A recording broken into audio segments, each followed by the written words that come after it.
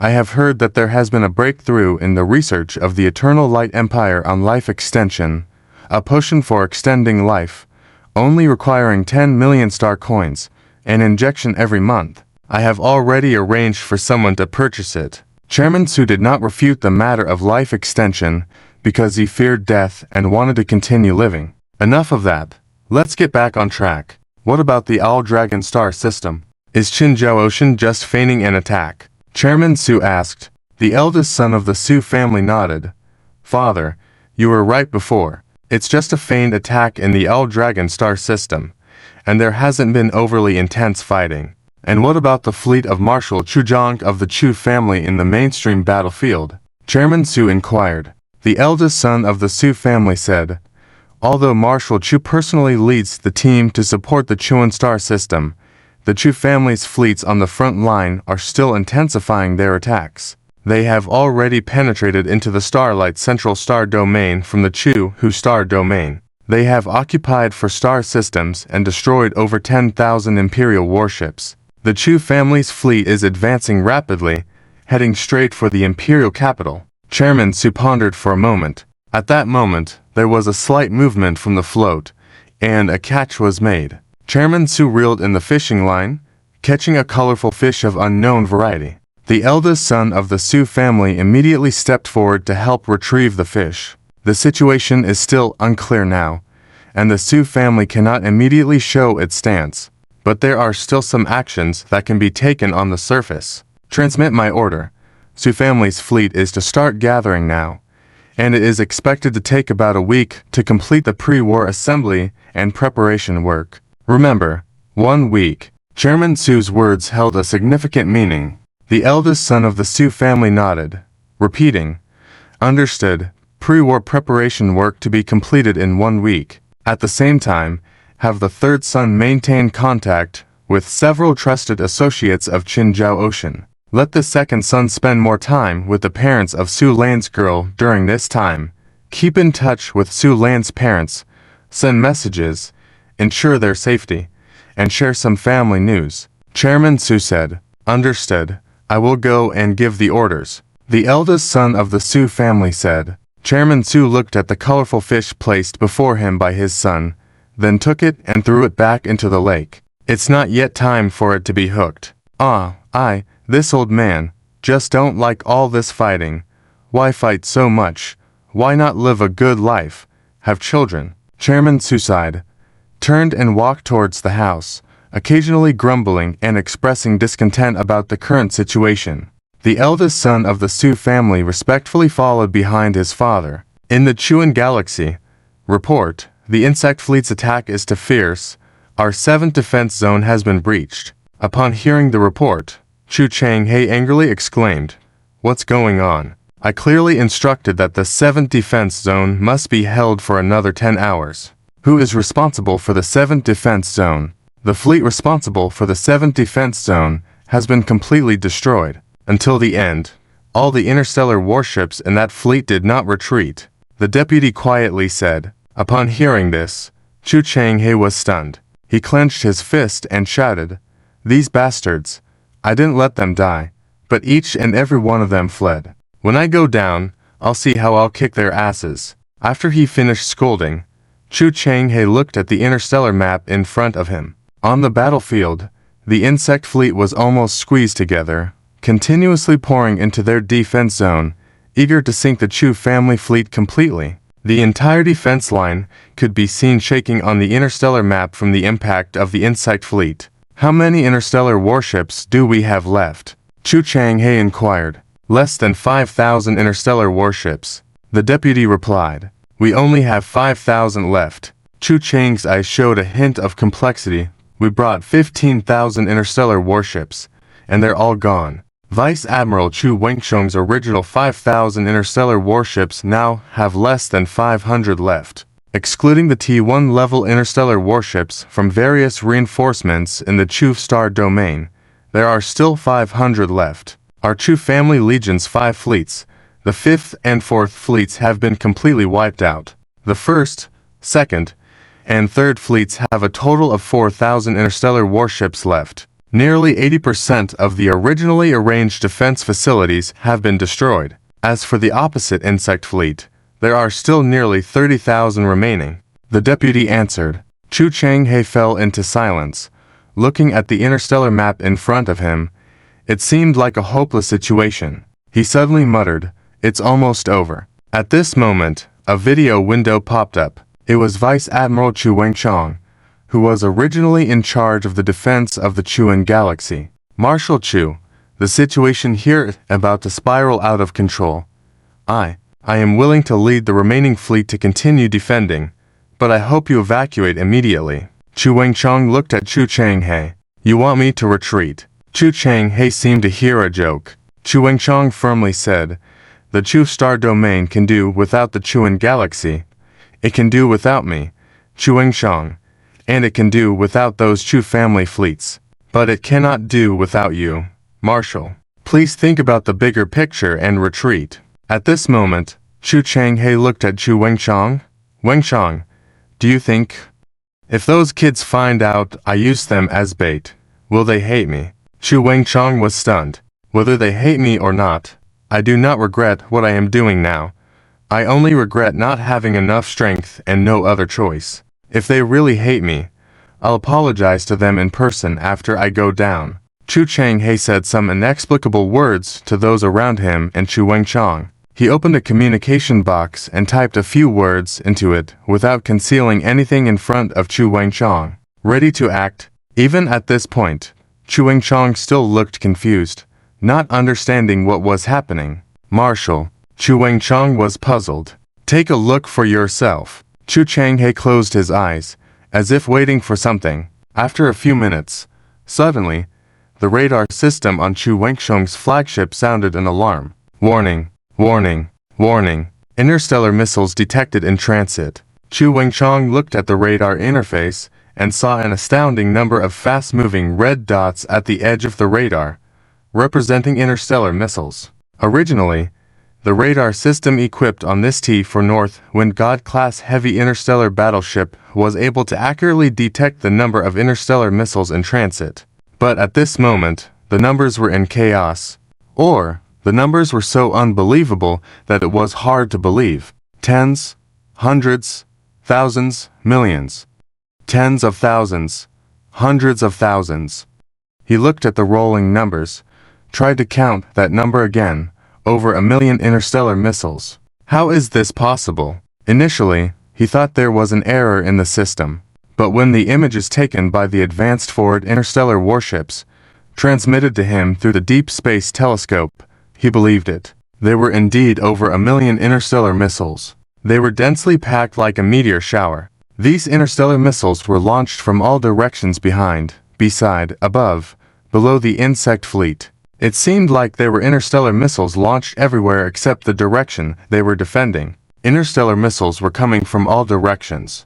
The insect nest motherships of the insect fleet also noticed that something was wrong and immediately began intercepting these interstellar missiles. But most of the units they dispatched were already engaged in the frontal battle, making it difficult for them to withdraw swiftly. The vast majority of nest motherships could only helplessly watch as the interstellar missiles hit them. If it were just a few interstellar missiles, relying on the biological armor of the nest motherships to resist would not be a problem. But these were not just a few. These were over 1 million interstellar missiles. Chu Wengchong stared in astonishment at the image on the Deep Space Telescope, where there were explosions everywhere, and the distant starry sky seemed to be lit up. One by one, the nest motherships were hit and falling apart under the attack of this level of interstellar missile bombardment that lasted for a full 10 minutes. What does a 10-minute interstellar missile bombardment mean? Chu Wengchong couldn't even imagine if he hadn't witnessed it with his own eyes. After this round of interstellar missile bombardment ended, the previously chaotic battlefield fell eerily silent. A strange and silent calmness filled the air. Chu Wengchong carefully observed the situation on the battlefield. If these were not the insect fleet, Chu Wengchong would describe it as horrific. The previously vast numbers of the insect fleet were now in disarray, with only a few nest motherships surviving in the bombarded area, standing like survivors in a sea of corpses. Upon closer inspection, Chuang-Chang also noticed that the attack points of the previous interstellar missiles seemed to have been strategically arranged. The main targets were the positions around the insect fleet.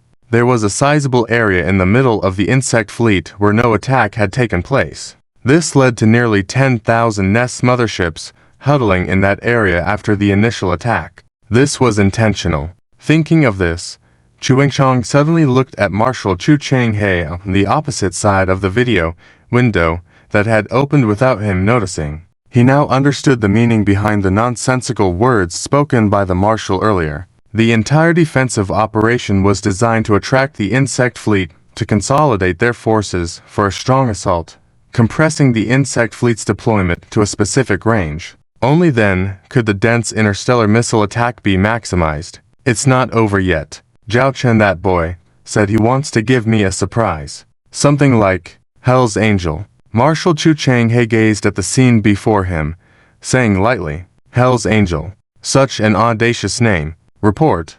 Our Deep Space Telescope has detected a never-before-seen interstellar missile carrier." At this moment, a report came in from his subordinates. Chuang-Chang immediately checked the somewhat blurry image. He saw several interstellar escort ships protecting a slowly emerging interstellar missile carrier in the farthest reaches of the galaxy. Faintly visible were all the missile launchers on the interstellar missile carrier activated. Is this the so-called Hell's Angel?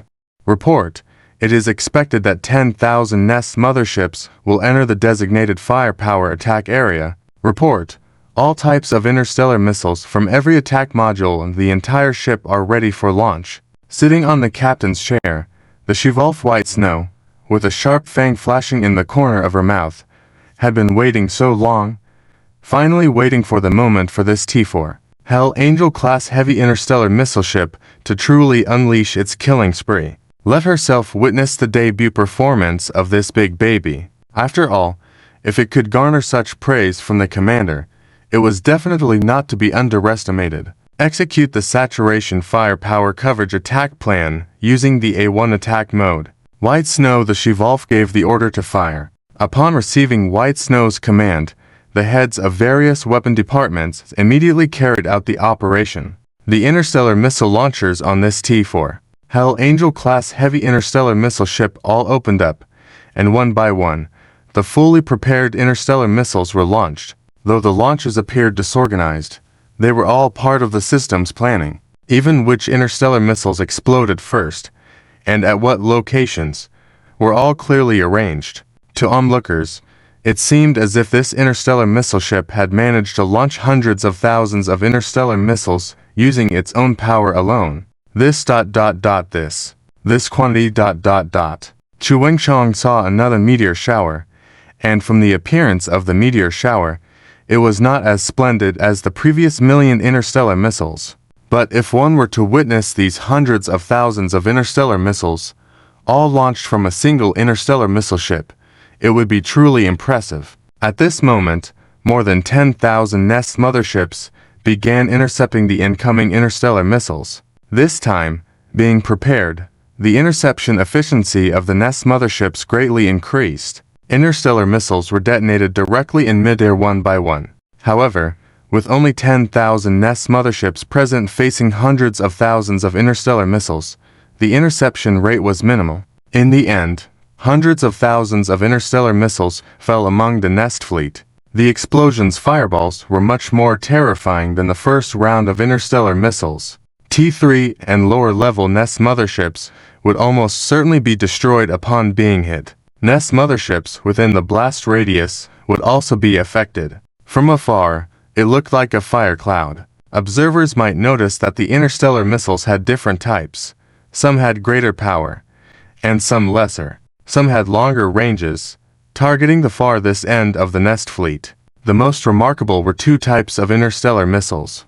One type, the alphabet-type interstellar missile, automatically split into thousands of subwarheads after reaching the attack area, attacking the surroundings like flowers falling from the sky. Another interstellar missile focused on explosive power.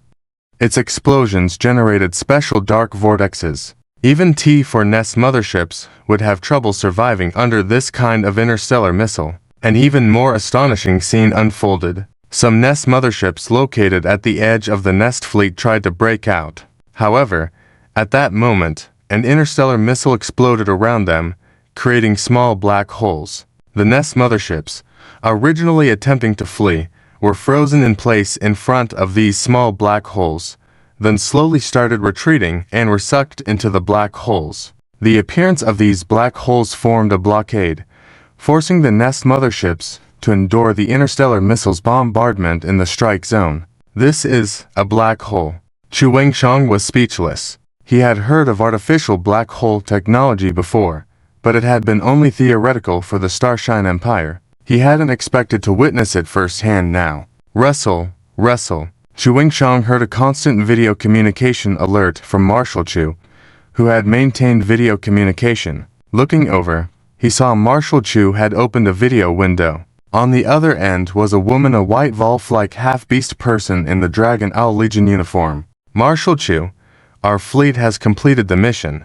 We leave the cleanup work to you. We need to resupply ammunition immediately and be ready to support the commander at any time, the female officer said. Thank you for your help. We will take care of the rest, Marshal Chu gratefully replied. After enduring this intense bombardment, the remaining Nest motherships numbered fewer than 100, and most were surviving below P3 level. Cleaning up would not be a problem. The female officer hesitated for a moment, looking at Chu Zhang.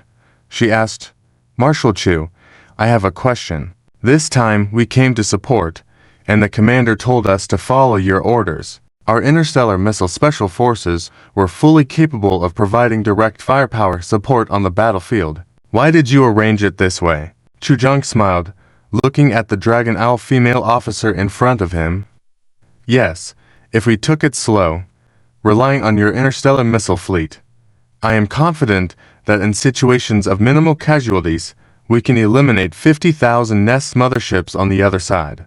But what we lack now is time. Not just in our Starshine galaxy, but also the Princess Palace, the Northern Goose Group, and even your commander's main battlefield all need help. Moreover, it's your critical interstellar missile fleet. My fleet is not as strong as your commander's Dragon Owl Legion, and I do not have full confidence that under the attack of the Nest fleet, your missile special forces will come out unscathed. If you were to lose 10 ships, the impact would be greater than if my Chu family fleet lost 100 or 1,000 ships. In battle, for the final victory, compromises need to be made. The Dragon Owl female officer listened to these words with admiration, looking at the old general in front of her with respect. She raised her hand to her chest, giving the old general a solemn military salute to express her admiration. Even with 300 interstellar missile ships under her command, if it weren't for Marshal Chu's arrangement,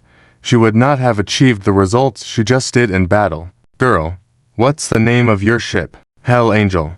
Hell Angel class heavy interstellar missile ship, the Dragon Owl female officer answered without hesitation. I saw you just launched hundreds of thousands of interstellar missiles. In a fully loaded state, it can carry over 300,000 various types of interstellar missiles. Chu Zhang didn't delve into the exact numbers. Nodding, he looked at the quiet Hell Angel in the starry sky. Hell Angel, a nice name. The Dragon Owl female officer thought of something and said, the commander also mentioned that this interstellar warship has a motto. A motto? Chu Zhang asked with interest, looking at the Dragon Owl female officer. Where the angel's wings reach, the stars are purged. Silence is destruction. The Dragon Owl female officer proudly raised her head and stated these words. Listening in, Chu Wengshang felt as if struck by lightning. The phrase echoed in his mind. Recalling the scene just now, wasn't it a purging of the stars? It perfectly matched the name given to this operation by the Dragon Lord. Good, good, good. Silence is destruction. Chu Zhang laughed heartily. The battle situation of the Baihan Group's Baihan defense fleet in the battlefield is even more severe compared to the Chuan star system. After all, there is the Leviathan King-class Nest mothership at the Quay's IT-5 level stationed here. It can be seen from the deep defense deployed by the Baihan defense fleet that there are destroyed asteroids and wreckage of some interstellar warships floating there. The remaining Baihan defense fleet can only retreat to the last line of defense. Beyond this defense line lies the industrial base of the Baihan group. These damn guys have dragged us for so long. Marshal Zhang Yanyuan looked angrily at the situation before him. Although destroying the industrial base of the Baihan group seems inevitable now, Marshal Zhang Yanyuan is not satisfied with the process. He thought the battle, which was supposed to end in 10 hours, has dragged on until now, and he has lost count of how many sets of 10 hours have passed. Moreover, the enemy, relying on their meager 5,000 interstellar warships, has caused losses of nearly 15,000 Nest motherships and 5,000 Imperial Army interstellar warships. This news is like a slap in the face to him as the commanding marshal. During this process, he has also discovered the reason why the enemy has been able to delay until now. The primary reason is the continuous missile attacks from the T to Lion King-class heavy interstellar missile ship. Marshal Zhang Yanyuan believes that during this time, the enemy has launched over 100 million interstellar missiles, which is an astonishing number in itself. If not for the terrifying power of these missiles, the enemy's mere 5,000 interstellar warships would never have withstood his large army. Another reason is that the enemy has been supplying interstellar warships to the battlefield using the starship manufacturing factories of the Baihan group.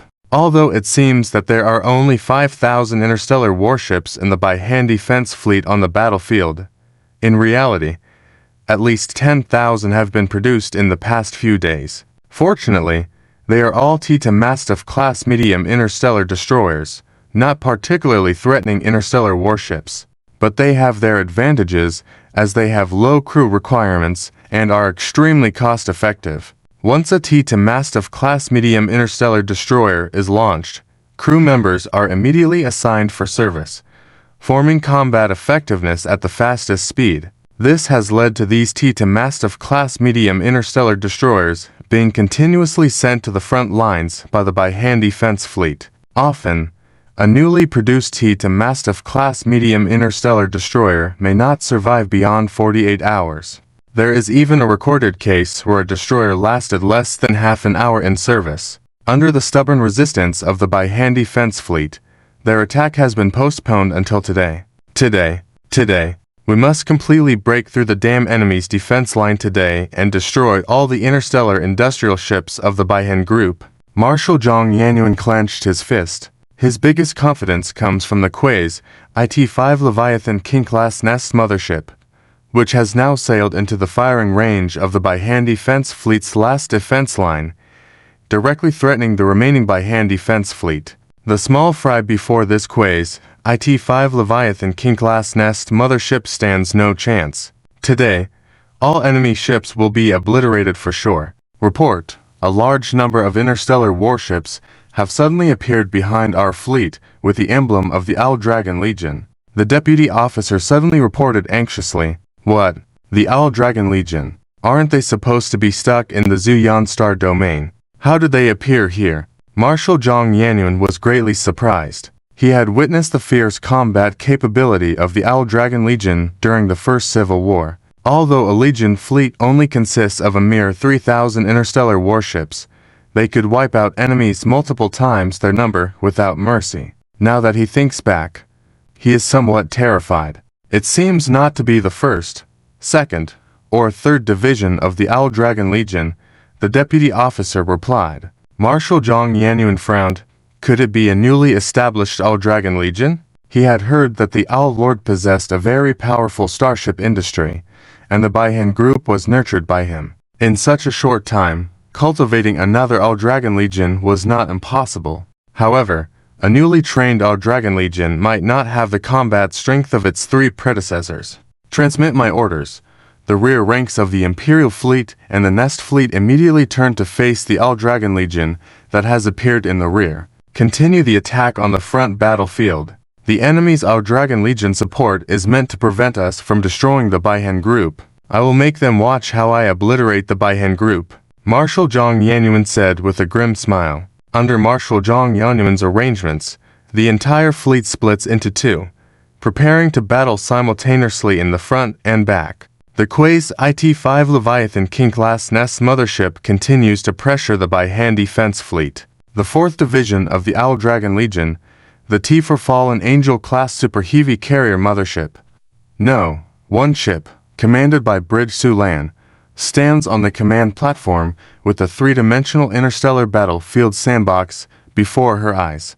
The enemy is divided into two, trying to engage us on one side while destroying the By-Hand group's final defense line on the other. The deputy officer nervously reported to Commander Sulan. This is the first actual battle for the 4th Division of the Owl Dragon Legion. Although she has served as captain and secretary on other starships, assisting a commander in commanding a Legion fleet is a first for her. Fortunately, we didn't arrive too late, Sulan said, looking at the faltering By-Hand defense fleet. She looked at her deputy officer, a half-beast person with fluffy brown hair and rounded ears. She appeared to be some sort of squirrel-like half-beast person named Song Xiaxia. It has been a year and a half since she joined the Owl Dragon Legion. Xiaxia, don't be nervous. Just treat all this as a regular battle.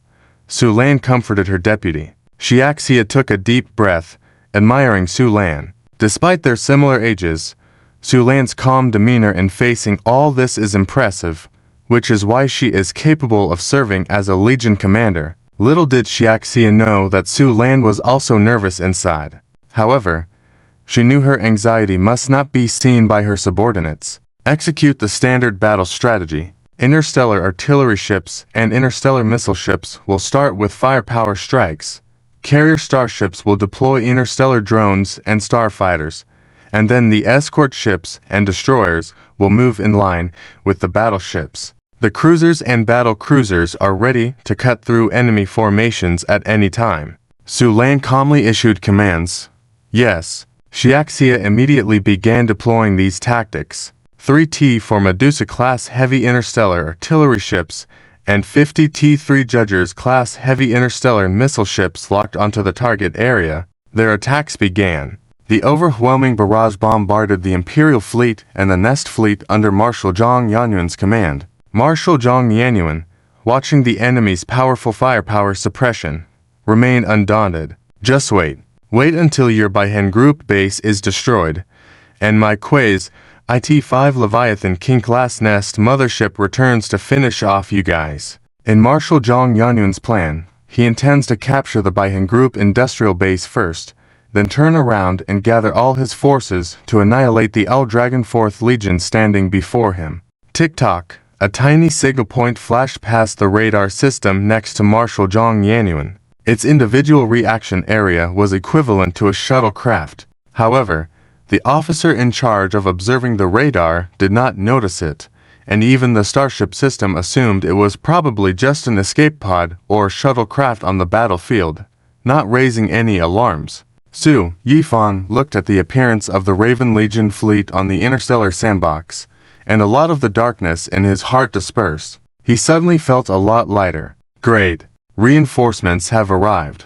Su Yifan breathed a sigh of relief. Report. The flagship of the Northeast Defense Fleet was hit during the recent attack by the Leviathan King-class Nest mothership.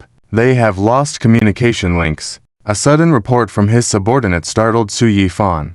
The flagship of the Northeast Defense Fleet, that was. Su Yifan clenched his fist. He thought he had gotten used to the life and death separations in these battles over the past few days, but the complex emotions in his heart revealed his thoughts. Arrange rescue teams to salvage the damaged interstellar warships. Prioritize rescuing the wounded. Meanwhile, inform all interstellar warships in the Northeast Defense Fleet that I, Su Yifan, will assume command. All interstellar warships continue to hold the line. We cannot let the enemy swarm cross over us. Swear to defend the Northeast group to the death. Su Yifan ordered? Yes. The massive body of the Leviathan King-class Nest mothership slowly advanced, unleashing a large number of insect units to launch an attack. The Northeast Defense Fleet could only rely on the firepower of the interstellar missile cruiser to somewhat control the situation. However, they were helpless against the attacks of the Leviathan King-class Nest mothership's bioplasma cannons. Any defense satellites or interstellar warships hit were all shattered, Even just being hit was a near-death experience. The last line of defense of the Northeast Defense Fleet was gradually being compressed. Even the position of the interstellar missile cruiser fleet was under threat. Su Yifan looked at the behemoth, a feeling of uncontrollable fear spreading within him. He noticed the abyssal mouth of the Leviathan King-class Nest mothership gathering energy particles once again, pointing towards their direction. Is it my turn? Su Yifan felt a pang in his heart, but surprisingly, he didn't feel any fear of death at that moment. Instead, a sense of resignation. He recalled that man. In fact, maybe he should have died during that battle. It was just that man's appearance that allowed him to live until now, allowing his family to overcome difficulties. Damn you, you big smelly bug. Su Yifan, feeling desolate, raised a middle finger towards the distant Leviathan King-class Nest mothership. The green plasma particles gathered, about to be launched within the next 10 seconds. Su Yifan had seen similar scenes several times in this battle, but at that moment, several fireballs suddenly appeared on one side of the Leviathan King-class Nest mothership's body. This caused the Leviathan King-class Nest mothership's body to tilt, and even the bioplasma cannons that were subsequently fired deviated from their intended attack trajectory. Su Yifan felt the violent shaking of the ship. He grabbed onto the nearby handrail to steady himself. He looked in astonishment at the close-at-hand green light column outside the bridge porthole. If not for this sudden deviation, the attack would have certainly destroyed his flagship. What happened? Su Yifan immediately looked towards the Leviathan King-class Nest mothership. To his surprise, more than 500 interstellar warships appeared out of thin air around the Leviathan King-class Nest mothership. These 500 interstellar warships were at a very close attack distance, launching an assault on the Leviathan King-class Nest mothership. Interstellar missiles, interstellar torpedoes, all targeting the Leviathan King-class Nest mothership. They are interstellar stealth bombers. Su Yifan looked excitedly at these interstellar warships, immediately recognizing their class, and the Owl Dragon emblem on the hulls of these interstellar warships. These are All Dragon's interstellar warships. All are of the same type. Interstellar stealth bombers. He had read some public or semi-public information and knew the name of this class of interstellar stealth bombers. T3 Phantom Sting-class light interstellar stealth bombers. 500. A total of 500 T3 Phantom Sting-class light interstellar stealth bombers. This excited Su Yifan greatly. Within the Starshine Empire, this class of ship was not highly regarded, and no faction had the capability to amass 500 of these T3 interstellar stealth bombers. Not even within the Starshine Empire, there probably wasn't any faction within the Galactic Alliance capable of doing so. While the Tita class was uncertain, with these 500 ships, maybe. Su Yifan excitedly watched as the Leviathan King-class Nest mothership endured the onslaught.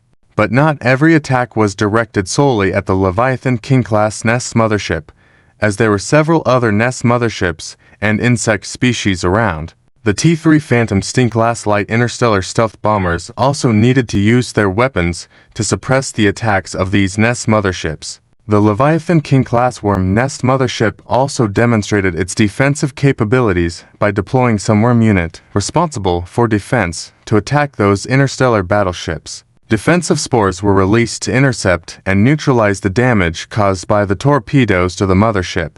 Meanwhile, on the body of the Leviathan King-class Worm Nest mothership, there appeared a worm unit resembling a turret, launching projectiles at the surrounding T3 Phantom Sting-class light interstellar stealth bombers. This acted as the equivalent of the battleship's close-range defense cannons. However, the T3 Phantom Sting-class light interstellar stealth bombers were equipped with comprehensive star shields, in addition to the sheer number of 500 of them. For a moment, the Leviathan King-class Worm Nest mothership had no way to deal with these seemingly appearing out of thin air attackers. Soon enough, some of the interstellar torpedoes broke through the interception or defense, hitting the bio-armor of the Leviathan King-class Worm Nest mothership. The resulting explosion gradually covered the entire body of the Leviathan King-class Worm Nest mothership. This process lasted for a few minutes. As the intense explosion subsided, the smoke quickly dissipated. Everyone, including Su Yifan, who was watching this scene unfold, became tense. The following scenes evoked mixed emotions in the crowd. Su Yifan and the others were astounded, feeling a sense of despair as they witnessed the Leviathan King-class worm nest mothership, deeply wounded all over its body, with some wounds reaching depths of over 10 meters. Through the wounds, one could see the structure of the worm nest mothership inside the bio-armor. The bio-armor on the body of the mothership was covered in a web-like pattern of cracks, resembling a dried-up land. Even around the terrifying abyssal mouth, there were several scars accompanied by green fluid oozing out. Nevertheless, this did not kill the Leviathan King-class worm nest mothership. "How is this possible? It's still alive despite all this," exclaimed the officer in shock as they gazed at the Leviathan King-class worm nest mothership, as if it had emerged from the depths of hell. In comparison to before, its heavily damaged state now exuded a more sinister intimidation. Su Yifan gritted his teeth and clenched his fists, overwhelmed with a deep sense of powerlessness. Ha ha ha, ha ha ha, those Owl's Dragon Legion folks almost scared this marshal to death. I didn't expect them to pull such a stunt on me, sending 500 interstellar invisible bombers. Truly impressive that Lord could muster them. But what are 500 against this nearly T5 worm nest mothership? These T3 level interstellar battleships, no matter how many, are useless. Marshal Zhang Yanyan had noticed the appearance of the Owl Dragon fleet near the Leviathan King-class worm nest mothership earlier. However, now with the battlefield split into two, he was unable to provide support to the Leviathan King-class worm nest mothership at the moment. This caused his heart to jump into his throat. Fortunately, this nearly T5 Leviathan King-class worm nest mothership could really take a beating. Even under such terrifying attacks, it could withstand them. HMPH, have you run out of tricks now? Next up, it's time for these Owl Dragon interstellar battleships to suffer, Marshal Zhang Yanyan said disdainfully. But the next moment, his expression changed. He saw on the side of the Leviathan King-class worm nest mothership a massive interstellar battleship, more than 10 times larger than the T3 Phantom Sting-class light interstellar stealth bomber, slowly appearing. Though different from the T3 Phantom Sting-class, the Owl Dragon emblem displayed its identity. It was another interstellar stealth bomber, and it appeared to be a T4 class interstellar stealth bomber. At that moment, just as Marshal Zhang Yanyan had let his guard down, his heart once again leapt into his throat.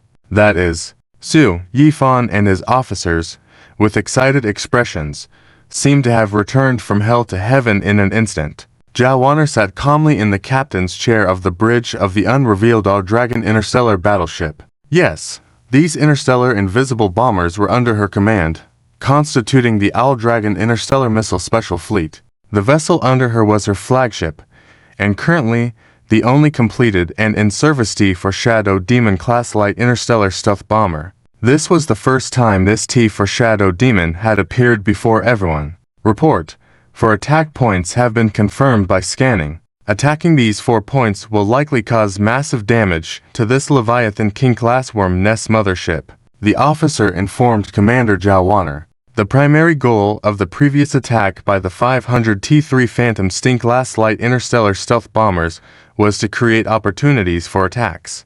Knowing that it was not feasible to rely entirely on attacking a single point against this near T5 Leviathan King-class worm nest mothership, Zhao Wanner aimed to slay this gigantic beast-like worm nest mothership, because it was truly massive. Past experiences had shown that it was difficult to kill through relentless bombardment on a single point. It was best to attack multiple points simultaneously. Thus, Zhao Wanner initially commanded the 500 T3 Phantom Sting-class light interstellar stealth bombers to conduct a broad-spectrum firepower assault. This would loosen up the Leviathan King-class worm nest mothership and also allow them to identify some of its weak points. The attack of the 500 T3 Phantom Sting-class light interstellar stealth bombers had achieved success. With the scanning systems of the T-4 Shadow Demon class light interstellar stealth bomber, for viable attack points were confirmed. Zhao Wanner gazed out beyond the bridgeport window toward the monstrously large entity on the opposite side.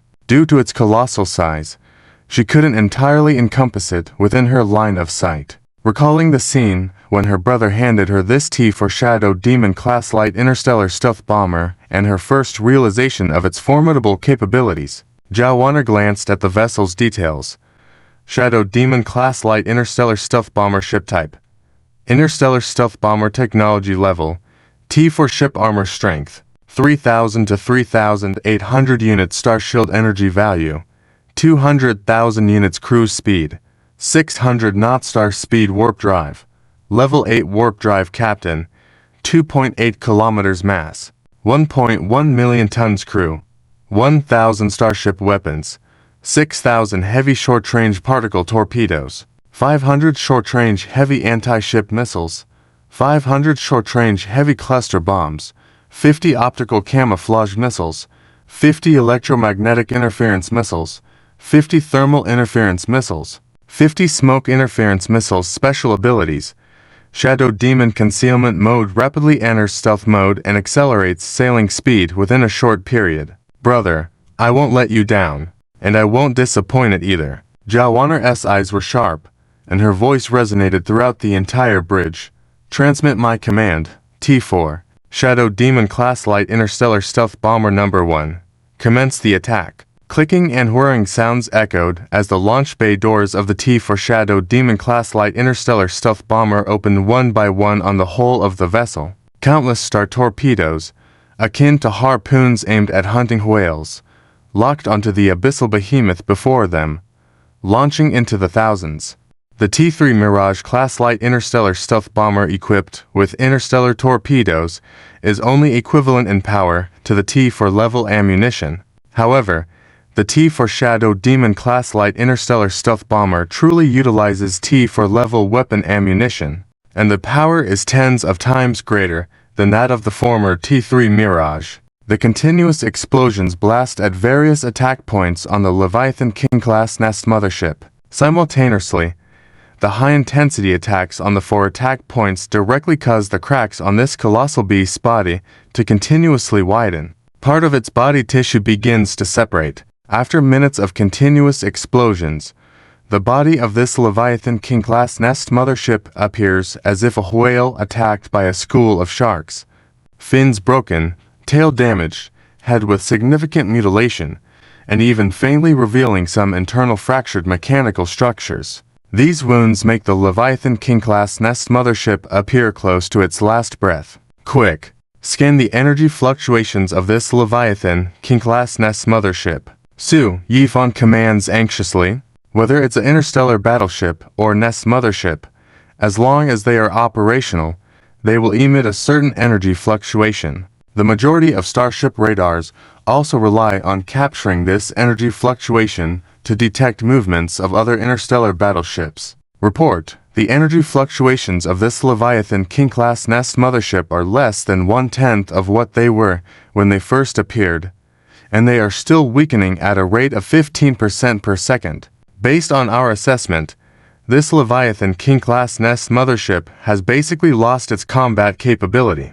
The assistant reports excitedly. Su Yifan clenches his fist heavily, seemingly releasing all the pent-up hostility in his chest. Well done. The fall of the Leviathan King-class Nest mothership completely changes the course of this battle. Joanna looks at the distant remains of the colossal creature, showing little emotional fluctuation, and solemnly issues orders. Spread my command. The entire fleet deploy various types of jamming missiles, cover each other and evacuate the battlefield. 500 T-3 Mirage-class light interstellar stealth bombers along with the T-4 Shadow Demon-class light interstellar stealth bomber start to retreat from the battlefield. During this process, the surrounding Nest motherships will naturally launch attacks, but due to the swift speed of this interstellar stealth bomber fleet, coupled with numerous jamming missiles, they manage to evacuate the battlefield at minimal casualties. Damn it. Marshal Zhang Yanyuan pounds the table angrily. Marshal, what should we do now? The assistant swallows nervously, asking. The decapitating operation us now by the interstellar stealth bomber fleet was truly terrifying. If they had targeted not the Leviathan King-class Nest mothership, but the location of their flagship, although they are equipped with several T-3 interstellar anti-stealth ships, who can guarantee their safe under the assault of so many enemy interstellar stealth bombers, and that T for level interstellar stealth bomber. Marshal Zhang Yanyun looks at the current situation with a dark face. Due to the fall of the Leviathan King-class Nest mothership, the battle has already gone beyond his expectations. After days of intense battles for the insect race fleet and the recent attacks, they are left with less than 30,000 Nest motherships and 20,000 Imperial warships. In terms of numbers, they still seem to have the upper hand. However, they now have to face the Dragon Legion, a fleet consisting of 3,000 T3-class interstellar battleships. Retreat. The idea crosses Marshal Zhang Yanyuan's mind, but he quickly dismisses it. He is well aware of the importance of this battle. If he chooses to retreat at this moment, even as an Imperial Marshal, Qin Zhao Ocean will not spare him. Marshal Zhang Yanyuan tightens his fist and gives the command, order the entire fleet to regroup and head towards the enemy. Leave a portion of the fleet to lay behind and disrupt the Dragon Legion's attack. The remaining Imperial warships and insect race fleet speed up to assault the North Goose Defense Fleet's line of defense. Regardless of the cost, we must destroy the industrial base of the North Goose Group.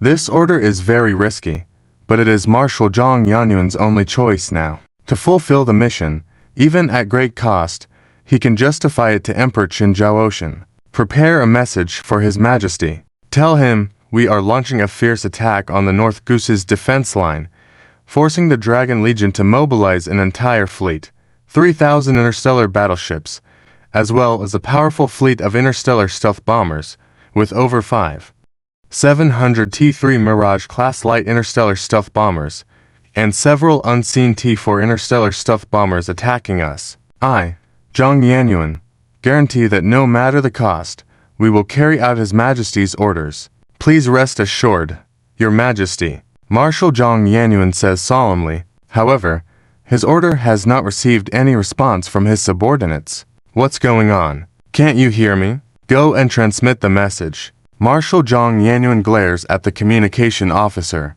The communication officer smiles wryly and says, Marshal, it's not that I don't want to transmit it. You also know, our quantum long-distance communication was interfered with when that Quay's IT-5 Nest mothership was present. Since then, we have lost the ability to communicate with the outside world. Although that Quay's IT-5 Nest mothership has been killed now, the communication interference in the vicinity still exists. It will take some time to restore quantum long-distance communication. Marshal Zhang Yanyuan grimaces. I understand. Once the communication is restored, send it to me immediately. Remember to send it multiple times. Keep sending until we receive a reply. Understood. Marshal Zhang Yanyuan looks at the interstellar sand table in front of him. He needs to work hard to complete this mission, but he knows he must make sure this effort is acknowledged by the Emperor. Efforts unseen by the Emperor are in vain. Admiral Su Lan of the 4th Dragon Legion flagship noticed the enemy's tactical changes. She remains composed, fingers moving on the interstellar sand table as if playing an interstellar chess game. Within half an hour, the interstellar drones and fighters must seize air superiority from the enemy, distract the insect units that are holding back the enemy's insect fleet. The interstellar cruisers and interstellar battle cruisers form an assault fleet, crossing each other from both wings into the enemy fleet without returning. After completing the cross, the assault fleet will directly penetrate the North Goose Defense Fleet's line of defense, coordinating with the North Goose Defense Fleet to resist the enemy's attacks. Remember, we must ensure that the North Goose Group's industrial base remains untouched. The remaining interstellar warships of the 4th Dragon Legion must advance forward. Eliminate all enemies who resist fiercely. Su Lan stares at the enemy Imperial warships and insect race fleet on the interstellar sand table. They will be the first military merits of the 4th Dragon Legion. Snow Swallow Starfield. Somewhere in the galaxy. Report. Large numbers of mutant insect races are constantly emerging around us. The numbers have exceeded our calculable range. Based on our estimation, there are at least tens of millions of mutant insect races. The vast majority of them are T1 mutant insect races. Secretary General Chu Zhuan reported with a serious expression. Secretary Lilly pointed at the swarm of mutant insects surrounding them on the interstellar sand table. So far, we have deployed a triangular defense formation composed of 3 all-dragon legions to resist the attacks of the mutant insect races, and the defense line is temporarily stable. However, this has also led to our current situation where, apart from defense, we are unable to make any other combat deployments. Zhao Chen stared at the interstellar sand table, furrowing his brows. What are our losses? Lilly answered. So far, we have fought across multiple galaxies, and during this period, we have lost 131 interstellar warships, all of which are T3 class interstellar warships. Nearly 9,000 personnel have been sacrificed. The consumption of ammunition and supplies has reached 70%, especially in terms of interstellar missile consumption. According to the current battlefield situation, it is estimated that we can only hold out for about 10 more hours. Upon hearing Lilly's words, Zhao Chen looked at the interstellar sand table and gradually reduced its size until he could see the size of each galaxy. This is the second star system in the Snow Swallow star field, the headquarters set up by Qinzhou Ocean. Right. Zhao Chen pointed to the neighboring star system where they were. Yes, Lilly nodded. She understood the commander's thoughts and said, "We are currently unsure of how many forces Qinzhou Ocean has deployed in this Snow Swallow second star system. But given our current situation, just breaking through the current blockade is already extremely difficult. According to the simulations made by our Secretariat, the longer this situation persists, the worse it will become. Commander, there is a way to invade the Snow Swallow second star system." Charlotte spoke up at this point. Zhao Chen looked at Charlotte, who was currently the actual overall commander of the entire battle. Go on. First, we need a batch of supplies, which we can obtain by contacting the All-Dragon Galaxy to have their logistics fleet use the T for Light Seeker class interstellar leap ship to directly leap here and However, supplies are just a minor issue. There is another problem that needs to be addressed, and that is our lack of firepower. Although the mutant insect races are numerous, their actual combat power is nowhere near that of genuine interstellar insect races. As long as we break through in one direction, maintain a high-efficiency breakthrough for a period of time, we can create an opening, get rid of these mutant insect races, and charge into the Snow Swallow second star system. As for our concerns about how many fleets Qinzhou Ocean has deployed within the Snow Swallow second star system, I believe this is not something we need to worry about. After all, we can lead the disaster eastward. A cold light flashed in Charlotte's eyes. Are you suggesting that we lead these mutant insect races into the Snow Swallow second star system? Secretary General Chu Zhuan exclaimed. Charlotte nodded and played a few recorded video clips from the previous battles with the mutant insect races. Based on our battles with the mutant insect races over these past few days, we can see that Qinzhou Ocean's people cannot control the mutant insect races, but they may have some means to attract the mutant insect races, like putting a piece of chicken in front of a hyena. This also explains why we are facing such a huge siege of mutant insects. The numbers of these mutant insect races far exceed the population. The population of this galaxy that could produce such mutant insect races. I estimate that Qinzhou Ocean subordinates have attracted them from other galaxies to hinder our progress. We have obtained accurate intelligence that this virus event of the races is arranged by Qin Longcheng. As the Snow Swallow second star system is Qinzhou Ocean's headquarters, Qin Longcheng would never dare to release this kind of virus among this star system. So, as long as we lead these mutant insect races into the Snow Swallow second star system, the guys at Qin Longcheng will have their hands full at that time. But that will also cause great damage to the Snow Swallow second star system, just like those star systems we pass through. Secretary General Chu Zhuan looked worriedly at Zhao Chen. She knew the kind of person Commander Zhao Chen was. If her grandfather were here, he would definitely carry out Charlotte's plan, because her grandfather was a marshal who would do whatever it takes to win, regardless of the consequences. But Zhao Chen was not like that. Retrieve the information on the Snow Swallow second star system, Zhao Chen ordered. without hesitation. Charlotte was quick to respond. I have already looked into the relevant information about the Snow Swallow's second star system. Since the Prince Yan Qinzhao Ocean began constructing here, this place has been designated as a military restricted zone, and the residents of this star system have been evacuated in several batches over the past few decades. According to the data, the original population of the Snow Swallow second star system may have been around 56 billion. However, in the past several decades, nearly 50 billion people have been relocated. The remaining people are likely either technical workers or as bottom laborers. Based on the recorded amount of food transported into the Snow Swallow second star system in the past, the population there definitely does not exceed 5 billion. Zhao Chen looked at Charlotte in front of him. This girl had unknowingly become a thorn in his side. Already knowing what his concerns were. 5 billion. Zhao Chen remembered the star systems he had seen destroyed, the planets he had to destroy under duress. Qinzhao Ocean, Qi and Longcheng. The names of these two people were already at the top of Zhao Chen's list of those to eliminate. If you think that this plan is too risky, we can execute Plan B.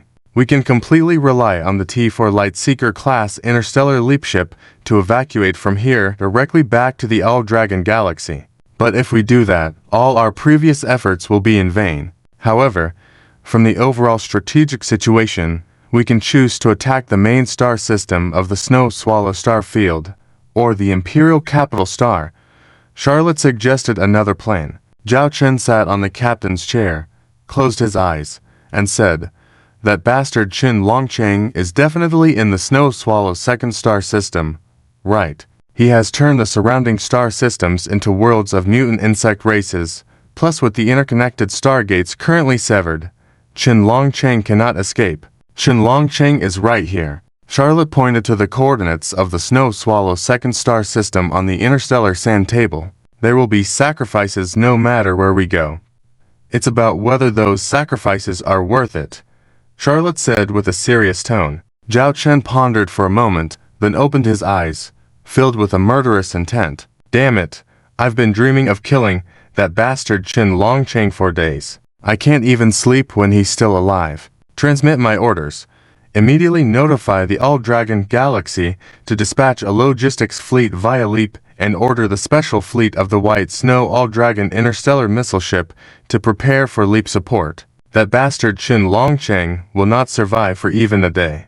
The Starship T4, Starshine Emperor-class medium carrier Shai Longcheng, the Marshal of the Xiaoyan Second Galaxy, sat at the captain's seat on the bridge. At this moment, he looked somewhat disheveled, with half of his hair turning gray. The deputy officer beside him, observing the marshal's poor mental state, swallowed nervously. Over the past few days, he had witnessed Marshal Shai Longcheng transform from a proud and confident imperial marshal into the weary figure he was now. If it weren't for the imperial military uniform he wore and the 5-star marshal insignia on his chest, anyone seeing him for the first time would find it hard to believe he was an imperial marshal. It all began with Marshal Shai Longcheng's order to release the insect virus into the surrounding galaxies. Asterisk cough, cough, cough, asterisk. Shai Longcheng suddenly started coughing violently, hastily covering his mouth with a handkerchief. As the coughing subsided, he lowered the handkerchief to see a tinge of red. The deputy officer, alarmed by the sight, quickly offered, "Marshal, you don't look well. I'll immediately summon a doctor for you." "Stop. I know what's wrong with my body. No need to call a doctor," Shai Longcheng said grimly. The deputy officer froze in place, torn between concern for the marshal's health and obeying his orders. With the marshal's volatile mood in recent days, some crew members had been shot on the spot for defying his words, one of them right on the bridge. Despite being the deputy officer, no one could guarantee what the marshal might do in his current state. Shai Longcheng discarded the handkerchief, realizing he was indeed ill, but not physically. He was afflicted by a sickness of the mind. He had acquired a demon in his heart ever since issuing that order. The millions of lives he had condemned would haunt him before he descended into hell. "What's the current situation on the battlefield?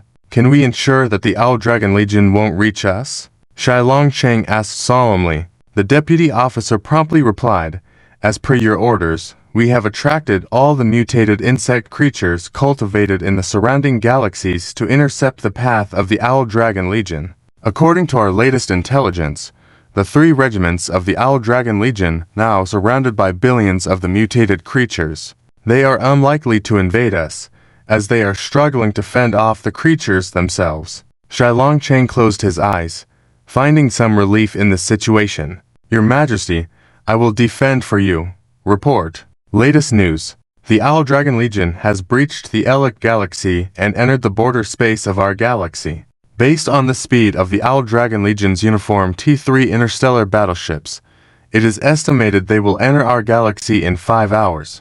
Furthermore, a large number of mutated creatures are trailing behind them, expected to follow into our galaxy. A communications soldier suddenly reported a new update. The deputy officer, tense, looked at Shilong Cheng, who was seated with his eyes closed. Minutes passed, and the deputy officer heard no response from Marshal Shilong Cheng.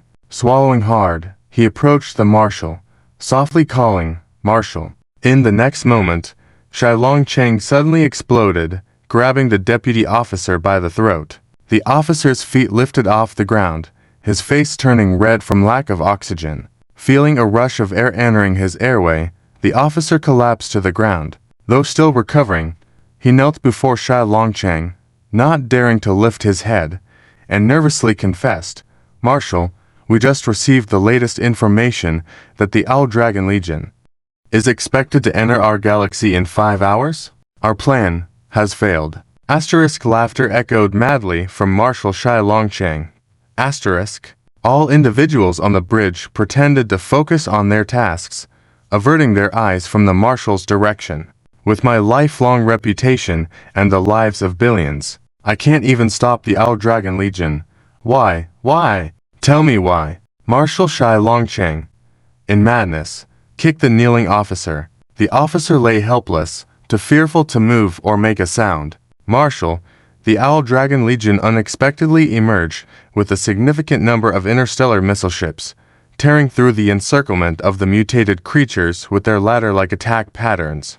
Based on our reconnaissance ships, the Owl Dragon Legion has launched at least 1 million T3 interstellar missiles." Shilong Cheng seemed to sober up. He approached the holographic interstellar warfare sandbox, representing the blueprint of his galaxy on the battlefield. "From which direction did the Owl Dragon Legion enter our galaxy?" he demanded. The officer, blooded but determined, compiled the information and edited the attack route on the holographic map. "How much combat strength does the Owl Dragon Legion have left?" Shilong Cheng inquired. The officer cautiously answered, "Until now, the Owl Dragon Legion has lost around 500 interstellar warships. However, we can infer that their combat resources are significantly depleted. Their soldiers must be exhausted from prolonged intense battles, giving us the advantage. Only 500 lost, plus a large number of interstellar missile ships. But do we know how many missiles they still have?" Shilong Cheng inquired further. When the officer hesitated, he added, "Interstellar missiles are their lethal weapon.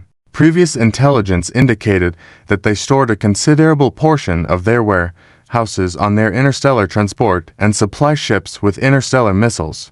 The marshal did not burst into rage due to the insufficient information this time. Instead, he seemed to analyze the situation calmly. "Regardless, we must defend this place. Since the Owl Dragon Legion has not been wiped out by the mutated creatures, let me personally destroy them." In his fiery eyes, Shilong Cheng's gaze held a determination to act on his words, filled with a chilling intent. "Commander, we have entered the Snow Swallow's second galaxy." Lily's secretary looked at Commander Zhao Chen. "Calculate the situation of each Legion's fleet, according to Charlotte's deployment. Let's stop sailing and rest in place. Have the interstellar supply ships hurry to provide supplies to our interstellar battleships, especially the White Snow's interstellar missile special fleet. We will need her interstellar missiles for battlefield fire support in the upcoming battles. Don't forget, we still have billions of cute little guys behind us." "Wait for them," Zhao Chen laughed. "You can still laugh at a time like this. If someone's fleet were being chased by billions of bugs, they probably wouldn't even have time to cry. Chu Zhuan rolled her eyes at Zhao Chen. Zhao Chen shrugged, placing his hand on the shoulder of a nearby large white tiger. What do I have to worry about when we have our white tiger Valkyrie at home? Charlotte stared at the interstellar combat sandbox in front of her, continuously inputting various combat data without looking up. But her tail swatted away Zhao Chen's hand resting on her shoulder. Chu Zhuan rolled her eyes at Zhao Chen, her gaze falling on Charlotte. She had known before about Charlotte's importance to the Owl Dragon Legion, even feeling a tinge of jealousy. But after witnessing Charlotte's command artistry firsthand, she genuinely admired this white tiger, half-beast person from her heart. In her eyes, the only one who could match Charlotte in tactical command was probably her grandfather. This also helped Chu Zhuan understand why Zhao Chen could always be so carefree as a commander. Lily stepped up with the latest intelligence received from our interstellar stealth reconnaissance ship.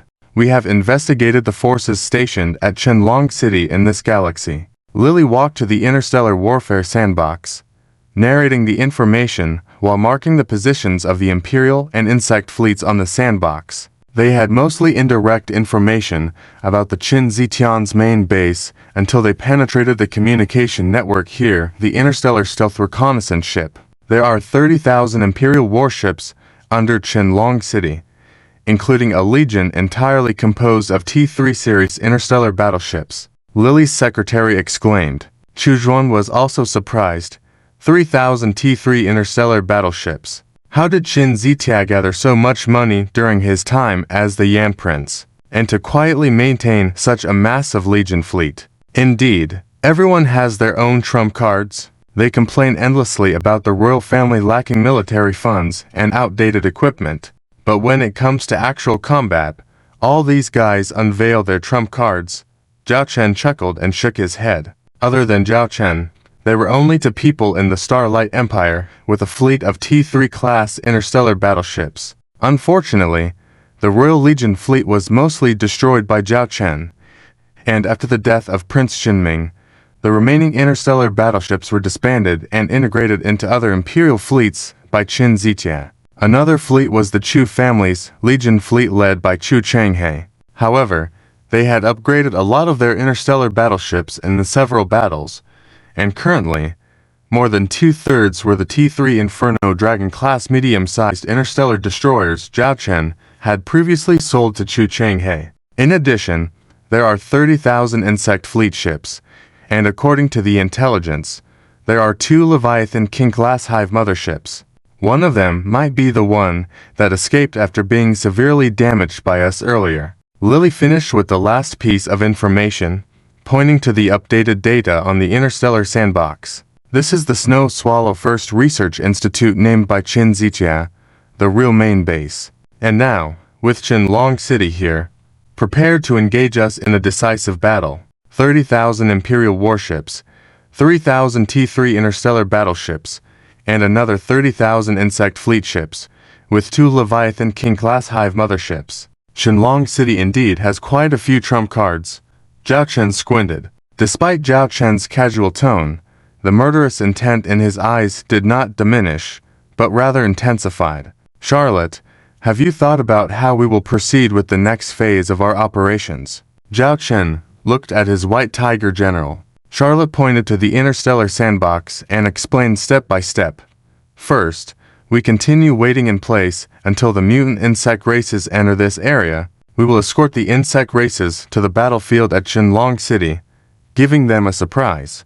Zhao Chen's lips curled slightly. I like this surprise. Chu Zhuan muttered to words in her heart about this battle plan. Crazy indeed. She had already guessed Charlotte's battle strategy beforehand, but when it came down to executing it, Chu Zhuan still felt it was quite insane. However, this kind of madness seemed familiar. Oh right, back when Zhao Chen saved people by charging through a swarm of bugs with an interstellar battleship from the Northern Starfleet Military Academy, he was pretty crazy too.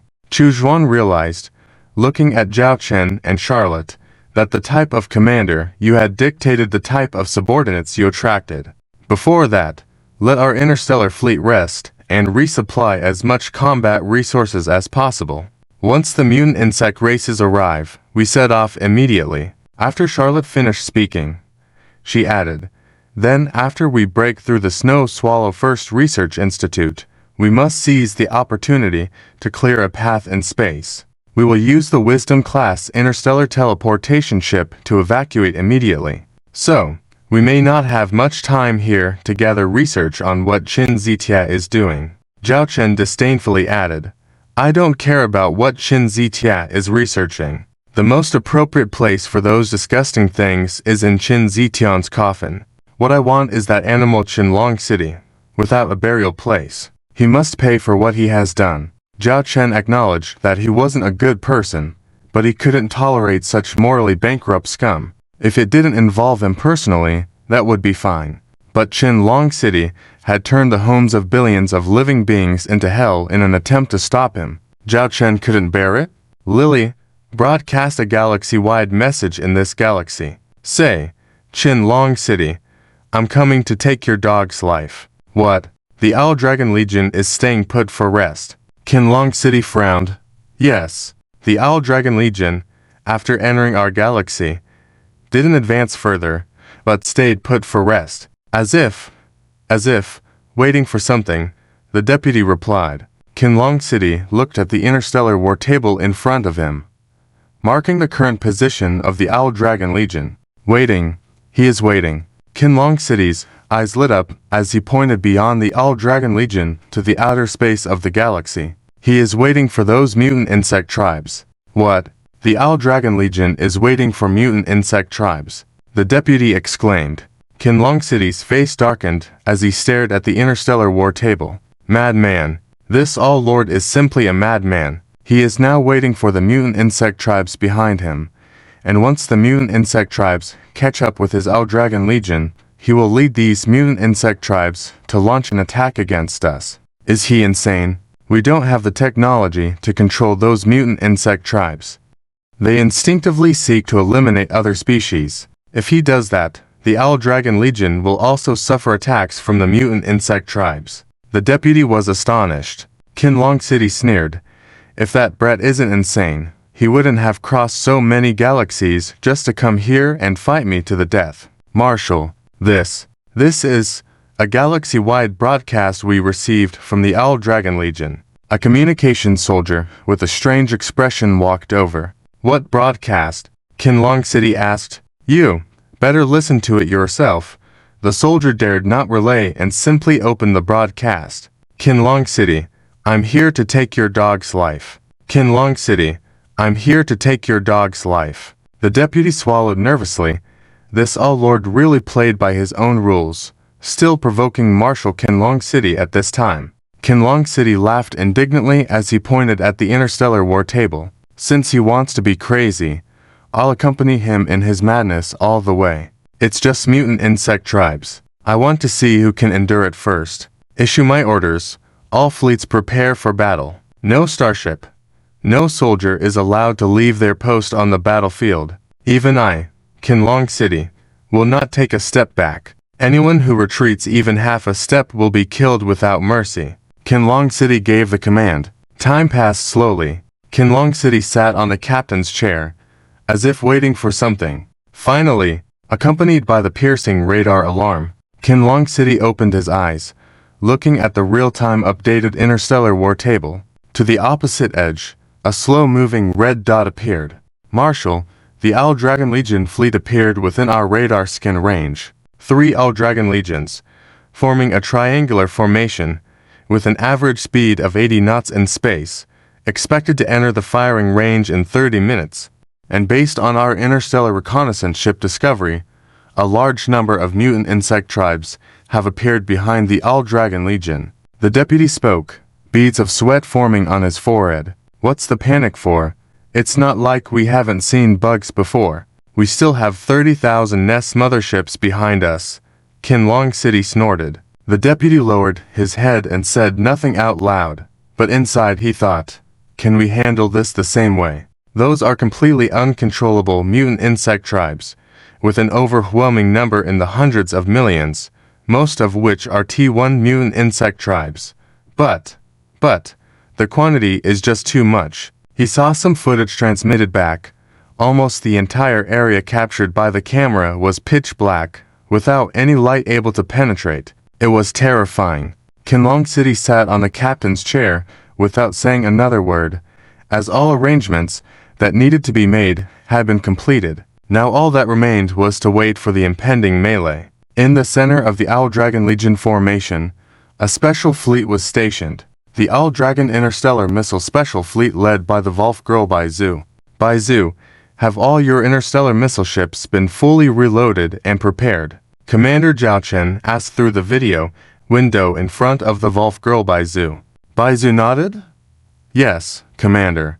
All our interstellar missile ships have been fully reloaded, maintaining a state of readiness to launch attacks on any area or target with an attack range at any time. After speaking, Baizu couldn't help licking her lips. This Owl Dragon Interstellar Missile Special Fleet had been used twice before. Once in the Chuan Galaxy battlefield, in coordination with Marshal Chu Zhang.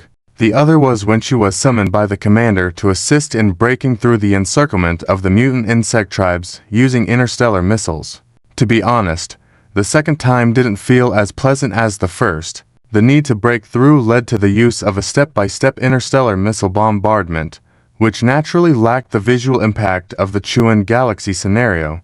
But that time in the Chuan Galaxy was under Marshal Chu Zhang's careful arrangement, leaving Volf Girl Baizu with a feeling of slight discomfort. So she looked forward to the next time her special fleet would come into play for the third time. This is the area you will be attacking next. Once all interstellar missile ships enter the shooting range, inform me immediately. Commander Zhao Chen sent the battle strike areas edited by Charlotte to Volf Girl Baizu. Baizu glanced at them and quickly calculated in her mind.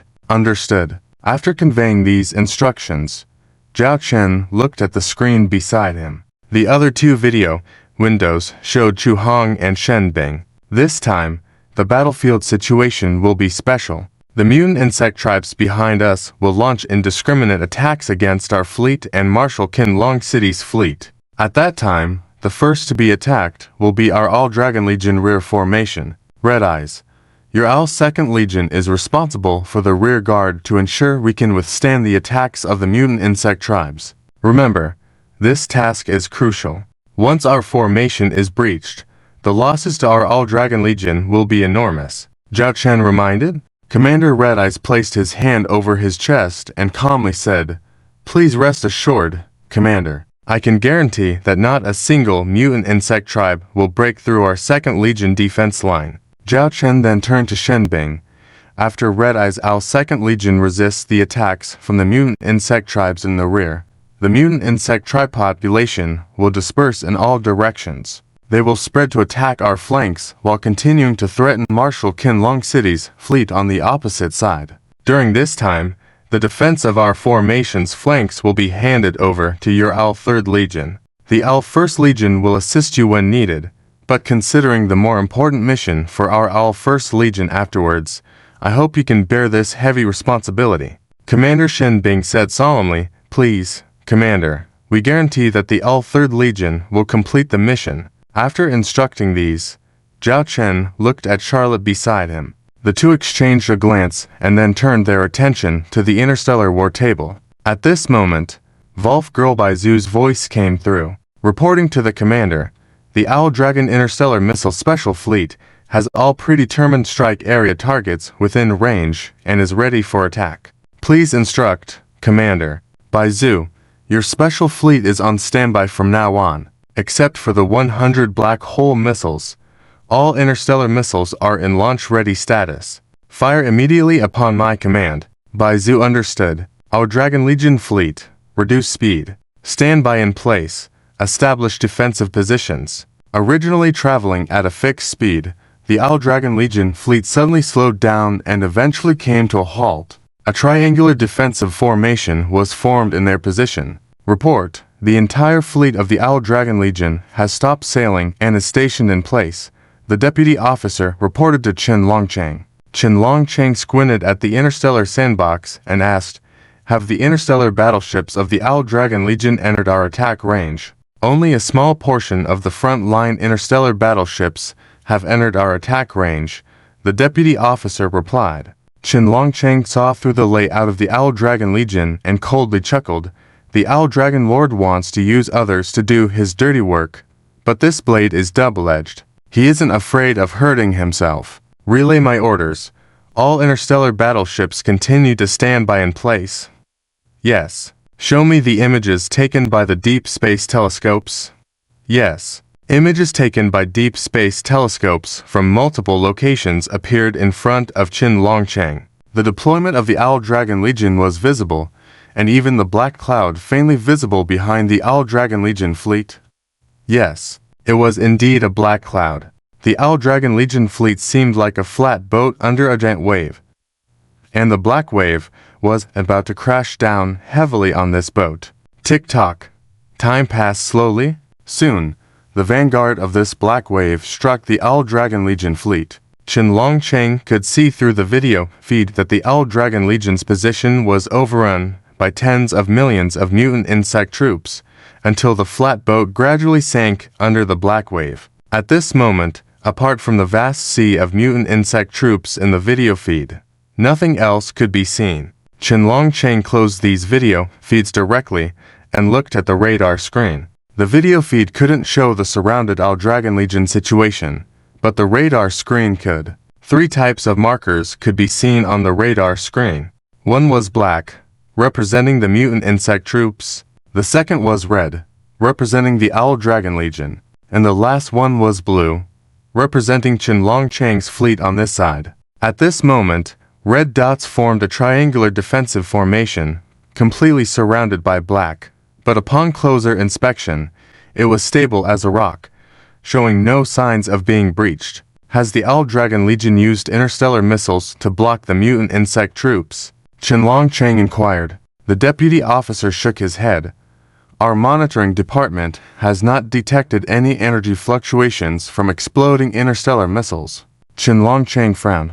He did not believe that the Owl Dragon Legion would be wiped out by the first wave of mutant insect troops, but he thought they would use interstellar missiles to defend against them.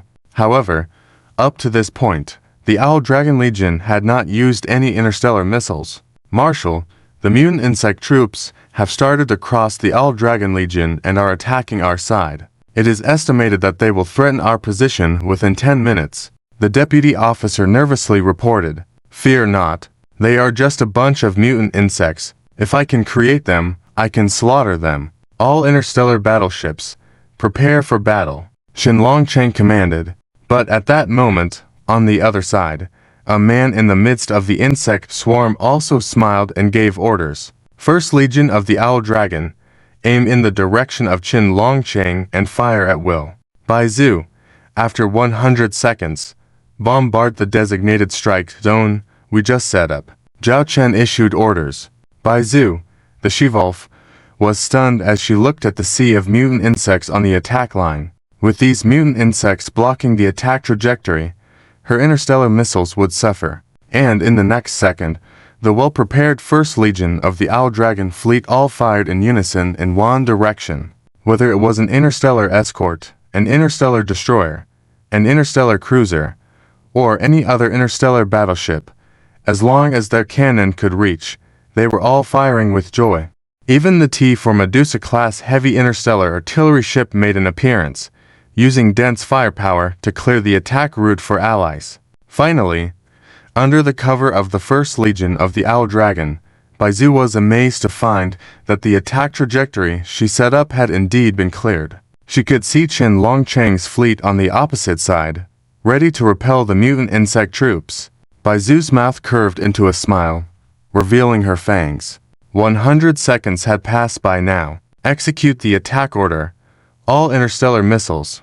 Launch. 300 T-3 Judges-class heavy interstellar missile ships and 1 T-4 Archangel-class heavy interstellar missile ship fired simultaneously. An unparalleled scene unfolded before the eyes of the commanders of both fleets. From Zhao Chen's perspective, what he saw was millions of interstellar missiles being launched like a meteor shower from the gap torn open by the First Legion of the Owl Dragons just now. Truly spectacular, Zhao Chen marveled. It was his first time witnessing the scene of the special forces of the Owl Dragon interstellar missile ship fleet firing at full power.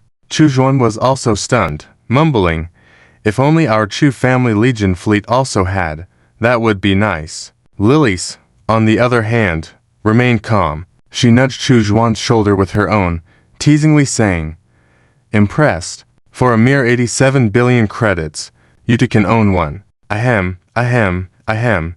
Chu Xuan coughed violently. She had seen the scene of these interstellar missile ships firing before, but she did not know the cost behind it. 87 billion credits. Oh my. That's the monthly output of a sector in the Chu He Star domain finished in a few minutes. Lilies, don't bring up such upsetting matters when we're having a good time, Zhao Chen quipped beside her. Their mood, which was just fine, was dampened by Lilies' words. Lilies crossed her arms, looking like a disgruntled wife. So far, White Snow's special forces have used 3 rounds. It has already consumed 260 billion credits. In addition, to remind you, Commander, our stock of interstellar missiles is only enough for White Snow to play another 2 rounds. Zhao Chen smiled ruefully, realizing what a painful feeling of loss was. Ouch. On the other side, Qin Longcheng was also in pain as he saw one by one of his frontline interstellar battleships being covered by the incoming interstellar missiles. Although he had already prepared a starship escort formation to intercept the interstellar missiles, the enemy's number of interstellar missiles was too many. Unimaginable numbers. A simultaneous barrage of hundreds of millions of interstellar missiles, something that neither he nor the entire history of the Galactic Alliance had ever experienced. They simply couldn't intercept them. Just this round of interstellar missile bombardment caused heavy losses to Qin Longcheng's fleet, and most importantly, he realized that the danger was still looming. Those mutant insect troops, the defensive lines that were supposed to be used to intercept and combat the mutant insect troops, had been torn apart due to the interstellar missile attacks, rendering them useless. This allowed the mutant insect troops to directly threaten the mid-rear fleets of Qin Longcheng. The chaotic battle had begun. Report: the 7th Fleet Defense Zone has been breached by the mutant insect tribe. Things are looking bad. Our C3 wartime resource storage point has been destroyed. Report: the 13th Fleet supporting the 7th Fleet Defense Zone has been intercepted by the mutant insect tribe and is currently in a fierce battle. So far, the mutant insect tribe has infiltrated 30% of our depth zone. The command center of the Qinlong City spaceship was receiving terrible news from all directions. A large number of mutant insects flooded their defense lines, and the recent round of All Dragon Legion interstellar missiles had directly thrown them into chaos, rendering the fleet in the front unable to organize an effective defense. In front of the Qinlong City's starry battlefield sandbox, red flashing signals requesting support could be seen everywhere. Qinlong City frowned. He hadn't expected the situation to be this dire, with his command of 30,000 interstellar warships performing so poorly on the front lines. How could this be happening? It shouldn't be like this. Even under the suppressive firepower of the Owl Dragon Legion's interstellar missiles, the situation shouldn't be this bad. Wait a minute. Qinlong City suddenly realized something. He knew why the current battle was so different from what he had anticipated.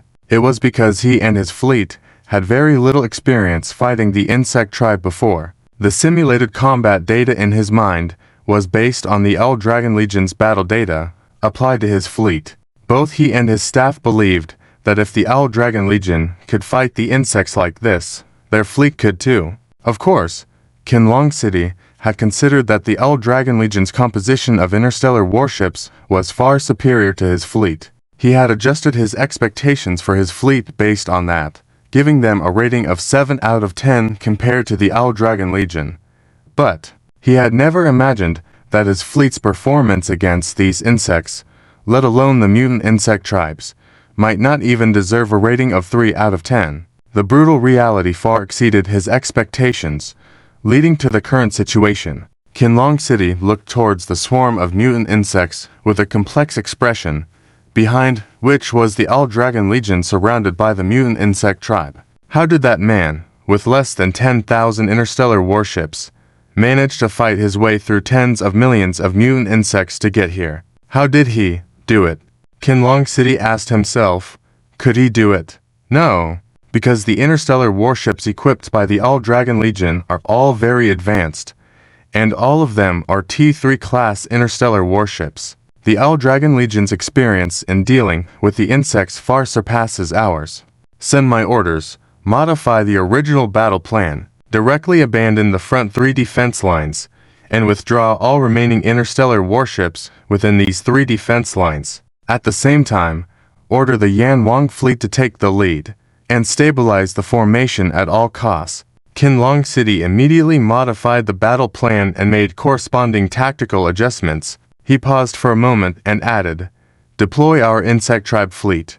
Prepare to engage at any time. Originally, in Qianlong City's plan, his insect tribe fleet was supposed to destroy the All-Dragon Legion's fleet. But now, this last resort had to be used. First, stabilize the formation, and the Yanwang fleet, an elite fleet quietly established by Prince Yan, consisting entirely of T3 class battleships, should be able to achieve the same battlefield effect as the All-Dragon Legion. However, what happened next shattered Qianlong City's expectations. The Yanwang fleet, following orders, was responsible for the most critical position behind the 3rd defense line, playing the role of the Sea God Needle. But it turned out that this Sea God Needle only held out for 3 minutes. Initially, the 3 minutes of firepower output did manage to suppress the charge of the mutant insect tribe. However, some of the starship's cannons needed cool-down charging, which meant that as time went on, the firepower output became weaker. In the 4th minute, the mutant insect tribe advanced. Firepower output. Firepower output. Build a barrage quickly. The captain of a T3 interstellar escort ship at the forefront slapped the head of the weapons department, responsible for weapons, urging them on. The head of the weapons department shouted, Captain, our firepower is far from sufficient. There are too many of these insects. At this rate, they will quickly reach our front lines. Request support. Quickly ask the marshal for support. The captain hesitated, looking at the swarm charging towards them, and reluctantly sent a report to his superior. However, this created a problem. The captain's superior was not Qianlong City, but one of the fleet commanders of the Yanwang fleet. This fleet commander also received numerous support requests from his subordinates, and it wasn't until he reported further up that it reached the commander of the Yanwang fleet. The commander of the Yanwang fleet hesitated for a moment before finally reporting to Marshal Qianlong City. On the surface, the reporting process seemed fine, but within this level-by-level reporting, there was a waste of time. In the battlefield, time means opportunity. By the time Qianlong City learned that the Yanwang fleet was having issues on the front line, the mutant insect swarm had already reached the first line of defense of the Yanwang fleet, crashing into the energy shields one after another. It should be noted that the interstellar escort ships accompanying the Yanwang fleet were ordinary interstellar escort ships with only one side shield. Although they tried to protect the front, there were gaps between each shield. This led to a large number of mutant insects pouring in through these gaps. It was like a dam with several leaks, with water flowing out from each one. The ensuing scene needs no further description. From a few at the beginning to more and more mutant insects, they relentlessly attacked the interstellar escort ships. After sustaining a certain amount of casualties, finally, one of the mutant insects landed on the hull of an interstellar escort ship, its claws striking the hull. But before it could launch a few attacks, it was shattered by the ship's close-in defense cannons, splashing green fluid on the armor. However, the next second, dozens of mutant insects attacked the close-in defense cannon, and these mutant insects sprayed corrosive green rays, ultimately leading to the destruction of the close-in defense cannon. The close-in defense cannons and other weapon modules on the interstellar escort ship were destroyed one by one. Some mutant insects even corroded through the armor of the interstellar warship, directly entering the interior of the ship, initiating a bloody slaughter. Warning, warning, warning. Intrusive bugs found in cabin 077. Requesting support. Requesting support. A soldier cowered in fear in the corner of the cabin, using the internal communication system of the starship to request assistance.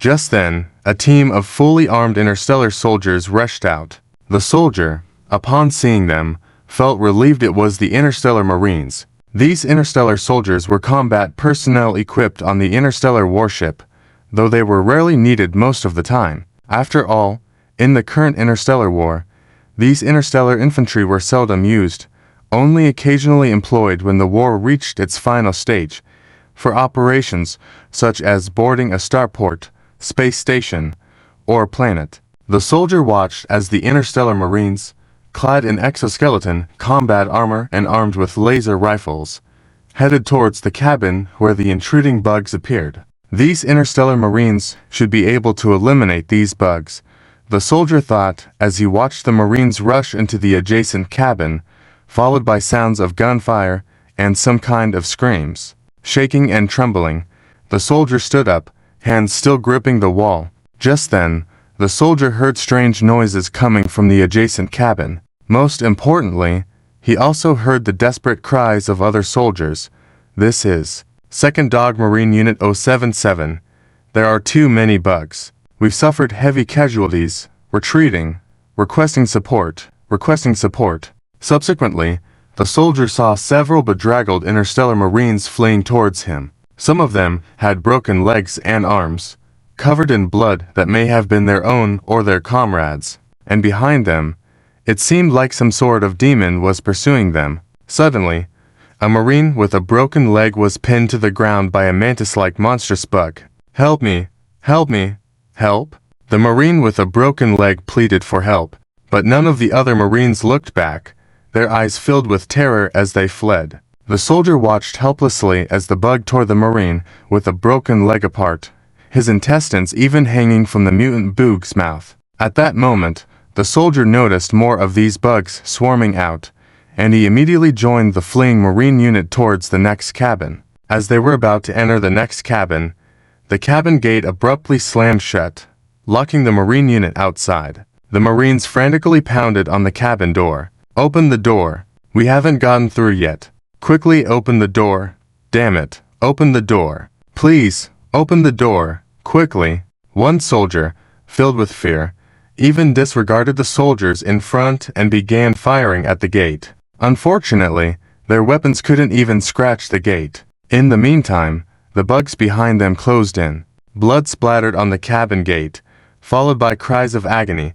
Eventually only the sound of chewing was left. On the bridge of the starship, the captain stared in horror at the internal map of the ship, already displaying large red areas. These red areas indicated the cabins that had fallen to the bugs. One particular red area was visible, approaching the bridge. Thud, thud, thud.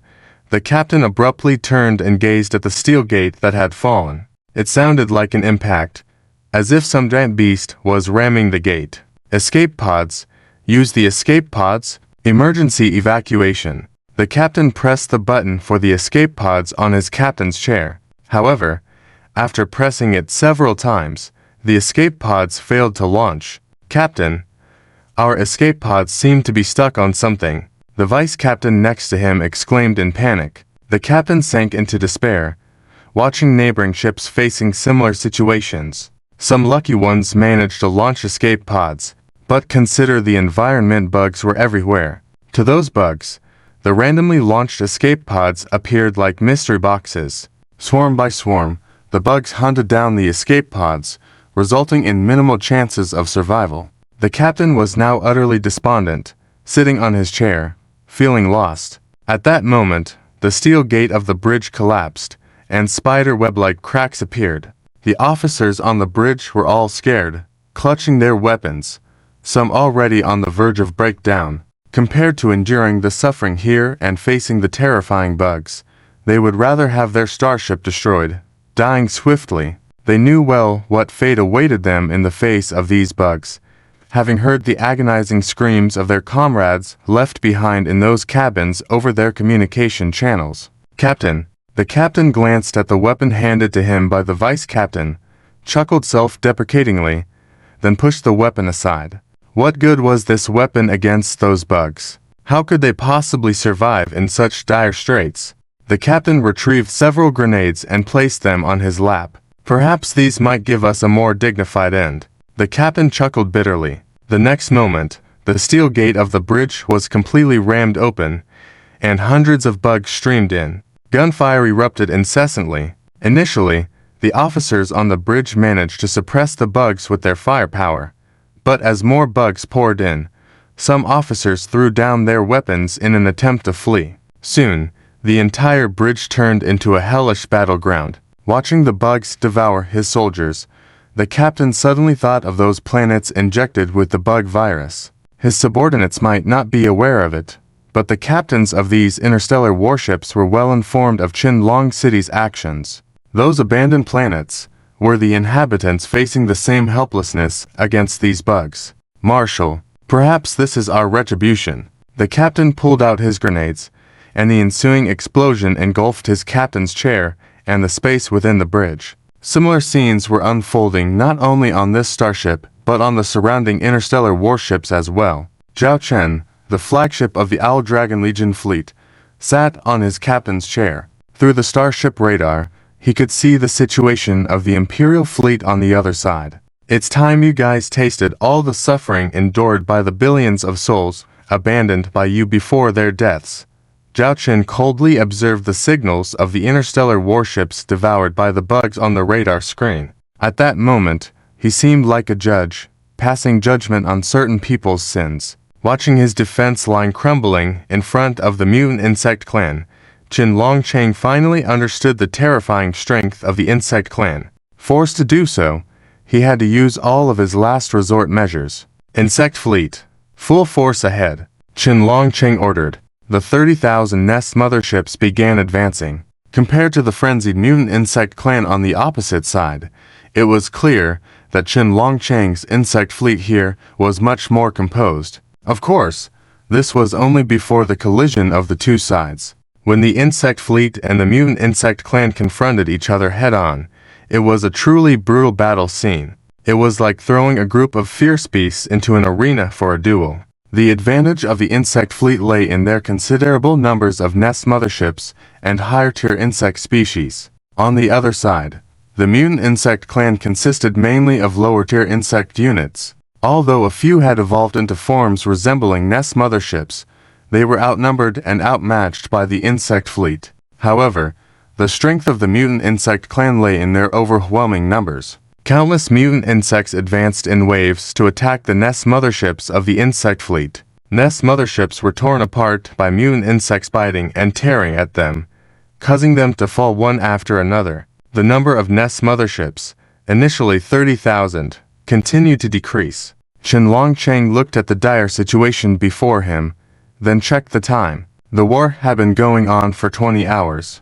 The deep space telescope was basically useless now, as his fleet was almost completely surrounded by the mutant insect clan. At this point, he had less than 1,000 remaining Imperial Starfleet battleships under his command, forming the last line of defense with the remaining Sparrow Legion fleet and a Sparrow military fortress as the core. This Sparrow military fortress, also known as the Snow Sparrow First Research Institute, was actually established by the Sparrow Prince to study insect clan technology. This was the only place that Qinlong Cheng could protect at the moment, as the other planets had fallen to the sea of insects. In these 20 hours, his original 30,000 insect fleet had fought fiercely and was now reduced to only 3,000 nest motherships. On the other hand, the losses of the mutant insect clan were immeasurable.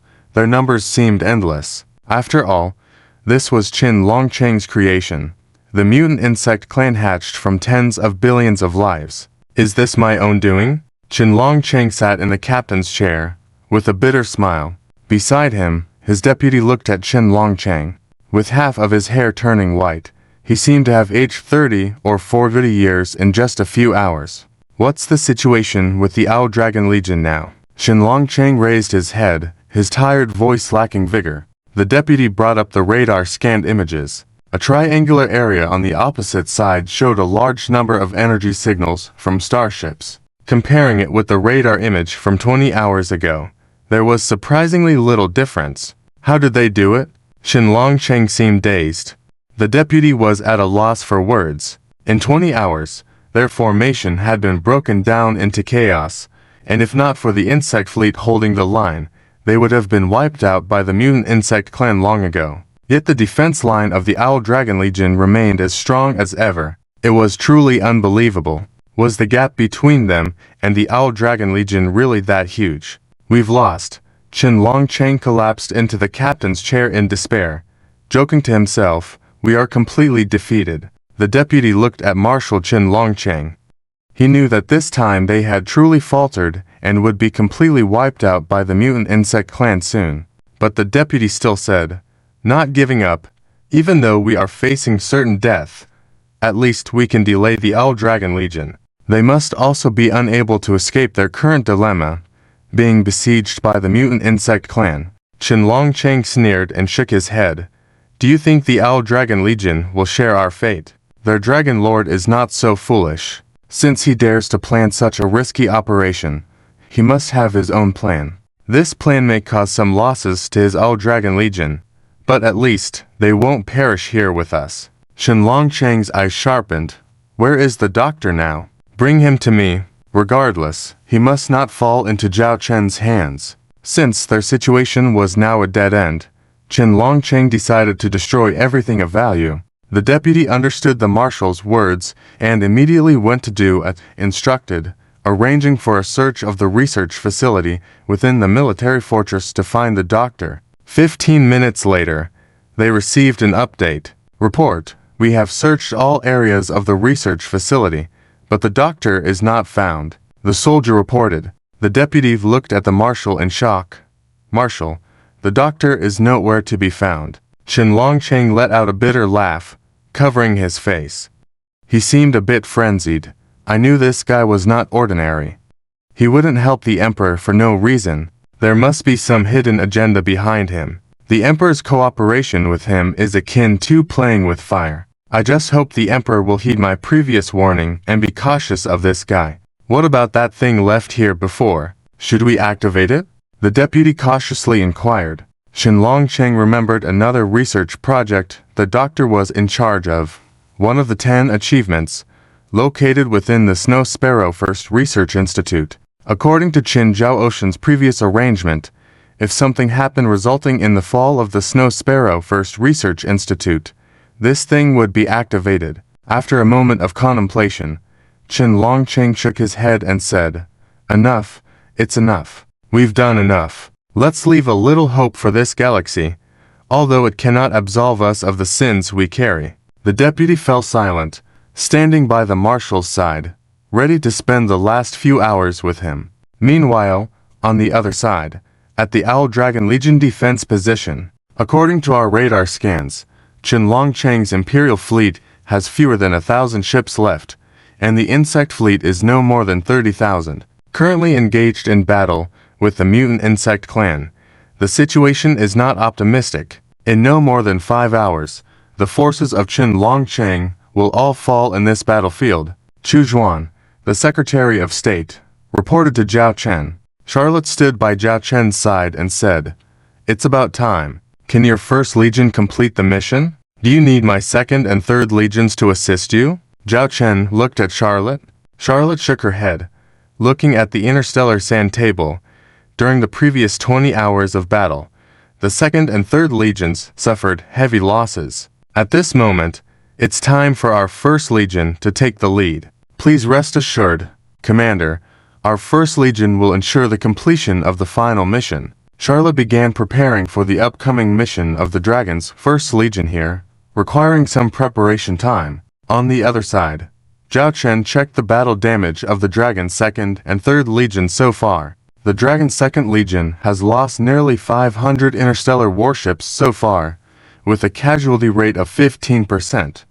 However, due to the timely evacuation of some severely damaged warships' crew members, the survival rate of these fallen interstellar warships' crew members is as high as 67%, with an actual sacrifice of about over 59,000 personnel. The situation of the Dragon's Third Legion is slightly better than the Second Legion, with a loss of over 300 interstellar warships, a casualty rate of around 10%, and a crew casualty of about over 36,000 people. Lily's secretary provided Zhao Chen with the data he wanted. Nearly 100,000 sacrifices. Zhao Chen fell silent for a moment, his expression unchanged.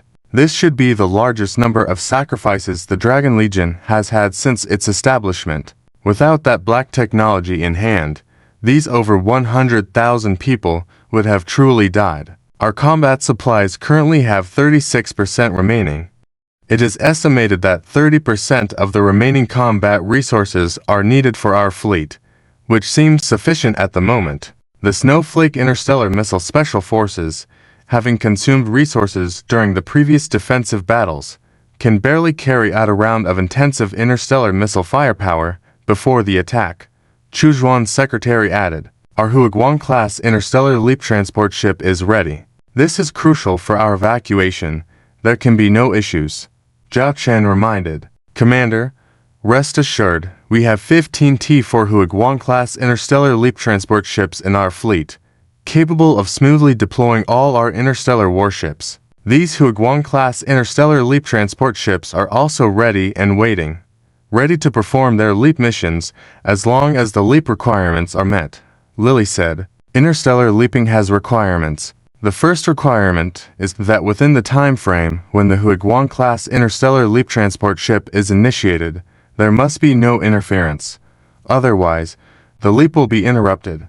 This necessitates vacating a section of space, maintaining a period of restricted air status." "Right, Lily. How many more interstellar leap transport ships do we have available?" Zhao Chen inquired. Lily pulled up a data window showing the status, usage, and locations of all 50 T4 Huiguang-class interstellar leap transport ships. Up to now, 23 T4 Huiguang-class interstellar leap transport ships have been used and are in the reset cooldown phase. The remaining 27 ships are in standby mode, with 20 ships following us and the remaining 7 located on other battlefields. Zhao Chen glanced at the situation of these Huiguang-class interstellar leap transport ships. "It is fortunate that we have these trump cards. Otherwise, Zhao Chen would not dare execute such a crazy battle plan. Then it's up to Charlotte next." Zhao Chen looked towards Charlotte, who was commanding the Dragon's First Legion. The new mission has already begun deployment. The Dragon Legion, originally set up as a triangular defensive formation, began to gradually change, with the Dragon's First Legion forming a conical attack formation. Crossing the line of defense of the Dragon's Second Legion, they initiated an attack on the mutant insect race. At the same time, the other two Dragon Legions also coordinated with the actions of the First Legion. The originally defended Dragon Fortress set sail once again. The direction they were heading towards was the final interstellar military fortress of Qianlong City. However, amidst the battles within this area, there is a Leviathan King-class insect nest mothership among the insect fleets, currently in combat with the surrounding mutant insect race. It is difficult for the mutant insect race to eliminate it, but it is equally challenging for the Leviathan King-class insect nest mothership to wipe out all the mutant insect race, leading to an unsettling balance between the two parties. At this moment, the Dragon's First Legion, which had been saving its strength, unleashed its full combat power, even increasing its traveling speed. Qianlong City noticed the movement of the Dragon Legion. Thinking that the Dragon Legion was volunteering to escort him away, he sat in his captain's chair in silence, having completely given up resistance at this point. Compared to being killed by the mutant insects, being destroyed by the Dragon Legion might not be a bad outcome. However, unexpectedly, as the Dragon Legion fleet steadily approached, there was a deviation in their course. Instead of heading directly towards the last military fortress of Zuyan, they merely passed by. Qianlong City was puzzled as he watched the trajectory of the Dragon Legion fleet. This direction, he understood, suddenly enlightened. They were heading towards the 2 stars of this star system. If he guessed correctly, the Dragon Legion would perform an interstellar leap between the 2 stars. Because the 2 stars were akin to cliffs on both sides, even the mutant insect race would have to consider the scorching heat of the stars. This significantly reduced the area the Dragon Legion needed to defend, making it easier to vacate the space required for the interstellar leap. stopping them. Kinlong City didn't completely dismiss the idea, but realized he couldn't do it at this moment. Surrounded by the mutant insect race, one by one, his interstellar warships were falling, with some of the mutant insect race even boarding the military fortress. He had no capability to prevent the Dragon Legion's advance. The Dragon Legion fleet sailed past the area where the mutant insect race and insect fleets were embroiled in fierce combat. Zhao Chen observed the powerful energy signal of the Leviathan King-class insect nest mothership on the starship radar. Many thought that the greatest threat here was the Leviathan King-class insect nest mothership, but Zhao Chen didn't pay much attention to it. Who said that when facing a strong enemy, you had to destroy it? I can bypass it. The mutant insect race here was sufficient to deal with this big guy for a long time, and the outcome was uncertain. Soon, the Dragon Legion fleet reached a position closest to the military fortress defended by Kinlong City. The two parties would cross paths. However, their fates were completely different. One had to face death, while the other would leave this place, heading for a new battlefield. Kinlong City glanced sideways, looking out the Bridgeport window, only seeing a black mass because the area was filled with the mutant insect race. But he knew the Dragon Legion fleet was heading in that direction. Just then, an electronic window popped up. Detected that the First Snow Research Institute is in a dangerous state. Initiate Plan M. Countdown 1000 seconds. A red countdown panel appeared in front of Kinlong City. On this panel was a strange symbol, one that Kinlong City recognized as one of the doctor's research projects. What's going on? Didn't I say not to activate this? Kinlong City questioned his deputy. The deputy looked dumbfounded and said, "We didn't activate it. It seems like a background program autonomously initiated it. Quickly shut it down," Kinlong City ordered. The deputy immediately sent someone to do so, but soon received a reply. It couldn't be closed. Kinlong City's face darkened. He had originally wanted to do something good before dying, but things turned out like this. Wait, this thing shouldn't have auto-activated unless that guy arranged it. After all, this was something he had created. Kinlong City fell silent for a moment. He made a decision. He, too, would scheme against the doctor. If you do one, don't blame me for doing 15. Plus, with the Dragon Legion's attention diverted to the doctor, His Highness might still have a chance. Contact Zhao Chen of the Dragon Legion for me. Tell him I have a secret related to the insect race technology that I want to share with him.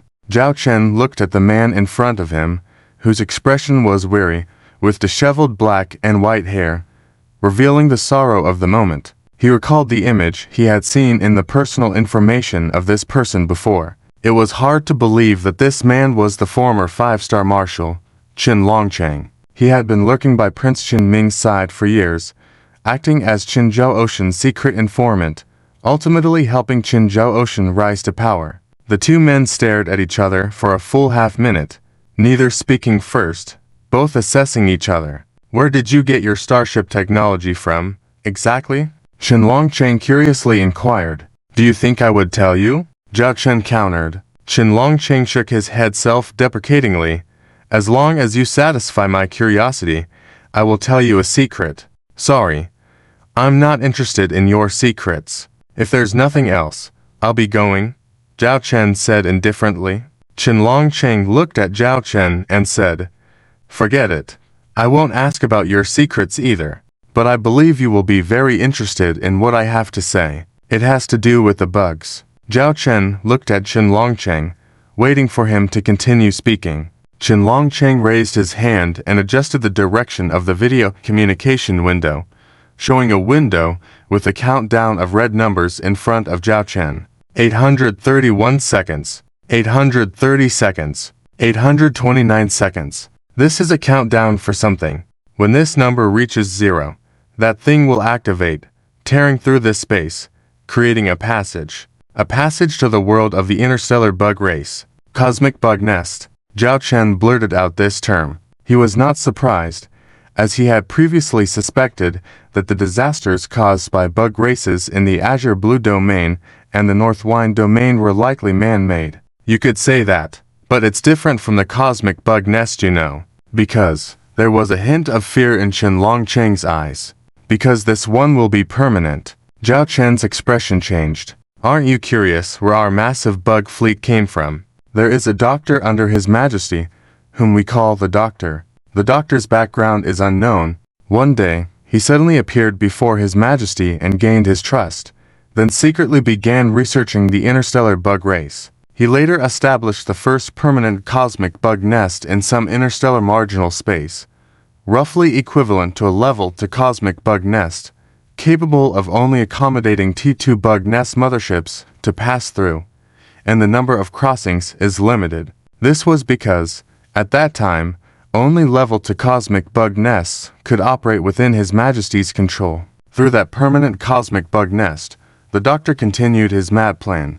Qianlong Cheng began to recount. The Doctor, who researched bug race technology. Zhao Chen furrowed his brow slightly. He had heard of this figure, but so far, there was no accurate intelligence available. Is this doctor not here? Zhao Chen asked. He had thought that either the doctor was by Qinzhou Oceanside, or within this important research facility. Originally, he was here. I spread the bug virus spores in the surrounding galaxy, which was just his recent invention. I know he's a time bomb.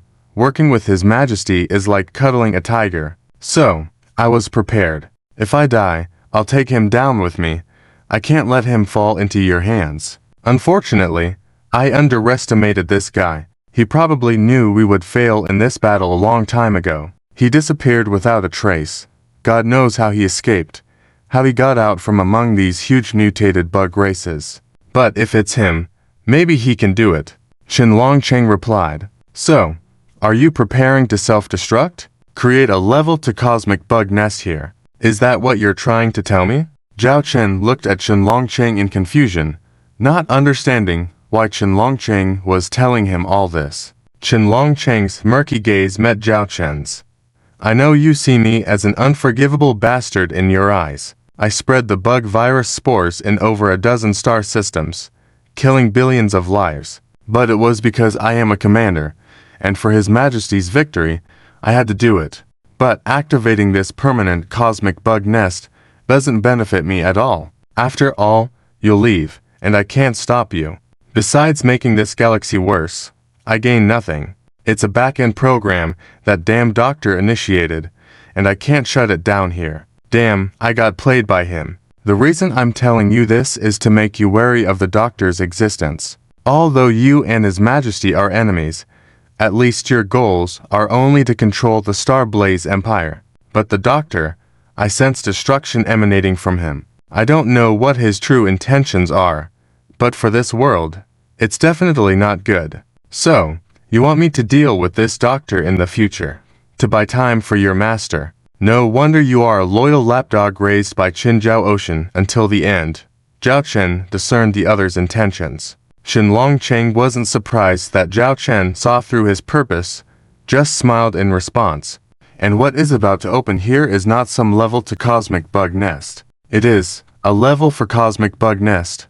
Permanent. Zhao Chen's brow furrowed again. Level 4. Qianlong Cheng explained. All along, the doctor has been studying how to create higher level and stable permanent cosmic bug nests. With His Majesty's support, he can currently create level for permanent cosmic bug nests.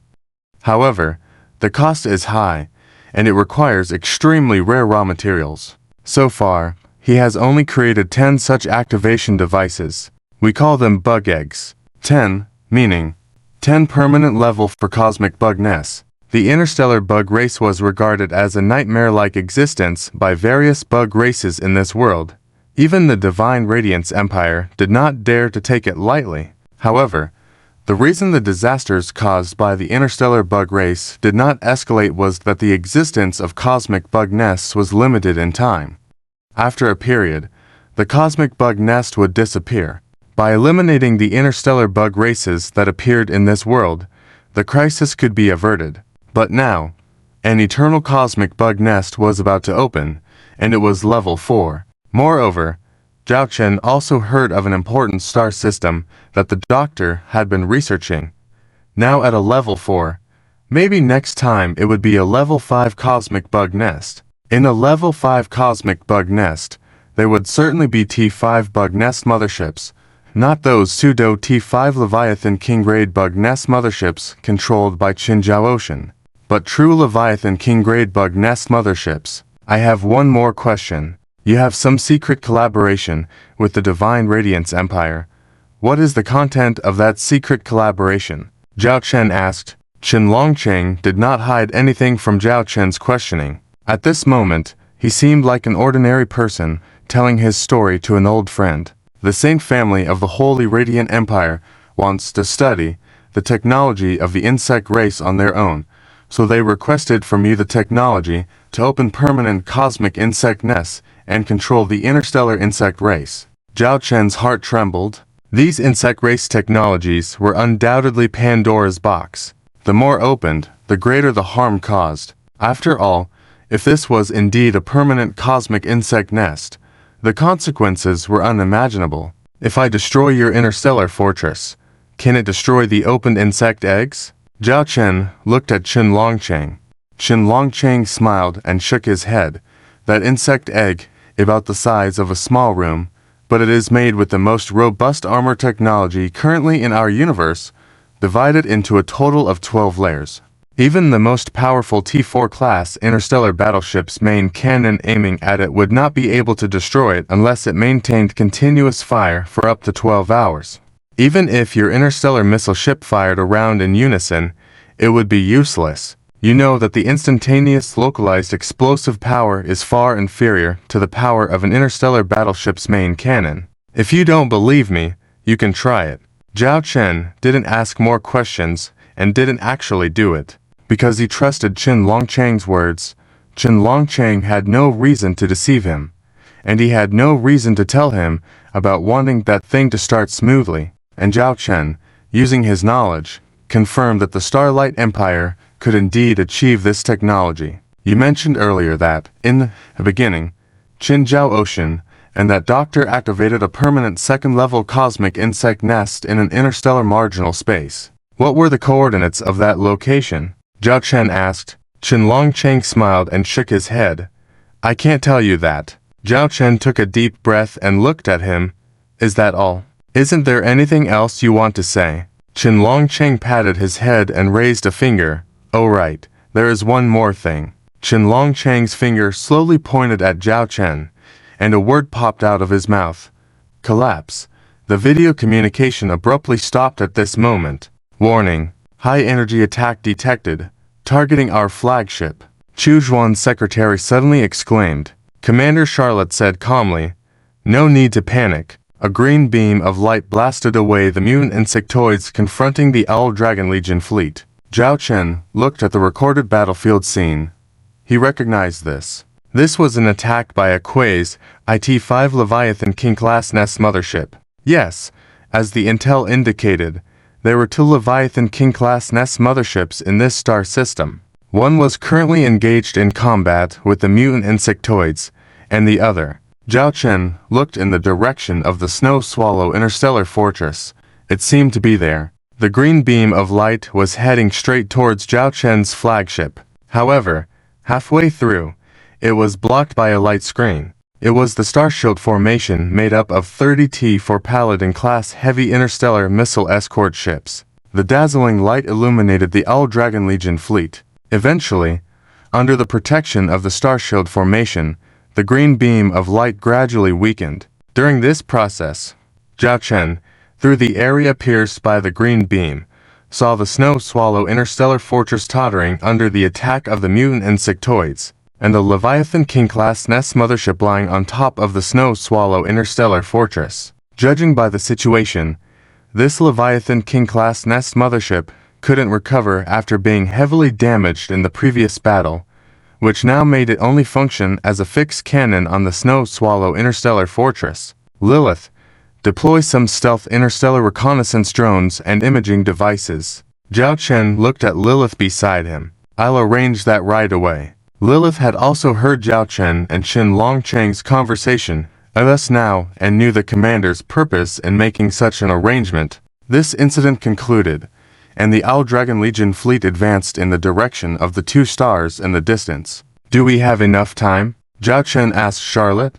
Charlotte replied, "If what Qin Longcheng said is true and combined with that countdown, the so-called permanent fourth-level cosmic insect nest will appear in 13 minutes. It will take us 10 minutes to reach the coordinates for the leap, then 10 minutes for preparation, totaling 20 minutes. If this permanent fourth-level cosmic insect nest is similar to the previous recorded fourth-level cosmic insect nests, then we can still successfully leave here." Hearing Charlotte's words, Zhao Chen breathed a sigh of relief. "Commander, what Qin Longcheng said, is it true? A permanent fourth-level cosmic insect nest? It's unbelievable." Chuzhuan's secretary looked at Zhao Chen with a complex expression. Chuzhuan came from the Chu family and had heard a lot about the interstellar insect wars from Chuzhang since she was young, and she had experienced the threat of the insect race with Zhao Chen several times. She was very aware of the terror of these interstellar insect races. It's not the time to think about whether this is true or not. What we need to confirm is, just now when Qin Longcheng said that the doctor created 10 of these insect eggs capable of opening permanent fourth-level cosmic insect nests using existing materials. We have one here. Then, where are the remaining 9 insect eggs? Zhao Chen said with a serious expression. At that moment, the atmosphere around Zhao Chen chilled to its extreme. 9 permanent fourth-level cosmic insect nests that could appear at any time. This was like having 9 timed bombs. Would Qin Zhao Ocean really dare to do this? Won't he be humiliated on the shame pillar of the Starlight Empire? Chu Zhuan nervously asked. History is written by the victors. As long as Qin Zhao Ocean becomes the final victor, he can describe this part of history however he wants, Zhao Chen said indifferently. So, what do we do? If what Qin Longcheng said is true, a permanent fourth-level cosmic insect nest. Chu Zhuan felt her scalp tingling, just thinking about it.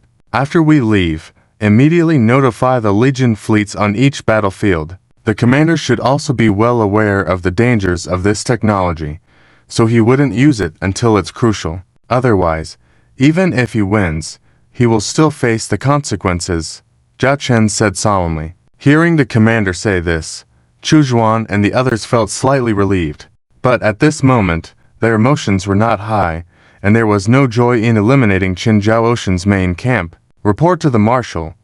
Our attack did not cause any losses to the Owl Dragon Legion fleet, the adjutant reported. Qin Longcheng waved his hand self-deprecatingly.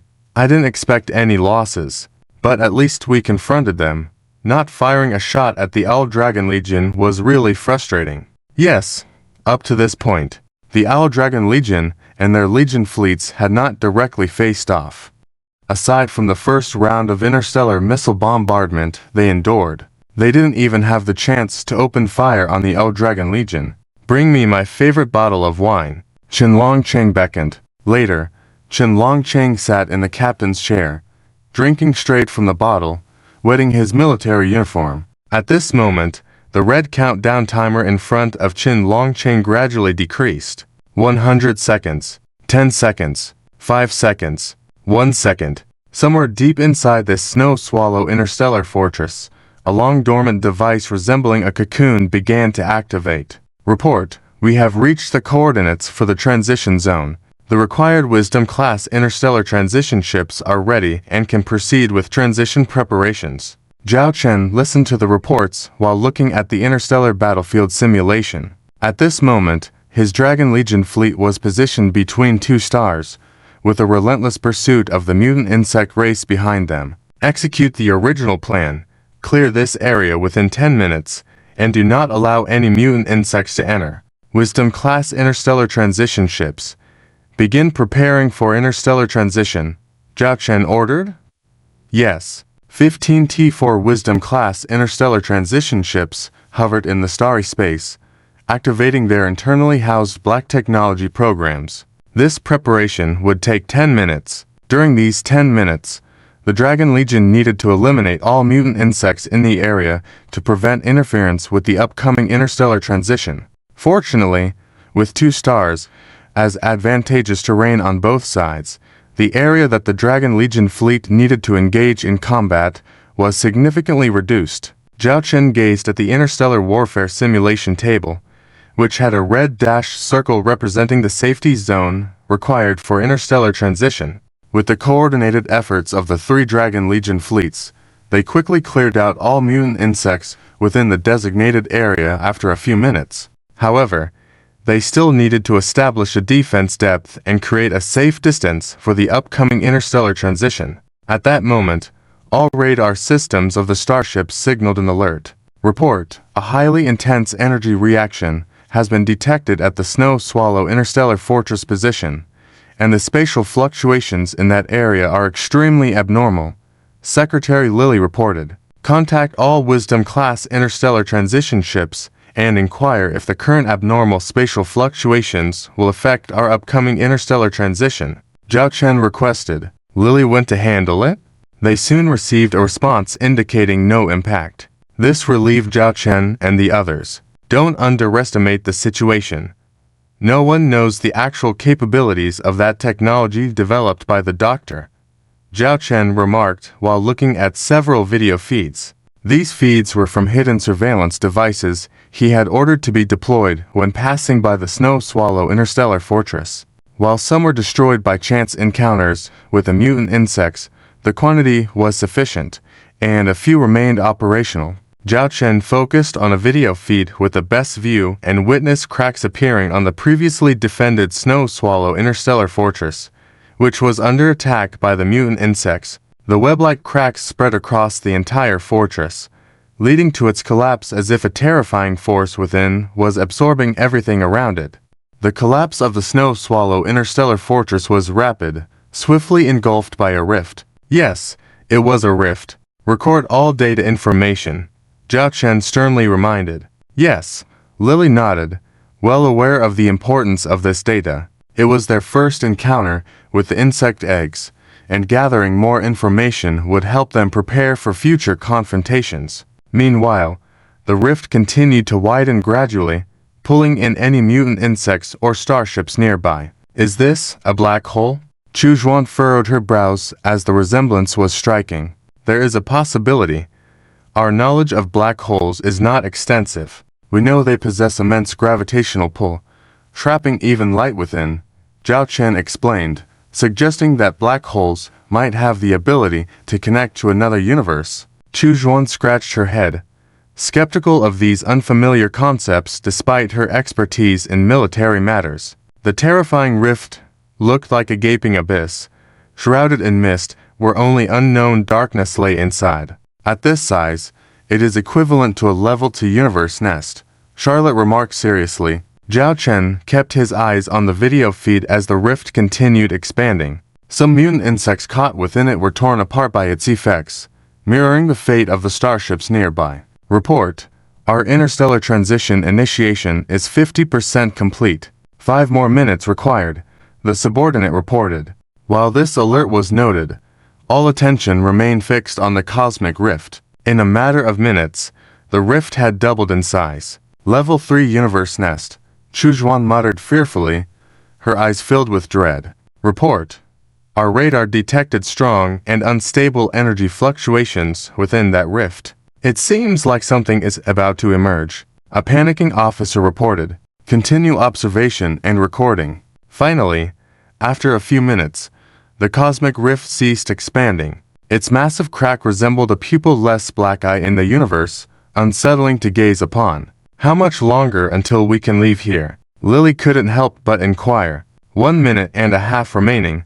The tension felt particularly prolonged for many. It even surpassed the endurance they exhibited during the mutant insect siege of 20 hours prior. Report: our radar detected movements about to emerge from the rift, a radar officer exclaimed. Zhao Chen and the others stared at the cosmic rift. Giant shadows slowly emerged from the mist within the rift, revealing their true forms: interstellar insects, Tier 3 nest motherships. Surrounding them were numerous Tier 2 and Tier 1 nest motherships. They emerged one after another, launching indiscriminate attacks on mutant insects and the surviving starships. Prepare for interstellar transition. 30-second countdown.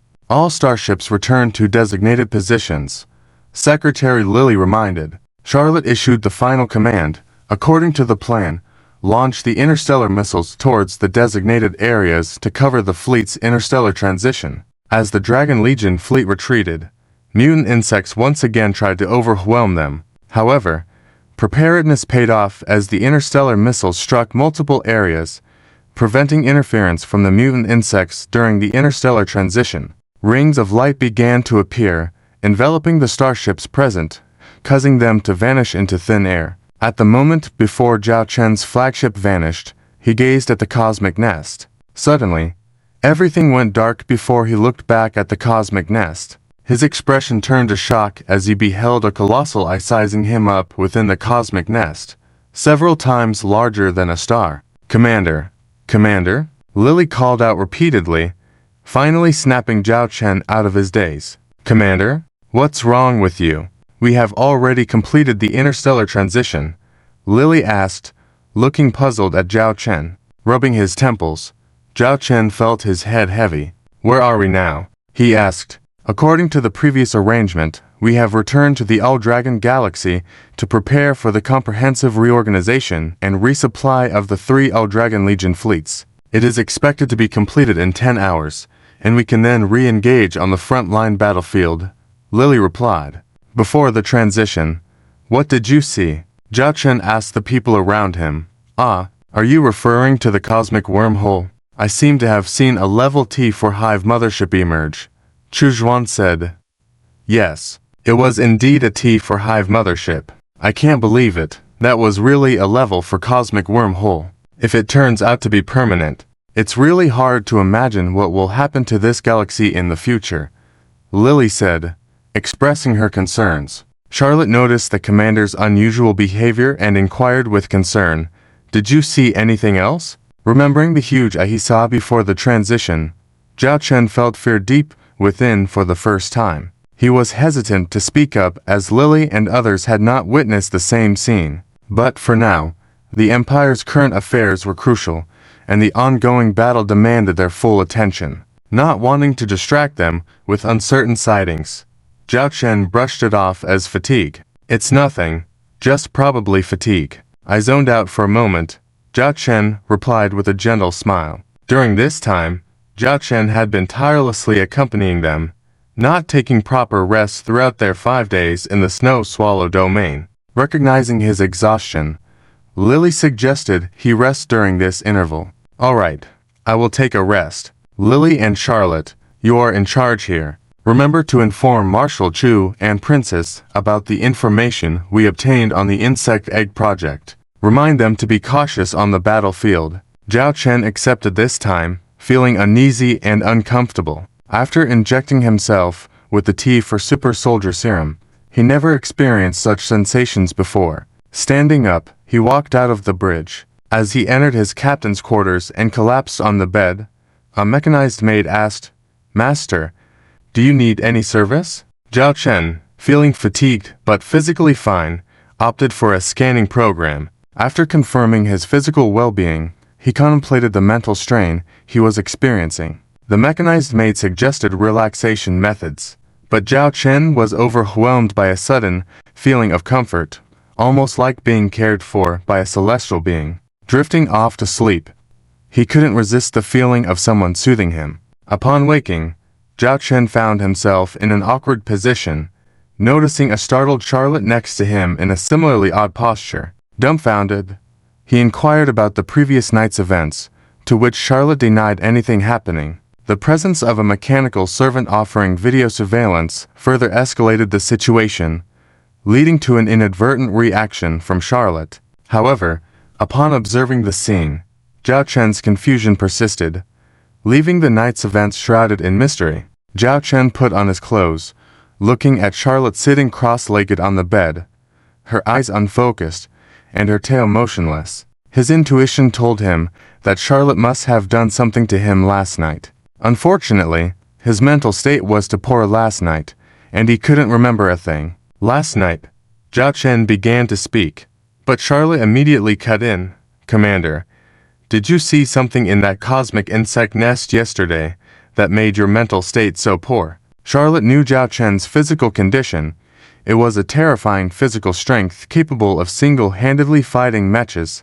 How could he be so exhausted after just a few days and nights of work? Zhao Chen sat at the edge of the bed, holding his head. Just thinking about what he saw made his head throb. Nothing happened. Zhao Chen hadn't finished speaking when suddenly a white figure pressed down on his shoulders, did a flip in the air, and then sat on his waist, pressing him down on the bed. Before Zhao Chen could react, his mouth was covered and a small snake slithered in, but the action was quite awkward. Where did this girl learn this from? Zhao Chen thought. But perhaps because he had just woken up, he couldn't help but be somewhat indulgent. He didn't resist, even guiding Charlotte's actions. Half an hour later, gasping for breath, Charlotte suddenly grabbed Zhao Chen's hands and placed them on top of his head. You touched my tail. Why? Charlotte's cheeks flushed as she looked at Zhao Chen. Ah? Zhao Chen was stunned. You first. Charlotte glared at Zhao Chen. That was what you promised me before. That when I returned from the Interstellar Coalition of Warhammers for the second time, you would teach me how to bite lips. You broke your promise. Didn't even mention it when we met before. Zhao Chen was embarrassed. When he summoned Charlotte back because of the Second Stellar Empire Civil War, he thought of this. But the atmosphere at the time was awkward, so neither of them brought it up, leading to a delay. Zhao Chen thought Charlotte had forgotten about it, so he didn't think much of it. He didn't expect this girl to be waiting for him here. What about just now? Zhao Chen asked in confusion. Charlotte tilted her head slightly. You didn't teach me, so I learned it myself. I asked Annie to send me some lip-biting videos. I know what it's all about now. Just licking tongues back and forth. I thought it was a big deal. When she said this, Charlotte felt a bit guilty, because when they were biting lips just now, she felt a heat throughout her body that she had never experienced before. It was completely different from the simple peck they had last time. This time was a whole new experience. So, you just watched how to bite lips?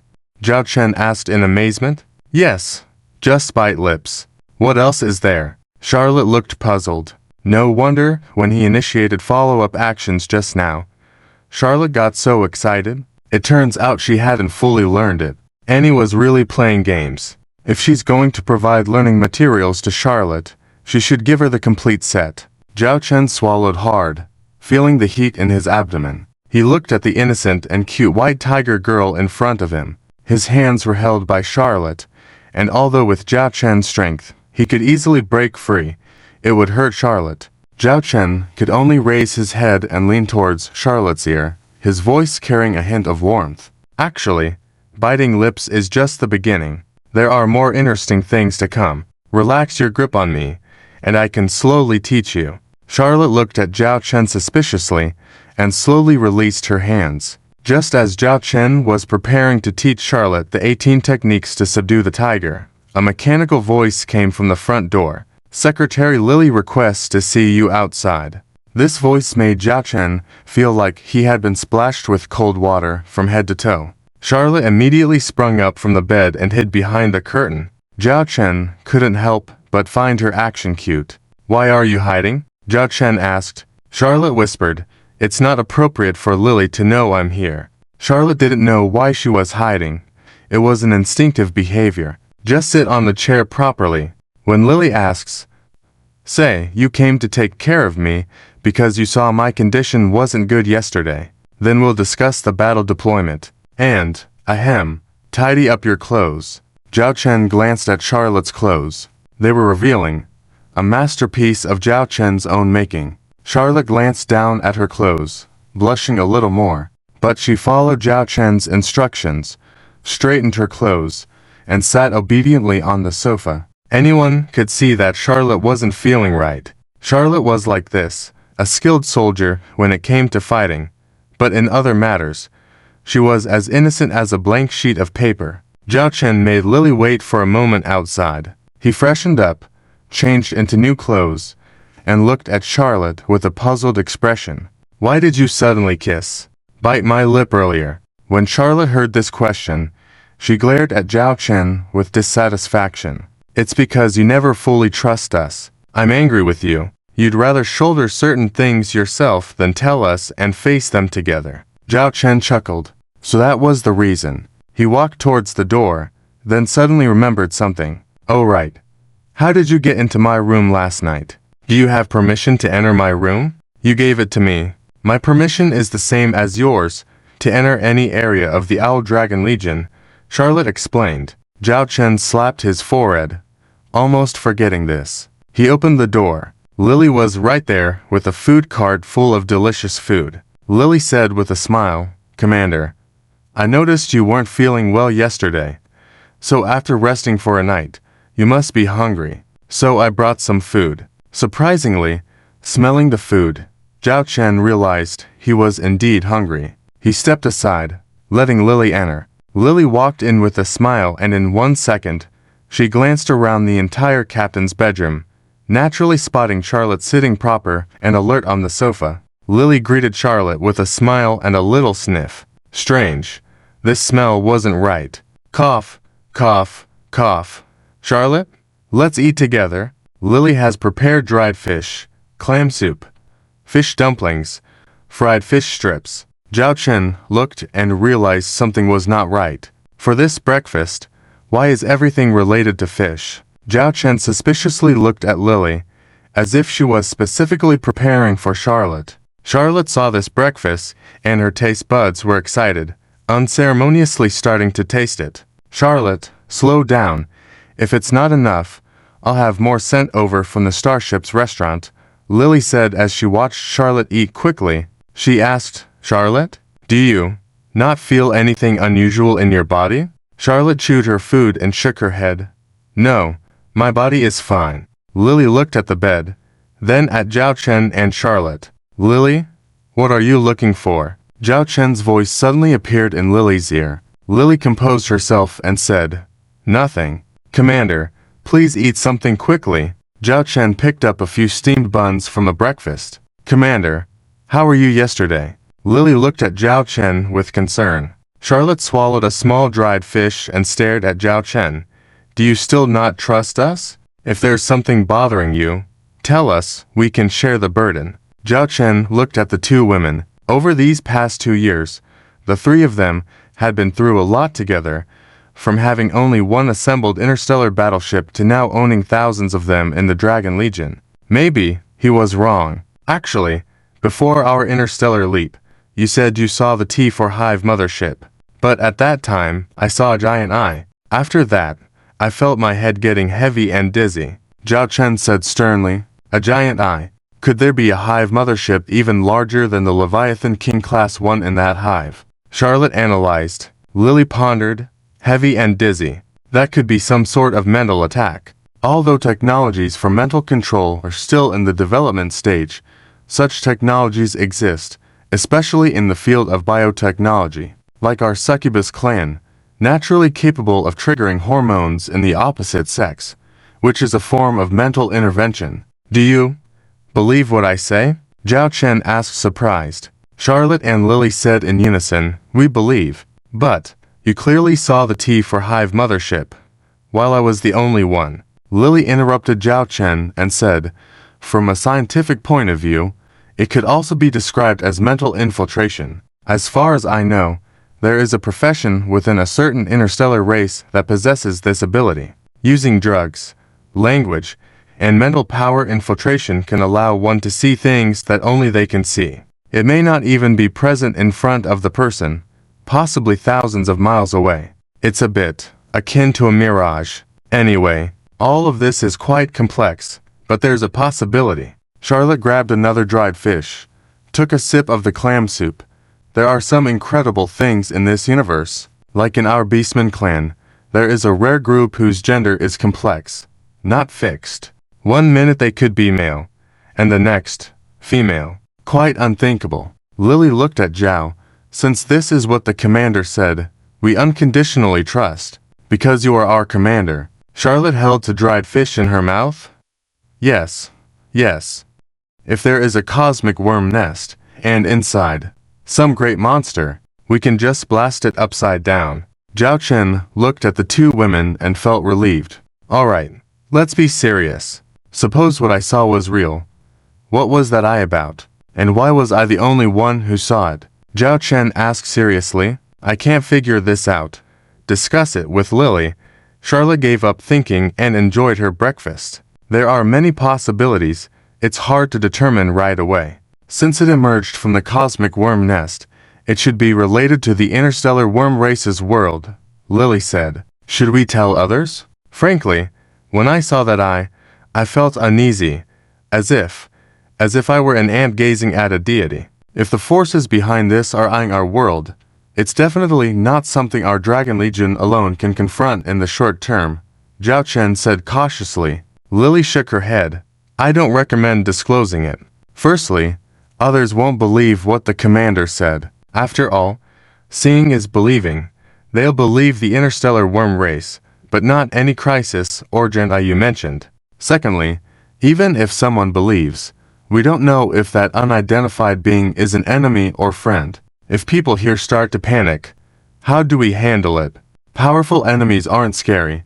Unknown ones are the scariest. I think we should continue as if nothing happened on the surface. Carry on with our tasks as usual. Deal with Qinzhou Ocean. Support the little princess and fight the hammer. Meanwhile, we can investigate this matter privately. Lily's words convinced Zhao Chen. Zhao Chen assigned Lily to investigate this matter, focusing on that mysterious doctor. How is our Legion fleet's rest and refit going? And what about the situation in the other battle zones? Zhao Chen let go of his worries and immediately focused on the current affairs. The Legion fleet has been fully rested and supplied, ready to depart for other battlefields at any time. For detailed information, please come to the bridge, Commander. I will report to you there, Lily said. Okay, I'll get ready and head over. Zhao Chen went into the bathroom. Lily immediately approached Charlotte. Charlotte, did anything happen between you and the commander last night? Hearing Lily's question, Charlotte became alert, watching Lily cautiously. Happen what? Don't pretend. I know you like the commander, Lily said sternly. Like the commander? Who said that? Charlotte, with a guilty conscience, responded. I don't like him. He barely has any fur on him. Not as much as I do. Oh really?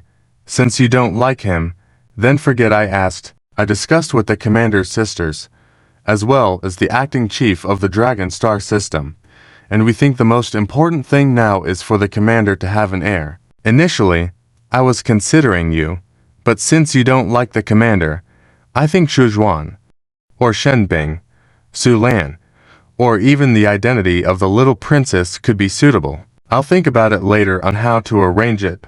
Lily stood up, but then Lily felt her clothes being grabbed. No. Don't you dare arrange for them. At least. At least. I was the first to know the commander. Charlotte pouted. This white tiger maiden was formidable in battles, but in this kind of teasing banter, she was no match for Lily and her beautiful eyes. Fine, tell me what you two did yesterday, and you must tell me everything.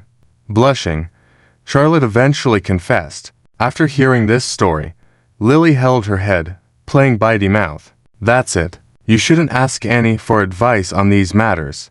That kid knows nothing and she's even recommending stuff. Wait a minute, I'll send you some learning materials, so you can study properly. In the middle of June of the year 3034 according to the galaxy calendar, the Second Civil War of the Star Yao Empire began and progressed much faster than anyone had expected. One piece of news after another spread. The first was the battle in the Chu Wen star system, where under the coordination of Marshal Chu Changhe and a mysterious interstellar missile fleet led by the Zhonglong, all enemy forces on the battlefield were completely wiped out. Following that was the Northern Goose Group battle, where the Northern Goose Defense Fleet and the Zhonglong 4th Legion cooperated in battle, along with the special fleet composed of Zhonglong Legion stealth interstellar bombers, which showed outstanding performance.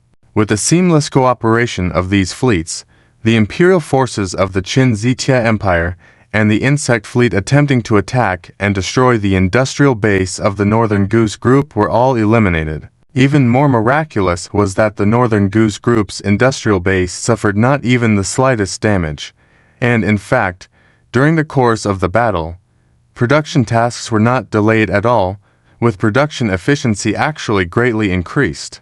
The final straw that overwhelmed Qin Zitia, the new emperor, was the situation in the Zuyan star domain, and it was accompanied by a huge scandal. The fact that Qin Zitia had been researching insect biotechnology and had used the insect fleet during the first civil war of the Star Yao Empire was already well known. However, during the battle in the Zuyan star domain, no one expected that Qin Longcheng had actually used a kind of insect spore virus to infect over a dozen star systems centered around the Zuyan second star system. This led to the infection of all living beings on habitable planets in those dozen or so star systems within just 24 hours, giving rise to a horrifying creature known as the mutant insect species. It was rumored that all the tens of billions of living beings in these dozen star systems perished, with nearly 100 large habitable planets experiencing catastrophe as if doomsday had arrived. All of this was orchestrated by Qin Longcheng in order to fend off the attacking Zhonglong Legion fleet. However, despite these actions, in the end, Lord Zhonglong in person led 3 fleets of the Zhonglong Legion, as well as a special fleet of interstellar missile carriers that were conscripted midway. They forcefully entered the Zuyan second star system and, after a fierce battle, destroyed and wiped out Qin Longcheng and the Zuyan First Research Institute constructed by Qin Zitia. Finally, the Zhonglong Legion fleet safely fled using interstellar leap ships. The Zuyan second star system also faced its own consequences as it was invaded by the mutant insect species. An even more significant event occurred before the demise of Qin Longcheng and his cohorts, where a kind of insect technology named insect eggs was utilized. This directly created a permanent 4th-level universal insect nest. The Zhonglong Legion immediately broadcasted throughout the Star Yao Empire, temporarily designating half of the Zuyan star domain as a high-risk zone and cautioning all fleets to proceed with care. They also notified the remaining star systems in the Zuyan star domain to prepare for emergency evacuation. This news created such a stir that it even momentarily overshadowed the Second Civil War of the Star Yao Empire. A permanent universal insect nest, and a 4th-level one at that. When everyone first heard about it, disbelief was their immediate reaction. A temporary universal insect nest was already terrifying enough.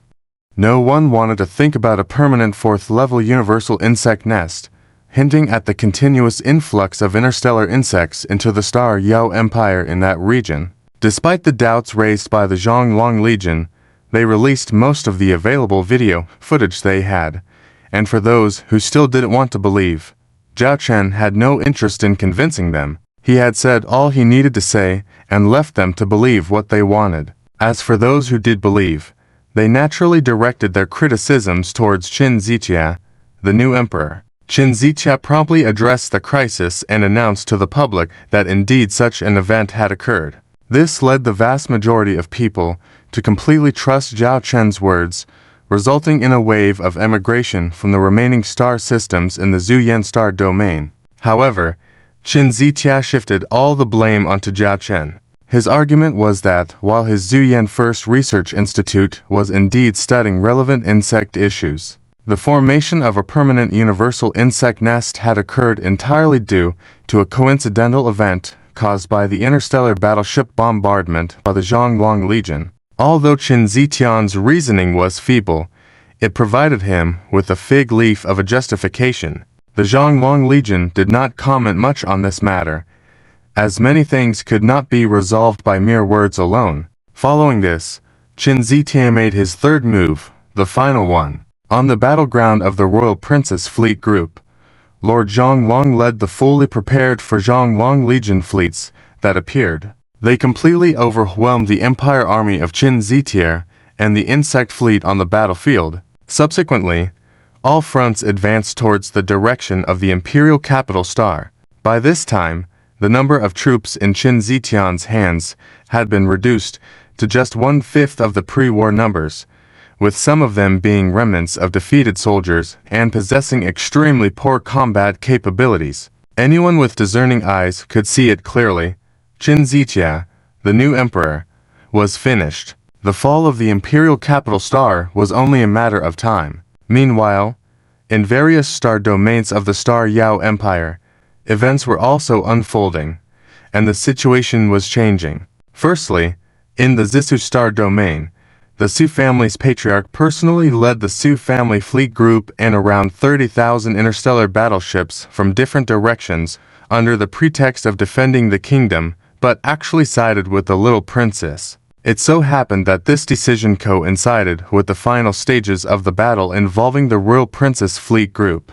Besides, the governor of the Pegasus constellation star domain and a few family forces that had not joined the civil war of the Star Yao Empire had raised flags in support of the little princess. Invading the central star domain of the Star Yao Empire from the Pegasus constellation star domain, it was a case of the falling of walls where everyone pushed. On the imperial capital star, Qin Zitia sat despondently on his throne, holding empty glasses in his hand. The entire hall, that was originally the wartime headquarters, was now in complete disarray, with only a few staff still working. Some of them claimed to be ill and had taken leave, but in reality, the family forces behind them started establishing relations with the little princess's side, trying to catch a life-saving lifeline at the critical moment. Your Majesty, the latest news is that 3 star systems in our Star Yao Central Star Domain have betrayed us and sided with the little princess. In addition, one of the star systems has fallen completely, and we have lost 3,000 Imperial Army interstellar battleships. Upon hearing the report from his subordinate, Qin Zitia hurled the empty bottle in his hand at him. Useless, a bunch of useless people. The bottle smashed onto the subordinate's head, and with blood mixing with the spilled alcohol, the subordinate dared not raise his head, staying quiet. Just then, a figure entered the main hall. Everyone, get out. Upon seeing the visitor, a few staff officers hesitantly looked at Qin Zitia on the throne. Doctor, oh, it's good to see you. I have been sending people to search for your whereabouts. Upon seeing the newcomer, Qin Zitia immediately descended from the throne as if he had found a savior. He ordered everyone in the hall to leave. The visitor was none other than the Black Cloak Doctor. Only the Black Cloak Doctor and Qin Zitia were left in the hall. Overjoyed to see the Black Cloak Doctor alive, Qin Zitia grabbed his shoulders, and in the excitement, the doctor's had slipped off his head. Half of the face belongs to a human, while the other half is a mechanical brain structure, with a mechanical artificial eye as well. If an outsider were to see this face, they would surely be very surprised. Although in the current space age, some people modify mechanical organs or limbs according to their needs, the technology for a mechanical brain has not been developed yet. Despite the doctor's appearance, Qin Zhao Ocean didn't seem to mind, as if he was already accustomed to it. Qin Zhao Ocean raised his hand to display a star map. Doctor, our situation is currently quite bad, but I believe, with your expertise, we still have the potential to turn things around. We still have the technology of the insect eggs in our hands.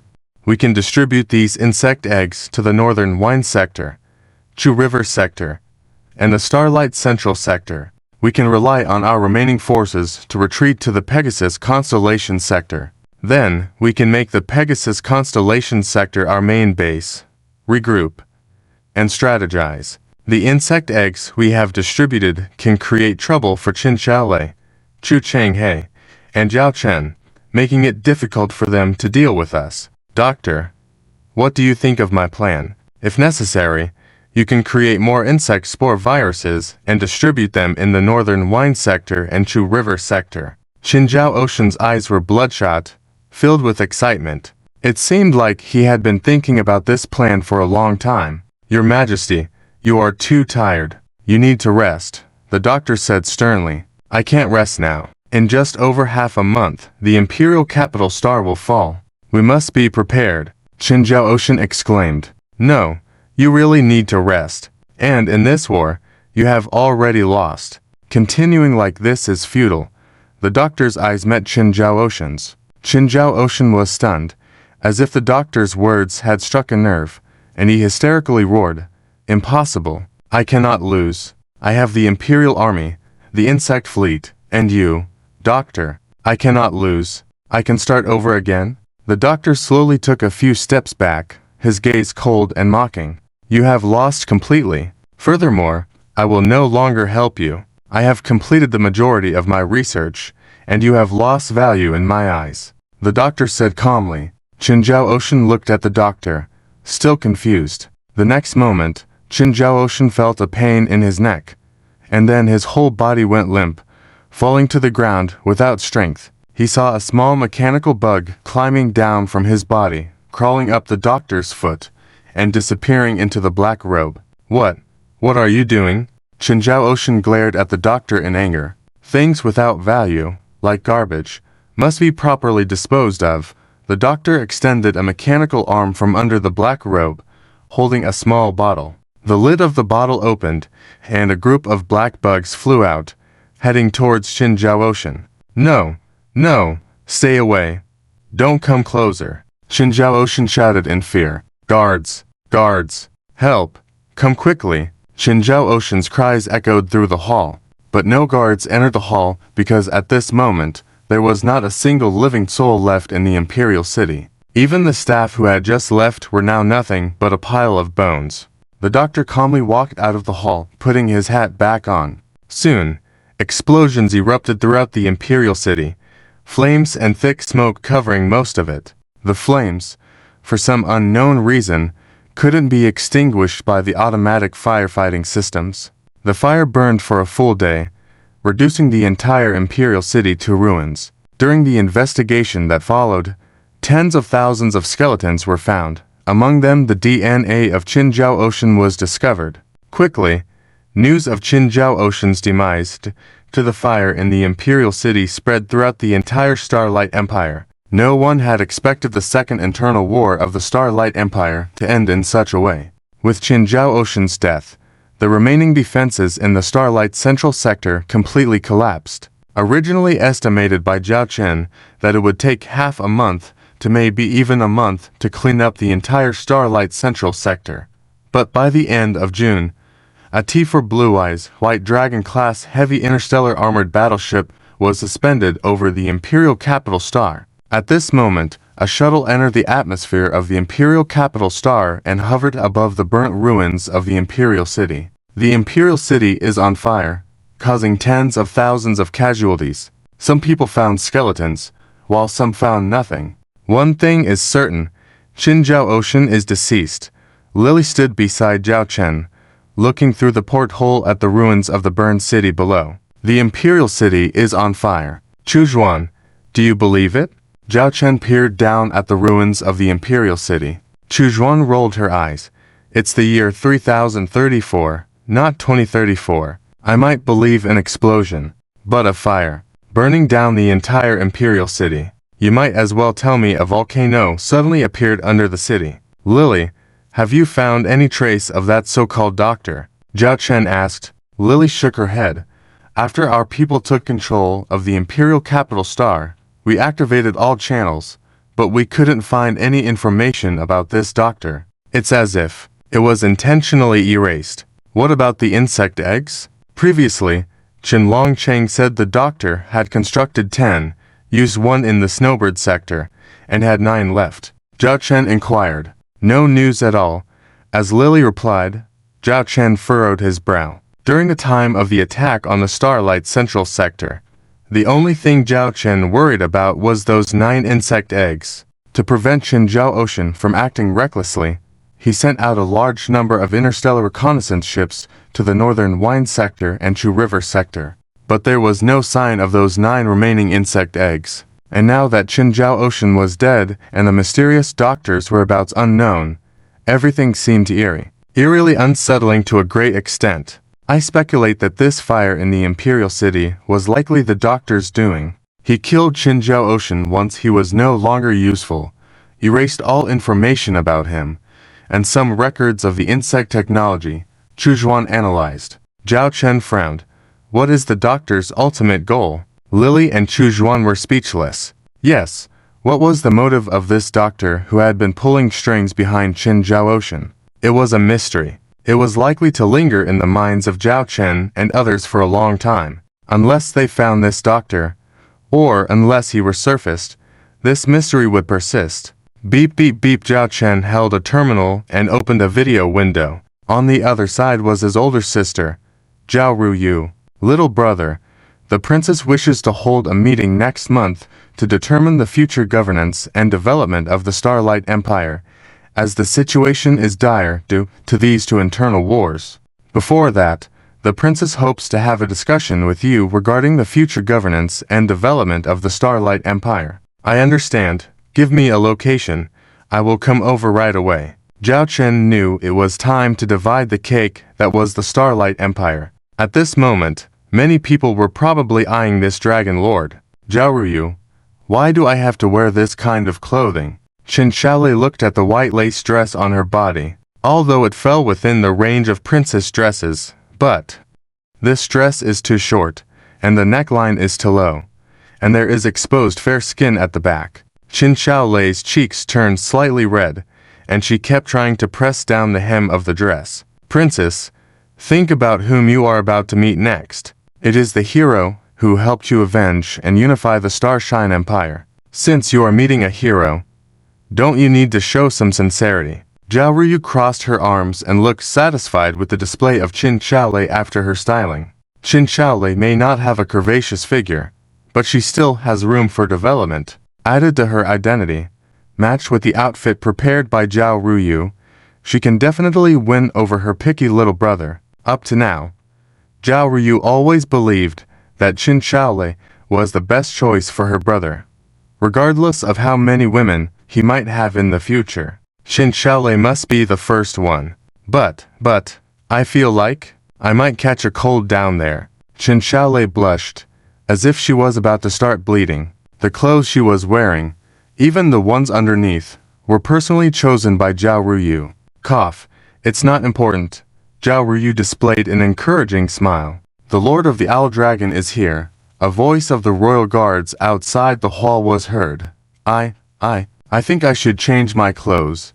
Qin Shaolei attempted to escape, but Zhao Ruyu held her shoulders and made her sit on a chair. Let Zhao Chen come in directly, Zhao Ruyu called out. As the footsteps approached, Qin Shaolei felt like she was on hot oil. Most importantly, she was sitting on a temporary throne-like seat with no cover in front of her. Lord Zhao Chen walked towards her, and any wrong move could lead to him seeing something he shouldn't.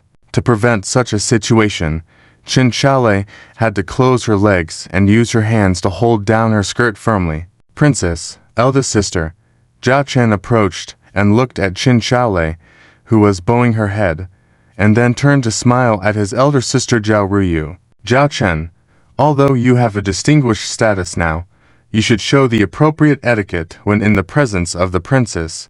Zhao Ruyu smiled as she looked at Zhao Chen. Zhao Chen paused, thought for a moment, and decided to show respect to his elder sister by kneeling with his right hand on his chest and facing Qin Shaolei. No need to bow. No need to bow. Qin Shaolei almost cried out. Standing, she could cover herself, but if Zhao Chen knelt down, the angle. Qin Shaolei estimated she might want to disappear into the ground. Seeing Qin Shaolei's condition, Zhao Ruyu knew she shouldn't push too hard. Little brother, I was just kidding. This is not a formal occasion. No need for such formalities, Zhao Ruyu said with a smile. Now, let's discuss business. Zhao Chen took the initiative to speak. Yes, let's talk business. Let's move to another location to discuss business. Qin Shaolei suggested moving to the conference room where there would be a table to cover them. No need to trouble ourselves. We can talk right here. Zhao Ruyu held Qin Shaolei's shoulders. Moving to the meeting room would prevent her little brother from appreciating the princess's figure. Zhao Ruyu believed no man in the world wouldn't like a beautiful woman. She had prepared the princess and presented her to her brother. He had to show some interest. As for these things, I already have several plans in mind. Firstly, the internal strife that has destabilized the Starshine Empire's political situation and stirred public discontent. These are easy to solve. Most people just want a job, income, meals, a peaceful living environment, and a bit of hope in their future. Regarding employment, our Northern Goose Group will establish subsidiary companies in various star systems for processing parts of interstellar battleships, commonly known as outsourcing. We will outsource the production of these components to these subsidiary companies, creating numerous job opportunities. Military industries have always been an economic pillar for the North Goose Group to ensure sales of the interstellar battleships it manufactures. We hope to receive a commitment from the future royal family of the Starshine Empire. For the next 50 years, at least 70% of the military orders from the Starshine Empire's Imperial Army will be handed over to the Northern Goose Group. North Goose Group guarantees that the interstellar battleships it provides will meet the demands of the Imperial Army. With the Owl Dragon Legion's guarantee, there should be no worries.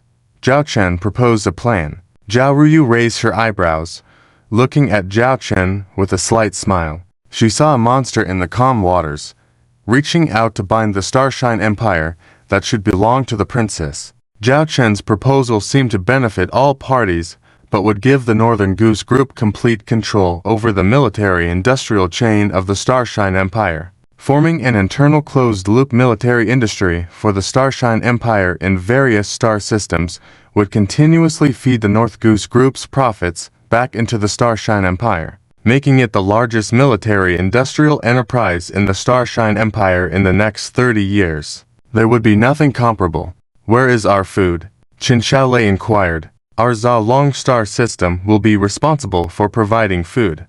We have an Eden Food Trading Group, which will ensure that, within the next 3 years, all the people in the entire Star Empire will have access to better food while meeting their basic needs at very low prices, selling natural ingredients. A previous survey showed that long-term consumption of artificial food can meet basic survival needs, but will gradually decrease one's happiness and lead to dissatisfaction with the local government, this empire. People will not feel any sense of belonging to this empire. Unlike natural ingredients, they can stimulate people's taste buds, providing a better life experience and giving them goals to live for, Zhao Chen explained. Provide all the residents of the Star Empire with the necessary natural ingredients. Do you know how massive the supply of natural ingredients needs to be?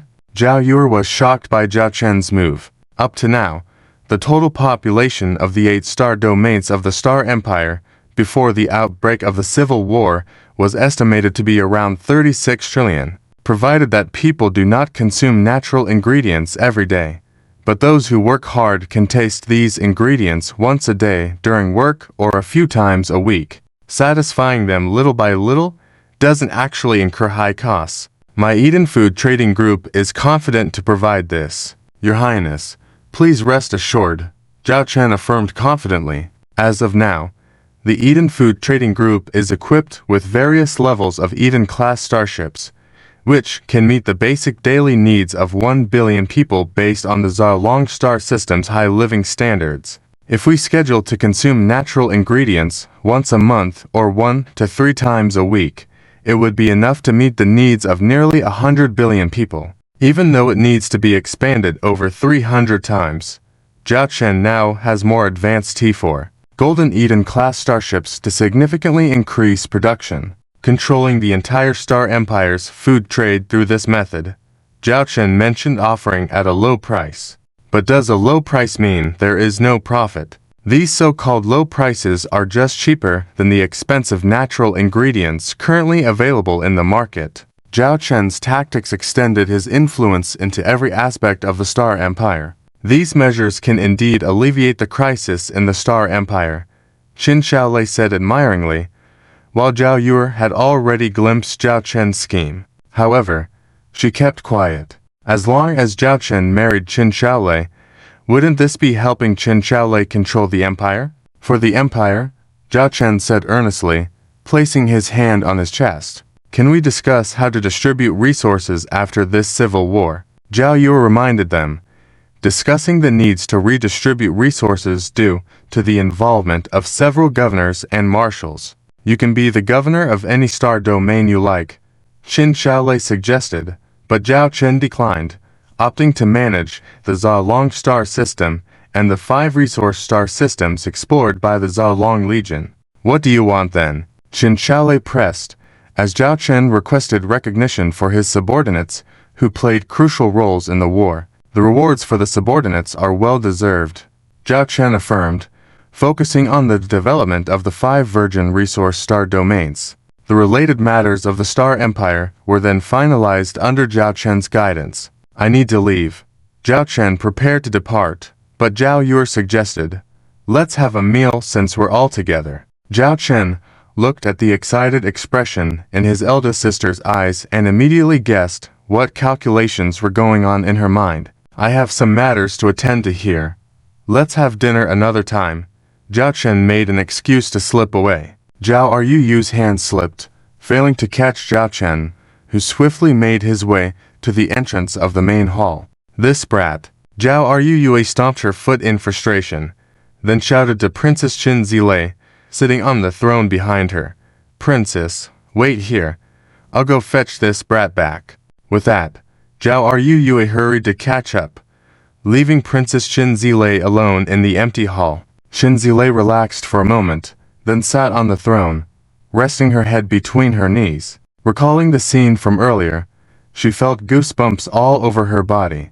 But thinking about Zhao Chen, a certain part of Qin Zilei's heart seemed to be touched. At her age, there wasn't a girl who didn't harbor feelings of adolescence. And with a high-quality man like Zhao Chen in front of her, could there be a better choice?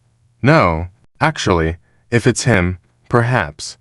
It could be quite good, Qin Zilei muttered softly, blushing and shaking her body. Outside the great hall, Zhao Chen breathed a sigh of relief. His elder sister, Zhao Yue, caught up from behind. Zhao Chen, stop. Startled, Zhao Chen quickened his steps. If you dare to run, I'll bring the little princess to chase you all the way to your Shanglong star system. Zhao Yu's threat made Zhao Chen give up his escape. Zhao Chen, looking at Zhao Yue with resignation, said, What are you doing? Big sister. Huff, huff. Zhao Yue was out of breath from running. She glared at Zhao Chen irritably. You silly boy. Don't you understand what big sister means? Such a good opportunity is right in front of you, and you're not even the least bit interested. Big sister, I mentioned before, I'm not in a hurry regarding personal affairs. Zhao Chen shrugged. Suspiciously, Zhao Yue looked at Zhao Chen.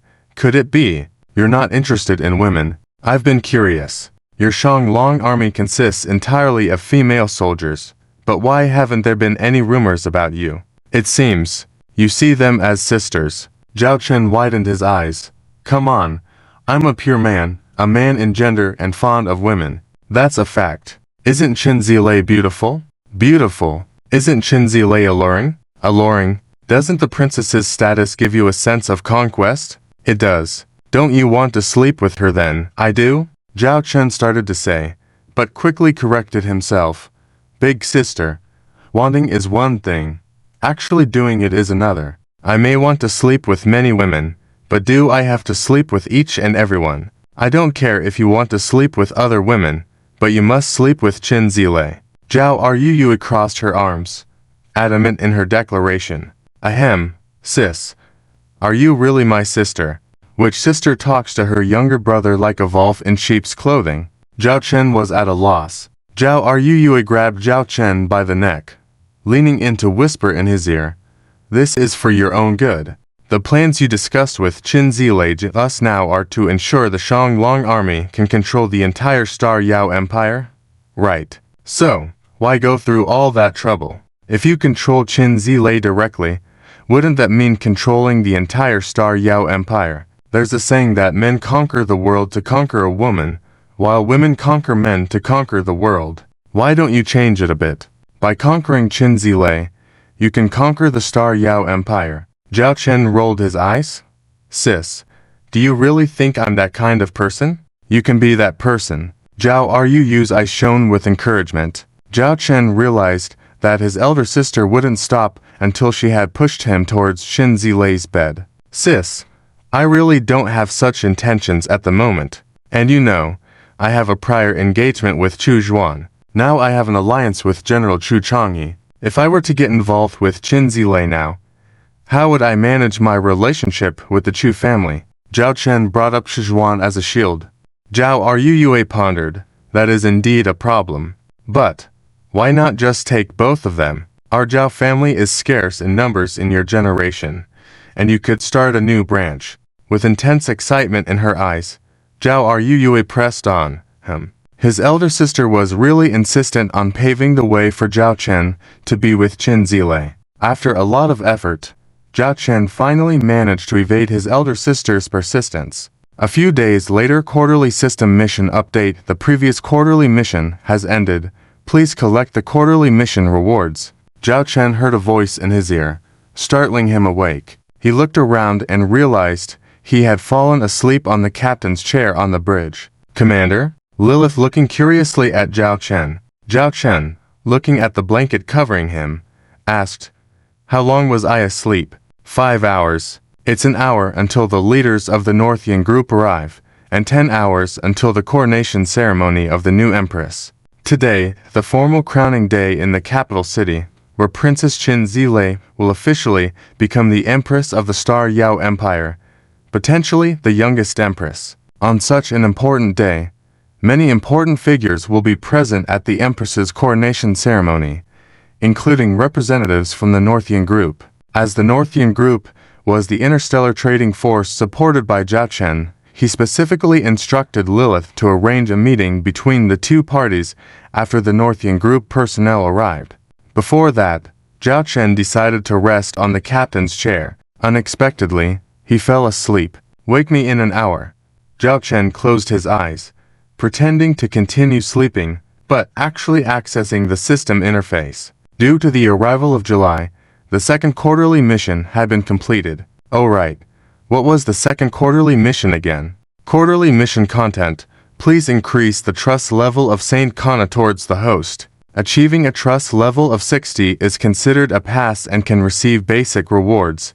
A trust level of 70 can receive a bronze treasure chest. A trust level of 80 can receive a silver treasure chest. A trust level of 90 can receive a gold treasure chest. Almost forgot about Saint Kana. Zhao Chen wondered what Saint Kana's trust level was at now. He had barely passed before they separated, and due to the internal war of the Star Yao Empire, Zhao Chen hadn't paid much attention to it afterwards. Trust value of Saint Kana, 81 Omega W.net. Zhao Chen looked at this number in surprise. They hadn't seen each other for over a month, and yet the trust value had risen so high, reaching 81. With the trust value of 81, Zhao Chen not only received the basic reward for completing quarterly missions, but also obtained a silver treasure chest. Receive quarterly mission rewards, obtained 300 mission points and a silver treasure chest. Zhao Chen's heart skipped a beat. Open the silver treasure chest. Open the silver treasure chest. Obtain the technical blueprint of T4 Thunder Warrior Class Medium Interstellar Combat Mech. Although not a technical blueprint for an interstellar battleship, Zhao Chen happened to lack a suitable combat mech at the moment. While combat mechs weren't very effective in interstellar warfare, they were perfect for tasks such as security patrols in various star territories. With the newly restored peace in the Starlight Empire, there was a need for this defensive force to maintain the safety of various star systems. Upon detailed examination of this technology, Zhao Chen was even more surprised. This was not just a simple combat mech. T4 Thunder Warrior Class Medium Interstellar Combat Mech details. Interstellar Combat Mech. Interstellar Fighter Technology Level. T4 Body Armor Strength. 2,000 units 3,000 units Stellar Shield Energy Value. 10,000 units Interstellar Mech Mode Cruise Speed. 40 knots Warp Speed Limit Speed. 60 knots Warp Speed Interstellar Fighter. Mode Cruise Speed. 800 knots Warp Speed Limit Speed. 1,600 knots Warp Speed Body Height. 36 meters Mass. 1088 tons Crew Size. 1 person body weapons. 63 Gatling-style medium beam guns. 500 units of small missiles. 1 particle cannon. 1 Thunder Spear for mech mode use.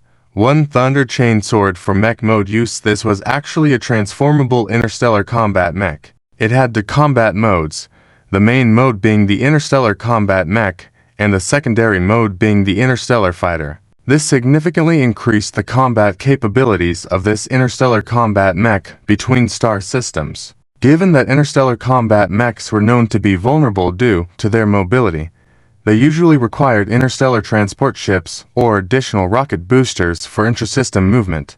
But now, this T-4 Thunder Warrior-class medium interstellar combat mech could transform on its own. This meant that if it needed to travel from one planet to another, it just had to transform into the secondary mode, the interstellar fighter. In terms of combat capabilities, it could fully compete with some T-3 level interstellar battleships. However, due to the limited amount of weaponry it could carry, it might not match the size of a large interstellar battleship. Nevertheless, for general security maintenance, massive combat resources were unnecessary. This T-4 Thunder Warrior-class medium interstellar combat mech seemed tailor-made for Zhao Chen's current governance of the Starlight Empire. 30 of these T-4 Thunder Warrior-class medium interstellar combat mechs in a star system could protect its security and maintain order at a low cost with high returns. Zhao Chen's mind was already formulating related blueprint plans. Thanks to Saint Kana, Zhao Chen expressed his sincere gratitude to Saint Kana, wondering how she was doing in the Divine Radiance Empire. He could spare some time to inquire about the well-being of this old friend. Quarterly mission update. Quarterly mission content. Choose to exterminate or conquer 20 major tribes of the Warhammer Interstellar Federation. Completing 10 allows you to claim the basic reward. Completing 13 enables you to claim a bronze treasure chest. Completing 16 lets you claim a silver treasure chest. Completing 20 lets you claim a gold treasure chest. It turned out to be a quarterly mission related to the Warhammer Interstellar Federation. Perhaps the system was hinting that the Starlight Empire was close to being cleaned up, preparing for a new map. This aligned with Zhao Chen's thoughts. The current situation in the Starlight Empire merely required gradual digestion. On the other hand, due to Zhao Chen's early planning and support, the Warhammer Revolutionary Army had already caused upheaval in the Warhammer Interstellar Federation. Additionally, the banner of the Valkyrie Charlotte was flying there. Zhao Chen, the chess player, only needed to step in. Noting this quarterly mission, Zhao Chen swiped his finger. The annual mission appeared before Zhao Chen. Since Zhao Chen had control over the Starlight Empire, the previous second stage of the annual mission was essentially completed. Checking it now, a third mission had been introduced. Annual mission, Mission 1. Qin Ming's death. Completed Mission 2. Control at least for star domains in the Starlight Empire. Completed Mission 3.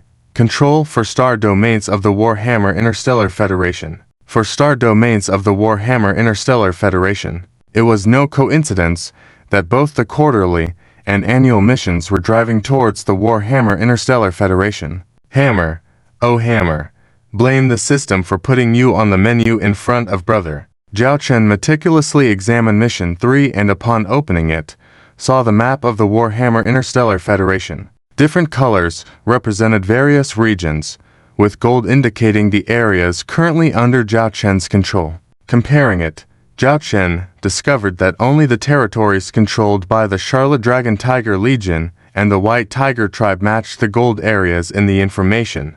This indicated that the Warhammer Evolutionary Army did not entirely belong to Zhao Chen. It was understandable since they did not view Zhao Chen as a monarch-like figure like the White Tiger Tribe and Charlotte did. Most members of the Warhammer Revolutionary Army saw Zhao Chen as an opportunist and a lie. It looks like I'll need to clean up the Warhammer Revolutionary Army later. Zhao Chen rubbed his chin. What he needed were not allies, but a group of loyal hounds. Zhao Chen continued to scroll down. This time, he saw the mission in the T5 store, which had been updated.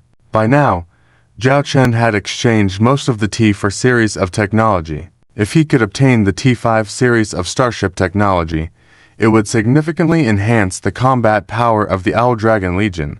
T5 store mission opening completion. 20% follow the mission prompts to make selections. Upon completion, you will receive the corresponding completion percentage. Once the completion percentage reaches 100%, the T5 system store will be unlocked. The following options can be completed in multiple ways, with a time limit of 6 months. Option 1. Raid the Sea Nymph Queen of the Sea Nymph Tribe to earn 10% completion. Option 2. Raid the Eagle Sorceress Queen of the Eagle Sorceress Tribe to earn 10% completion. Option 3.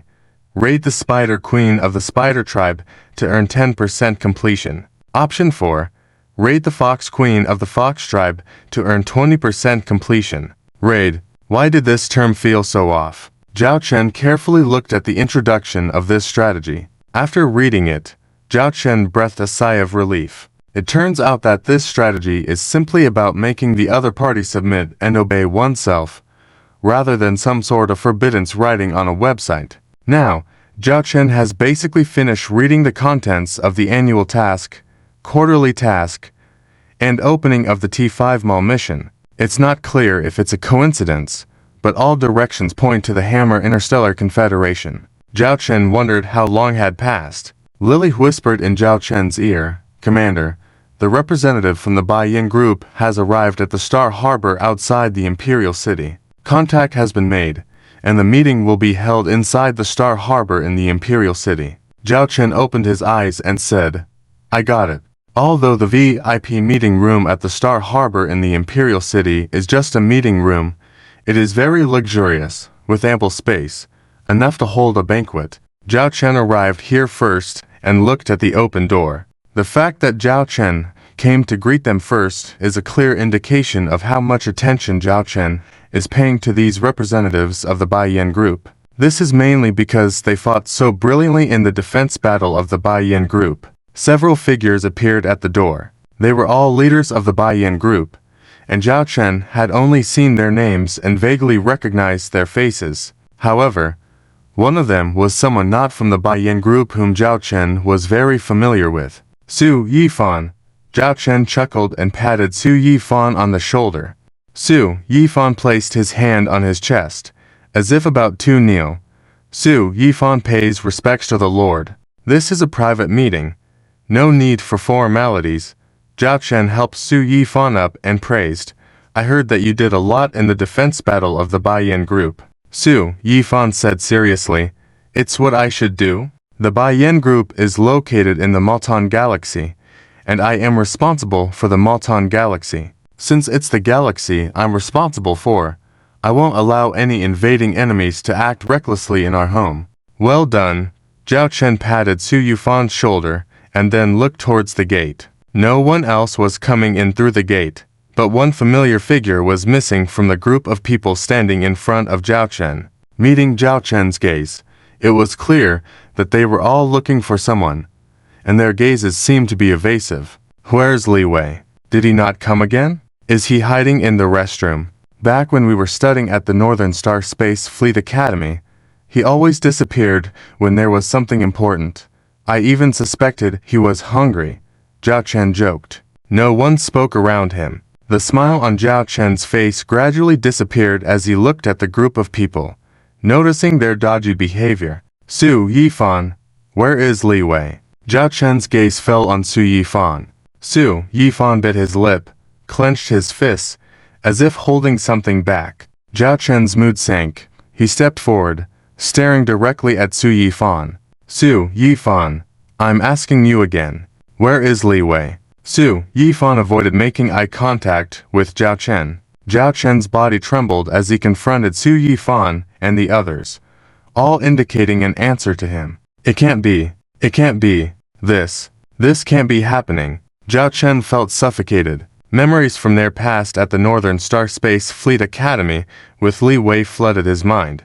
Although most of those memories belonged to Li Wei, Zhao Chen had now fully integrated with this body. To him, those memories were his own, experiences he had lived. Just as Zhao Chen was feeling dazed, a voice came from behind. "Never thought you would care so much about me. You wouldn't happen to like me, would you? Let me warn you, I have a girlfriend now.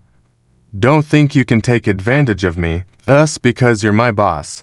A cheeky voice sounded behind Zhao Chen. Startled, Zhao Chen turned around to see Li Wei grinning mischievously, as if delighted with his successful prank. "Get lost."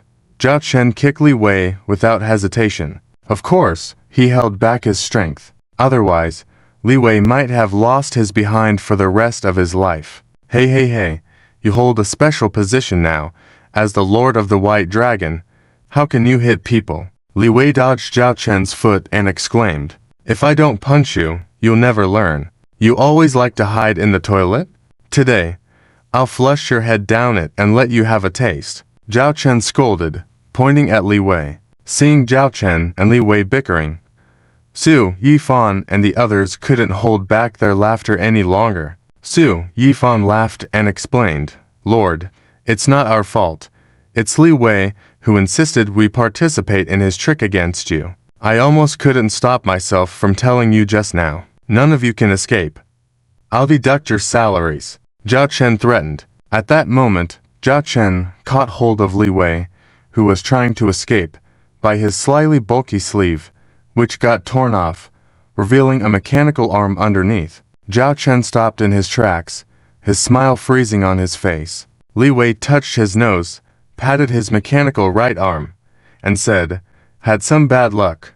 Lost my right arm, but at least I'm alive. This mechanical arm isn't bad, top-notch. It's much stronger than before. Now, if I were to arm wrestle with Big Mountain, that guy wouldn't stand a chance against me. Unfortunately, that guy is no longer here. As he spoke, tears streamed down Li Wei's face, mixed with a smile. Lao Zhao, let me tell you, after one graduated from the Northern Star Space Fleet Academy, I joined a mercenary organization.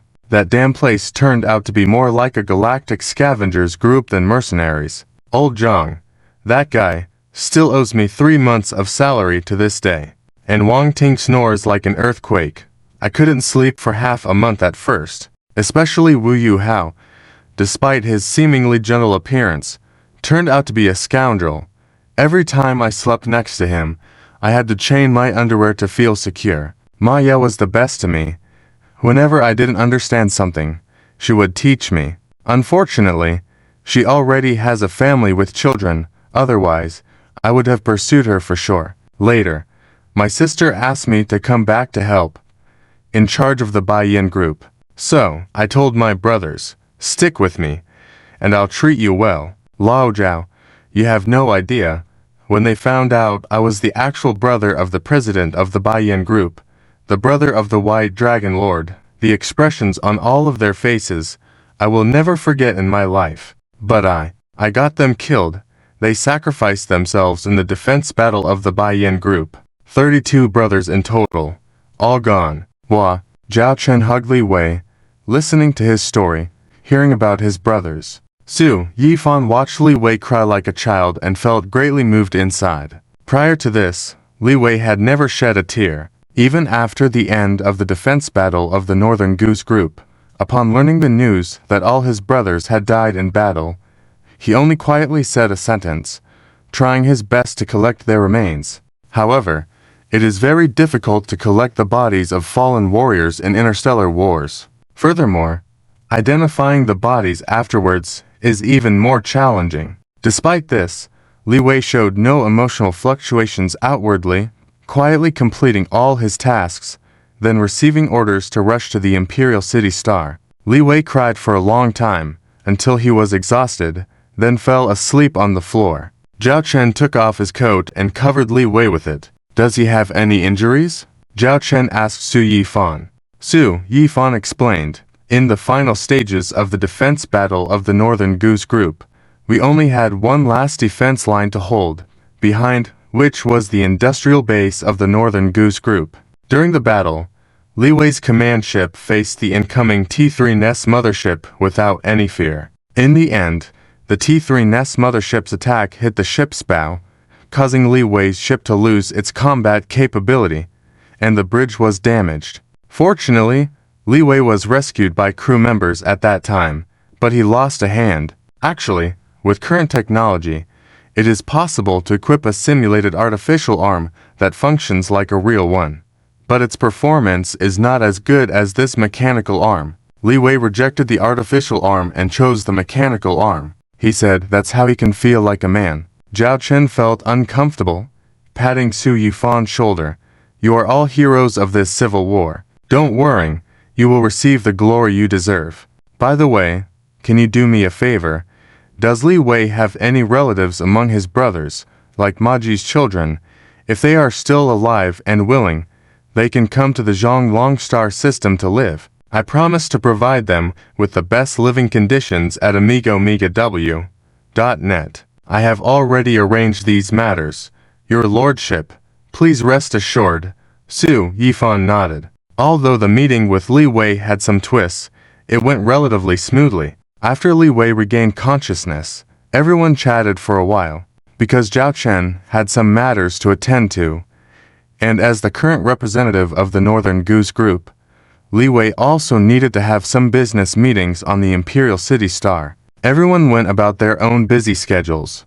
Back on the bridge of the T4 Blue Eyes White Dragon class heavy interstellar armored battleship, Zhao Chen sat on the captain's chair. Although he saw Li Wei well, Zhao Chen's mood was still not good. What's wrong? Lily saw Zhao Chen's downcast expression and asked with concern. Zhao Chen told Lily about Li Wei's situation, and finally said heavily, ultimately, it's because our strength is too weak. If the Zhonglong Legion hadn't only had 4 Legion fleets at that time, but 10, 20, would things have turned out like this? Looking at Zhao Chen blaming himself, Lily walked behind Zhao Chen, her delicate jade hand gently pressing on Zhao Chen's temples. Don't put too much pressure on yourself. There are some things in this world that cannot be avoided. You have done your best to try to change some things, Lily said softly.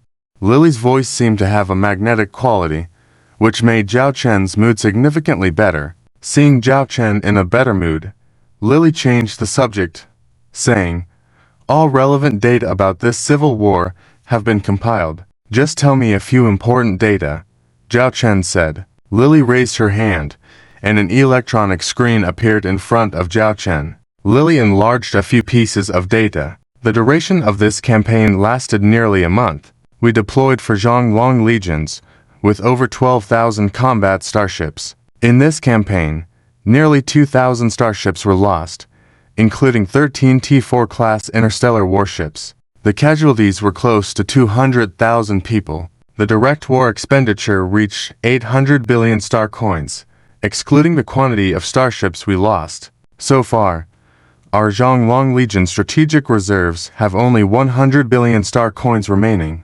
We estimate that we will not be able to launch such a large-scale campaign within the next 3 months. The war's expenditure of 800 billion star coins most likely included a substantial portion attributed to interstellar missiles. If it weren't for the massive deployment of interstellar missiles, the loss of the Zhonglong Legion would not be just 2,000 starships. 200,000 people. This is probably the highest number of casualties in the Zhonglong Legion since its establishment. Zhao Chen looked at Lily. How are the arrangements for the relevant matters? Lily knew what the commander meant and said softly, these 200,000 people have been properly arranged.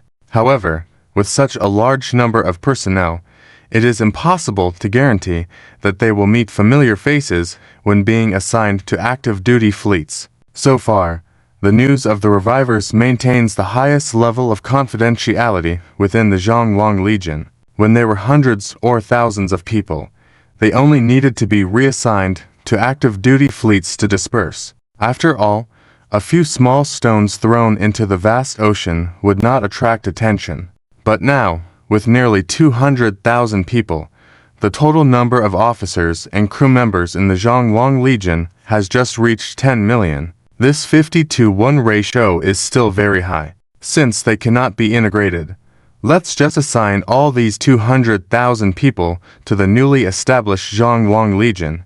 According to our original construction plan, we were supposed to expand the Zhonglong Legion to 10 divisions this year. Currently, only 4 divisions have been completed, leaving 6 to be arranged, Zhao Chen said. Lily nodded, as it was also a method she had considered. Since they are all revivers, they can all come together, alleviating the pressure on the revivers to hide their secrets. Additionally, these are the sacrifices made by other personnel. The Royal Princess Fleet suffered a loss of more than 60,000 starships and nearly 20 million casualties. The Chu Army Legion lost nearly 30,000 starships and nearly 10 million casualties. The Northern Wine Star Fleet lost nearly 10,000 starships and nearly 3 million casualties. In addition, the Northern Goose Group Defense Fleet suffered a shocking 90% casualty rate. Quite tragic. If it weren't for the timely arrival of the 4th Legion of Zhang Long to the battlefield,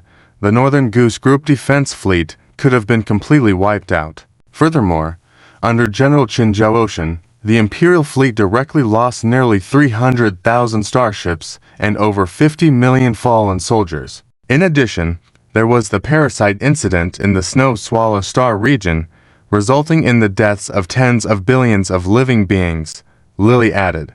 What is the current situation in the Snow Swallow Star region? Zhao Chen felt irritated just thinking about that mess. The level for Cosmic Nest was always there. We dispatched some interstellar reconnaissance ships, or unmanned reconnaissance aircraft for investigation. The Snow Swallow's second star system has been completely occupied by the parasitic aliens and is spreading to surrounding star systems. All mutated alien organisms have died, and from observations, the mutated alien organisms should have a limited lifespan, Lily said. Zhao Chen solemnly said, "Order the establishment of a specialized research department in the Zhonglong star system to study space. I will have Qin Xiaolei cooperate and recruit experts in this field from the entire Star Empire.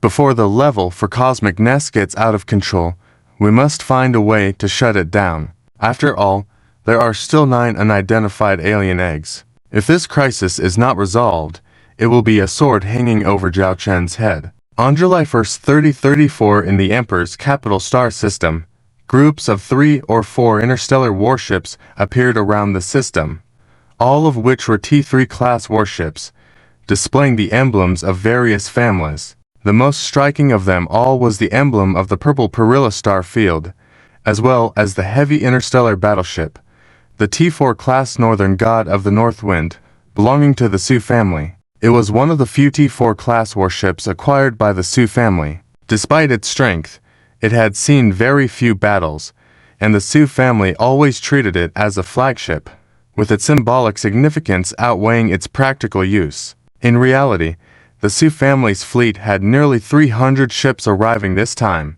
but due to an order issued by Qin Xiaolei beforehand, all fleets from various factions were required to stop at the outskirts of the Emperor's capital star system. Only 1 to 3 interstellar warships were allowed to enter the system. This was for easier management, to avoid chaos and various incidents that could arise from an influx of too many interstellar warships. The flagship of the Su family asked, "Are all these warships from the L-Dragon Legion?" A descendant of the Su family stood on the bridge, gazing in amazement at the floating interstellar warships outside. These warships all bore the same fleet emblem and had not entered the starport, instead hovering around the Emperor's capital star system, seemingly responsible for maintaining order. Although the civil war within the Starlight Empire had ended, no one could guarantee that there wouldn't be troublemakers at this time.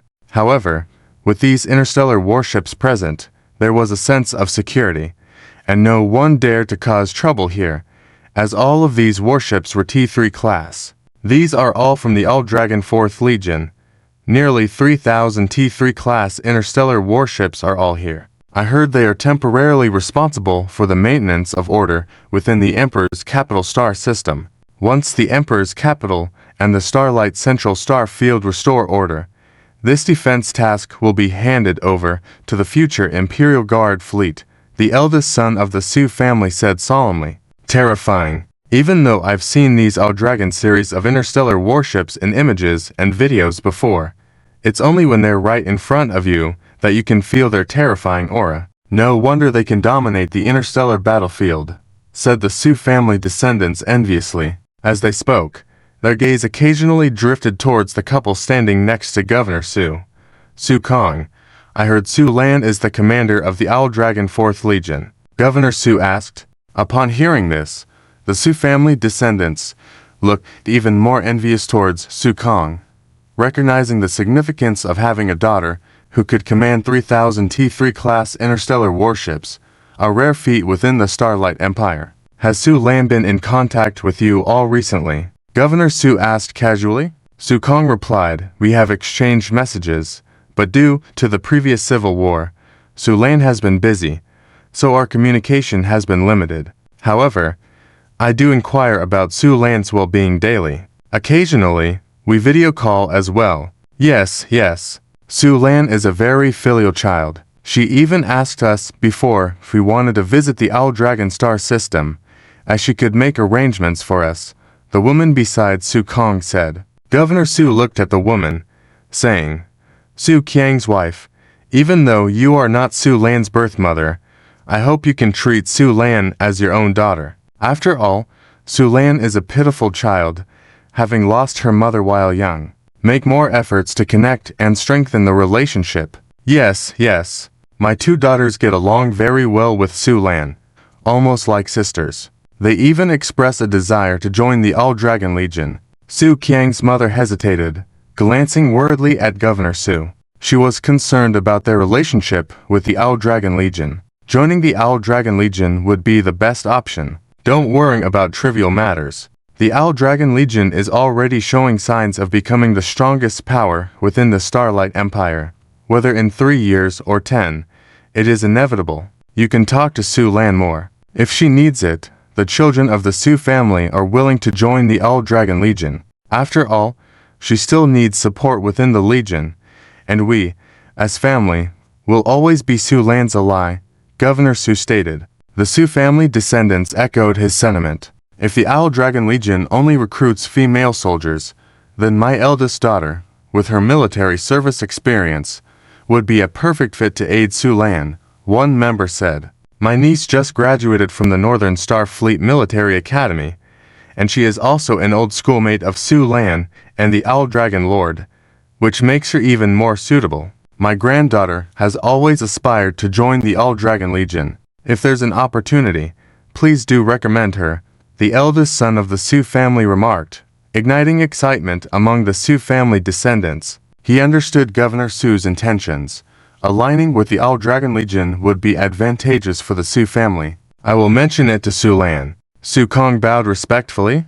He understood that everything happening now was all because of his daughter. Although hundreds of Su family members arrived on the starship, only 30 had the chance to attend the coronation ceremony of the new emperor today. This was because the Su family was among the top 5 invited families, while other families were fortunate to have 2 or 3 spots at most. After disembarking from the starship, the Su family underwent security screening and scanning as they entered the Emperor's capital star system. Each member had to comply, even Governor Su himself. Formerly, the Su family would have protested, but now they followed instructions obediently, as the reception guards consisted of troops from the Princess Royal Fleet, with some female soldiers from the Owl Dragon Legion. These female soldiers carried out their duties uniformly, regardless of the visitor's status, enforcing regulations firmly. In some cases, those who acted disrespectfully were immediately expelled by the Owl Dragon female soldiers.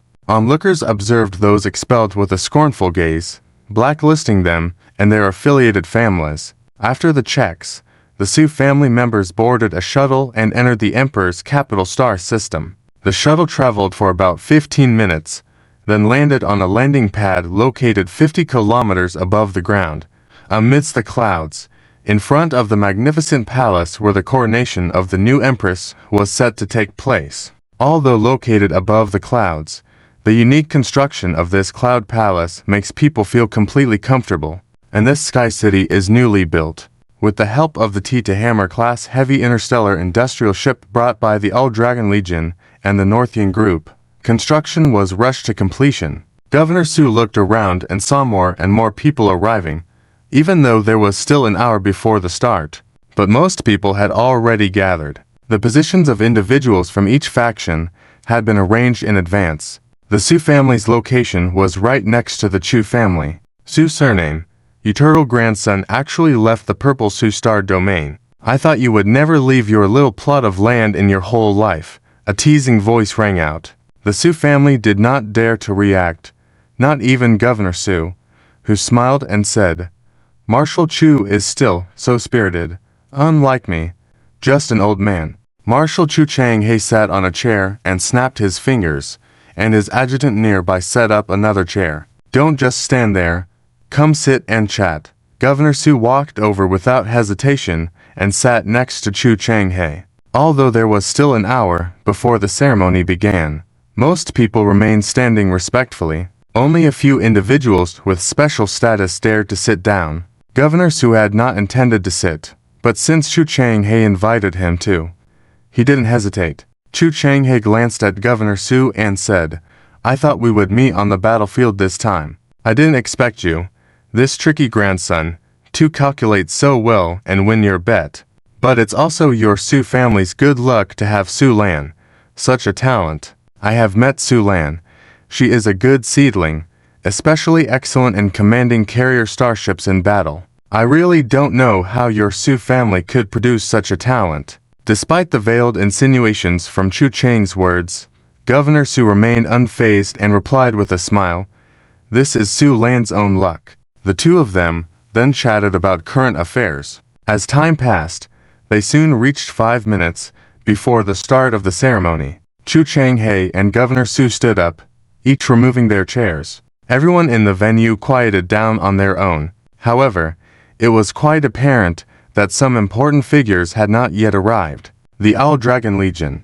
This caused some people to start discussing in hushed tones. How could the Owl Dragon Legion not be prepared to show up for such an important occasion? As they speculated, dozens of shuttlecraft landed on the distant landing pad, and dozens of female officers in Owl Dragon Legion uniforms marched in unison. Several individuals leading the way were recognized by almost everyone present. Vice Commander of the Owl Dragon Legion and Commander of the First Legion, Charlotte.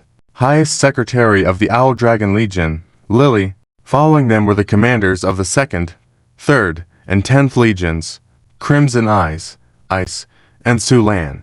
Commanders of the Owl Dragon Interstellar Missile Carrier Special Fleet, Bai Zhu, and Invisible Bomber Special Fleet, Zhao Wanner. Nearly all were in leadership positions within the Owl Dragon Legion. In addition to these officers, there were also others accompanying the Owl Dragon Legion. Former CEO of the Northian Group, now Chairman of the North Dragon Group, Li Yaqi. Red Rose from the Rose Red Dragon Group, and Ginger Red, the acting governor of the Owl Dragon Galaxy. When these individuals appeared, a path naturally formed in the middle of the venue.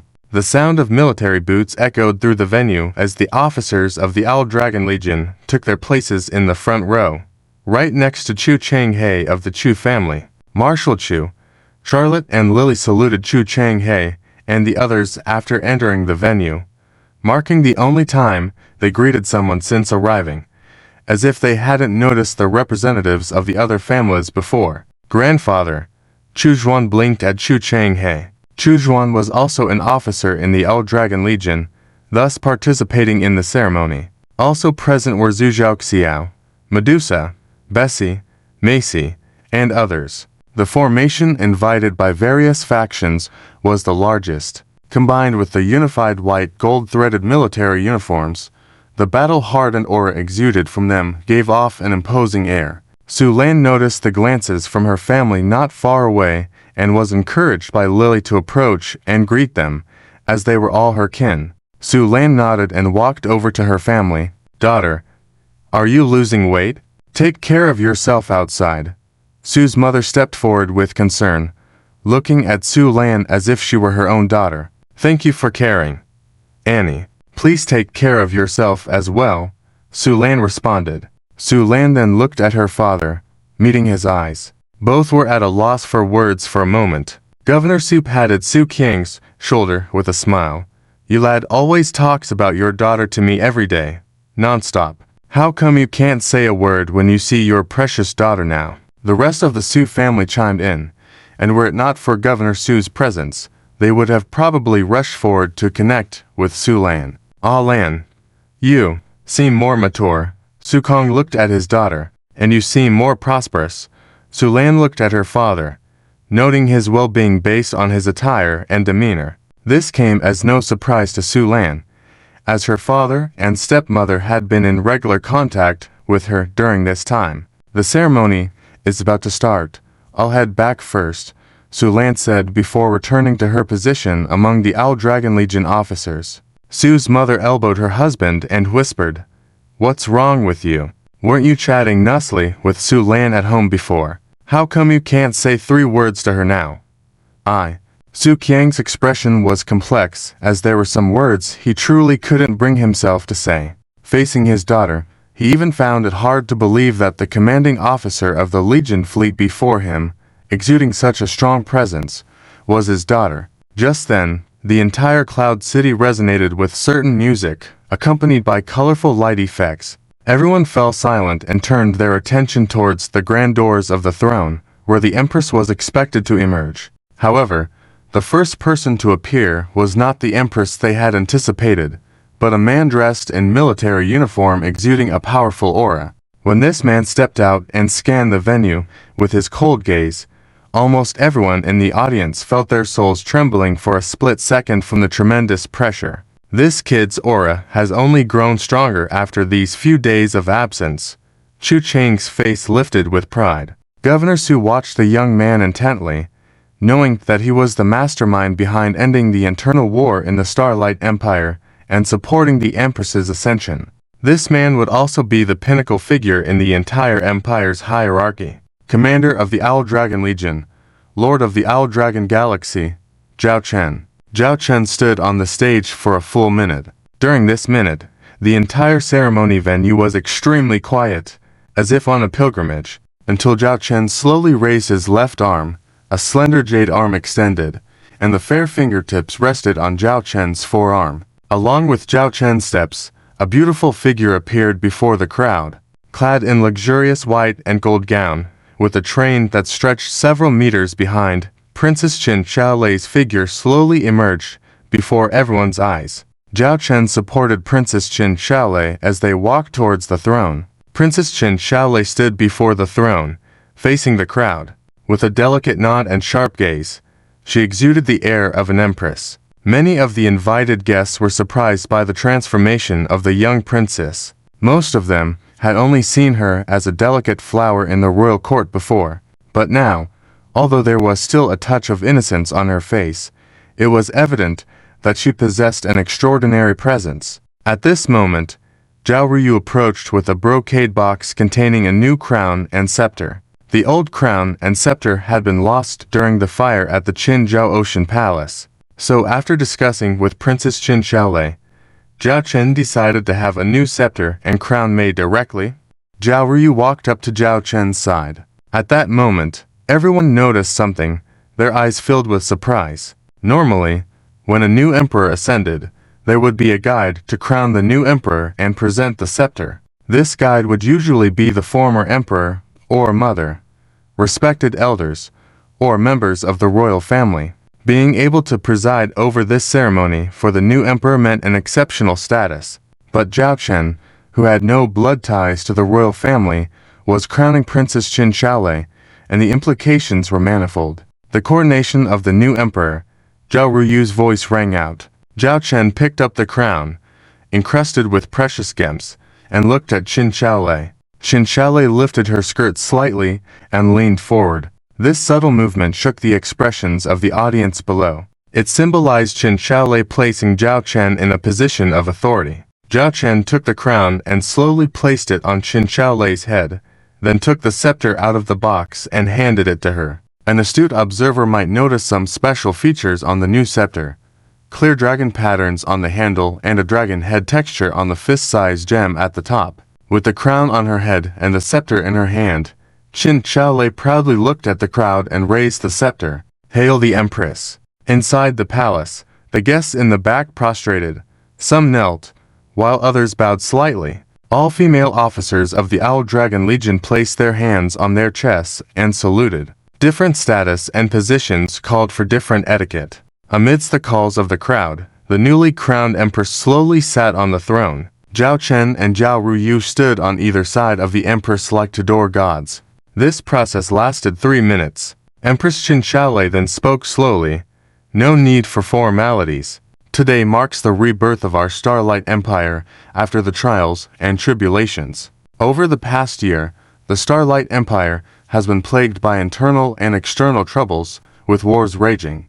But thanks to the dedication and efforts of countless loyalists within the Empire, we have finally restored order. I hereby proclaim the first decree after my ascension. From this day on, I appoint the former lord of the Owl Dragon Zhao Chen as the prince of a different lineage, named Owl Dragon Prince. He shall also serve as the regent, assisting me in governing the Starlight Empire. In times of need, he may directly command all imperial forces of the Starlight Empire and the fleets of various domain lords. Respect the Owl Dragon Prince as you would me.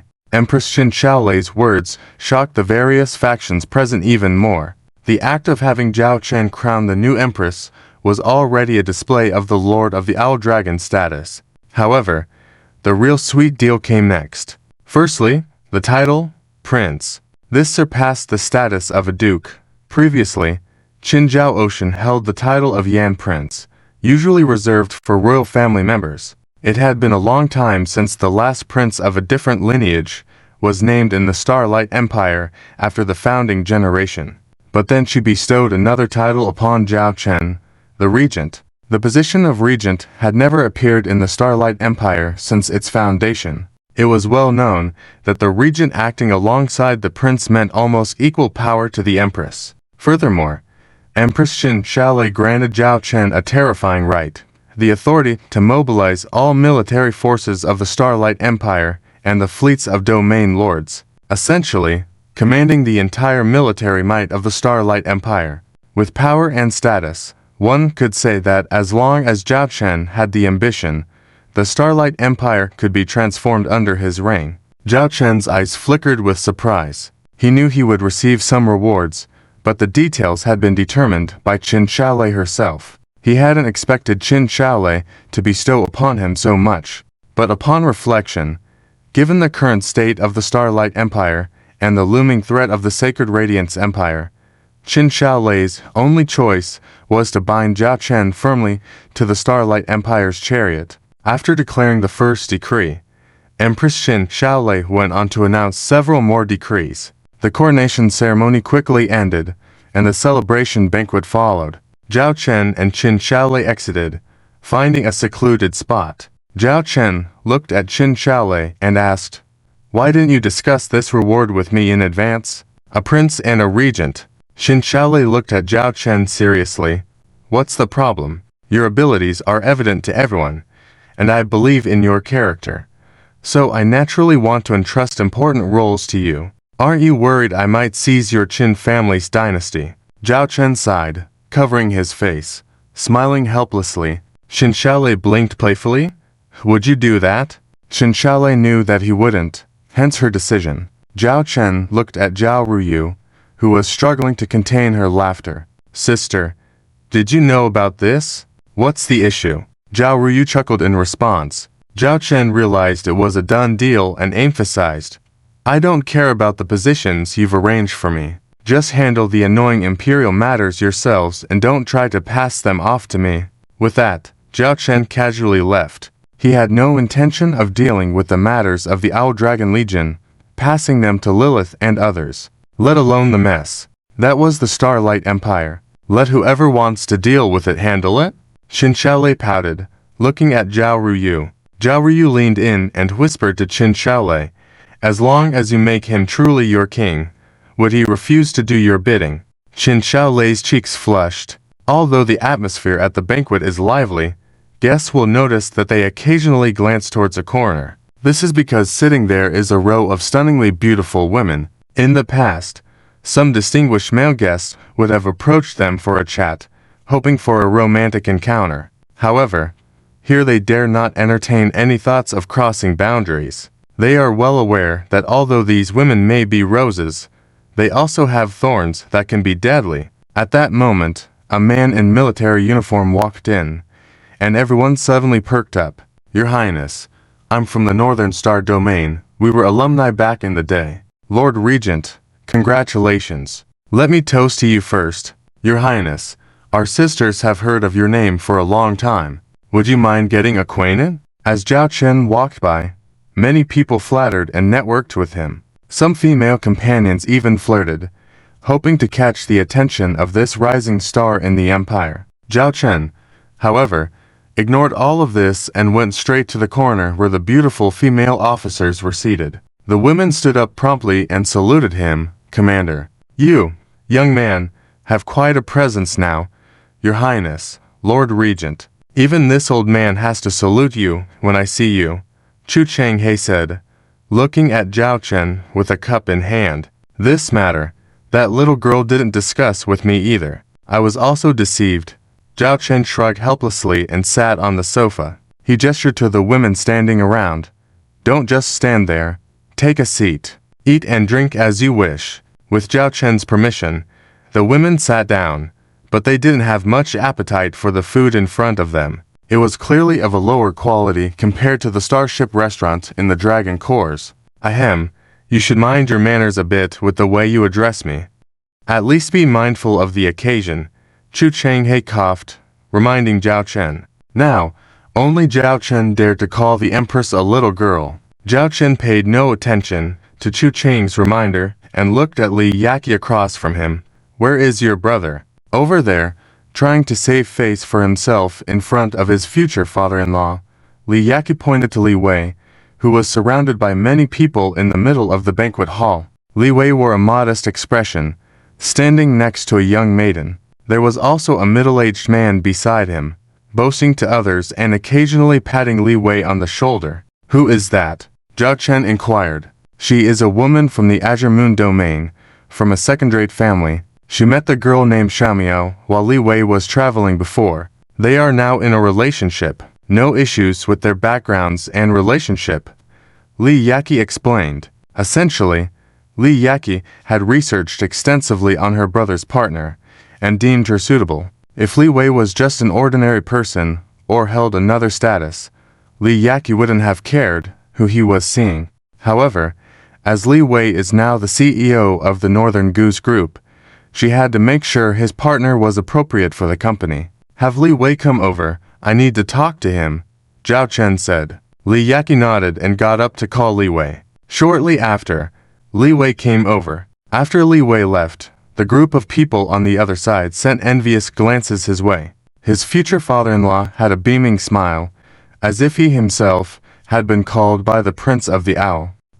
Your Highness. Li Wei saw Zhao Chen and was momentarily unsure of how to address him. Zhao Chen looked at Li Wei.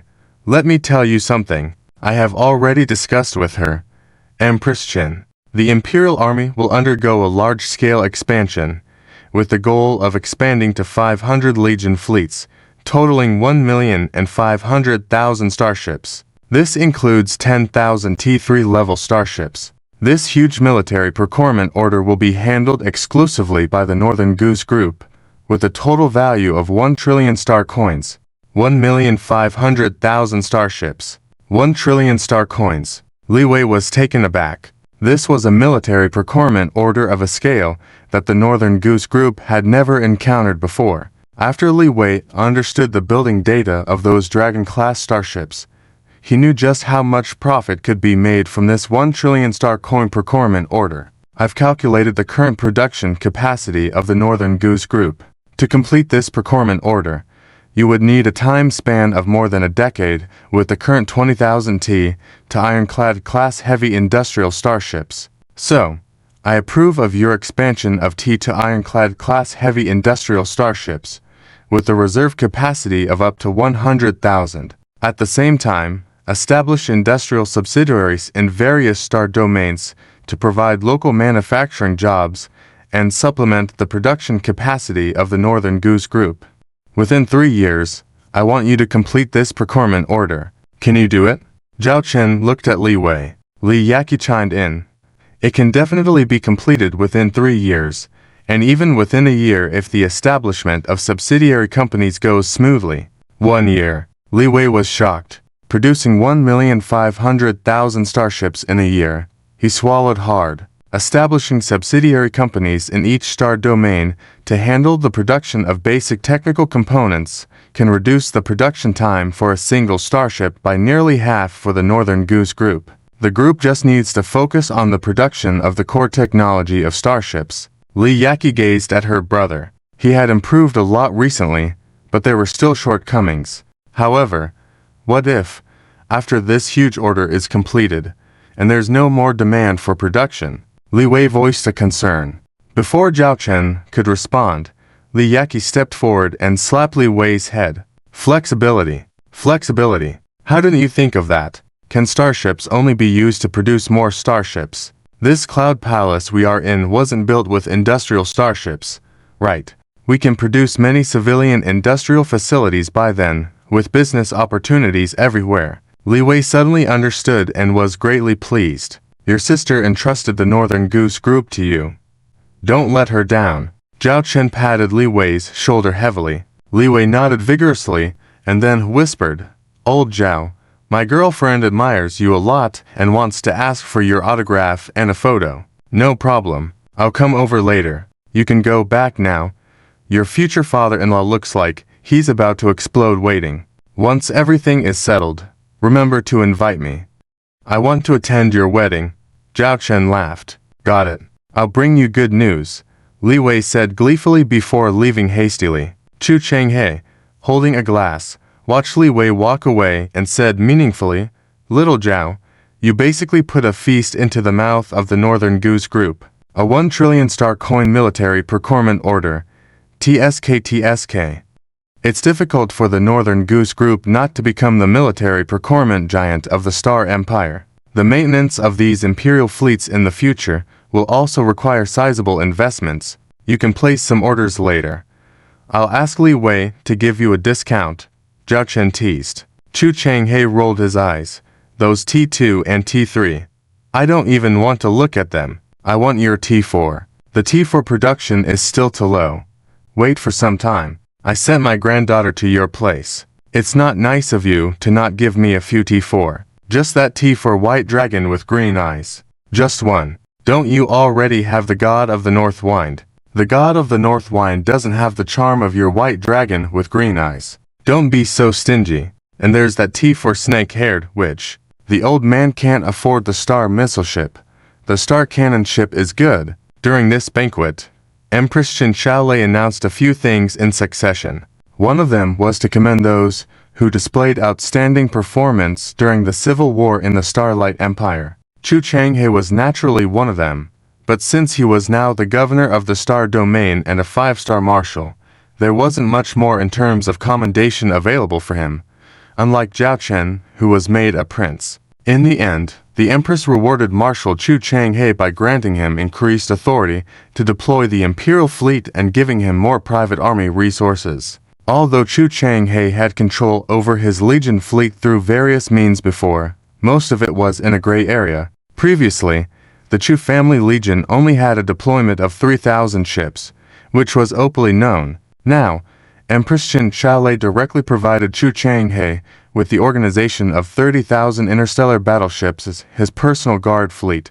second only to Prince Zhao Chen. It should be noted that even princes have requirements for Legion fleet organization, as it's not allowed for them to possess a fleet large enough to threaten the royal family. However, this requirement did not apply to Prince Zhao Chen, as he currently directly controls over 10,000 combat-type interstellar battleships, a fact acknowledged by Empress Qin Shaolei. If anyone dared to challenge Prince Zhao Chen on this matter, it was likely the challenger who would come out worse off, not Zhao Chen. Governor Baifeng also received commendations in the form of wealth and rewards. Then the focus shifted to the commendations for the members of the Dragon Army. Charlotte of the Dragon Army was promoted to 5-star Marshal. This commendation exceeded the expectations of most, as she became the first half-beast Marshal in the Starlight Empire. Additionally, Charlotte was very young and had not received any military honors in the Starlight Empire before this.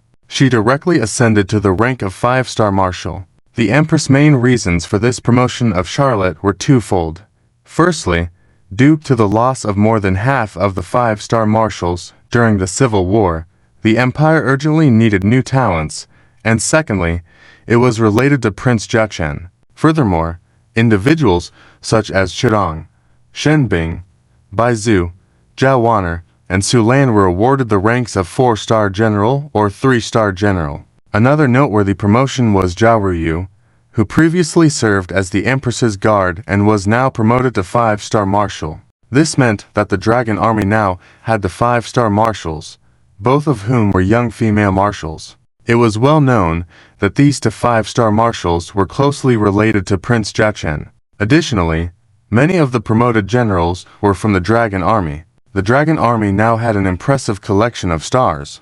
In the latter part of the banquet, Empress Qin Shaolei personally awarded these promoted marshals and generals with medals.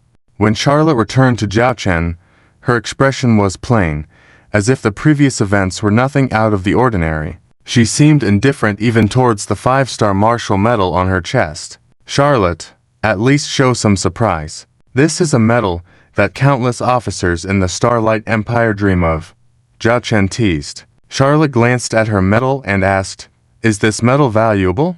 Zhao Chen hesitated and subconsciously replied, "It should be quite valuable. How many yellow croakers can it buy?" Charlotte blinked and inquired, "Buying yellow croaker with a 5-star marshal's medal." Hearing this, Chu Zhuan couldn't help but spurt out the wine in her mouth. Probably only Charlotte could say something like that. This 5-star medal is made of special metal and adorned with gems from a precious star. In terms of value, it's worth at least a few million star coins.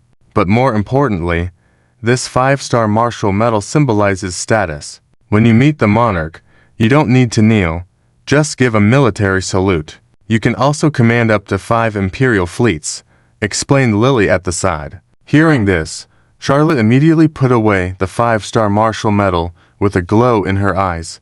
To those unaware, it might seem like Charlotte cherished the medal, but in reality, Zhao Chen and others knew she saw it as a lifetime meal ticket. Chu Zhuan, who was previously proud of her 4-star general's medal, felt a bit diminished after seeing Charlotte's attitude. After all, what's so important about a 5-star marshal? In this civil war, they had killed numerous officers, and some of the 5-star marshals were defeated under their command. Could a 5-star marshal command solely T3 interstellar battleships Legion?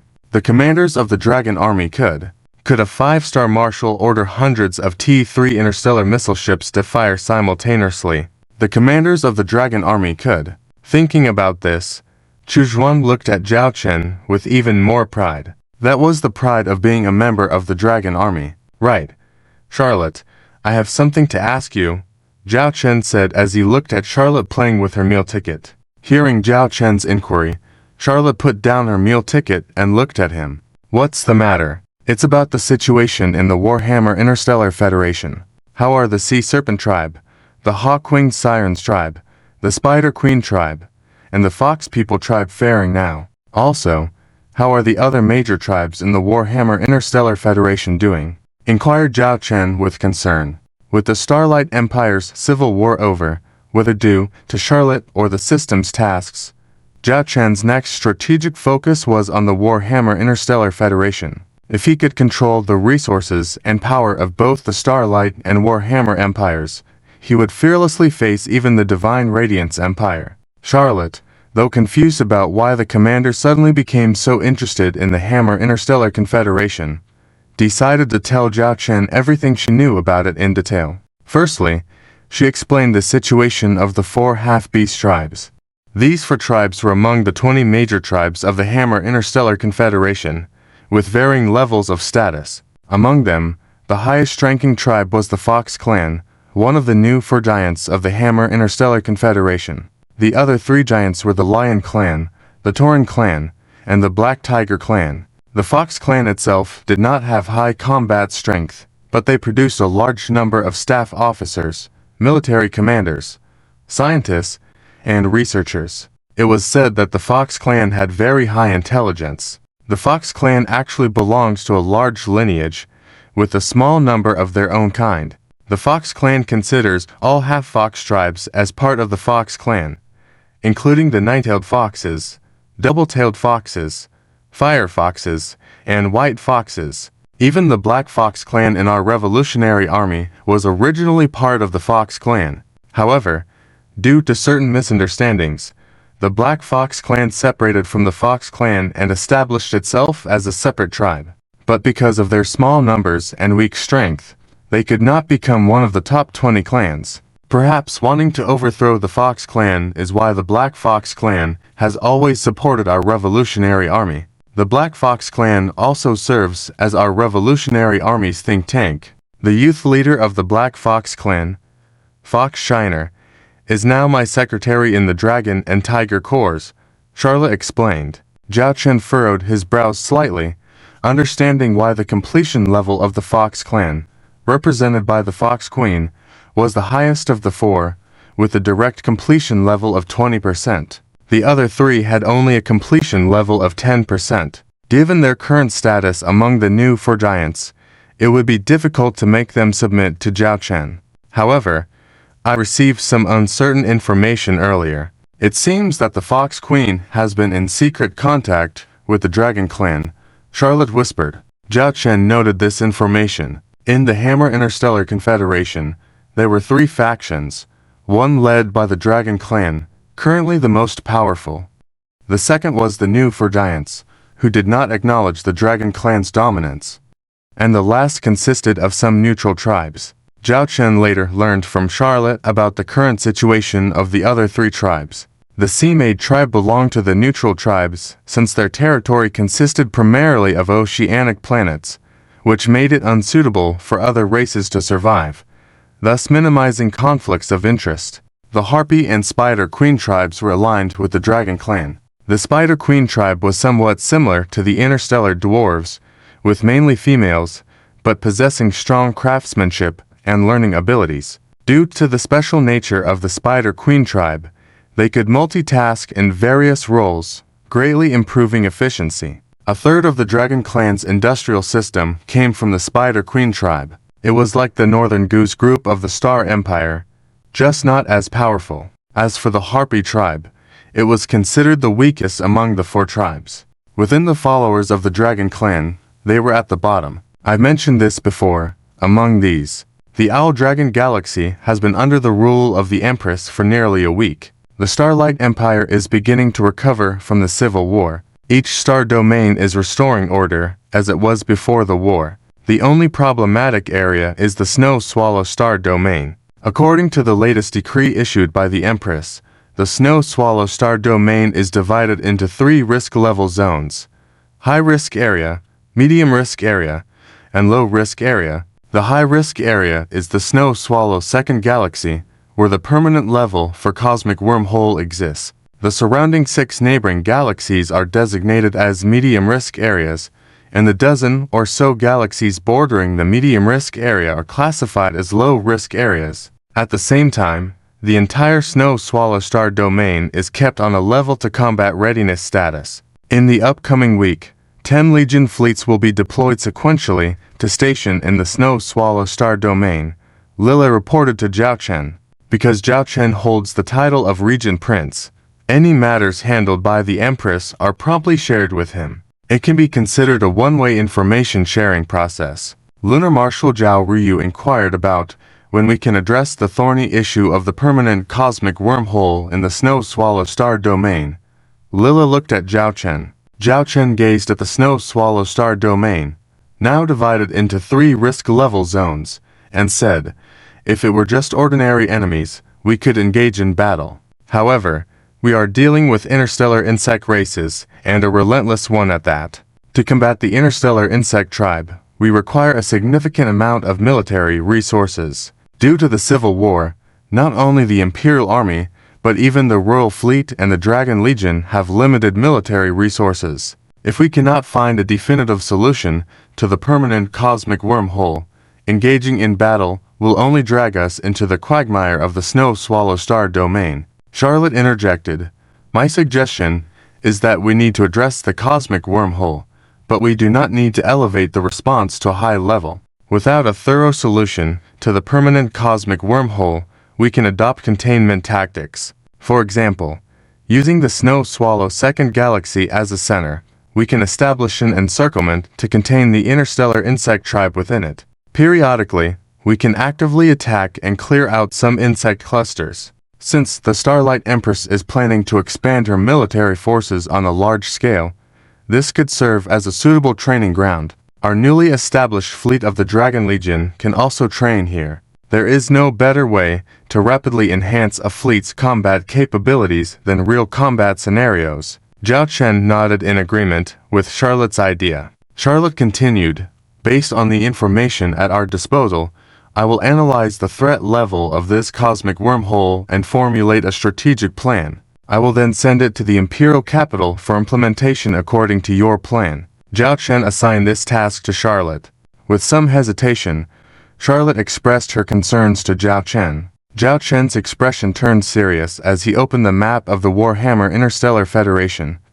Charlotte, how do you assess your revolutionary army now? Charlotte was taken aback by the question, unsure why Zhao Chen was asking. I'll give you my assessment directly. Initially, your revolutionary army might have been a capable and well-equipped force, but with the recent expansion and integration of numerous small and medium-sized tribes, the structure of your revolutionary army has become bloated. Some major factions within the revolutionary army have begun to harbor thoughts of enjoying the fruits of their labor, even suggesting negotiations and peace talks with the current Warhammer Interstellar Federation. For instance, I've heard that a leader of a certain illusionary army faction suggested that if the Dragon Clan agrees to expand the organization of 20 major tribes to 30 or more, they are willing to negotiate a ceasefire. Charlotte darkened her expression, acknowledging the situation. Yes, the revolutionary army is indeed facing such circumstances.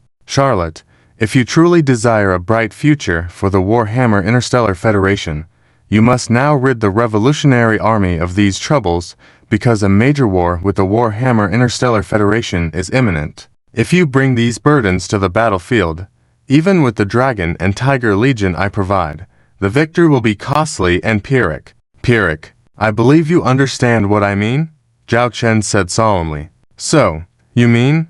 A purge. Charlotte read Zhao Chen's intentions, her expression hesitant. I agree with the commander. It is crucial to decisively handle internal matters before the big war, otherwise, chaos will ensue. Additionally, this action can further solidify your military authority and position, elevating your prestige. What the commander seeks is a warhammer that listens to you, not a warhammer built by a bunch of noisy clowns. Lila's final words carried deep significance. Charlotte fell silent. Charlotte, as I told you before, my focus in the next phase will be on the warhammer. However, before that, I need to ensure that the revolutionary army of Warhammer deserves my support. I have no intention of backing a group of incompetents, Zhao Chen stated bluntly. Charlotte made her decision, placing her hand over her chest in a military salute. Charlotte awaits commander's orders. Continue with the task I assigned you earlier. As for your revolutionary army of Warhammer, let the cannons fly a little longer. Zhao Chen remarked coldly. Yes. Charlotte went to formulate a tactical plan for the Snow Swallow Star domain. Zhao Chen turned to Lila beside him, inquiring, regarding the current development status of our Dragon Legion, how did the statistics you compiled fare? Lila raised her hand, presenting a series of related data concerning the development of the Dragon Legion in front of Zhao Chen. This included not only the Dragon Legion, but also the Owl Dragon Galaxy, as well as various departments associated with the Dragon Legion, such as Li Yaqi and the Interstellar Trade Group of the Red Rose, all encompassed within the concept of the Dragon Legion. Lila first elaborated on the Owl Dragon Galaxy. Currently, under the administration of Acting Governor Zhang Hong, the Owl Dragon Galaxy has been developing quite well. It has been thriving in industries such as military manufacturing, agriculture, interstellar trade, and other related sectors. The galaxy's tax revenue has exceeded 1 billion monthly, with a permanent population of 5 billion and a registered population of 8 billion. Regarding the overall rating of the galaxy, the Owl Dragon Galaxy currently holds the highest rating within the Starlight Empire, surpassing even the Imperial capital. After hearing Lily's talk about the development of the Owl Dragon Galaxy, Zhao Chen felt somewhat melancholic. He remembered, when he first arrived in this world, the Owl Dragon Galaxy was an incredibly impoverished place. The population was a mere 500 million, and people were constantly leaving. In just 3 or 4 short years, the Owl Dragon Galaxy underwent a tremendous transformation. It became such an outstanding galaxy that today, residents with Owl Dragon citizenship feel a sense of pride walking the streets. Outsiders are very eager to obtain Dragon citizenship, as it comes with incredible benefits. However, the requirements to join are now very strict, except for the initial batch who were directly granted Dragon citizenship. Those who sought citizenship afterwards either had strong technical abilities or had shown distinguished achievements within the Dragon Legion system. The most time-consuming way to gain citizenship is to have worked within the Dragon system for an extended period, such as 30 or 50 years, before being eligible for Dragon citizenship. Thunder Warrior Class Medium Interstellar Combat Mech Type. Interstellar Combat Mech. Interstellar Fighter Tech Level. T for Body Armor Strength. 2,000 units 3,000 units Star Shield Energy Value. 10,000 units Interstellar Mech Mode Cruising Speed. 40 knot Star Speed Maximum Speed. 60 knot Star Speed Interstellar Fighter Mode Cruising Speed. 800 knot Star Speed Maximum Speed. 1600 knot Star Speed Body Height. 36 meters Mass. 1088 tons Crew. 1-person mech weapons. 63 barrel Gatling style medium-sized beam cannon. 500 unit small missiles. 1 artillery particle cannon. Thunder long gun specialized for mech mode. Thunder chain sword specialized for mech mode. Shadow Demon Class Light Interstellar Stealth Bomber Ship Type. Interstellar Stealth Bomber Tech Level. T for Body Armor Strength. 3,000 units 3,800 units Star Shield Energy Value. 200,000 units Cruising Speed. 600 knot Star Speed Warp Engine. Level 8 Warp Engine Length. 2.8 kilometers Mass. 1.1 million tons Crew. 1,000 people ship weapons. 6,000 heavy short-range particle torpedoes. 500 heavy short-range anti-ship missiles. 5,000 short-range heavy cluster torpedoes. 1,000 super long-range medium cluster torpedoes. 100 super long-range high-explosive dark matter torpedoes. 100 anti-black hole characteristic antimatter. Please note that the text continues in a similar technical manner, describing various types of heavy interstellar ships, their technologies, armor strength, crew size, and specialized weapons. A video window popped up with a ding sound, and Su Lan saw Commander Zhao Chen, along with 5 others maintaining contact simultaneously.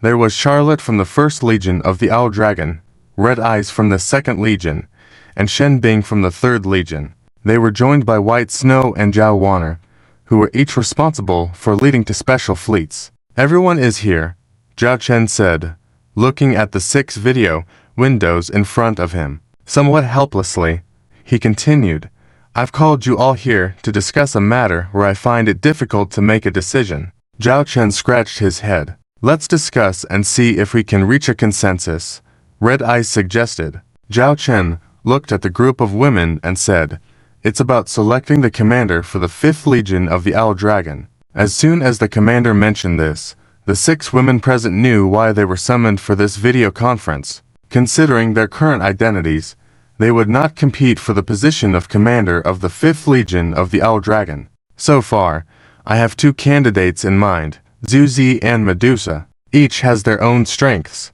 So, for the time being, I'm not sure who should take on the role of commander for the 5th Legion of the Dragon, Zhao Chen shrugged. That was the issue at hand. Zhao Chen continued, You are all familiar with both of them, and you have even worked with them before. Therefore, I have decided to consider your opinions. Since everyone has their own matters to attend to, let's keep this simple. Each of you will vote for the candidate you support. Su Lan and Shen Bing glanced at each other. Their commander was once again passing on the responsibility of decision-making to them. Alright, let's begin now. Within 1 minute, make your choice, Zhao Chen declared, disregarding the reactions of the 6. On the video windows in front of each woman appeared a choice. Zhu Zi was on the left, and Medusa was on the right. Su Lan was the first to make a choice and directly clicked on Medusa on the right. I thought you would choose Zhu Zi. Your relationship was great back at the academy, wasn't it? Zhao Chen seemed surprised. Su Lan explained, because I know Zizi well. Although she has strong talent, her personality makes it difficult for her to assume the responsibility of commanding a Legion fleet at the moment. In comparison, Medusa's extensive combat experience, calm demeanor, and experience in managing the Snake People tribe make her a more suitable choice. Zhao Chen nodded. Those were indeed Medusa's strengths. Shen Bing also chose Medusa at this time, for the same reasons as Su Lan. White Snow and Zhao Wanner, on the other hand, chose Zhu Zi. Their reasons were simple. They admired Zhu Zhao's combat style, the fearless and relentless warrior spirit she displayed. Zhao Chen looked at Red Eyes and Charlotte. Both of them almost simultaneously made their choice. However, Red Eyes chose Zhu Zi, while Charlotte chose Medusa. 3 votes for each candidate. Zhao Chen covered his face. He couldn't help but wonder if they were playing games with him, putting this decision back on his plate. Commander, I believe there is an even better candidate. Charlotte spoke up at this point. A better choice? Who? Zhao Chen looked puzzled. Secretary Chu Zhuan. Charlotte replied. Chu Zhuan. Zhao Chen was surprised. Charlotte continued.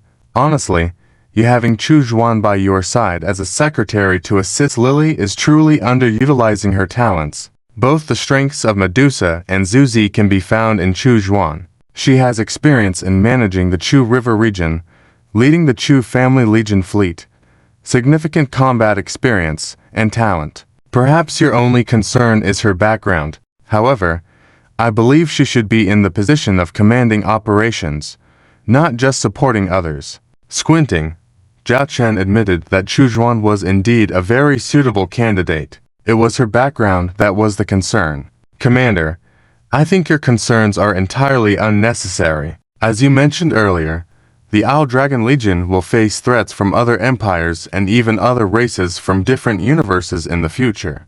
Before that, constantly improving our strength is the most crucial matter, and having top talent is essential. Although the Starship Academy can cultivate core talents, talent itself is invaluable. If even the Su family is willing to recruit her, why can't Miss Chu Zhuan truly integrate into our All Dragon Legion? Charlotte said earnestly. I see. Let me think about it.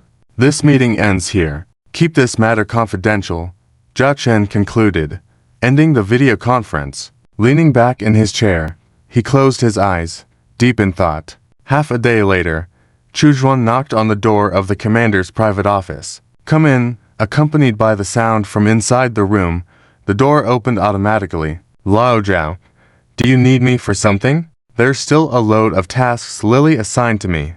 Chu Zhuan, in private, had a more casual relationship with Zhao Chen, even calling him Lao Zhao. Sign this for me.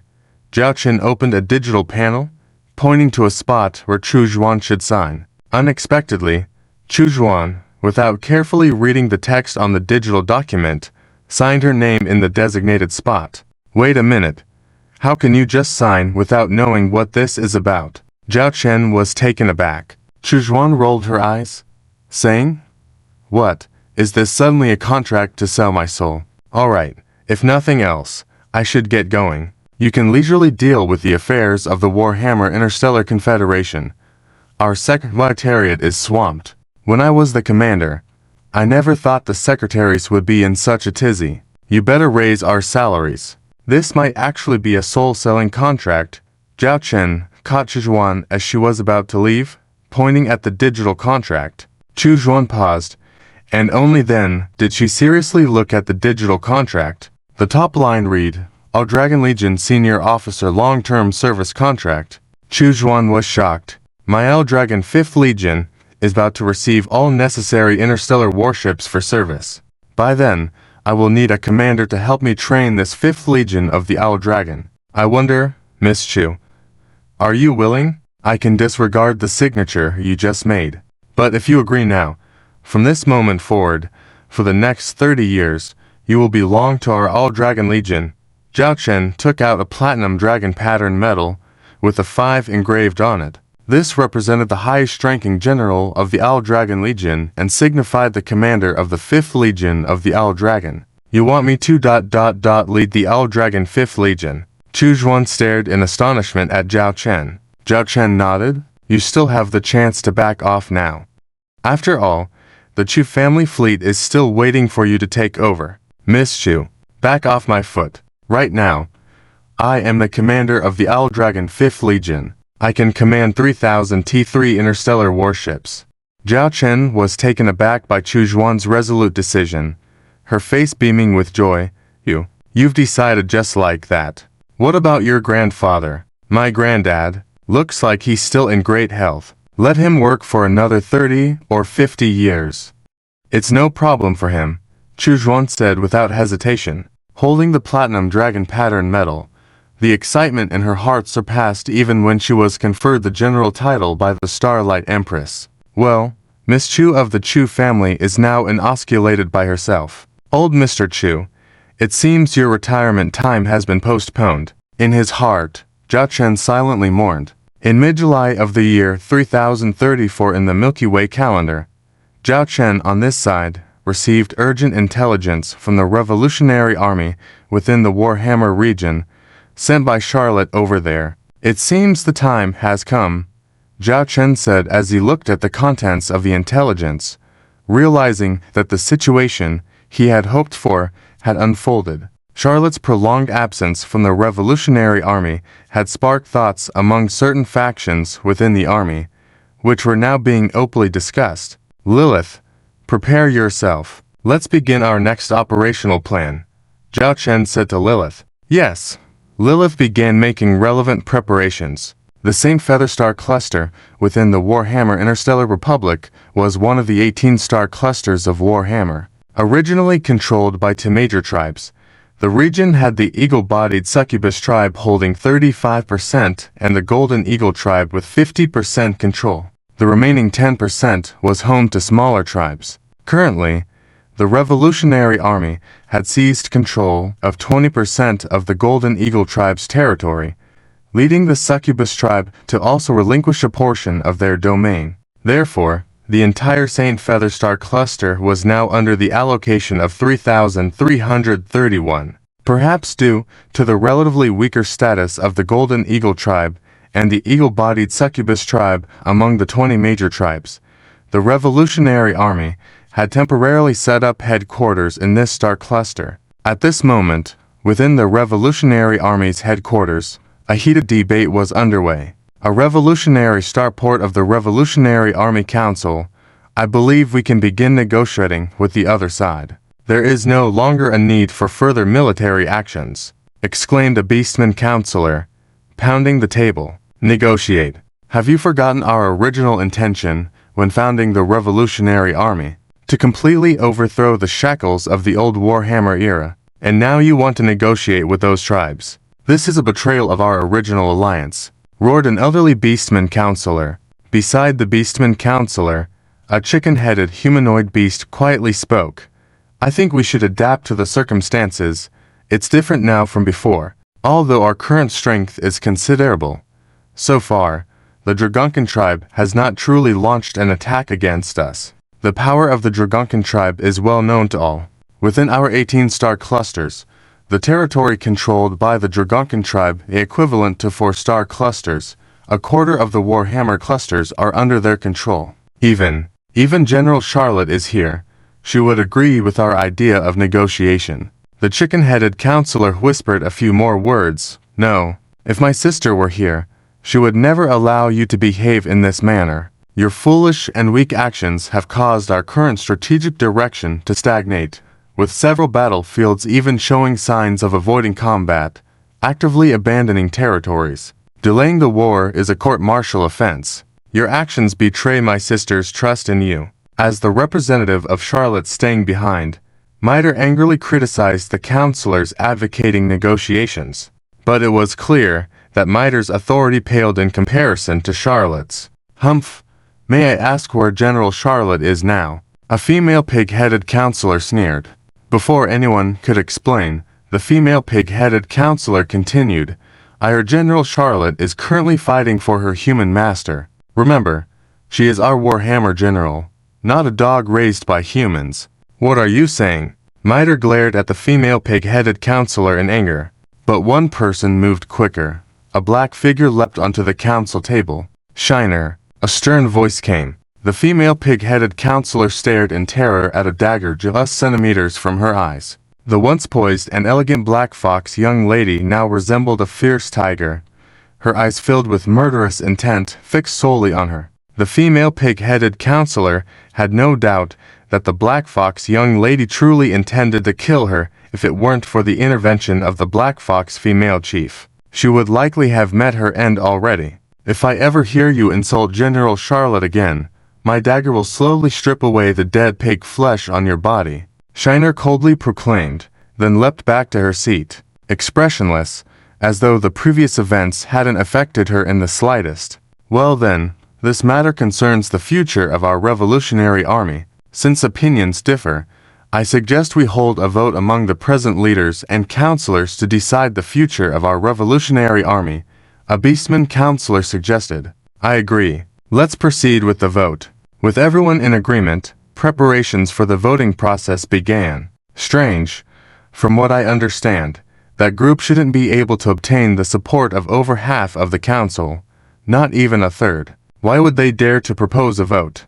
Miter asked softly, looking to Shiner seated beside her. Shiner frowned slightly. It's not right.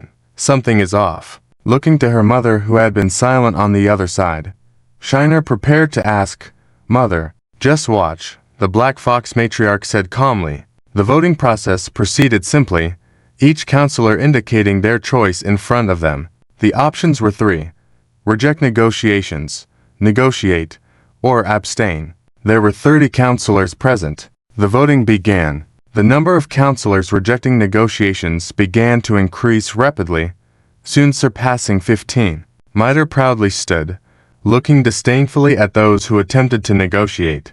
But Shiner, on the other hand, felt more uneasy with each passing moment. The voting data clearly showed that negotiations were not an option, yet those who proposed negotiations remained unfazed.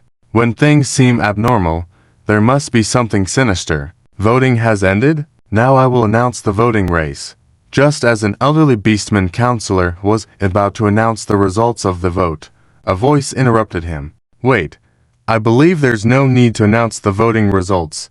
A sheep-headed counselor suddenly stood up, eyes scanning the room. What do you mean?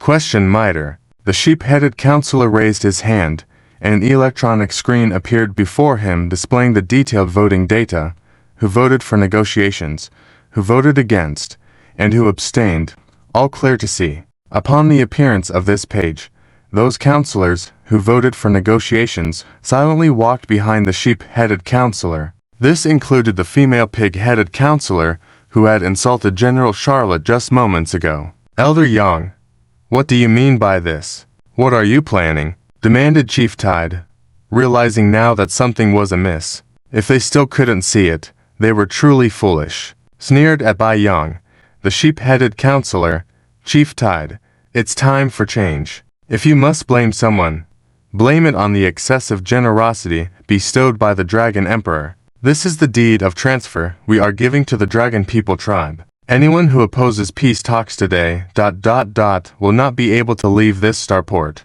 Elder Sheep Counselor said with a cold sneer. Are you intentionally setting up this vote to exclude dissenters? Chief Ted glared at him. The Elder Sheep Counselor shrugged, then clapped his hands. Immediately, a fully armed squad of soldiers stormed into the meeting room, aiming their laser guns at Chief Ted and the other counselors on his side. I don't want to kill you, so you better not resist. Maybe if you kneel before the Dragon Emperor and beg for mercy, there might still be a chance for your tribe to survive. Oh, and don't think the interstellar fleet outside the starport will help you. Do you know why I chose this place for the meeting? Because I have complete control over the starport's patrol fleet, and besides, half an hour away from here, the Golden Eagle tribe has dispatched their Legion fleet on its way. When the time comes, all I have to do is hand you over to them, and we will join the Hammer Interstellar Union as one of the 30 major tribes. This civil war is over. The Elder Sheep Counselor sat back in his chair, with a smug look on his face. The counselors who had just voted against peace talks now looked panicked. Some of them even began to plead with the Elder Sheep Counselors group, expressing their willingness to join the peace faction. Chief Ted, on the other hand, showed no signs of anger at this moment. He exchanged a glance with the Black Fox chief beside him. Elder Sheep, I thought you, who have lived for hundreds of years, would not make such a foolish move. I didn't expect you to make such a big mistake in the end, Chief Ted sighed. The Elder Sheep Counselor did not see any signs of panic on Chief Ted's face, which made him uncomfortable. Foolish. Your actions are what's foolish. Do you really think that what you're doing can overthrow the existing system of the hammer? Impossible. The strength of the Dragon People tribe is beyond your imagination. They just haven't made a move yet. Then do you know why the Dragon People tribe has not made a move yet? The Black Fox Chief interjected. The Elder Sheep Counselor was taken aback. The Black Fox Chief continued. That is because the Dragon People tribe is also playing a game. They want to unify the entire hammer. They want to overthrow the old tribal alliance system through the hands of our revolutionary army, weakening the strength of other tribes, including those allied with the Dragon People tribe. When everything goes smoothly, the Dragon People tribe will forcefully join the battle, taking all the territories controlled by our revolutionary army into their hands. The Dragon People tribe now controls a quarter of the hammer's territory, and we currently control roughly a quarter as well, possibly reaching a third in the future. In this way, the Dragon People tribe can rightfully take over these territories from us. By then, the Dragon People tribe will have control over half of the hammer's territories. Through a year and a half's time, the Dragon People tribe will absorb these territories and then begin to completely cleanse other tribal forces. 5 years later, there will no longer be a system of rotating monarchs every 10 years in the entire hammer, and there will only be one permanent monarch, the chief of the Dragon People tribe, and the major tribes will have to submit under the feet of the Dragon People tribe, becoming like feudal lords in other civilizations. After hearing the words of the Black Fox Chief, the Elder Sheep Chief looked somewhat uncertain, and he retorted, "These are just your speculations. The 20 major tribes of the Hammer Interstellar Union will not allow the Dragon People tribe to do as they please. It will only result in a new balance." Balance. Ha ha ha. Isn't that balance about to be broken by you? Because of your self-righteous arrangements, several important bases of our revolutionary army will be forcibly taken by the Dragon People tribe. Do you think that once the Dragon People tribe takes control of the territories, they will return them to their original owners? Once the balance is broken, the historical changes of the Hammer Interstellar Union will not stop. The Black Fox Chief spoke up. Nonsense. These are just your speculations. You have no evidence. The Elder Sheep Chief was somewhat annoyed. Evidence. I have it. If I'm not mistaken, your previous cooperation agreement with the Dragon Emperor was just to send a Legion fleet of the Golden Eagle tribe to come and help you eliminate our suppressed Legion fleet. Right. But if I tell you that what is currently heading this way is not only the Legion fleet of the Golden Eagle tribe, but also the Legion fleet of the Dragon People tribe, at the same time, in other important star systems controlled by our revolutionary army, they are facing threats from several fleets of the Dragon People tribe. What do you say now? Do you still think that you are so clever? Even if we are eliminated, do you think that your group of jesters can really negotiate with the Dragon Emperor? The Black Fox Chief projected a hologram of the interstellar sandbox. It clearly marked the movements of the Dragon People tribe's fleets towards several key bases of the Revolutionary Army. One of them was heading straight to the starport where they were located. This is impossible. The Dragon People tribe is just trying to control the situation. It's not as you said. The Elder Sheep Counselor was getting emotional and once again denied the Black Fox Chief's words. Chief Ted shook his head, sighed, and said, "Chief Fox, enough. You can never wake up a person who is pretending to be asleep." Chief Ted stared at the Elder Sheep Counselor, sighed deeply. This Elder Sheep Counselor was once one of the founders of the Revolutionary Army. Elder Sheep, I still remember your initial intentions of overthrowing the Hammer to prove the strength of your sheep tribe, even leading your people to leave the Hammer clan, which was already one of the 20 major tribes at that time, to form the sheep tribe of the Revolutionary Army. You wanted to prove that your fellow Hammer clan was wrong, and you wanted to establish a stronger and greater sheep tribe. But what about now? How are you different from the Hammer clan that follows the Dragon People? Maybe the difference is just your fur color, the length of your horns, and the ridiculous face you make when kneeling." Chief Ted's tone turned indignant. "Shut up. I have changed." "Why is that?" "My children, my descendants have all died in this meaningless conflict. I can't watch my people sacrifice anymore. At least before I die, I want to let my people live in peace." "Is that wrong?" the elder sheep counselor roared. "Sacrifice? Who hasn't sacrificed? Since you chose the path of revolution, sacrifice was inevitable. If you were afraid of sacrifice, you should not have left the Hammer clan in the first place. You should have stayed within the sheepfold woven by the dragon for you. Now your actions will only disappoint your sacrificed children." Chief Ted looked at the elder sheep counselor with hatred. The expression of the elder sheep counselor became frenzy, drawing the laser gun at his waist and aiming it at Chief Ted. This made many in the room fearful. Miter stood in front of his father, while Foxland prepared for battle. "Time will prove me right, and you all will forever stay here." The infuriated elder sheep chief pointed the gun at Chief Ted, pulled the trigger. Bang! The old sheep councilman clutched his severed arm and fell to the ground. The laser gun flew several meters out and was stepped on by a soldier wearing a helmet. "What are you doing?" The sheep councilman looked astonished at the soldier. "Weren't you all looking for me before?" A familiar voice rang out. The helmet was removed, revealing white beast ears and determined eyes. "General Charlotte." "Charlotte's sister, General." Everyone looked in surprise at the soldier who had removed the helmet. It was none other than Charlotte herself. Weren't you in the Star Empire? How did you end up here?" The sheep councilman looked shocked at the sight of Charlotte in front of him. "If I didn't show up here, would your plan have proceeded smoothly?" Charlotte sneered. At that moment, the soldiers who had previously aimed their laser guns at the councilman opposing peace talks all pointed their guns at the sheep councilman's faction. You all have betrayed me. I trusted you so much. I even married my daughter to you. How dare you?" The sheep councilman looked at the soldiers, especially at their captain, who was his son-in-law. "Your son-in-law did not betray you. It's just that his heart was not firm enough."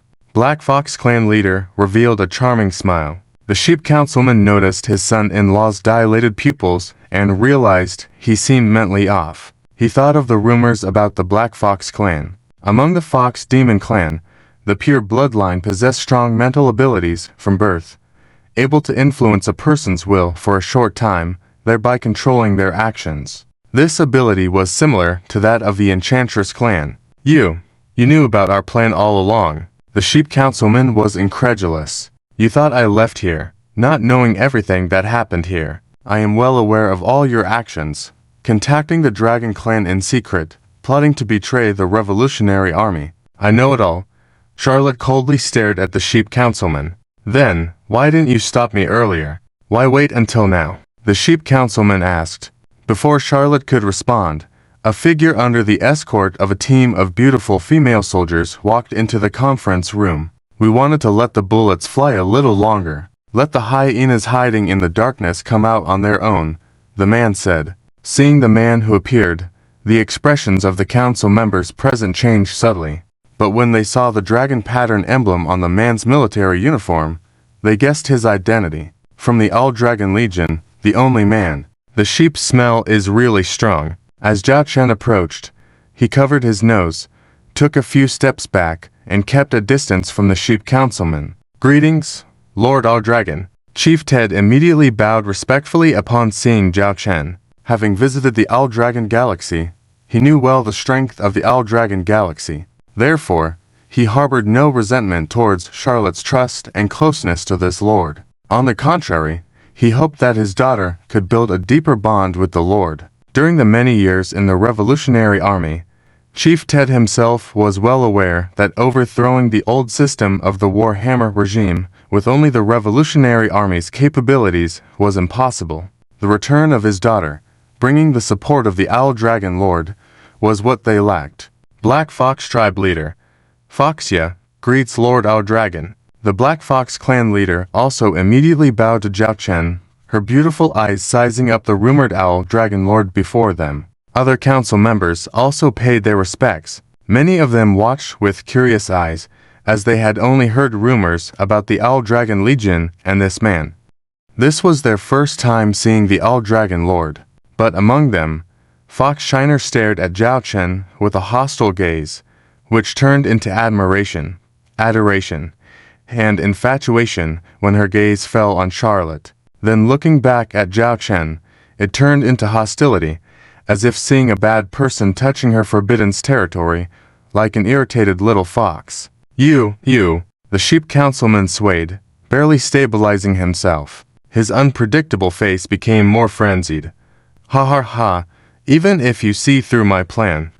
So, what? We failed, but you are about to face destruction as well. You think the Peace faction is all here. A month ago, I quietly had members of the Peace faction infiltrate various key locations and strategic points. Now we control those places. Moreover, as you said, the Dragon Clan has already sent troops. Do you think you can resist the formidable fleet of the Dragon Clan with just yourselves? Delusional. I may not have one, but you won't either. Zhao Chen glanced behind him, and the loyal panther maid immediately fetched a chair for him. Zhao Chen sat down, nonchalantly saying, "It seems you really are persistent. I could kill you right now, but I have a little quirk. I like to make people die thoroughly, so they know how foolish their mistakes were. If you say the Revolutionary Army, together with the Dragon Tiger Legion, is no match against the Dragon Clan fleet, I won't deny it.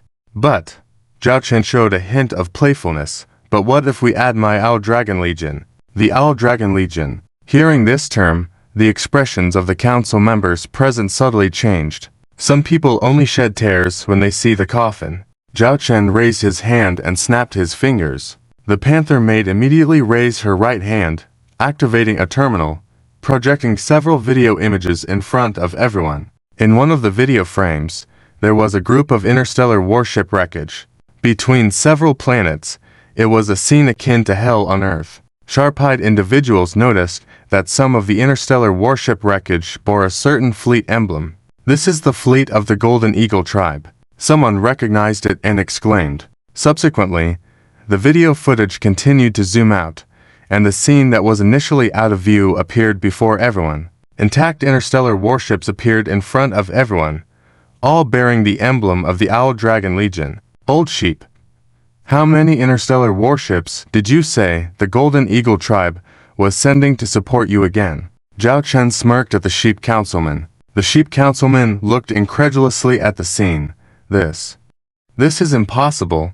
How is this possible? This video must be fabricated. At this moment, everyone was curious about how many interstellar warships the Golden Eagle tribe had sent for this operation. The Golden Eagle tribe's 10 Legion fleets 30,000 interstellar warships. Just 3 hours ago, I was still in contact with their commander. How is it possible for them to be wiped out in such a short time? Counselor Yang repeatedly denied the situation, pointing at the video screens, saying they were all fake. Indeed, there are 30,000 interstellar warships, but the quality is not that great. If I remember correctly, there are only about 1,000 T3 interstellar warships, and the rest are T2 level warships. Even the T4 interstellar warships have not been deployed at all. Zhao Chen disdainfully shook his head, pointing at the Zhonglong interstellar warships on the video screens. These small fry wouldn't even be enough to fill the gaps in my Zhonglong Legion. Hearing Zhao Chen's words, the Revolutionary Army Council members present felt shocked and fearful. The Golden Eagle tribe's strength is not strong. Among the top 20 tribes, they could only be considered one of the weakest. Without the support of the Dragon tribe as their backing, always serving as the loyal dogs of the Dragon tribe, they might have been expelled from the list of the top 20 tribes long ago. Nevertheless, the Golden Eagle tribe still possessed 1,000 T3 level interstellar warships. Previously, excluding the Dragon Tiger Legion, the other Revolutionary Army Legion fleets were inferior to the Golden Eagle tribe's fleet. But now, their formidable enemy, in front of this Zhonglong Lord, had been completely annihilated in just a few hours. Fortunately, I only sent a small fleet from the 5th Legion, 300 interstellar warships. Otherwise, if I had sent an entire Legion fleet, it would have felt like using a sledgehammer to kill a chicken, Zhao Chen said with relief. 300. 300 interstellar warships slaughtered 30,000 interstellar warships. At this moment, there were audible sounds of people swallowing nervously. Some wanted to question it, but upon seeing the majestic interstellar warships on the video screens, all T3 level warships, with a few even larger figures, unmistakably T4 interstellar warships. It was a small fleet composed entirely of T3 and a few T4 interstellar warships, combined with the exceptional combat capabilities of Zhonglong-class interstellar warships. 300 ships annihilating 30,000 ... didn't seem so unbelievable after all. Just now you said, even if you can't win, we still can't defeat the Dragon Tribe's Legion fleet, right? Zhao Chen smiled at Counselor Yang. Counselor Yang insisted stubbornly, HMPH, of course. I admit that your Zhonglong Legion might actually have some skills, but you must know, this is Warhammer. In Warhammer, the Dragon Tribe is the strongest presence they possess. Zhao Chen interrupted Counselor Yang, pointing to several other video screens. Then take a good look at the so-called Dragon Tribe Legion fleet you mentioned, and see how formidable they are. At that moment, a new video window popped up in front of Zhao Chen. Commander, all our interstellar warships are in their designated battle positions, Lily reported. Send me the detailed data. There are some idiots here, Zhao Chen said lightly. Yes. A series of data was sent to Zhao Chen. Charlotte knew what the commander wanted to do, and now that Lily wasn't there, she took over the work. Miter, activate the interstellar map combat function here. Charlotte instructed her sister for help. Let me do it. I'm familiar with this. Huxiner volunteered. Soon, after their coordinated efforts, a wartime star map appeared before everyone. See these 5 points marked on the star map. Zhao Chen pointed to the 5 red dots. Miter looked at the positions. These are the 5 strategic hubs currently controlled by our Revolutionary Army. These are strategic key points that connect several of our Revolutionary Army bases. Once we lose these 5 strategic points, our Revolutionary Army, spread across multiple locations, will be like a fragmented dragon. The enemy will pick us off. Charlotte nodded, pointing to the 5 strategic hubs, projecting the images of 5 interstellar fleets, each bearing the flag of the Dragon Tribe. According to the intelligence we have obtained, the Dragon Tribe has dispatched 60,000 interstellar warships to these 5 strategic locations, totaling 30,000 interstellar warships. According to our latest information, the Dragon Tribe currently only has a total of 600,000 interstellar warships in their directly controlled Legion fleets. In other words, the Dragon Tribe has deployed half of their forces for this operation. In addition, there are other battlefields where several loyal tribes of the Dragon Tribe are in charge, with about 200,000 interstellar warships in total. They tried to divide and conquer our entire Revolutionary Army. Upon hearing this news, Chief Ted and others became serious. Now that General Charlotte is here, I'm sure you've already considered a way to deal with this. Huxiner admired Charlotte, her eyes seemingly filled with hearts. Charlotte looked at Commander Zhao Chen with respect. This time, I have invited our Revolutionary Army's allies, as well as the Zhonglong Lord I currently serve, to send the Zhonglong Legion to support us. Each of the 5 strategic locations will receive a Zhonglong Legion, totaling 15,000 interstellar warships. The fleet that intercepted the Golden Eagle Tribe's fleet just now was a small fleet from the Zhonglong 5th Legion. Charlotte's words did not hide her relationship with Zhao Chen at all. As she spoke, on the star map, the directions of the 5 Dragon Tribe fleet invasions displayed the banners of 5 Zhonglong legions, along with miniature models of the interstellar fleets and their respective quantities. 3,000 interstellar warships. I thought you and your master had some tricks up your sleeve. A mere 3,000 interstellar warships actually want to resist the attack of 60,000 Dragon Tribe fleet. Do you think the combat power of the Dragon Tribe Legion fleet is on par with the Golden Eagle Tribe? Counselor Yang mocked. See if you can withstand it yourself, Zhao Chen said, supporting his chin with one hand, enlarging one of the video screens. The empty expanse just now began to fill with interstellar warships, with a quantity that amounted to tens of thousands. Each spaceship bore a similar emblem on its hull. In fact, it was somewhat reminiscent of the Zhonglong Legion's emblem. The difference being, this emblem was a side profile of a Dragon Tribe member, a dragon head on a human body. Dragon Tribe Legion Fleet, someone exclaimed. Chief Black Fox's gaze sharpened. She stated more precisely, this is the 13th Fleet Group and the 17th Fleet Group of the Dragon Tribe. Currently, the Dragon Tribe has 200 Legion fleets on the surface. According to the military management system of the Dragon Tribe, every 30,000 interstellar warships composed of 10 Legion fleets form a fleet group. In other words, the Dragon Tribe has 20 fleet groups, each with 30,000 interstellar warships. However, in such a short video clip, it was possible to identify which fleet group of the Dragon Tribe it was, demonstrating the sharp observational skills of the Black Fox clan chief. This made Zhao Chen unable to help but take another look at this beautiful Black Fox lady.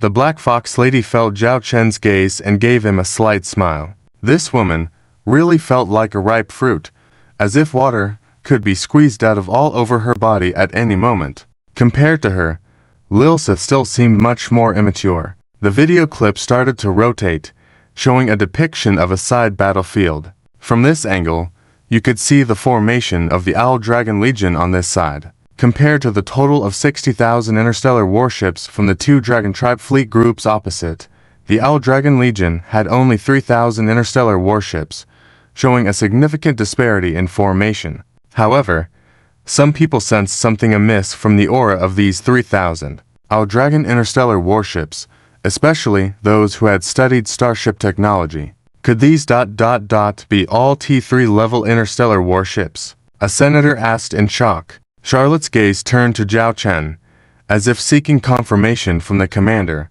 Zhao Chen's finger moved slightly. Charlotte then proudly raised her head and chest. This is the Owl Dragon's 2nd Legion, with 3,000 T3 interstellar warships and over 100 T4 level interstellar warships. Astonishment. Shock. All of them are actually T3 level interstellar warships. Can a Lord of the Starshine Empire have such a powerful fleet of interstellar ships? And there are even 100 T4 interstellar warships. Even if we, the Warhammer Interstellar Commonwealth, calculated fully, we only have 1,000 T4 level interstellar warships. Hearing one person mention the Warhammer having 1,000 T4 level interstellar warships, Charlotte smiled disdainfully and added lightly, these 100 T4 interstellar warships are genuine T4 level, not some quasi IT4. The meaning behind Charlotte's words was crystal clear to everyone. The Warhammer Interstellar Commonwealth claimed to have 3 models of T4 series interstellar warships and the largest quantity of T4 interstellar warships among the 3 empires of the Galactic Alliance. However, in reality, only 2 of them were just quasi IT4. The only true T4 interstellar warship was merely a T4 armored medium-sized interstellar escort ship. Simply an escort ship. Although the Revolutionary Council members present heard these words, they did not entirely believe them, as a Legion fleet having 100 T4 interstellar warships, genuine T4 warships at that, was somewhat unbelievable. Chief Foxia, you were able to directly identify these 2 Dragon Tribe fleet groups just now. You must be very familiar with their combat data. Charlotte looked at Chief Foxia. Understanding Charlotte's meaning, Chief Foxia explained to everyone, based on the information I have, of the 60,000 interstellar warships from the Dragon 13th Fleet Group and Dragon 17th Fleet Group, there are approximately 60 T4 interstellar warships. In addition, there are 6,000 T3 interstellar warships, with the remainder being T2 level interstellar warships. Upon hearing this data, everyone anxiously watched the video footage of the battlefield, eager to see what would happen next.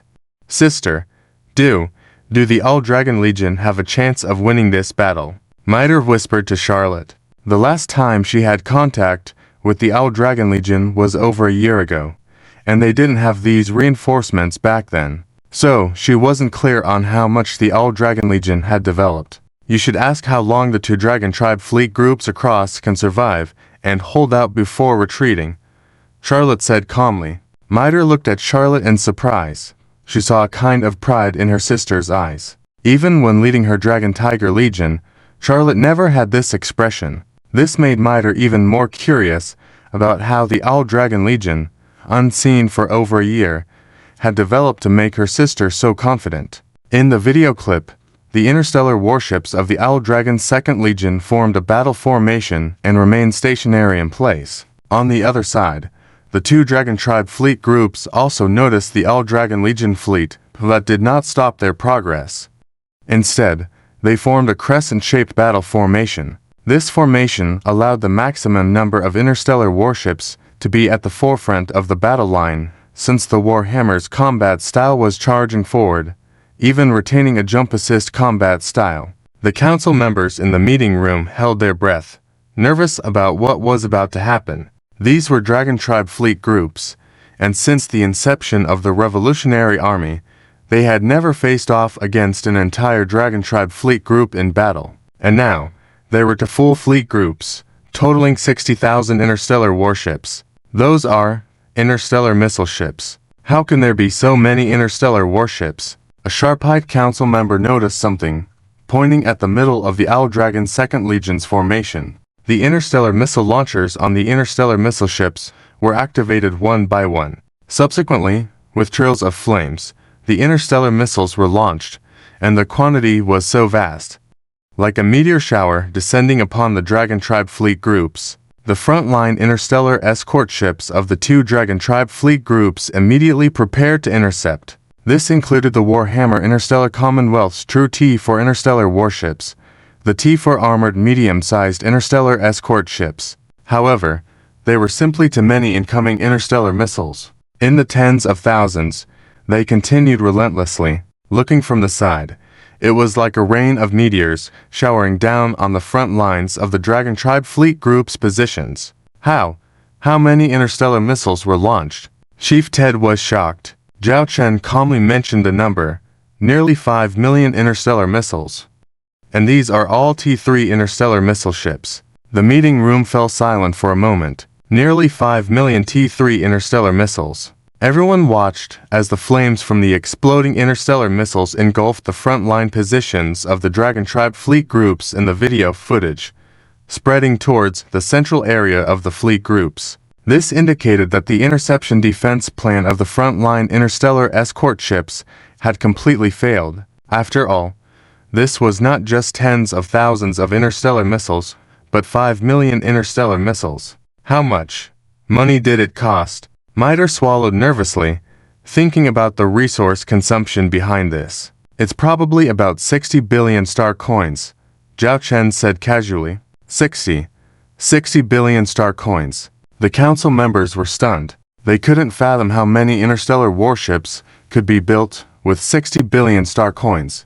And yet, this man in front of them didn't even bat an eyelid before launching so many interstellar missiles. Zhao Chen took note of their expressions with satisfaction. His hundreds of billions had not been wasted in vain. In fact, just now, it wasn't the Owl Dragon Second Legion that launched this round of interstellar missile assault, but a special task force fighting alongside the Owl Dragon Second Legion. The continuous bombardment of this round of interstellar missiles alone lasted for nearly 10 minutes, because the quantity was just too much. After the smoke and dust from the explosions cleared, swaths of Dragonman fleet interstellar warship wreckage could be seen. The firepower bombardment from this round of interstellar missiles has at least destroyed nearly 1/3 of the Dragonman fleet's interstellar warships, with the remaining 2/3 of the interstellar warships also more or less damaged, leading to a significant decrease in combat power.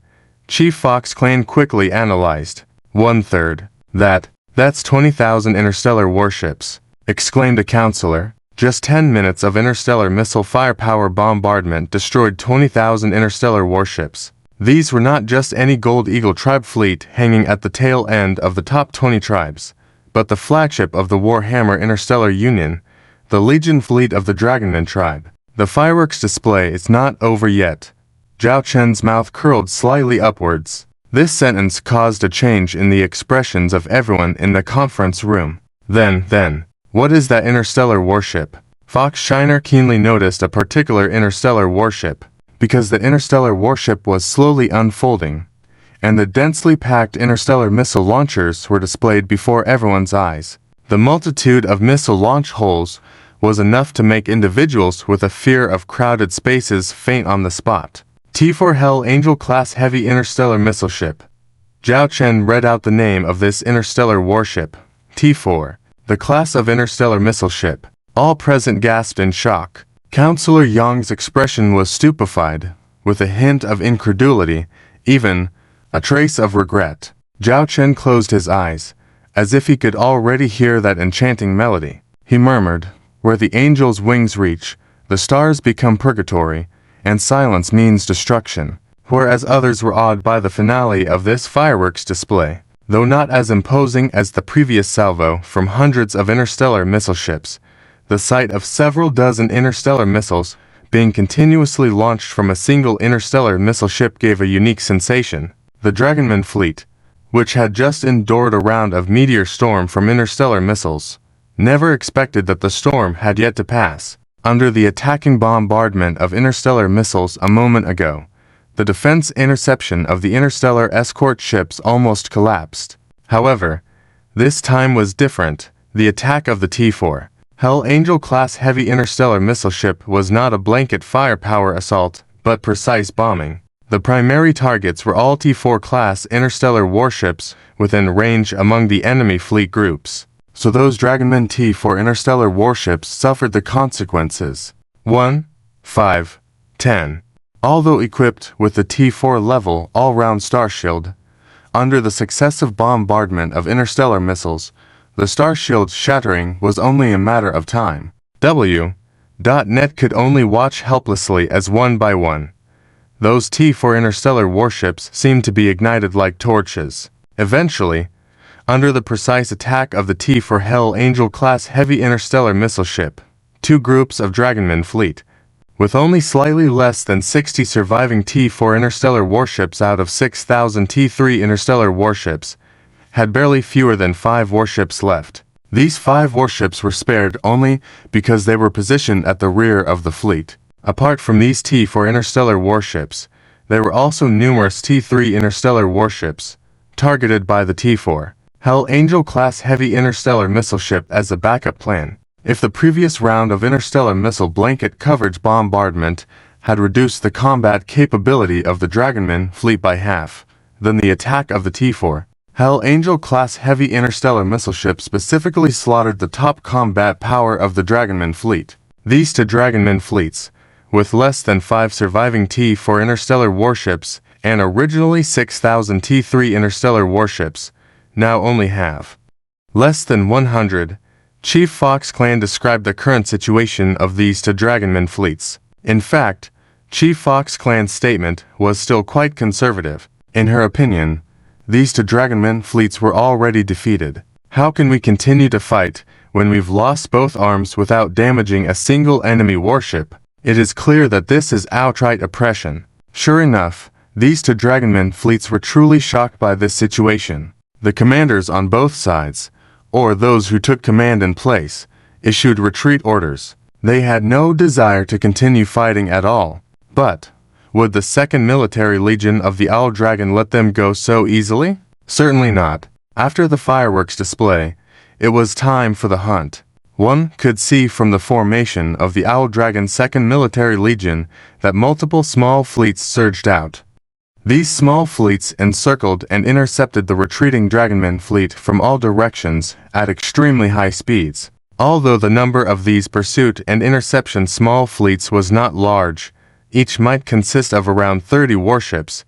In total, about 300 ships or so. However, these pursuing and intercepting small fleets were like long spears, piercing into the body of this Dragonman fleet attempting to escape. The Dragonman fleet's interstellar warships tried to attack the All Dragon interstellar warships. However, they were unable to destroy them instantly because these interstellar warships were either interstellar cruisers, interstellar battleships, or even several T4 class warships, possessing high speed, armor strength, and attack capabilities. In a precarious situation, they would actively disengage from the battle and reorganize before striking again. As a result of these movements, The speed at which the Dragonman fleet group was fleeing was naturally affected. The Revolutionary Military Council leaders, who were observing in the sidelines, could see this more clearly. The subsequent fleets of the Owl Dragon's Second Military Legion were gradually advancing. A formation of star escort ships protected them,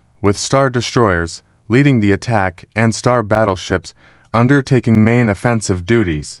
A large number of starfighters and interstellar drones had already arrived in the airspace where the Dragonman fleet was located and were launching a harassing offensive. The characteristic of the Warhammer Interstellar Union was their aversion to using carrier starships, and their countermeasure was star escort ships. Unfortunately, the star escort ships had suffered significant losses when defending against interstellar missile interceptions just now. Therefore, at this moment, they were unable to resist the onslaught of starfighters and interstellar drones. In an instant, the interstellar air supremacy in the airspace of the Dragonman fleet group was controlled by the Owl Dragon's Second Military Legion. The starfighters and interstellar drones, for efficient combat, deliberately did not directly destroy these interstellar warships, but attacked their engines and power structures.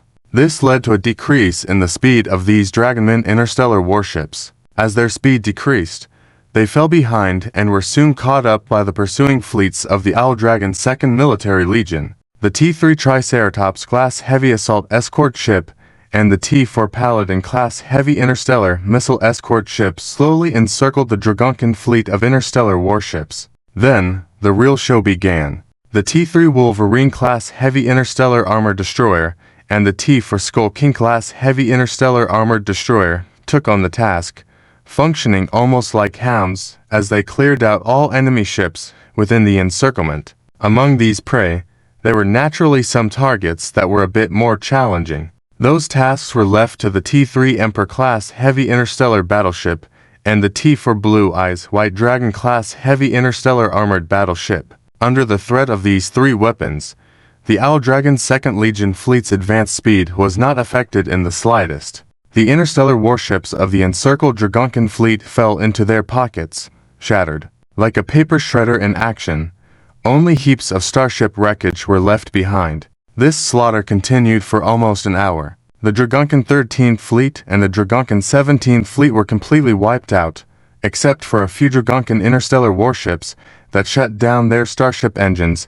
and surrendered without resistance. Not a single interstellar warship escaped. Old sheep, do you have anything else to say? Zhao Chen taunted, looking at the disoriented old man Yang. The sheep elder counselor's eyes were lifeless, like a body without a soul, and he remained silent. The council leaders, who had stood with the negotiating party moments ago, were now kneeling before Zhao Chen like clowns. Lord Sir, it's a misunderstanding. It's all a mistake.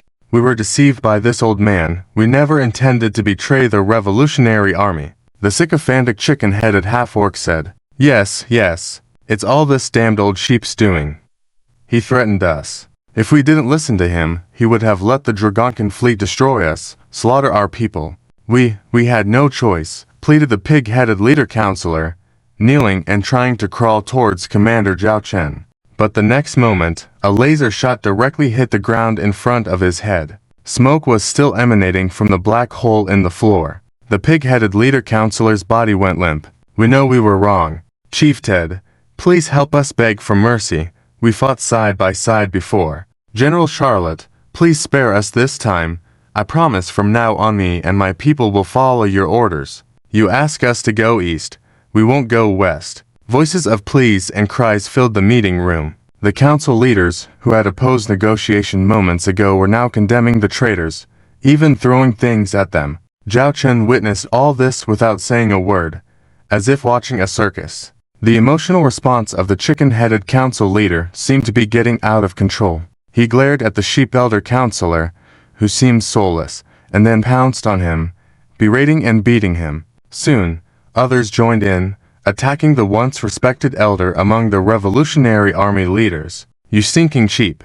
If it weren't for you, we wouldn't be in this mess, they shouted as they beat him. In the chaos, soldiers eventually intervened, separating the attackers. You old bastard, give me 2 minutes, and I'll peck you to death. The chicken-headed council leader yelled with sheep wool in his mouth. Glancing at the sheep elder counselor, Zhao Chen almost didn't recognize him. The elder, who had commanded respect at the start of the meeting, was now stripped of his wool, his horns broken. His eyes were swollen and bruised. Almost every inch of his fur was in tatters. He had collapsed on the ground, presumably in need of urgent medical attention, or he would meet his end. At that moment, Charlotte spoke up, sharing the latest news.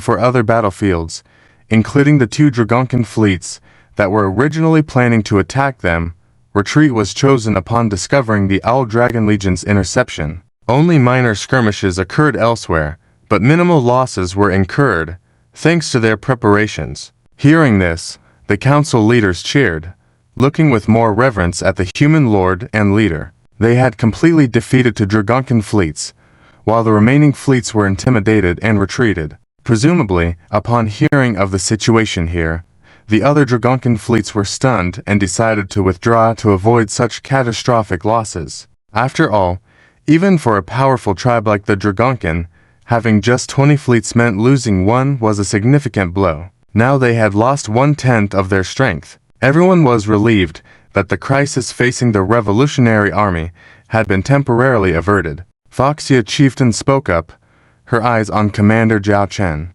As the commander stood up and walked over, towering over the once respected sheep elder counselor, the elder raised his head, barely managed to open his bruised and swollen eyes, looking at the towering man before him. Can you really defeat the Dragonkin tribe and overthrow the current order of Warhammers? I said I could.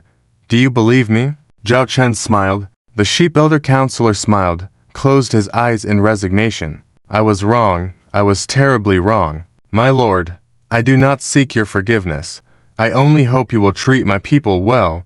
They are innocent. Zhao Chen remained silent and waved his hand. Charlotte understood the gesture and ordered the elder to be taken away. As for the other counselors, they dared not interfere. When someone had erred, they had to pay the price. Moreover, if it wasn't for the timely arrival of this man and his Owl Dragon Legion, disrupting the conspiracy, it might have been their doom. My lord, how do you plan to deal with them and their people?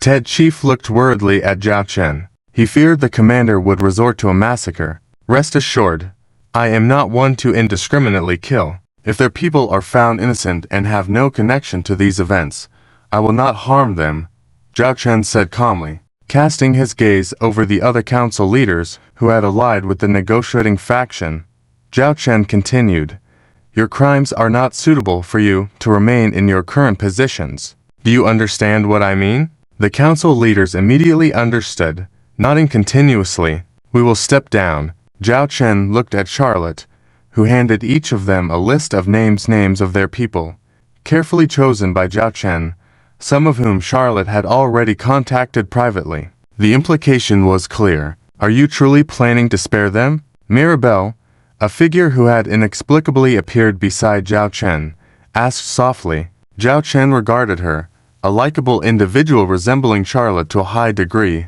with some fondness. He replied quietly, I said they might not die, but I didn't say they will live well. My abattoir needs some extra labor, so I'll have the chicken-headed one kill chickens and the pig-headed one slaughter pigs. Mirabelle looked at Zhao Chen in surprise, but showed no resistance to his arrangements. Instead, she raised her thumb in approval, remarking, your arrangements, I find them quite fitting. I see you were having a meeting earlier. Right. Please continue. Do you mind if I join in? Zhao Chen sat on a chair, smiling as he looked at the group of Revolutionary Army leaders. The pig-headed and chicken-headed peacetalkers had already been taken away. Of course, please join in. Lord, your presence adds luster to our gathering. This is the main seat. Please sit here. Miter looked at these proud Revolutionary Army leaders, who were now behaving like scared dogs. She despised them deeply. Indeed, these people were bullies who were afraid of strength. What were you discussing before? Zhao Chen asked with a smile. We were discussing peace talks, said the Fox Clan chief. Peace talks? Who wants peace talks? Zhao Chen smiled, eyeing the leaders one by one. Do you want peace talks? Or do you want peace talks? No, no, no. We don't want peace talks. we won't engage in peace talks. We are determined to overthrow the unfair system of the Warhammer Interstellar Federation and fight to the end. We will never engage in peace talks. Zhao Chen leaned back in his chair, saying, "Since no one wants peace talks, let's end this matter here." Yes, yes. No one dared to question the man's words. So, let's talk about something meaningful, like the future of the Revolutionary Army, Zhao Chen said, tapping lightly on the table. The Revolutionary Army's future. The leaders were shaken, speculating about the purpose of the Dragon Lord's visit from the Star Emperor Empire to the Warhammer Interstellar Federation. It couldn't just be for sightseeing, right? There must be some purpose. And now, the main event was unfolding. I believe the current system of the Revolutionary Army is outdated because your scale is completely different now, Zhao Chen said, looking at Charlotte. Charlotte said, "The current Revolutionary Army consists of 176 tribes of various sizes. The total population of the tribes supporting us has exceeded 1 trillion, accounting for 10% of the population of the Warhammer Interstellar Federation." Zhao Chen was surprised. These beastmen could indeed multiply. The total population of the Star Emperor Empire was only 360 trillion, but the Warhammer Interstellar Federation had easily surpassed tens of trillions. Of course, this might also be related to the vast territory of the Warhammer Interstellar Federation and the fact that the beastmen could consume anything. Charlotte had mentioned before that if there were no food shortages, leading to beastmen starving on every planet, the population of the Warhammer Interstellar Federation would increase several times over. Charlotte continued, "Apart from the 10,000 starships directly under my command in the Dragon Tiger Legion, the various tribes of the Revolutionary Army have accumulated 300,000 starships during this period. However, only 100,000 starships meet the standards of regular troops, T level and above. Furthermore, our controlled areas are relatively dispersed, often just connecting one stellar region we occupy with another, barely keeping them together. For example, in this Dragon Fleet group, attacking a few key strategic nodes would completely divide our Revolutionary Army's territory and pose a great threat to us." Zhao Chen glanced at the scattered interstellar map. It seemed disorderly, as if they would attack wherever they could. Most of the controlled areas were not important resource locations. After a few exchanges with the Dragon Tiger Legion, the leaders of the major tribes had figured out their tactics. The Dragon Tiger Legion was powerful, equipped with advanced black technology starships for interstellar jumps, adept at sudden strikes and ambushes. However, their shortcomings were evident. Inadequate manpower and logistics often limited their sustained combat capabilities. "So, what do you mean?" the Fox Clan chief asked Zhao Chen. Zhao Chen tapped the table and uttered two words, "Reform." "How do we reform?" Fox Shinner asked casually. "Firstly, we need to establish a unified political system rather than having to discuss every issue one by one. This is warfare, a war where the outcome could change at any moment. You need a leader, one who can respond at any time. Your army needs to unite and follow unified orders. Only then can your Revolutionary Army leverage its combat effectiveness, rather than nurture a bunch of freeloaders who don't contribute anything. And many times, they even need Charlotte's Dragon Tiger Legion to clean up after them." Zhao Chen slapped the table, his voice gradually getting louder. He had heard that during this time, the Revolutionary Army's actions relied solely on his cat to hold the fort. These guys didn't help and just didn't make trouble. Several times, they needed Charlotte's Dragon Tiger Legion to clean up after their mess. "We need to discuss." "Discuss," a Minotaur leader beside him said in an uncertain tone. Zhao Chen stood up, walked over, and directly placed his hand on the Minotaur's neck, while patting his chest, arms, and thighs.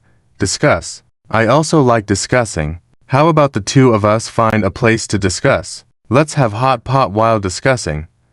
How about that? I'll treat you to beef hot pot. You know, in that boiling pot, with some beef fillet, beef tripe, beef tongue, handmade beef balls, beef belly, beef tendon, maybe even beef penis. The taste would be really good." Zhao Chen's fingers slid slowly down the Menador's chest, making a smacking sound with his mouth. A group of leaders swallowed nervously, watching as the All-Dragon Lord returned to his seat. They then looked at the normally imposing and robust bull-headed leader, who now looked lost and ashamed, sitting pale-faced in his seat. Sympathetic glances were involuntarily thrown his way. "Who wants to discuss with me? I've always been democratic. Any questions?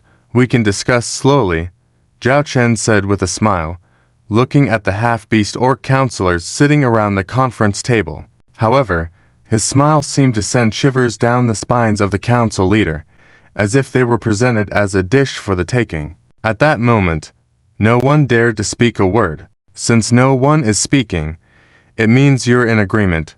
Zhao Chen inquired. "I agree with the All-Dragon Lord's opinion," Chief Tady volunteered. "I also agree. This is for the future development of our revolutionary army," Chief Huya added. With these two leading the way, the others could only follow suit. What's the point of not agreeing? Do they have any other options? Well, let me explain the details. First, those areas I marked must be evacuated within 3 days. Remember, I'm giving you a 3-day deadline. If anyone delays or hinders my plans, don't blame me for being harsh. Zhao Chen squinted. The next moment, his face changed and he continued with a smile. Then there's the reform of the Revolutionary Army. I suggest establishing a political entity called the Beast Alliance. Since it's an alliance, there should be a leader. I propose General Charlotte to take on the leadership position. Zhao Chen pointed to Charlotte sitting beside him. Upon hearing that Charlotte would be leading, despite some reluctance, most people inwardly acquiesced. As for their tribe members, they wouldn't object. During this time, the Dragon Tiger Legion's impressive military record had elevated Charlotte as the most prestigious figure in the Revolutionary Army. As the elite Dragon Tiger Legion, General Charlotte will still be in charge. The Revolutionary Army's various tribal fleets, known as the 30 million starships, apart from T2 class starships and above, this doesn't include those old ships in service for over 300 years. We will temporarily form 100 Legion fleets under the Beast Alliance, totaling 3 million starships. For any shortfall, our All-Dragon Galaxy will provide direct support. Note, this is not a free gift, but a form of aid in war efforts. After overthrowing the old regime of the Hammer and Anvil Interstellar Consortium in the future, these will need to be repaid, Zhao Chen stated. Most people present chose to ignore Zhao Chen's last statement, focusing only on the fact that the All-Dragon Galaxy would provide starships. 3 million starships. Are you suggesting building 3 million T2 class or above Legion fleets for us, so we can use the same starships as the Dragon Tiger Legion? Chief Huya asked in surprise. Previously, they had envied the All-Dragon starships served by the Dragon Tiger Legion, which could often outmatch multiple foes in battle. However, apart from a few instances where Charlotte gifted a small number of All-Dragon starships to council leaders through alliances and relationships, only the Dragon Tiger Legion had access to the All-Dragon starships. Now, the All-Dragon Lord was granting permission. As for the support agreement, was that really necessary? Win the current battle first, then who will command these Legion fleets under the Beast Alliance? Chief Huxiner asked an essential question, one that other council members were curious about. Earlier, Zhao Chen had asked them to relinquish control of their existing fleets, so they must strive to secure authority over these new Legion fleets under the Beast Alliance.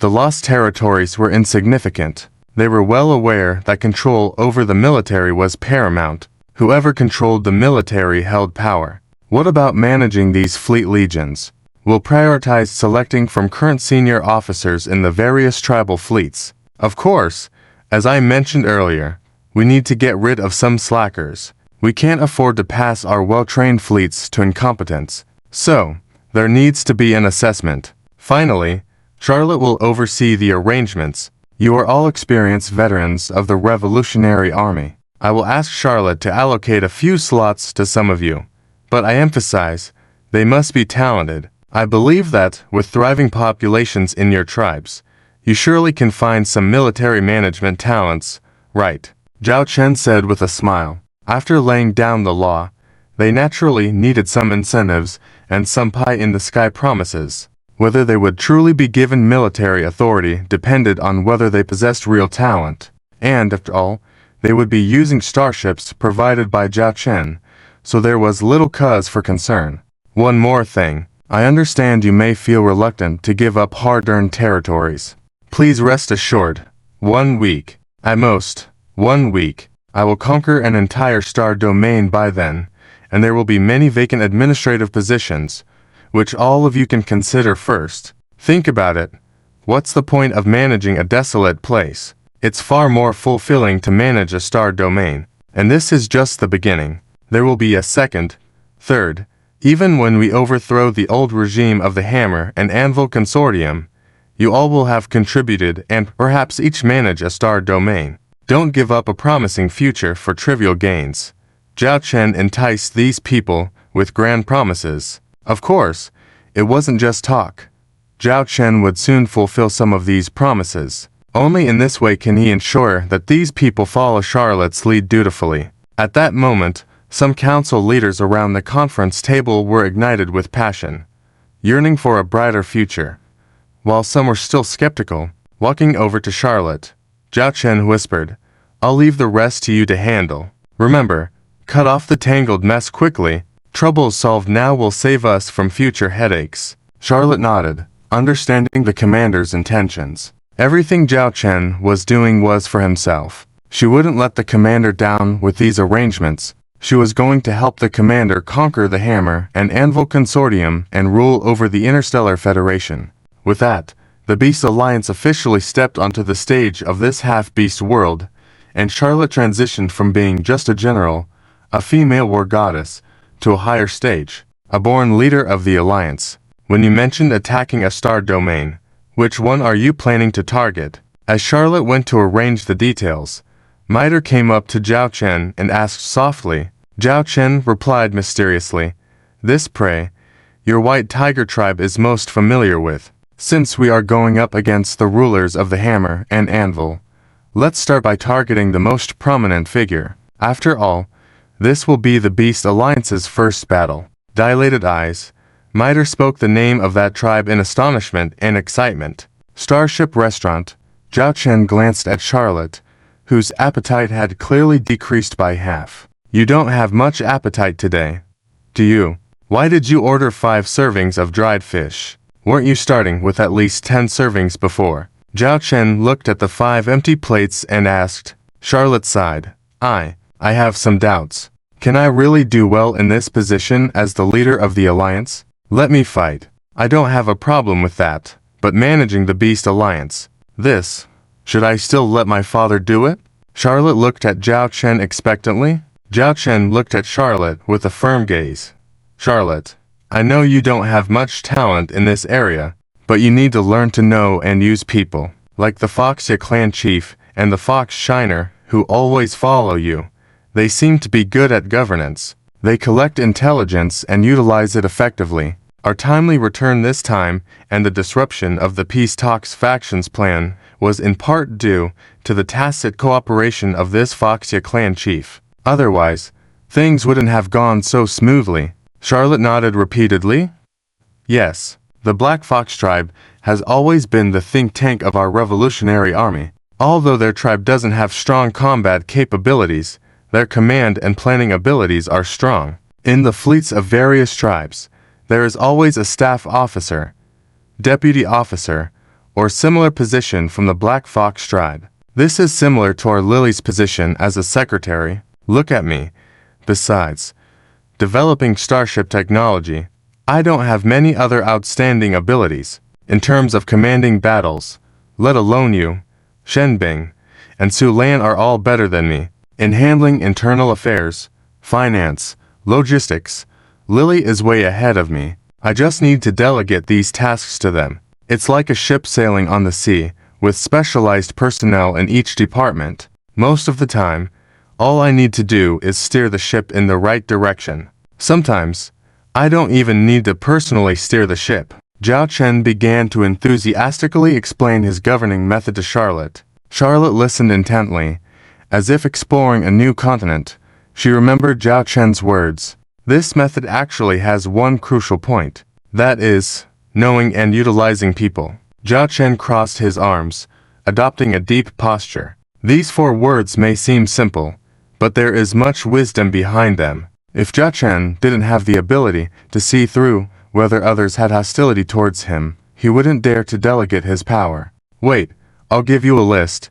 You just need to confidently use the people on the list. At least for now.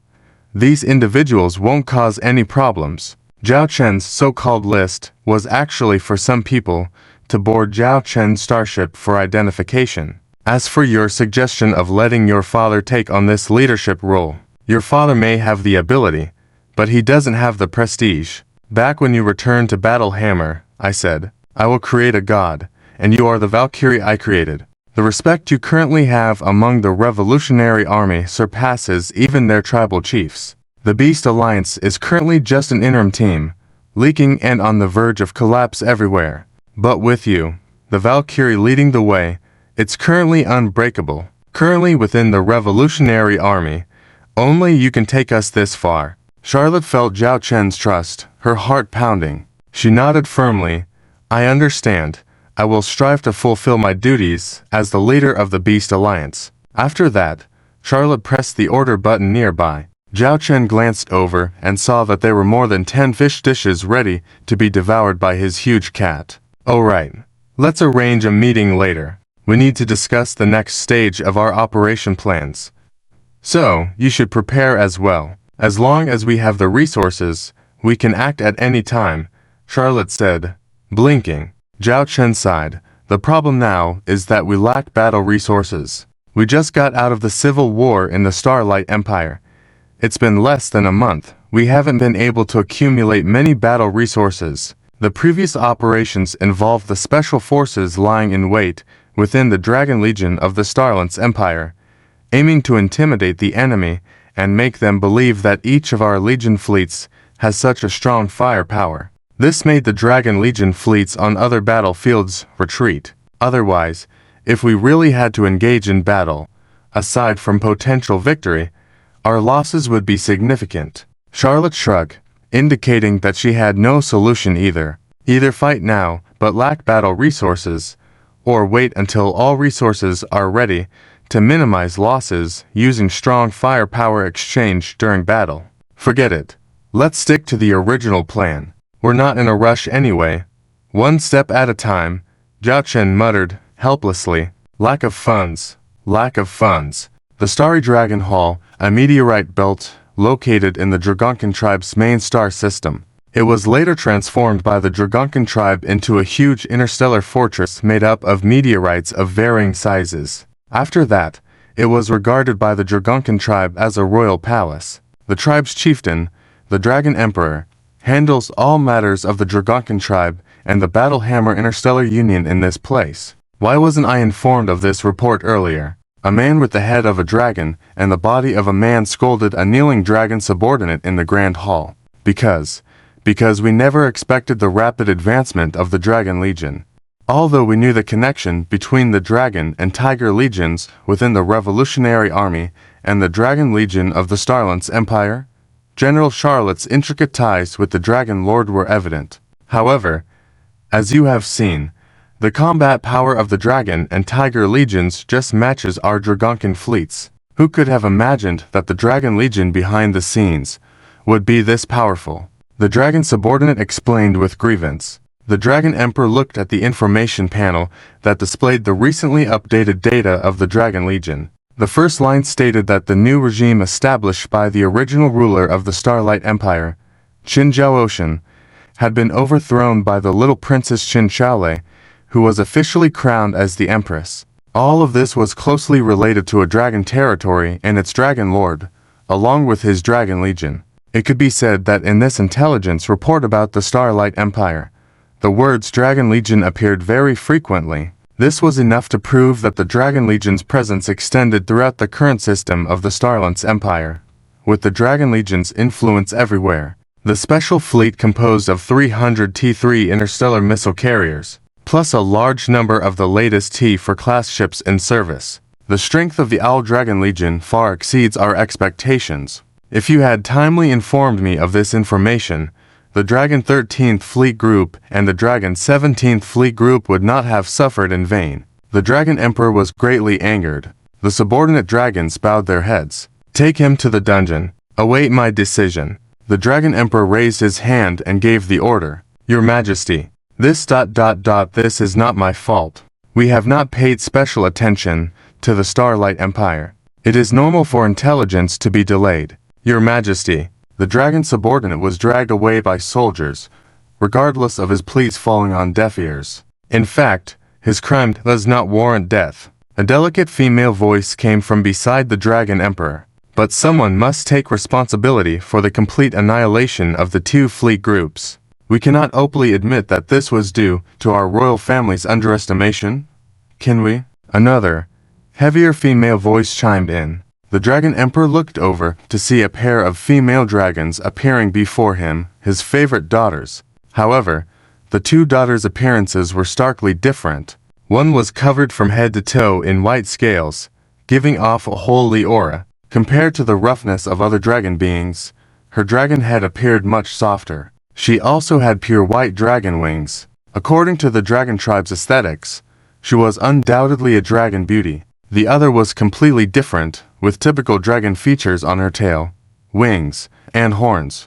However, her scales did not cover her completely. In particular, where her dragon head should have been, there was a face of a human woman. The Dragon Emperor had many children due to having multiple wives from various tribes. This led to a variety of appearances among his offspring, but the majority still retained the typical dragon features, with minor differences in some parts. Among these children, the most favored by the Dragon Emperor were these two. They were known as the Dragon Emperor's Pearls. One was the pure-blood royal dragon Princess Leona. The other was the half-human dragon Princess Brangie. Both held significant positions in the Dragon Fleet groups, with the former commanding the 3rd Fleet Group and the latter being the deputy commander of the 2nd Fleet Group, as well as a senior researcher at the highest technological research institute of the Dragon Tribe, having participated in the development of the T for Argentinosaurus-class medium-sized interstellar escort ship. Watching his two precious daughters, the Dragon Emperor grew fonder, but also troubled. While the Dragon Tribe had long lifespans, his two daughters were too outstanding, leading to their unmarried status to date. Princess Leona had a passion for dueling and declared that anyone who wanted to marry her must defeat her in combat. Princess Brangie, on the other hand, was dedicated to commanding fleet operations and scientific research, with no consideration for marriage or emotions. This left the Dragon Emperor frustrated. However, we should proactively accept our responsibility. The reason the Warhammer Interstellar Federation has not made significant progress in recent years is due to this reluctance to bear responsibility. Brangie scrutinized Leona. Leona retorted, "Responsibility is crucial, but prestige is even more important. If others were to know that the Dragon Fleet groups suffered losses due to our underestimation, it would greatly impact our royal family, especially in the current unstable situation of the Warhammer Interstellar Federation. It might even affect Father's reign." Seeing his two daughters about to argue again, the Dragon Emperor immediately intervened. Despite their virtues, his daughters never seemed to get along. Now, the most important issue is how to handle the current situation. According to our current investigations, the Owl Dragon Legion somehow managed to gather all 5 fleet groups here, despite having only 15,000 combat-ready interstellar warships. Yet, their terrifying combat prowess is evident. Even our elite dragon fleet would struggle to gain the upper hand in a direct confrontation. We will undoubtedly suffer heavy losses in a real battle. This is a tricky problem. Feel free to share your thoughts on this. The Dragon Emperor looked to his daughters. Leona proposed, "I suggest initiating the unification plan for Warhammer in advance. Let's handle the internal consumption and purge of the revolutionary army simultaneously. First, forcibly gather the fleets of various tribes and form a coalition under our management. Then, let those larger tribal fleet groups and the Owl Dragon Legion wear each other out. The Owl Dragon Legion strategy consumes immense resources. I refuse to believe their interstellar missiles will run out. In the end, our dragon tribe can reap the benefits. Foolish. Brandy bluntly criticized her. Enraged, Leona challenged Brandy. What do you mean? Dare to fight me outside? Ignoring Leona's provocation, Brandy calmly continued, we should unify Warhammer, but not at the cost of compromising our overall combat capabilities. The Holy Empire Radiant Light still exists, and the Starlight Empire may revive. The mechanical race could also return. We cannot exhaust the strength of the large tribal fleet groups excessively. My suggestion is to use another to strike one. I know that the Holy Empire Radiant Light has a strained relationship with this All-Dragon Lord. They previously clashed in a crusade for New Star territories, and the All-Dragon Legion humiliated the Holy Empire Radiant Light. We can leverage this opportunity to incite the Holy Empire Radiant Light to join forces with us in eradicating the All-Dragon Legion. This way, we can achieve multiple goals. First, we eliminate the All-Dragon Legion while preserving our strength. Second, we can control the losses of the major tribal fleet groups according to actual circumstances, preventing substantial damage while not hindering our unification plan. Third, we can strengthen our relationship with the Holy Empire Radiant Light and potentially collaborate to eliminate the Starlight Empire in the future. Impressed with Brandy's plan, the Dragon Emperor praised her. Leona's plan took 3 steps, but Brandy's plan took 10. Ha ha ha, acting as if the Holy Empire Radiant Light is your own. Willing to cooperate just like that. Aren't you afraid of inviting trouble? Leona challenged. Brandy simply stated, every action comes with risks and challenges. The greater the risk, the greater the potential reward. If you're afraid, you might as well go home and take care of the children. You. Leona glared at Brandy. All right, I will have someone evaluate both of your plans later. The Dragon Emperor intervened. In his heart, he leaned towards Brandy's plan. Meanwhile, on the other side, Zhao Chen was meeting with a few special guests. In front of Zhao Chen, there were 2 women with completely different emotional states standing. The female Harpy Queen on the left side stood straight, her feathers tightly contracted, looking very tense, with her head always facing the ground. Since entering until now, she had not looked directly at Zhao Chen. The other woman, on the contrary, had a formidable appearance. Her lower body was in the form of a black spider, while her upper body was a curvaceous human female, with some black texture on her skin, but not repulsive at all. Instead, she exuded a seductive beauty. If you only look at her upper body, she was definitely a beauty. This person was the Spider Queen. The Harpy Queen from the Harpy tribe and the Spider Queen from the Spider tribe were the guests Zhao Chen was meeting with this time. One of the reasons they accepted Zhao Chen's invitation was because there had been contacts between them and Charlotte's Revolutionary Army before. Harpy Queen Avina. Zhao Chen spoke first. I. Harpy Queen Avina shivered, her hands with feathers and wings tightly clenched in front of her. She looked like a student being scolded by a teacher in the office. No need to be so nervous. This time I invited you here. We can be considered friends, Zhao Chen said with a smile. I dare not. Harpy Queen Avina said softly, keeping her head down. Avina, if you keep your head down like this and don't look at me, how can we discuss the matters at hand? Zhao Chen asked with a smile. I. Harpy Queen Avina hesitated for a moment, cautiously raised her head, but her eyes kept avoiding Zhao Chen's gaze. It was hard to imagine how such a seemingly weak and timid woman could be a tribal leader. The Harpy tribe is a unisexual reproductive tribe consisting only of females. Due to their individual weaknesses, they are naturally more timid. Furthermore, they have been oppressed by the Golden Eagle tribe for a long time, causing their tribe to serve more as tools rather than a recognized tribe among the 20 major tribes. Due to their ability to fly in space environments, they are often utilized for mining resources on various planets, serving as interstellar miners. In terms of strength, the Harpy tribe is no longer considered one of the top 20 tribes.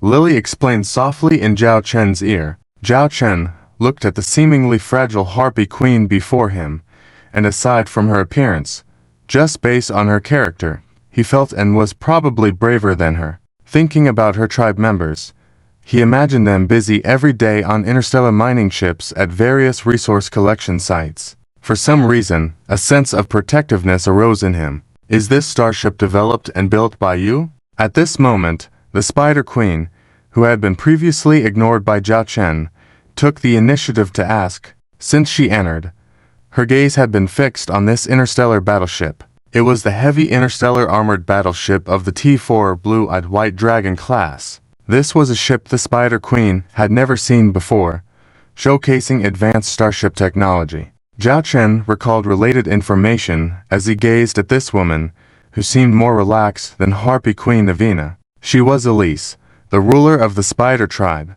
The Spider Tribe, as craftsmen within the Forge Interstellar Federation, relied on their strong overall physical abilities to excel in industrial production, often serving multiple roles in that regard. Most industrial production within the Federation was closely linked to the Spider Tribe. It is independently developed and produced by us, Zhao Chen confirmed. What is its name? Elise asked casually.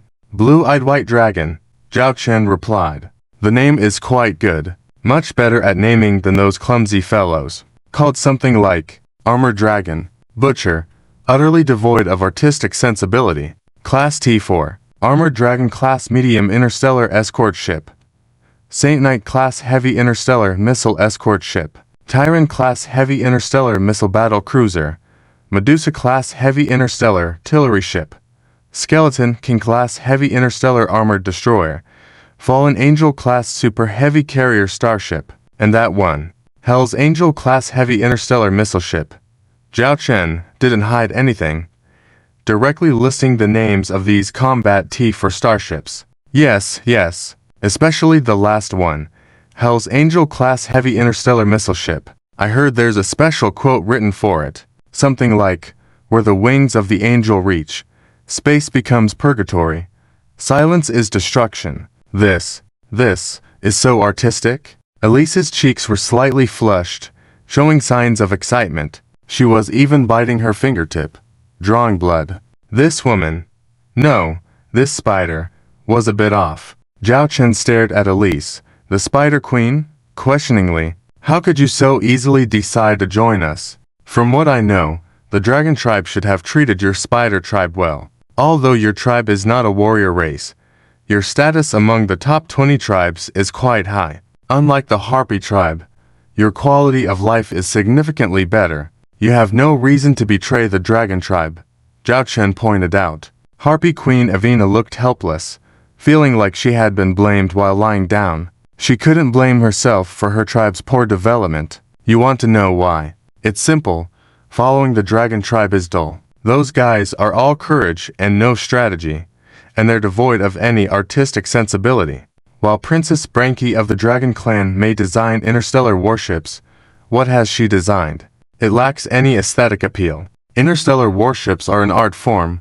They must be beautiful. Beautiful, Elise said somewhat pathologically. Then, pointing at Zhao Chen's bridge, she continued. Look at the silhouette, the layout, the majestic lines. That's art. If I could produce such artworks, that would be my purpose in life. Instead of making those ugly things. Diagnosed. This Spider Queen was definitely not right. Compared to a technical craftsman, she saw herself more as an artist. A somewhat pathological artist. Your reasoning can't convince me. Zhao Chen shook his head. After some thought, the Spider Queen Elise looked at Zhao Chen and said, Then I can marry you and be your woman. Of course, I need to see your starship technology first. Not all of it, but at least one ship to prove your capability. Zhao Chen was shocked. Lily beside him was even more stunned and exclaimed, How can this be? Why not? Are you worried because my race is different from yours, Commander? It's okay. Our tribe's history shows that the human race can reproduce with our tribe. The children born can also be genetically selected to be healthy and resemble both father and mother. If you don't like the lower part of me, you can just turn off the lights when the time comes. Also, you will be my first man. The Spider Queen Elise spoke frankly. The Harpy Avina, who heard Elise's words, blushed as if she was about to bleed. What just happened? Did I miss something? How did we suddenly start talking about this kind of thing? Lily's expression changed drastically. Seeing this, Zhao Chen immediately spoke up. Ahem. Let's not talk about this. I can temporarily trust you, but handing over all production technology to you is not realistic at the moment. Leaving aside the issue of trust, I already have engineers dedicated to this area. In fact, from the moment the Spider Queen Elise boarded the starship, Zhao Chen knew that this person had no ill intentions towards him, thanks to the system's golden finger effect. He was surprised at the time, but now that he understood her thought process, it made sense. She was a starship technology enthusiast combined with artist genes. Who can be better than our Spider Queen tribe in industrial production? Elise asked. The interstellar dwarven race. Zhao Chen replied. Despite Anne's silliness and occasional complaints about her boss behind his back while being diligent and responsible at work, she was quite competent. The interstellar dwarves. They do have good craftsmanship in this area, but our abilities are completely different. In terms of industrial production capacity, one of our spider tribe can be equivalent to 3 dwarves. However, in terms of technological development, we are not as good as the interstellar dwarves, Elise analyzed objectively, without bias. In that case, arrange for me to meet with the engineers of the interstellar dwarven race. Then, you can determine who is more outstanding, Elise proposed to Zhao Chen. Is she trying to compete with Anne for work? Zhao Chen couldn't help but smile slightly, admitting that the proposal was quite good. On one hand, if the Spider Queen tribe could join, it could alleviate the pressure on the interstellar dwarves and create a competitive environment, which could lead to better industry development. I agree to this proposal, but my industrial base is in the All-Dragon Galaxy. As the ruler of the Spider Queen tribe, would leaving your tribal territory for a long time not affect you? Zhao Chen asked. Elise shrugged and said nonchalantly, It's no problem. The Dragon tribe has always been lenient towards us. As long as we deliver the required number of interstellar warships and industrial products on time, they won't interfere in our affairs. As for me, the reason I came out this time was to address a technical issue in the workshop, and no one is allowed to disturb me. Such occurrences are common, and no one will be suspicious.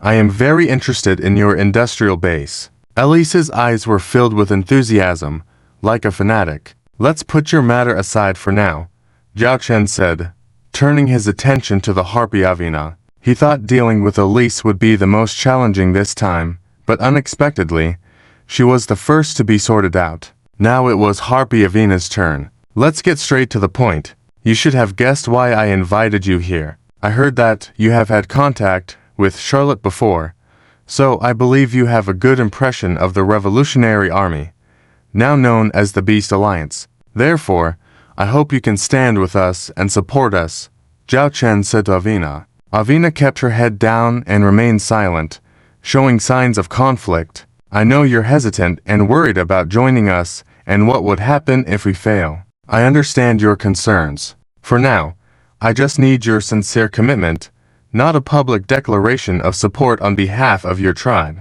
The same applies to the Spider Queen tribe. I can give you time to consider, but it won't be too long, because next, as you know, we will confront the Dragon tribe face to face, and by then, you will have to make a choice. Zhao Chen said to Avina. Avina hesitated. At this moment, Elise interjected. I suggest Avina goes with me to the All-Dragon Galaxy. The Harpy tribe actually loves peace, but has been forced into the top 20 tribes to the current situation, becoming a target of criticism without receiving the treatment they deserve. Think about it, a major tribe's territory is only 30% of one-star domain. Your Excellency, why not let her see the system and environment of your All-Dragon domain firsthand? If it's truly suitable for the Harpy tribe, I believe Avina will make the right choice when the time comes. Zhao Chen's eyes lit up with Elise's suggestion, as she came up with a good idea. Avina, I invite you to visit the All-Dragon Galaxy. Would you be willing to come with Elise? Don't worry. The visit won't be too long, and you can return anytime you want. I will also ensure your safety, Zhao Chen said sincerely. Avina bravely raised her head, perhaps because of Zhao Chen's invitation, or Elise's words earlier. Clenching her fists, she said, I'm willing to visit the Owl Dragon Galaxy. If your system and environment are truly more suitable for our Harpy tribe, and we can have a fair and safe living environment, I would consider your earlier suggestion. Avina also wanted to change the current situation of the Harpy tribe. But truthfully, their racial talents were like those of manual laborers at the bottom of the hierarchy, with alternatives available even if they weren't needed. This was completely different from the high-tech work of the Spider Queen tribe, resulting in their drastically different treatment. All right, I will arrange your visit in these 2 days. The sooner we go, the sooner we'll return, Zhao Chen said. Thus, the schedule for Spider Queen Elise and Harpy Avina's visit to the Owl Dragon Galaxy was set. They were about to visit a star system that completely exceeded their imaginations. Do you want to return to the Dragon Galaxy now? Charlotte looked at Zhao Chen in surprise, as she had just learned of this news. With the recent establishment of the Beast Alliance and the need to formulate the next battle plan, Charlotte had been very busy. If Zhao Chen hadn't notified her specifically, Charlotte probably wouldn't have noticed that their commander was leaving. At the same time, Charlotte glanced at the Spider Queen Elise not far behind Zhao Chen. She learned from Lilsith about Elise's proposal to the commander before. This made Charlotte feel invaded in her territory, so she had a strong animosity towards the Spider Queen Elise. You set the operation to start in 3 days, right? Anyway, we have established a Stargate here, so it will only take a moment to go back and forth. 3 days should be enough for me to deal with these 2 guys behind me. If I can make these 2 guys submit to us obediently, it will be very beneficial for the future development of your Beast Alliance, Zhao Chen said confidently. Yes, this time I am just going back home. Nothing special. I'll leave Lilsith to assist you, Zhao Chen added. No, can't do it. Charlotte and Lilsith opposed simultaneously. Zhao Chen was astonished, as his very ordinary suggestion seemed to have made them panic as if the back garden was on fire. Charlotte and Lilsith exchanged a glance, seemingly understanding each other in an instant. Charlotte immediately said, I can handle the matters here, and I have already followed your instructions to utilize people well. Now, the Foxu tribe leader and Fox Shiner are helping me. In addition, my father and sister have been assisting me all along. The work here is already on track. If Lilsith intervenes at this moment, it may trigger sensitivity in the Foxu leader, and them thinking that I still don't trust them. This would ruin my previous arrangements. Lilsith nodded heavily. Yes, the Beast Alliance was just established, and while they all know that you are behind it, if I am rushed into the Alliance now, it might lead to a series of negative consequences. After all, I am your secretary, and this would imply that your hand has already reached into the Alliance openly. After some thought, Zhao Chen said, Since you both feel that way, then I won't make arrangements. I'll leave in a bit and will return within 3 days. During the time I'm away, all affairs here will be under your full responsibility. Charlotte, you can directly mobilize the 5 Owl Dragon Legions here. Understood. Charlotte nodded, visibly relieved. Lilsith also let out a sigh of relief. Both women's gazes coincidentally fell on the distant figure of the Spider Queen Elise. They dared not let the commander be alone with this woman. Who knows what bold actions she might take? They trusted the commander's character, but they didn't trust this spider woman. After everything was properly arranged, the T4 Blue-Eyed White Dragon-class heavy interstellar armored battleship that Zhao Chen was on slowly set sail towards the location of the previously secretly built Stargate. Is that a Stargate? The holographic image on the bridge was activated, offering a direct view of the outside scenery like glass windows. The Spider Queen Elise immediately spotted the prominent Stargate. Simultaneously, she noticed that it was not the current active Stargate technology of the Warhammer Interstellar Federation. What kind of Stargate is this? The size doesn't seem large. It seems like a small Stargate, but looking at the structure and materials used on it, this Stargate shouldn't be ordinary. Right. Based on this structure, It seems to have enhanced long-range teleportation capabilities, Zhao Chen expressed, surprised once again by the professional capabilities of the Spider Queen Elise. Without relying on any data equipment, she could discern so much technical information, thus by sight. This is the Stargate constructed by our All-Dragon T3 Radiant Moon-class Stargate. Although it only utilizes T3 level Stargate technology, it can connect over very long distances, Zhao Chen explained. It can directly connect to your All-Dragon Galaxy. Your All-Dragon Galaxy is not a single star system, the Spider Queen Elise exclaimed. Having contacted the All-Dragon Legion, the Spider Queen Elise had also investigated some data on the All-Dragon Galaxy and knew its geographic location. It was in the Starlight Empire, very distant from the Warhammer Interstellar Federation. It's not that far of a distance. We have a transit station in the Dark Reef domain, and through the T3 Radiant Moon-class Stargate there, a secondary transit can get us to the All-Dragon Galaxy. This Stargate's unique feature is that it can perform Stargate leaps without the need for a binary star system, Zhao Chen elaborated. But this distance is quite far, at least 3 times that of the current Warhammer Interstellar Federation's T3 Stargate. It can even bypass the limit of a binary star system, making it nearly T4 level technology for Stargates. The Spider Queen Elise's eyes gleamed with excitement. It seemed that this Spider-Woman was truly a technology enthusiast. Later, fueled by the excitement of the Spider Queen Elise and the nervousness of the Harpy Avina, this T4 blue-eyed White Dragon-class heavy interstellar armored battleship completed 2 transits. Using the Lion King system Stargate in the Dark Reef domain as a transit station, they arrived at the All-Dragon Galaxy. At that moment of enlightenment, the desolate cosmic space and the few T3 interstellar battleships patrolling were revealed.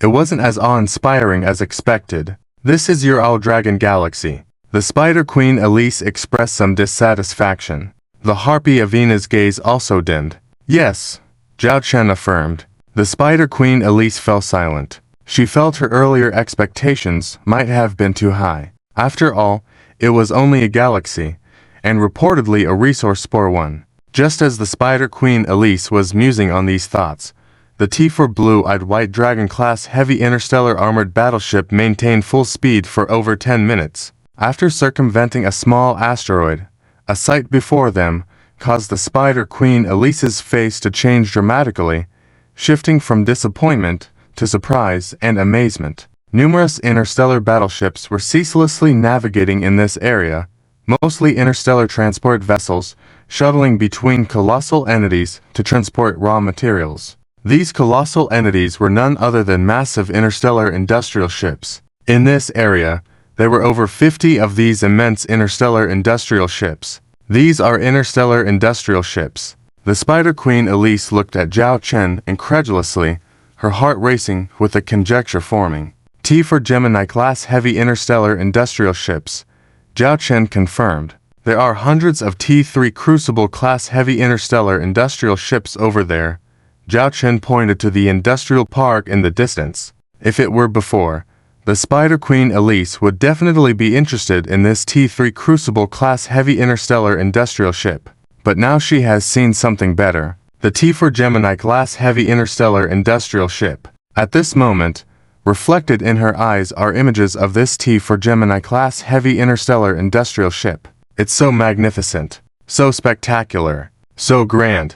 The Warhammer Interstellar Commonwealth also has interstellar industrial ships, but the most top-notch is only the T3 class interstellar battleship, not to mention the T3 Crucible-class heavy interstellar industrial ship, let alone the T4 Gemini-class heavy interstellar industrial ship in front of her. It's not even worthy of comparison. How many interstellar battleships can it produce in a month? The Spider Queen Elise curiously asked. That's military confidential. Zhao Chen chuckled. The Spider Queen Elise didn't pursue further questions, but instead began studying it herself, murmuring to herself. The T4 Blue Eyes White Dragon-class heavy interstellar armored battleship was constantly approaching a T4 Gemini-class heavy interstellar industrial ship. In just a few minutes, the Spider Queen Elise's eyes gleamed as she calculated. Based on the current situation I've observed, the frequency of those interstellar transport ships, and the size of this interstellar industrial ship. This T for Gemini can produce at least 200 T3 class interstellar battleships in a month, or about 10 T4 interstellar destroyers. Zhao Chen was amazed as he looked at the Spider Queen Elise. In just such a short amount of time, through the data she obtained with her eyes, her analysis was off by less than 10%. It's evident how strong the professional capabilities of this Spider Queen are, even surpassing Annie in some aspects. Achoo! Annie sneezed, shivered, a chill sweeping over her body. Is the temperature too low? Annie murmured, glancing at the panel controlling the office temperature. Finding no issues, she pulled her blanket closer around her, brushing off the incident. Little Chen, fries, Annie called out. A mechanical arm appeared behind Annie, delivering fries precisely to her mouth. Annie took a bite without looking. Little Chen, cola. Another mechanical arm delivered a cup of cola with a straw. Annie took a sip, burping. Little Chen, peel a shrimp for me. A plate of shrimp appeared. Two mechanical hands quickly peeled the shrimp, and another hand fed it to Annie's mouth. As she chewed her food, her hands never left her work desk. Her feet, hidden under the table, kept moving. Report, Commander visiting. On the way to your office. A video window popped up, reporting from the other end. What? Little Chen. Commander is coming. Cough, cough. Annie was startled, her food almost getting stuck in her throat. It took a while for her to regain composure. She immediately looked behind her. Little Chen, camouflage mode. Behind Annie, a robot with 8 mechanical arms appeared. Following orders, the robot, named Little Chen, moved to the corner, assuming a posture as a hanger. The door then knocked. Come in. Annie opened dozens of work pages and swiftly typed on the virtual keyboard, not even glancing at the door. Pretending to be busy, the door opened, and Zhao Chen and others entered. Annie massaged her wrist, turning her head to say, Commander, why didn't you inform me before coming? I was working here.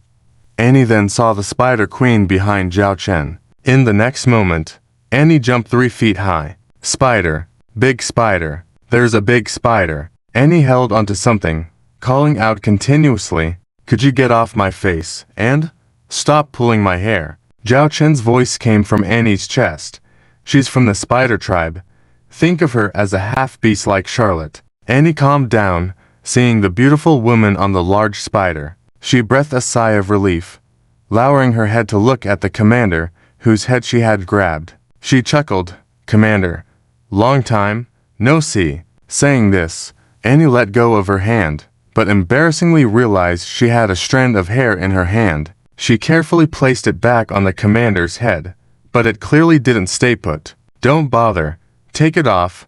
Zhao Chen pulled Annie off him, and then cleared all the loose hair from his head. Annie quickly changed the subject. Commander, I've been busy the whole time. Look at all the projects I have. So exhausting. I have to supervise every starship manufacturing project, or I won't feel at ease. Zhao Chen looked at Annie suspiciously. Then how do you explain the lobster soup at the corner of your mouth? Annie subconsciously wiped her mouth, but found no soup residue. She looked cautiously at the commander, knowing he was teasing her, and she fell for it. At that moment, a figure appeared beside Annie, startling her as she shrunk behind Annie. She knew the Spider Queen wouldn't harm her, but she was still afraid of spiders. However, the Spider Queen's attention was clearly not on her, but on the dozens of electronic screens Annie had opened earlier. That's our confidential. Annie was about to reprimand. Zhao Chen halted her, indicating she didn't need to intervene. The Spider Queen Elise then lifted her hands and began tapping on the screens. Hey, you can't meddle. That's important data and planning. Annie hurriedly said, It's fine. Let her handle it. Zhao Chen crossed his arms, calmly saying, although it was confidential, it wasn't core secret, so he wasn't worried about Spider Queen Elise taking anything. He wanted to test her capabilities. Annie soon realized the Spider Queen seemed to have some skills. Just by glancing at her data for a few moments, she began creating something for the future. HMPH, I can do that too. Annie said disdainfully. But in the next moment, a startling thing happened. Spider Queen Elise operated one screen with each hand, even editing simultaneously. Then her four spider legs lifted, also starting to edit on four screens. Annie widened her eyes. This was far from over. I suddenly emerged from Spider Queen Elise's abdomen, nearly scaring Annie. But what followed was even more terrifying. Several spider legs extended from the back of Spider Queen Elise, as agile as her hands. At that moment, Spider Queen Elise was working on several dozen screens at once. If Zhao Chen's body had not been enhanced, he wouldn't have been able to keep up with Spider Queen Elise's speed. Annie, on the other hand, was simply stunned, as if petrified. Actually, we can reduce a process node here, which would increase efficiency by 1%. And here, although the Dwarven race has strong production capabilities, if we replace them with our spider tribe, with one spider in a position like this, it can handle it. This can increase production efficiency by at least 3%. At this moment, Spider Queen Elise took control of the situation, conducting uninterrupted operations while beginning to explain her analysis. Annie cowered behind Zhao Chen, listening to these words. She glanced at the commander in front of her and clearly felt the commander's intense gaze on the spider. This made her feel a sense of crisis. But she wanted to argue with the spider, and there was nowhere to argue, because what she said was all correct, without any loopholes. This made Annie even more uneasy, and she couldn't help but clutch onto the commander's pant leg tightly. It was as if she saw the spider occupying her office, taking over her work, while she was bound by spider silk, crushed under the foot of this giant spider, like a failure. All right, this time, I brought you here for a visit, not for work. We have to go visit the next place. Zhao Chen interrupted Spider Queen Elise, who was immersed in work. Spider Queen Elise looked at the dozens of interface operations in front of her and the holographic screens floating around her, reluctantly stopping her work. It wasn't that she deliberately wanted to show off in front of Zhao Chen, but the system software and hardware in front of her were just outstanding. It was like a swordsman seeing a more excellent sword and couldn't help but wield too. If she could continue to dominate, that would be even better. Lord, I am willing to lead my tribe to join your Owl Dragon Legion. Please rest assured, I have full confidence in handling the work here. Spider Queen Elise cut to the chase, making a direct and bold proposal. Annie's body stiffened, feeling herself facing a crisis. Summoning her courage, she emerged from behind Zhao Chen. Hands on hips, she said. Hey, I warn you, don't go too far. I am the chief engineer here. This is my territory. You are in my territory saying these things. Am I non-existent? Spider Queen Elise looked down at Annie, tauntingly saying, according to our orc customs, shall we have a fight? Annie looked at the spider spears wielded by Spider Queen Elise, as well as those retracting behind her. In a fight, even 10 Annies wouldn't be a match for this giant spider. We are technical workers, why fight? Annie's legs quietly took a step back, but she still retorted firmly. What about comparing technical abilities? Spider Queen Elise smiled, pointing at the holographic screens around them. Annie, based on the working ability that Spider Queen Elise had just demonstrated, she wouldn't even be a match for this giant spider even if she were split in half. Then what do you want to compare? Spider Queen Elise looked at Annie, smiling and asking. Annie was speechless for a moment, not knowing what to say. Compare height. Spider Queen Elise teased. Height. Annie's height was only as tall as the spear of the Spider Queen. Annie's face darkened. Compare figure. Spider Queen Elise said, crossing her arms and deliberately straightening up. There was a charming sensation. Annie looked at her own chest, capable of accommodating a starship landing and take off. She resisted the urge to jump around, and even if she did, there wouldn't be any fluctuations even in an earthquake. Compare status. I am the chieftain of the Spider Queen tribe. With a single command from me, the Spider Queen tribe can serve the Lord. I also have half a star region, territory spanning 27 star systems. The annual production value of the territory can reach 300 billion star coins. Spider Queen Eilis elaborated on her added value. Annie opened her mouth several times, but found herself unable to say anything. Commander? Just then, a figure appeared at the door. Nana, the second chief of the Owl Dragon Industrial System, appeared here. Seeing her sister, Annie burst into tears, rushing towards her sister. Sister, sobbing. We are about to lose our jobs. Sobbing. Sister, sniffle. I'm sorry. Nana finally pushed Annie away from her, looking at her with some disdain. What's wrong? The commander brought back a spider from somewhere. It's a spider. Spider Queen Eilis's voice came. Nana glanced over. Unlike Annie's fearful expression before, Nana's eyes sparkled, as if she had discovered a treasure.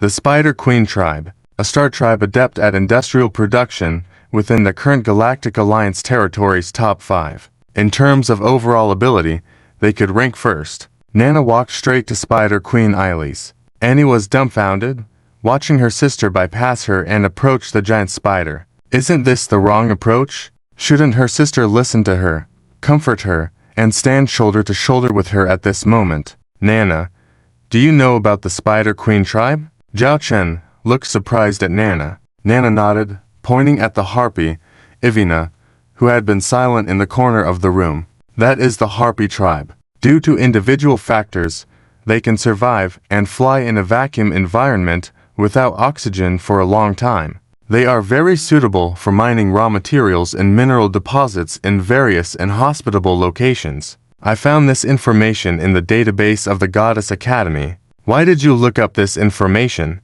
Zhao Chen was curious. Nana explained, I believe that, besides our direct skills and knowledge, we also need to systematically study relevant knowledge. Previously, our interstellar dwarven tribe did not have this kind of resource, but now you have provided us with such resources. Naturally, we have to make good use of them. I have compiled this data into learning materials, sent to all interstellar dwarves, and personnel engaged in this area. For this, Dean Xing of the Goddess Academy specially hired me as a lecturer, and I go to the Goddess Academy's fleet to give lectures every month. Dean Xing even appointed me as the honorary deputy dean of the Goddess Academy. Annie was stunned by this information. She felt her sister's figure suddenly become quite monumental. It was as if she had encountered a mountain in front of her. How did she not know that her sister had done so much, and even served as an honorary deputy dean? What was she doing when her sister was doing all these things? Eating, drinking, sleeping. Suddenly, she felt a sense of deep defeat and frustration. What made her even more overwhelmed was seeing her sister and the spider discussing technical issues, with Zhao Chen occasionally offering opinions. In comparison, she seemed redundant. Annie felt as if she were kneeling in a blizzard, on her knees, hands raised high, shouting, No! Instead of perishing in silence, it's better to break out in silence. Annie, with a sob in her voice, walked up to Nana.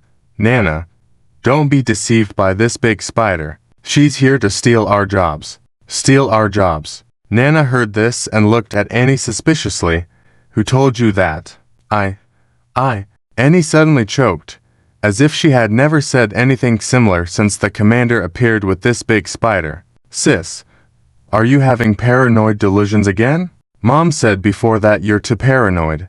Go see a psychiatrist. Nana comforted Annie like an elder sister. She took out a lollipop from her pocket, unwrapped it, and handed it to Annie. Annie took the lollipop, licked it, and relaxed a lot. On the side, Zhao Chen saw this scene and could tell that Nana had a practiced way of dealing with her sister. Nana was not greedy, nor did she particularly like snacks, so the lollipop she carried with her was naturally for Annie. And what you said about stealing jobs is completely unreasonable. Why would the commander have you kicked out? Just because Elise and the others came. Think about it.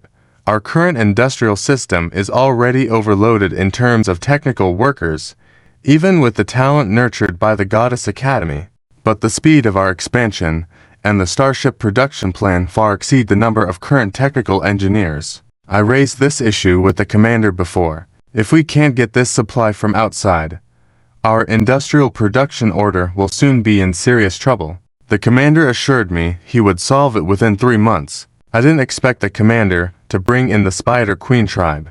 With the addition of the Spider Queen tribe, do you know how much pressure we can alleviate? And unlike our interstellar dwarf tribe, the Spider Queen tribe has an extremely large number of individuals. The Spider Queen Elise said lightly. So far, our Spider Queen tribe has a total population of 130 billion. We also have males in our tribe, but in a matriarchal society, male spiders mostly take on the role of lower-level workers, with larger numbers, but finding it difficult to handle mid to high difficulty industrial production tasks, like here in the Old Dragon Legion. I remember the recruitment conditions seem to require females. Right. We can provide about 10 billion junior to intermediate technical engineers. 10 billion, although not a huge number, for the Owl Dragon Galaxy, and the industrial production of the Owl Dragon Galaxy, that is definitely a heaven-sent talent. Combined with the strong industrial production talent of the Spider Queen tribe, one spider can do the work of several dwarf craftsmen. It can definitely propel the industrial production system of the Owl Dragon Galaxy to a huge leap. After hearing all this, Annie looked at the Spider Queen Elise with a grievance. You're not really here to steal jobs from Annie, are you? The Spider Queen Elise couldn't help but be cold. Why would I steal your job? I've dealt with the interstellar dwarves, and you have very good industrial production capacity, but your talent lies more in research and development. I've had contact in that area too, and our Spider Queen tribe also has a high-level R&D department, but the efficiency is very poor, and to be honest, I prefer the production manufacturing process, watching a brand new, dazzling starship being produced in my hands. I love that feeling. Then, what did you mean by those words earlier? Annie pouted. The Spider Queen Elise chuckled lightly, covering her mouth. Because before I came, Lord said that his chief engineer is very strong in technical ability, but lacking in other areas. If we're going to work together in the future, I hope I can accommodate her. And the impression you gave me is like there are no grown-ups in our tribe. Very cute.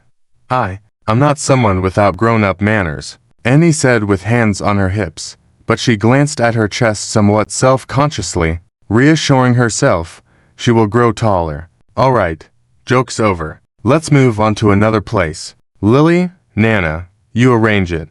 Let's go to platform 0117, Zhao Chen ordered. Hearing this arrangement, Lily's expression changed slightly. She walked up to Zhao Chen and whispered, Commander, platform 0117 is conducting the highest level of confidential project. Is it appropriate to bring them? Carry out my arrangement? Zhao Chen said again. Though Lily had some worries, she knew the commander's order, and once the second sentence was spoken, it was serious and not to be disputed. Please follow me. Lily and Nana led the way, while Annie and the Spider Queen Elise chatted. The Spider Queen Elise even talked to Annie about their future work together. It has to be said, the Spider Queen Elise was really good at pampering children. In other words, if she could join in the future, she would be responsible for overseeing all production and manufacturing aspects, while Annie would only need to finalize major production tasks in the office. When Annie heard this, her eyes sparkled. The succubus Avina continued to be like an invisible person, following in the group, with very low presence. Zhao Chen's gaze swept over the Spider Queen Elise and the succubus Avina. In his eyes, there was a line of numbers above their heads. Spider Queen Elise, Strategy Index 80%. Succubus Avina, Strategy Index 60%. This was probably a function of the system mission, allowing Zhao Chen to see the strategy index of the targets. Despite the Spider Queen Elise being very interested in the Owl Dragon Galaxy, she wasn't genuinely impressed yet. That's why Zhao Chen had specially arranged the upcoming itinerary. He was ready with 2 killers ahead. They could definitely take down the Spider Queen Elise and the succubus Avina. Commander, how did you know I had shrimp? Annie suddenly asked with curiosity. There's no trace on your mouth, but there's a taste of shrimp in your mouth. Zhao Chen rolled his eyes. Annie suddenly realized that she took a wrong turn. She needed to be more careful next time. The group boarded a mini shuttle, as the T4 binary star class heavy interstellar industrial ship was huge. Walking wouldn't be efficient, and even a floating elevator wouldn't meet the communication proficiency required. Hence, the mini shuttle, which could quickly transport people within the industrial ship to the target location. Half a minute later, the mini shuttle slowed down. Zhao Chen and the others arrived at their destination, just moments ago chatting and laughing. The Spider Queen Elise, who Annie saw as a powerful ally, was attracted by the view of an unfinished interstellar battleship outside the side window. It shouldn't be called a battleship. Precisely, an unfinished interstellar battleship. Its keel could be seen, but the hull was extremely massive, in a way she had never seen before. Even though it was unfinished, Elise's intuition told her this battleship was extraordinary. What is this? Elise's breath quickened, her eyes bloodshot as she looked at Zhao Chen. The succubus Avina also looked with curiosity. She had never seen such a majestic interstellar battleship. Simply looking at it conveyed a terrifying pressure. The Dark Lord class interstellar dreadnought. Zhao Chen said the name, then added to words. What? This belongs to a T5 class interstellar battleship. Queen Spider Iris looked incredulously at Zhao Chen, her emotions on the verge of spiraling out of control. While the T4 class interstellar battleships of the Owl Dragon Legion had already piqued Queen Spider Iris' interest, the T5 class interstellar battleship was in existence. She dreamt of at any cost. Yes, this is the first T5 class interstellar battleship developed and manufactured by our Owl Dragon Legion. It is also the first known T5 class interstellar battleship in the Galactic Alliance, Zhao Chen proudly declared. So, what does this dreadnought mean? Queen Spider Iris curiously inquired. Annie's eyes lit up, finally getting her chance to shine. She was about to speak when a voice interrupted her. Concerning the definition of the dreadnought, you can consider it as a comprehensive firepower main battle interstellar battleship. It possesses the high-intensity armor of an interstellar battleship and high firepower output capabilities. It also has a maneuverability second only to interstellar cruisers. It can carry various types of weapon modules, including interstellar missile launch units, interstellar heavy artillery weapon modules, as well as hangars and landing platforms for interstellar drones and fighters. And it. Nanana paused here, looking hesitant towards the commander. Zhao Chen nodded, signaling for Nanana to continue. Only then did Nanana proceed to reveal an important technology. Furthermore, it is equipped with a hyperspace leap engine. You've overcome the technological barrier of a single ship leap engine. Oh yes, I've heard before that you have an interstellar transition ship that can temporarily open stargates. Queen Spider Iris' genes were thoroughly stirred at that moment. Yes, with the hyperspace leap engine, equipped interstellar battleship. It can conduct hyperspace leaps anytime and anywhere, instantly reaching its destination, Nanana explained. Up to this point, interstellar navigation technology mainly fell into four categories: conventional engine technology, warp engine technology, Stargate navigation technology, and the top-tier hyperspace leap technology, also known as hyperspace jumping, more or less similar in meaning. The first three were the interstellar navigation technologies currently used by the Galactic Alliance, each with its advantages and disadvantages, often developing concurrently to complement each other. As for the hyperspace leap technology, each interstellar empire was researching it. Many believed this technology to be a crucial element of T5 technology, especially for interstellar battleships. Just like how T4 class battleships had to have comprehensive star shield technology, a T5 interstellar battleship without hyperspace leap technology couldn't be considered T5. It's so unbelievable, truly unbelievable. I thought I'd never come into contact with T5 level technology in my lifetime, and yet, here I am, so close to it now. Queen Spider Iris's hand touched the porthole, as if gently caressing the looming dark king-class interstellar dreadnought under construction on the other side. Her eyes filled with a nearly insane obsession. Zhao Chen's gaze fell on the numbers rapidly rising above Queen Spider Iris's head, ultimately reaching its peak. Queen Spider Iris. Seduction Index 100% Lord, Please allow me to join your starship construction project no matter what. Queen Spider Iris urgently pleaded with Zhao Chen. Are you truly sincere about wanting to join us? Zhao Chen asked with a hint of seriousness. Queen Spider Iris, now equally serious, admitted, I confess that initially, what attracted me more were the technical blueprints of your T4 starships. At that time, I thought, even if you couldn't overcome the current Warhammer regime, we could always rejoin or seek refuge with the Holy Radiant Empire. I must admit the Holy Radiant Empire has been trying to recruit us, but personally, I dislike those hypocrites. However, when push comes to shove, it can be a backup plan.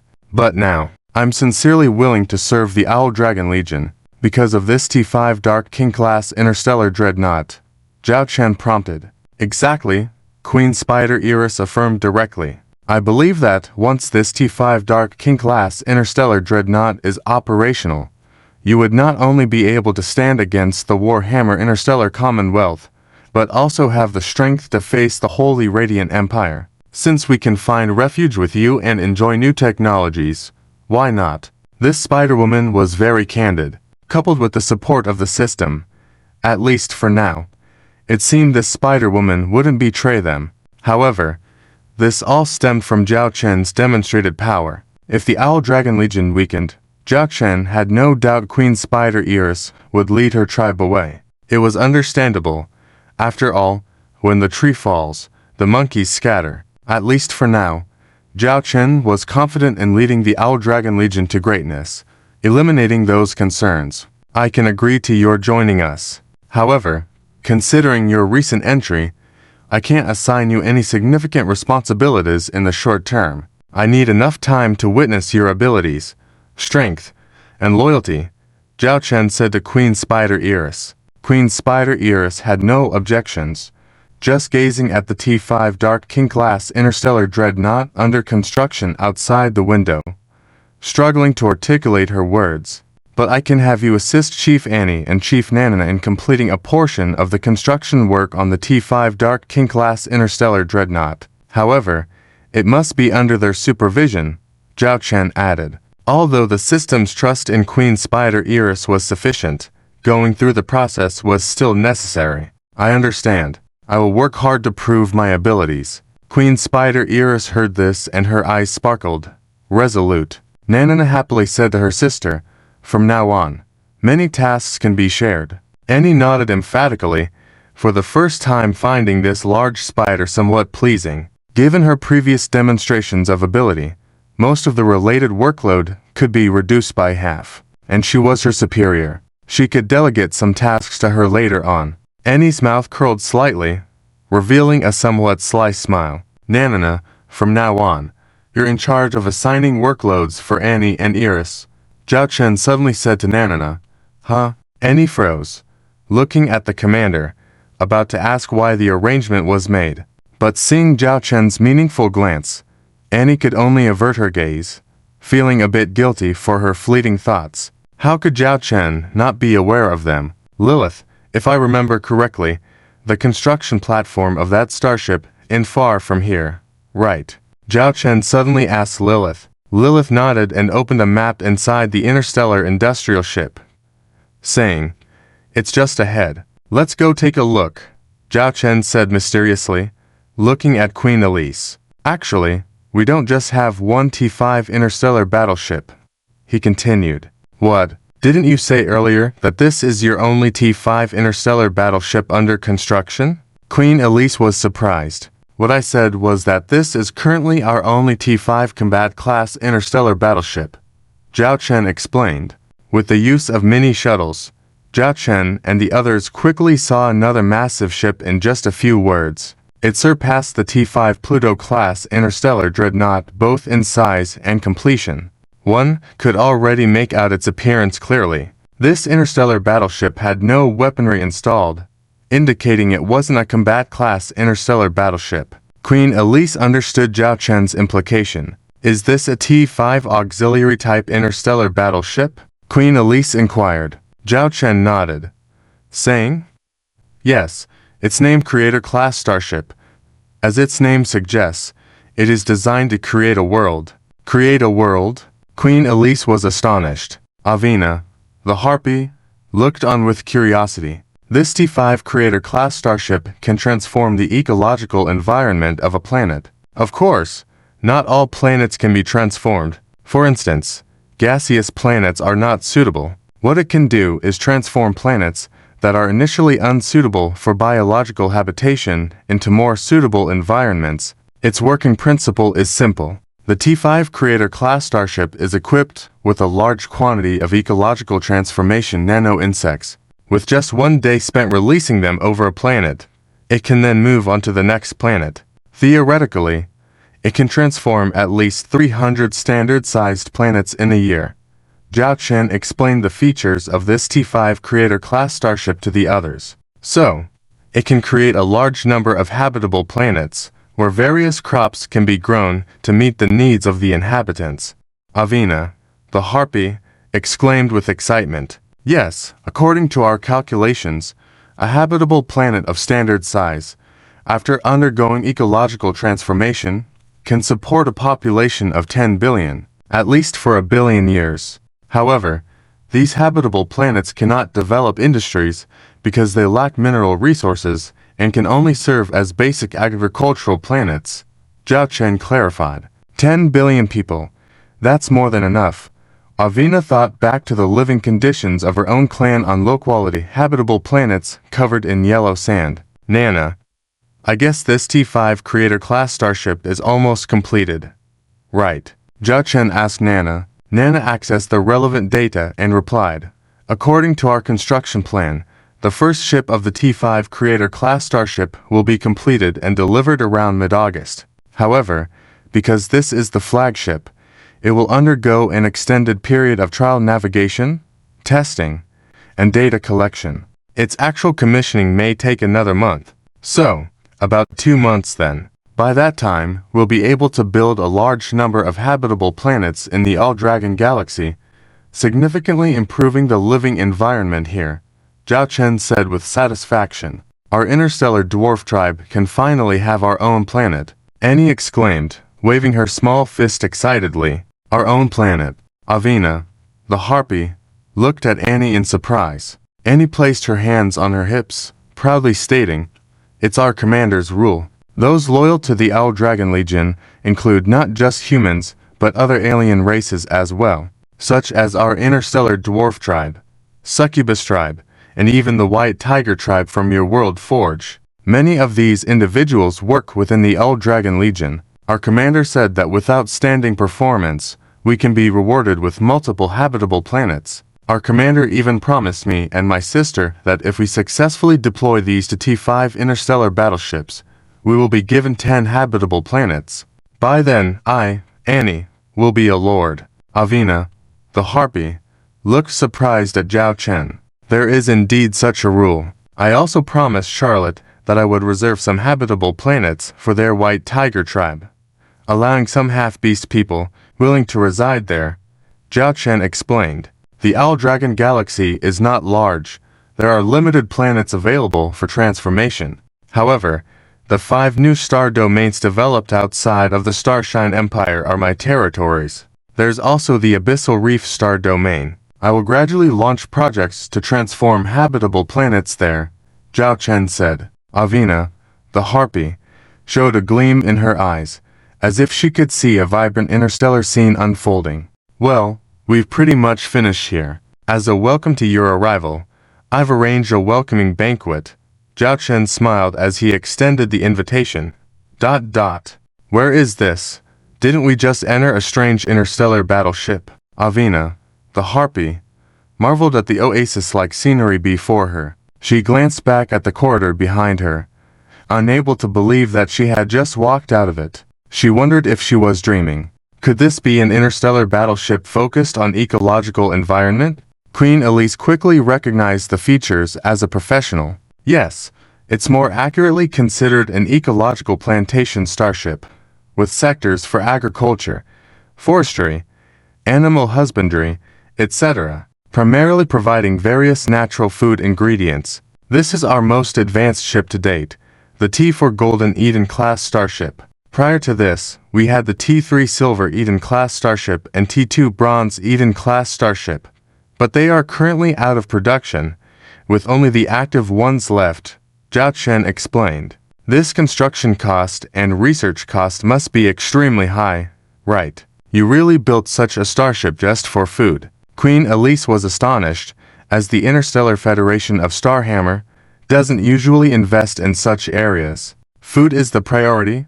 Zhao Chen smiled. Soon, the group traversed through an orchard and reached the lakeside. At this point, they each held a variety of fruits in their hands. These taste really good. Queen Elise munched on a fruit in her hand, while nearby a makeshift spider web was set up with a pile of fruits. Zhao Chen had allowed them to freely pick fruits as long as there was no waste. Alright, let's have a picnic here.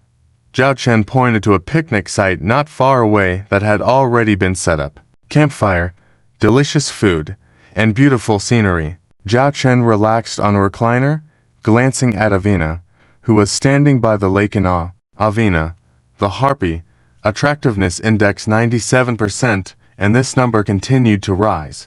Lord, can I fly up there? Avina, the harpy, looked at Zhao Chen. Sure, I'll send you a map. Feel free to fly around.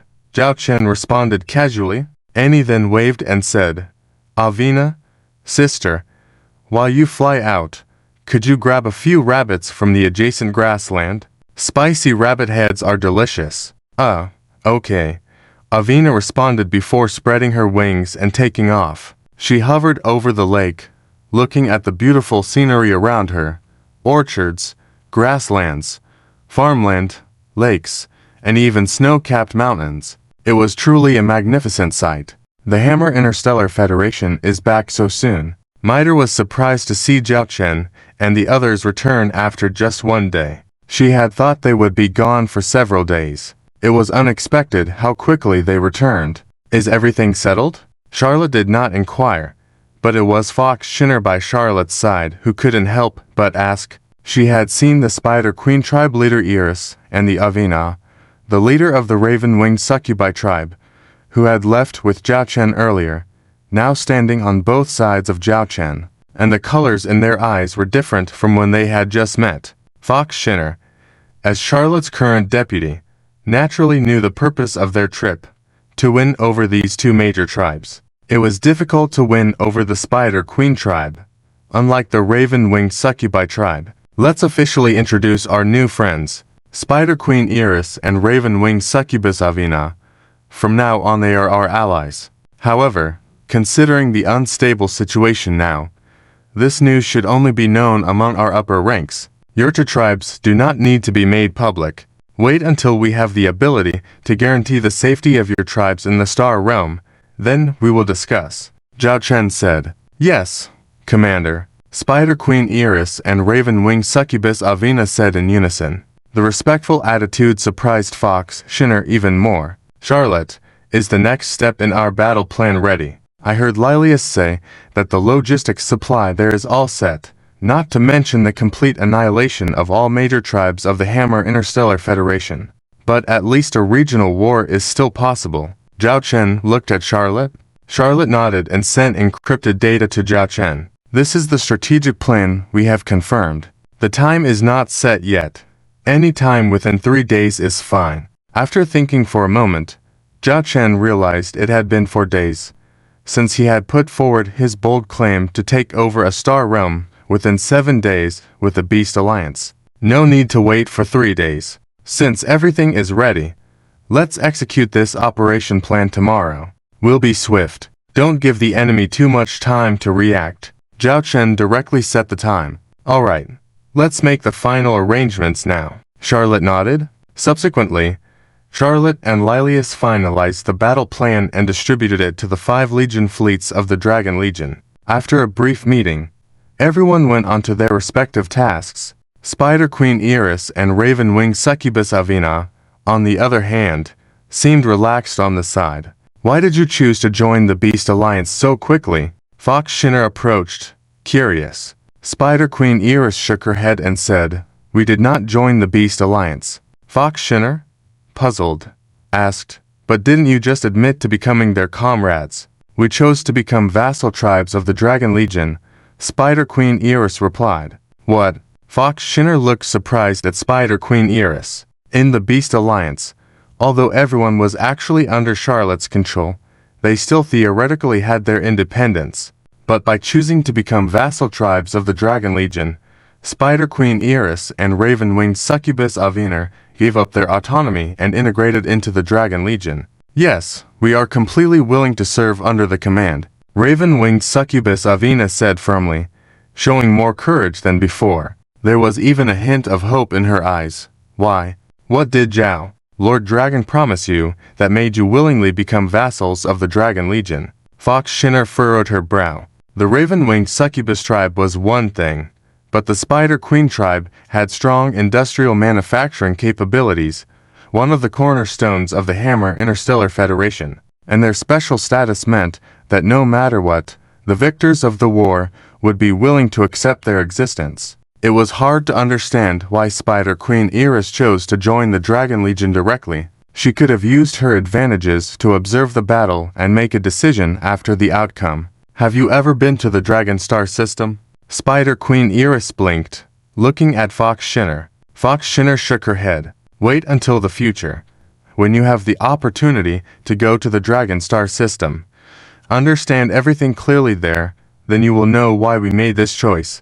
Spider Queen Iris smiled. Raven-winged Succubus Avina said with determination, time will prove that our choice is correct. The Dragon Star system has technology that surpasses the Iris. We grabbed the future of our tribes there. Thinking about what she had seen before, Raven-winged Succubus Avina couldn't help but clench her fists. She must perform well under Commander Zhao Chen to ensure a better future and development prospects for her tribe.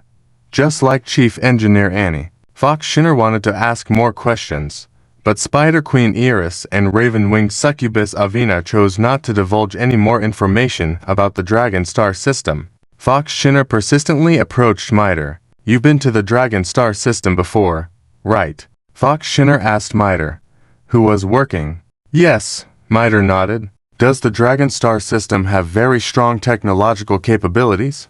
Fox Shinner asked curiously. Miter thought back to her visit to the Dragon Star system and everything she had seen. She said, when we went to the Dragon Star system at that time, everything there was indeed nice, with advanced technological battleships, but about having very strong technological capabilities, I don't think I saw that. At that time, it was only equivalent to the scale of a few important star systems in the Hammer Interstellar Federation. When did you go there? It was about a year ago. Miter said, a year's time shouldn't bring any significant changes, but if it was only equivalent to a few prosperous star systems in the Hammer Interstellar Federation, even the main star system of the Dragonkin tribe, it couldn't have prompted the significant attitude change of Spider Queen Iris and Raven-winged Succubus Avina in just one day. Fox Shinner, filled with curiosity, couldn't resist and approached Charlotte, inquiring about her burning questions. You're curious about what the Dragon Star system has that could make Spider Queen Iris and Raven-winged Succubus Avina suddenly change their attitudes and submit to the commander. Charlotte looked at Fox Shinner. Fox Shinner nodded earnestly. Charlotte thought for a moment and replied, I cannot answer this question in words. How about this? After this battle of the Hammer Interstellar Federation is over, I'll take you on a visit to the Dragon Star system. You can discover the answer yourself. Fox Shinner rolled her eyes, still not getting the answer she sought. Charlotte, seeing Fox Shinner's unfulfilled curiosity, chuckled inwardly. In fact, she had long had the idea and the opportunity to visit the Dragon Star system with a group of key personnel. So far, most people in the Beast Alliance were amazed by the military prowess of the Dragon Legion without truly realizing how terrifyingly powerful the Dragon Legion truly was. Only by experiencing it firsthand would they understand the true power and terror of the Dragon Legion. The fear of the powerful creates a shortcut to loyalty in the shortest time. In the galaxy calendar year 3034, on July 24th at 1750, Zhao Chen looked at the interstellar war sand table in front of him, marked with various data information. Report to the commander. The fleet of the 5 All Dragon Legions are ready and in a first-level combat alert status. Commander, our All Dragon Galaxy is also prepared. In case of any unexpected situation, we will activate the contingency plan.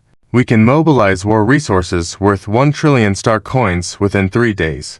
Within a week, we can mobilize an additional 3 trillion star coins of war resources. Within 20 days, we can further mobilize 6 trillion star coins of war resources. However, this will affect our existing production and construction plans. The latest news from the frontline interstellar stealth reconnaissance ship arrived. There is no movement or abnormal reactions from the Dragon Tribe, the target. Zhao Chen sat on the captain's chair, calmly listening to these reports. Why can't I follow General Charlotte into this battle? Fox Shiner looked somewhat dissatisfied at Zhao Chen sitting in the captain's chair. Although this is the command platform for this military operation, it is located in the rear of the battlefield. Comparatively, Fox Shiner would rather follow by General Charlotte's side. If you go, who will arrange things for the people back here? Zhao Chen pointed to the VIP audience behind them. All the leaders within the Beast Alliance with some strength are present here. Naturally, it would not be Zhao Chen or his people who would take care of them. This responsibility would fall to Fox Shiner and her mother, Fox Yazoo. Additionally, the Spider Queen Elis and the Harpy Avina, who have chosen to submit to Zhao Chen, are also here to observe the real-time progress of the battle. Shiner, don't be disrespectful to the commander. Fox Yazoo turned her waist like a black butterfly and walked up to Zhao Chen, reprimanding her daughter. Fox Shiner pouted, feeling somewhat resentful towards Zhao Chen because of Charlotte. It seems like jealousy. Have all the expected people arrived? Zhao Chen asked. Fox Yazoo nodded. They're all here. Good. Let them enjoy this battle. This way, they will also know what kind of master they are following. Zhao Chen said lightly. Yes.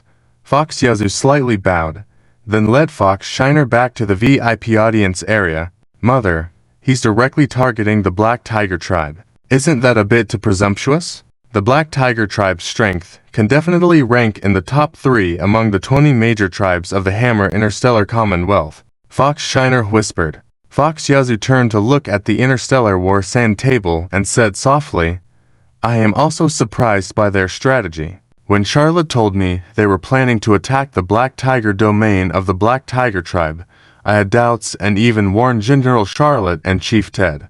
But General Charlotte assured me not to worry, that this military operation would be foolproof. Now looking back, it should be this commander who wants to establish his authority through a real battle. Establish his authority. Didn't he already wipe out 2 Dragon Fleet groups before? Isn't that enough? Fox Shiner asked in shock. It's not just about Li Wei. It's also about showing these people around us the benefits the All Dragon Legion can bring to them. Think about it.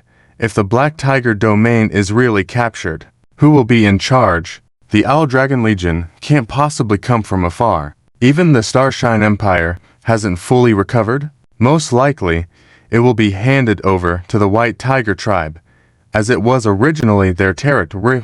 And who knows, maybe others will secretly think that the Owl Dragon Legion can help the White Tiger Tribe capture the Black Tiger domain. Then they might have a chance to share the conquered territory in the future. Carrot and stick. It's the simplest way to subdue followers. Fox Yazoo switched her tone, sounding somewhat worried. But this stick might be a bit too hard. Mother, who is that person? Fox Shiner noticed a figure completely covered by a cloak and veil in the back of the VIP stands. Don't ask. When you need to know, you will know, Fox Yazoo said. Fox Shiner looked suspiciously at her mother, realizing her mother also had secrets from her. This reminded her of the previous day when the All Dragon Lord had privately summoned her mother. They had spent several hours together in the office. No one knows what they discussed during those hours. When she asked her mother remained silent. Look at the interstellar battle sand table. The coordinates. Could it be that the Owl Dragon Legion's target this time is the Black Tiger domain? No way. In the Black Tiger domain, the Black Tiger Tribe has over 30 Legion fleets and more than 100,000 interstellar warships. It's not impossible. Think about how the Owl Dragon Legion could completely eliminate two Dragon Fleet groups before. The Owl Dragon Legion has the power. But the issue is this active offense is completely different from the previous back and forth between the two sides. If the Black Tiger domain is attacked, the four giants will definitely not stand by. The Lion, Minotaur, Black Wolf, and Fox tribes will definitely support.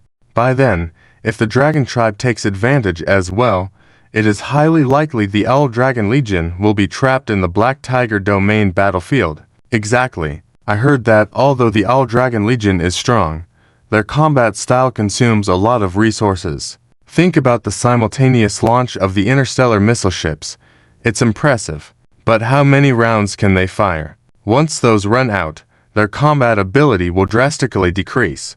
The guests in the VIP stands whispered among themselves. Zhao Chen and his group didn't intervene. There were soundproof devices around the VIP stands, so they could hear Zhao Chen and others' command voices, but Zhao Chen and others couldn't hear their discussions or be disturbed by them. Commander, there are 100 seconds left until the start of the operation. Lily, the secretary, informed Zhao Chen. Zhao Chen nodded, announcing, "All Legion fleets, execute the operation order. Begin the flash attack plan on the Black Tiger domain." At Zhao Chen's command, the war machine of the Owl Dragon Legion immediately sprang into action. Orders were relayed one after another. Owl Dragon First Legion, execute the planned operation, perform interstellar relocation, and flash attack the Black Tiger King Fleet port in the first system of the Black Tiger domain. Owl Dragon Second Legion, execute the planned operation, perform interstellar relocation, and flash attack the Black Fox Third Stargate in the third system of the Black Tiger domain. Owl Dragon Third Legion, execute the planned operation, perform interstellar relocation, and flash attack the Black Tiger Interstellar Arsenal in the second system of the Black Tiger domain. Owl Dragon Fifth Legion. The interstellar war sand table in front of them changed, showing 5 red dots in the Black Tiger domain. These were the locations the 5 Owl Dragon Legions were to attack. By the Great Beast, what is he planning to do? A half-beast guest suddenly stood up, disbelief in his voice. Black Tiger King Military Port, the largest interstellar military port in the Black Tiger Star domain, and also the largest military port owned by the Black Tiger tribe. The main body of the military port can accommodate up to 30,000 T2 class interstellar battleships, and can repair T3 class and some T4 class interstellar battleships. Around the main body of the military port, there are several military port outer areas made from small asteroids. These asteroid military ports are used to assist in certain tasks during specific times, with berths inside the asteroids capable of accommodating at least 10,000 T2 class interstellar battleships. These military port asteroids also serve as battle satellites to protect the military port. Drip, drip, drip. In the command center of the third battle satellite of Black Tiger King Military Port, a Black Tiger half-beastman was drinking wine, crossing his legs, and looking at the interstellar radar map in front of him. Each strip represented a scan of the radar matrix in the area. Suddenly, a tiger claw slapped the head of the Black Tiger half-beastman on duty. "Still drinking? Don't you know that all regulations of our Black Tiger tribe have recently been tightened? Drinking on duty? It seems like you don't want this position anymore," reprimanded the Black Tiger officer dressed in a military uniform. The half-beastman on duty saw the newcomer and sheepishly smiled. "You scared me. I thought it was someone else." "Uncle, what's the big deal? You're in charge here. If you don't say anything, no one else will know what I'm drinking." The Black Tiger officer rolled his eyes and pointed at the bottle, saying, "Pay more attention next time. At least use an opaque bottle." The half-beastman on duty stood up straight and obediently said, "Yes. Don't be careless, kid." Due to the recent incident with the rebel army, the higher-ups have been very nervous. They even recalled all the resting crew members to their posts. "Haven't you noticed the increased patrol density?" The Black Tiger officer stared at the interstellar radar screen. The half-beastman on duty shrugged and said, "Don't worry. Even if there's a flash near the main star, we won't be caught off guard here. We have the most advanced radar system on Warhammer, as well as anti-stealth detection equipment and spatial anomaly detection equipment.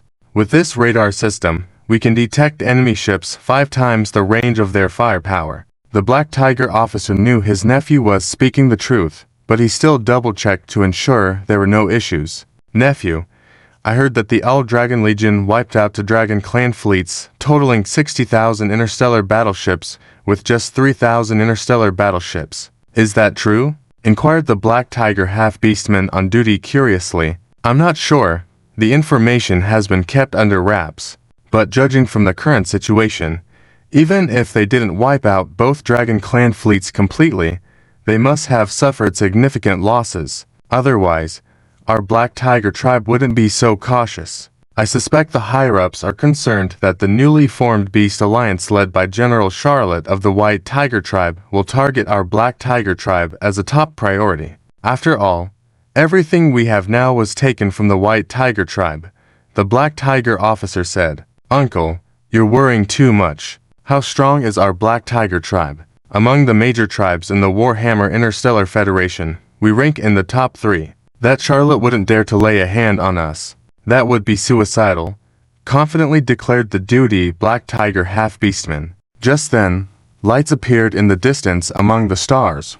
What's that? Furrowed the Black Tiger officer's brow, observing the lights through the porthole. Could it be the returning interstellar battleships? Muttered the duty Black Tiger half-beastman. Fetch the deep space telescope, the Black Tiger officer ordered. The image captured by the telescope appeared before the officer. When the Black Tiger officer clearly saw the lights, his pupils dilated in shock. They were a series of interstellar battleships appearing out of nowhere, as if crossing a dimensional barrier and materializing in that sector. Upon inspecting the Owl Dragon emblem, the duty Black Tiger half-beastman recognized the Owl Dragon Legion starships. This is the Interstellar Stealth Reconnaissance Ship. Identified the Black Tiger officer through the appearance of the starship.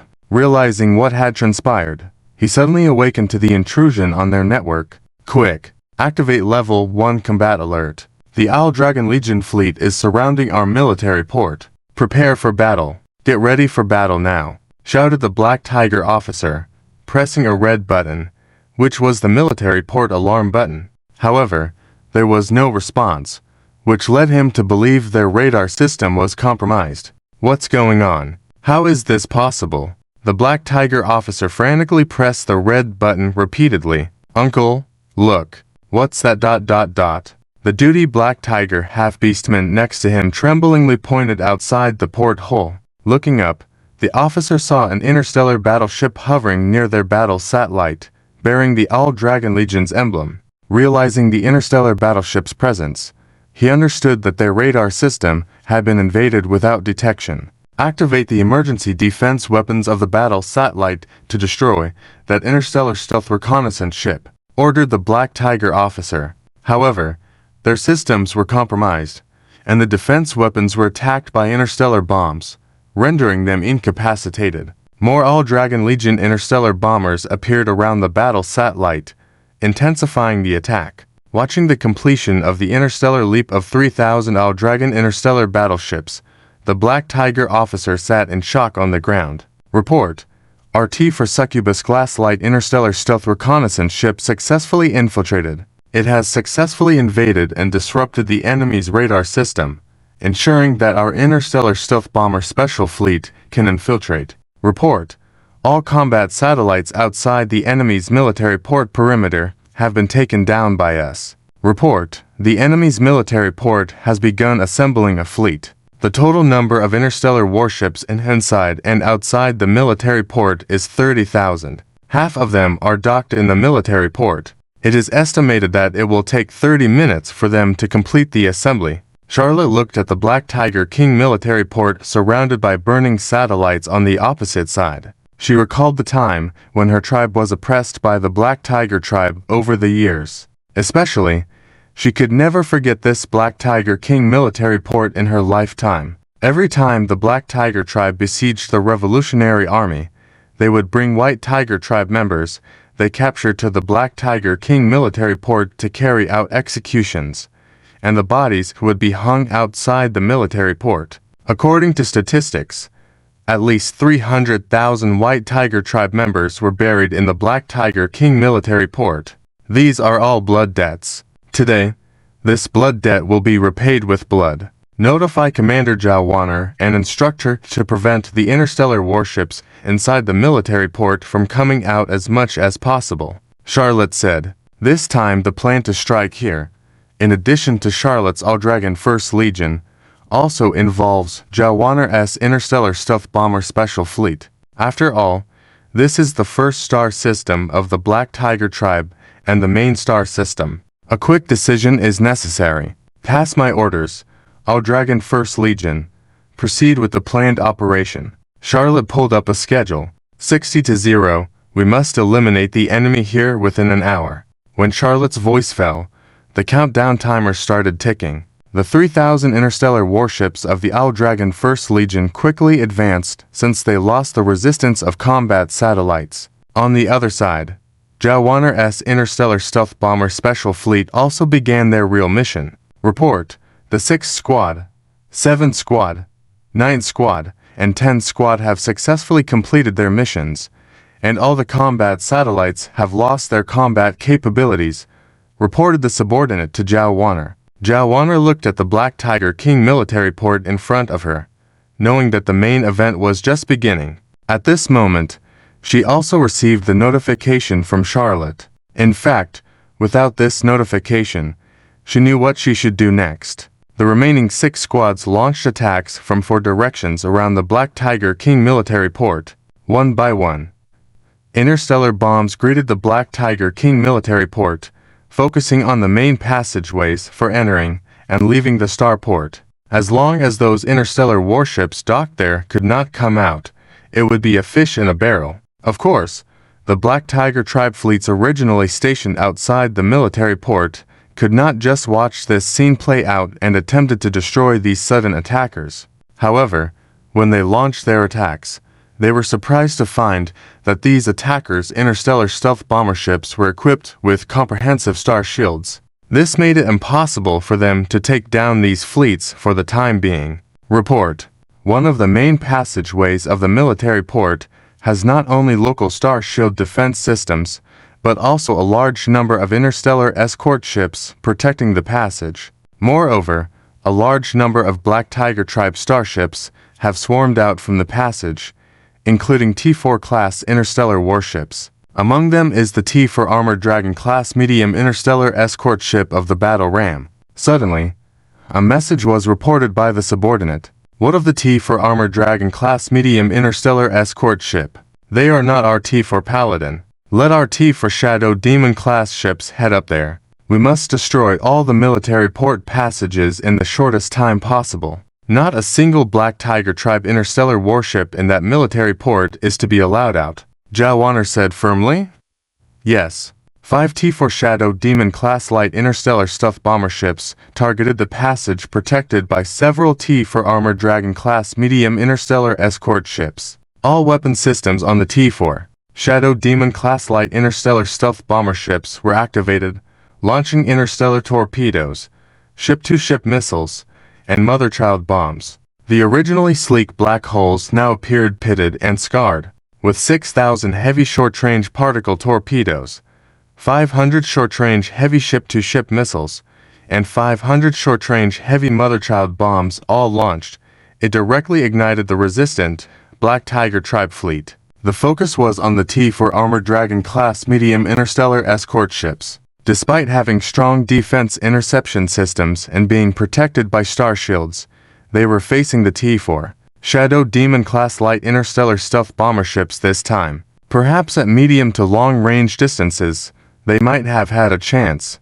But now, they were too close to these T4 Shadow Demon class light interstellar stealth bomber ships, close enough to see the rough outline of the opposing interstellar warships with the naked eye. Flames from explosions engulfed the area, including the T4 Armored Dragon class ships. Subsequently, the other military port passages also came under attack. The few interception weapons and the protective star shields were breached in just a few seconds. A T4 Dragon Knight class heavy interstellar cruiser, trying to leave the port was blocked in the passage, with nowhere to go. At this moment, the Black Tiger King military port became the graveyard of over 10,000 Black Tiger Tribe fleet interstellar warships inside. Report: 95% of the main passages of the Black Tiger King military port have been destroyed. The interstellar warships inside the port would need at least an hour to clear the passages and come out, reported the subordinate to Zhao Wanner.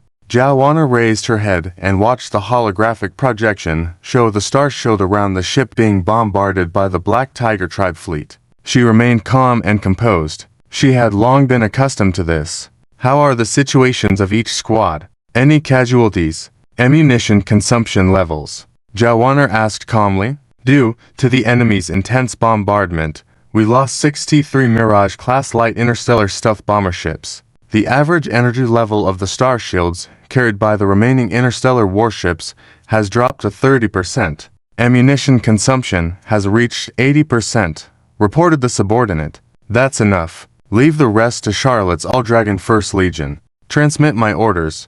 All ships disengage from the battle. Hide and stay stealthy.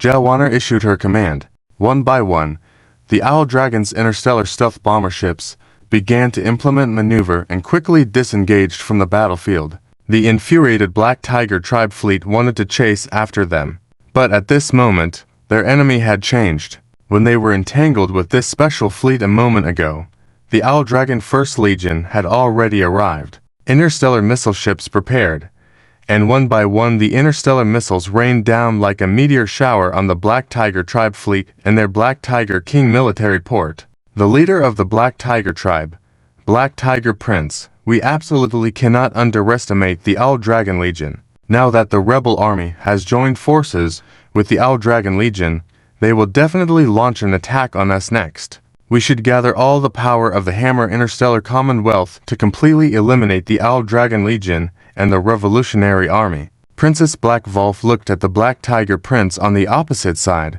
who was greedily gnawing on the meat in his plate. After the Black Wolf tribe suffered heavy losses before, they wanted to seek revenge against the rebel army relying solely on their own strength. Princess Black Wolf knew that it was impossible. The only hope lay with the four major powers, with the closest relationship to the Black Wolf tribe being the Black Tiger Tribe. However, the attitude of the Black Tiger Tribe had been very ambiguous during this time. Although they verbally agreed to help Princess Black Wolf eliminate the rebel army for the Black Wolf tribe, they had never taken substantive action. Instead, they had been quietly nibbling away at the interests of the Black Wolf tribe in various aspects. In the past, the Black Wolf tribe could still resist a bit, but now, Princess Black Wolf could only try her best to preserve what little they had left. Shinya, I understand your hatred, but our positions are different. Your father fell ill due to previous events,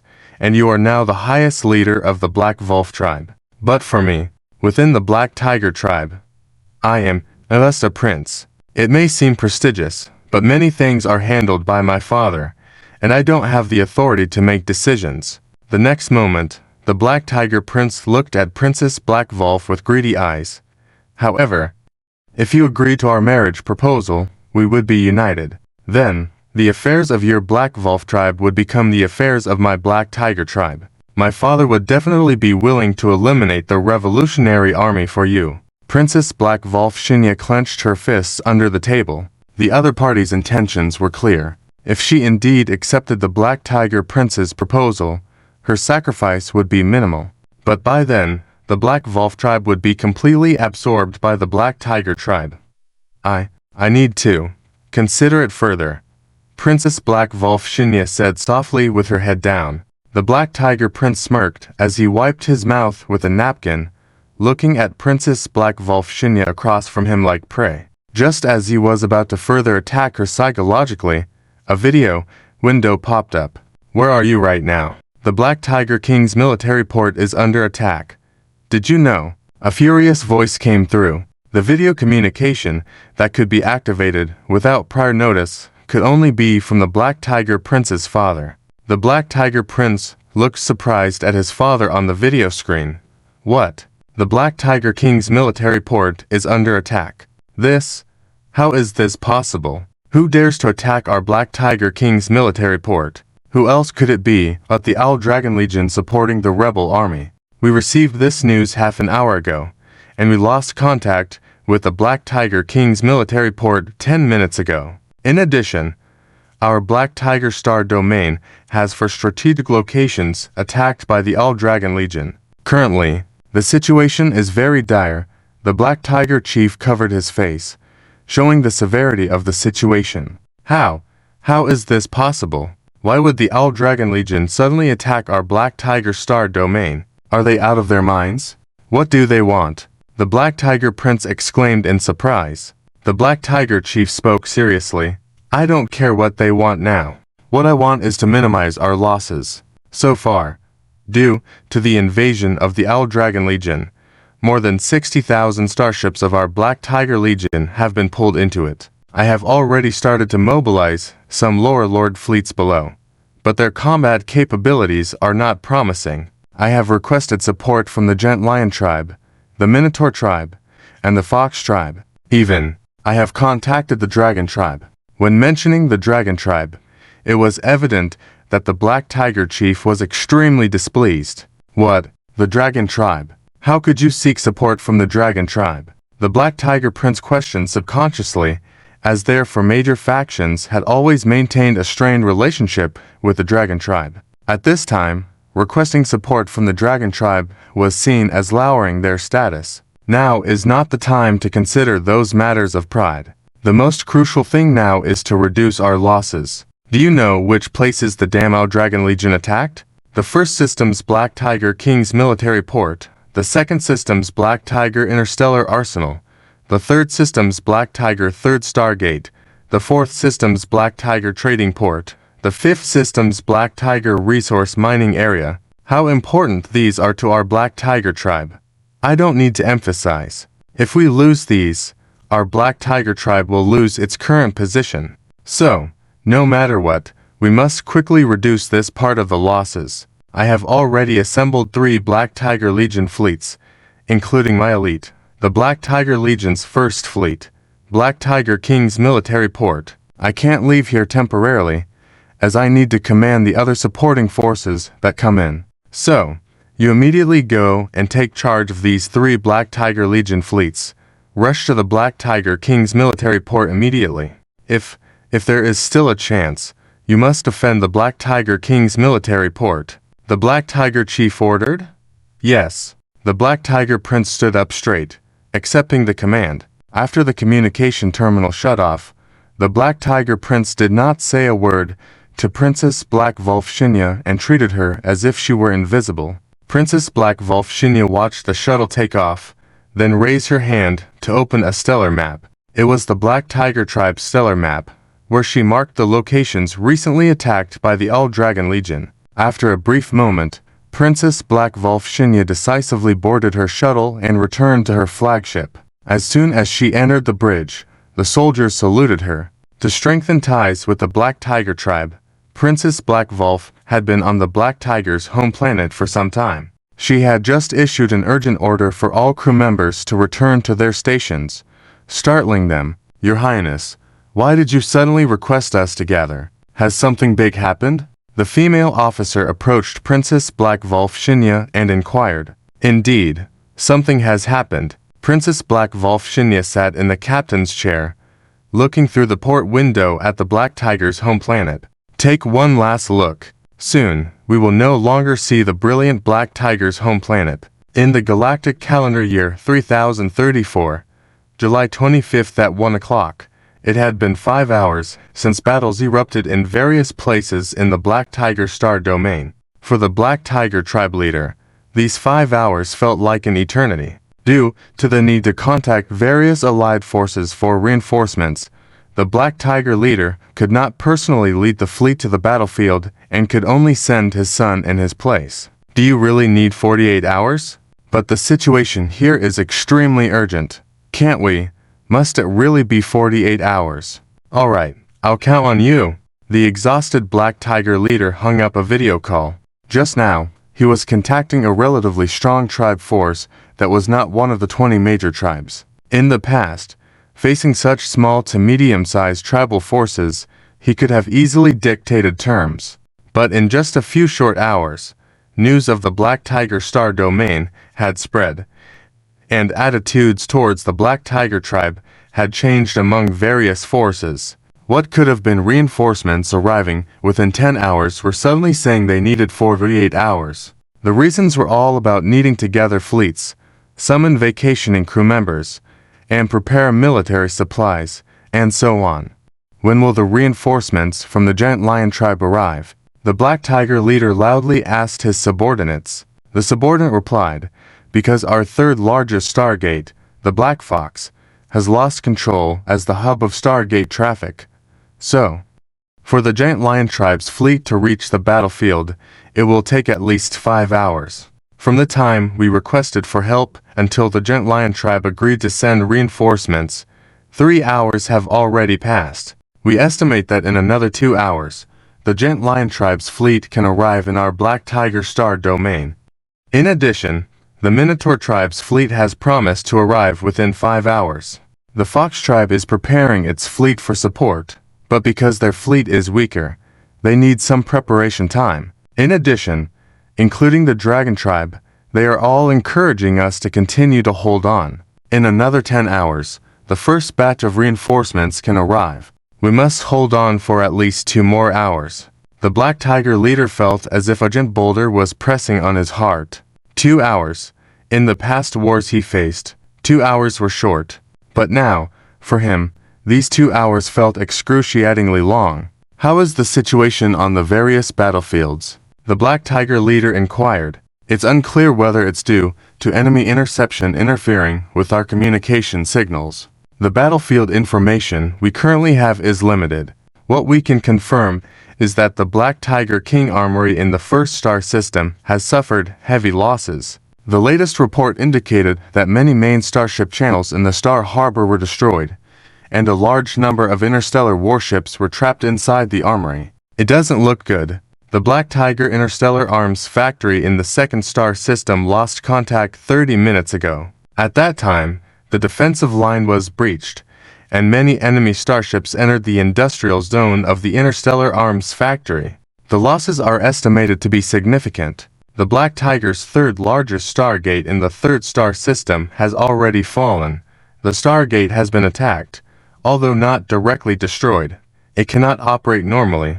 We estimate that all hope is lost. In the fourth star system, the Black Tiger Trade Harbor, and in the fifth star system, the Black Tiger Resource Mining Area, since they had few station troops. So, the subordinate did not finish the sentence, but the Black Tiger leader already understood. 3 out of the 5 strategically important locations for the Black Tiger tribe have fallen within just 5 hours. The remaining 2, the situation is likely equally dire. Even if we win this battle in the end, the power of our Black Tiger tribe ... will not be as it was before, the Black Tiger leader said with a grave expression. The subordinates fell silent. The assault of the Dragon Legion was truly terrifying.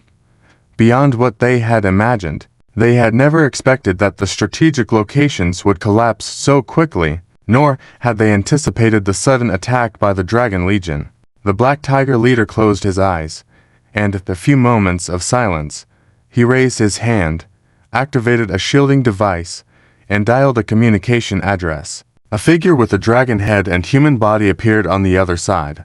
The other party probably anticipated that the Black Tiger leader would initiate this video communication. After just a few minutes of communication, the video call was disconnected. The Black Tiger leader seemed to have unloaded a burden from his body. He called his subordinates again. Get ready. 1 hour from now, a fleet of Dragon People ships will arrive in our Black Tiger star domain. Additionally, 3 more fleets of dragon ships will arrive within 5 hours. But earlier it was said. The subordinate was puzzled, but quickly realized. The communication thus now may have been a decision made by the Black Tiger tribe leader. The Black Tiger tribe had already suffered major losses, and even if they won this battle, their position would not be the same as before. So, the Black Tiger leader made a new decision. But no matter what, a fleet of dragon ships, 30,000 interstellar warships arriving in the Black Tiger star domain within an hour was truly heartening news. Report: our patrol fleet has discovered a fleet approaching rapidly outside the main star. It seems to be the Dragon Legion's interstellar warships. A sergeant suddenly ran up to report an urgent message. Upon hearing this news, the Black Tiger leader stood up directly, shocked. The Dragon Legion. How is this possible? The Dragon Legion's interstellar warships. How could they appear here so quickly? We don't know. The sergeant replied with his head down. Useless. Utterly useless. Transmit my orders.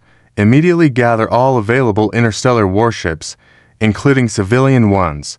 Forcibly requisition them. Furthermore, find out for me whether it really is the Dragon Legion, and if it is how many interstellar warships. The Black Tiger leader sternly commanded. Yes, I will go do that, because the sudden arrival of the Dragon Legion had disrupted all of the Black Tiger leader's plans. You see, currently, the regular army on the Black Tiger main star had a full count of only 6,000 interstellar warships. If it really was the Dragon Legion coming, how could they possibly win? No, the main star cannot fall. Transmit my orders. Contact the young master immediately and have him lead the fleet back here at once. Also, contact the fleets from other star systems. Whoever has the capability, send them here immediately for support. The Black Tiger leader shouted. Yes. Several minutes later, finally, there was relevant information about the appearing Dragon Legion fleet. But this information was like a bolt from the blue. At the same time, another piece of news came in. Chief, we can't reach the young master's side. The Black Tiger leader stared dumbfoundedly at the image captured by the Deep Space Telescope. He saw countless Dragon-class interstellar warships, at least in the thousands. This wasn't the real issue. The real issue was that beyond the hulls of those Dragon-class interstellar warships sailing in front, there were additional things. Those were long spears attached, each piercing through a Black Tiger tribe soldier, so much so that the blood stained these Dragon-class interstellar warships red. Suddenly, the Black Tiger leader's pupils dilated. He saw something different at the bow position of that rumored T4 azure-eyed white Dragon-class heavy interstellar armor battleship, a blood-red emblem. It was the emblem of the White Tiger tribe. Additionally, similarly on that ship, several bodies were impaled with spears, but with different treatment. They had been pierced through by multiple spears, and that body, it was unmistakably his son, the Black Tiger tribe young master. No. The Black Tiger leader roared, with a torn heart and aching lungs. The chief of the Black Tiger tribe had bloodshot eyes, his whole body was trembling, and his fur was bristling. Chief, we received a video message from the enemy fleet. Do you want to see it? A subordinate asked cautiously. Open it for me. The chief of the Black Tiger tribe gritted his teeth. The video message opened, and a video window appeared in front of the chief of the Black Tiger. The video was taken from multiple angles, using some interstellar reconnaissance ships and reconnaissance planes. In the originally quiet video, soon its protagonist appeared. 10,000 interstellar warships. The chief of the Black Tiger recognized these interstellar warships immediately. It was the 3 Black Tiger Legion fleets that he had sent his own son to support the Black Tiger King's military port, including his elite Black Tiger King Legion among them. The Black Tiger King Legion was equipped with a large number of T3-class interstellar warships and over 100 T4-class interstellar warships. They were the most powerful force among the various Legion fleets of the Black Tiger tribe. Chief Durrett, long time no see. I wonder if you still remember me.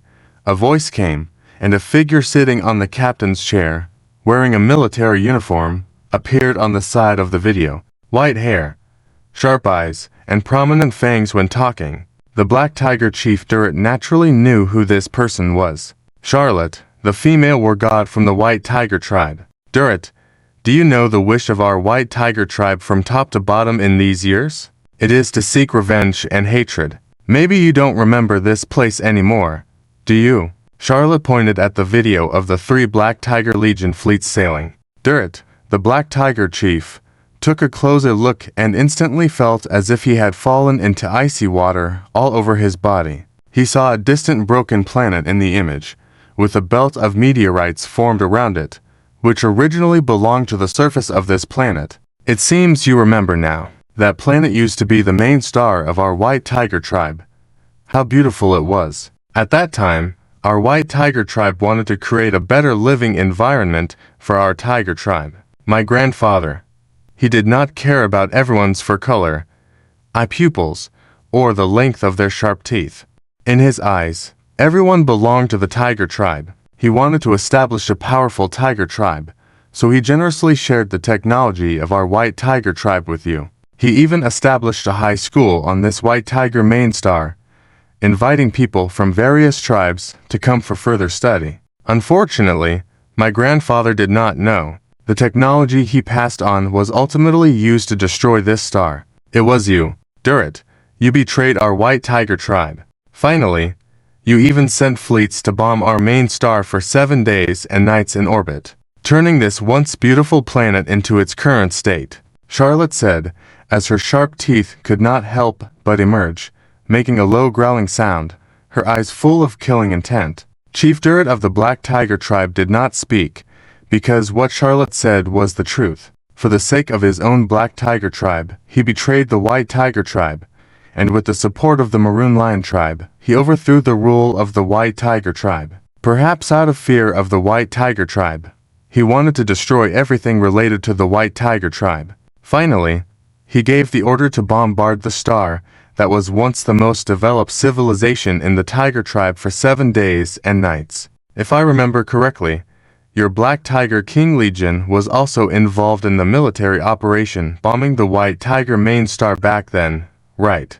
Well, today I am here. Let your Black Tiger King Legion repay the blood debt for the White Tiger main star and the millions of White Tiger civilians slaughtered on the White Tiger main star. After finishing speaking, Charlotte looked to the side as if she was talking to someone. Send my command to launch the attack. With the command given, Chief DRIZZLE of the Black Tiger tribe noticed the interstellar warships of the Owl Dragon First Legion already ambushed around. The first to launch the attack were the 50 T-3 Judgment-class heavy interstellar missile ships. Although the bombing effect was not as spectacular as the Special Missile Squadron equipped with 300 T-3 Judgment-class heavy interstellar missile ships, it was more than enough to deal with the 3 Legion fleets on the other side, with 10,000 interstellar warships. And after the interstellar missile ships attacked, 3 T-4 Gorgon-class heavy interstellar cannons immediately launched the second round of firepower strikes from 3 directions.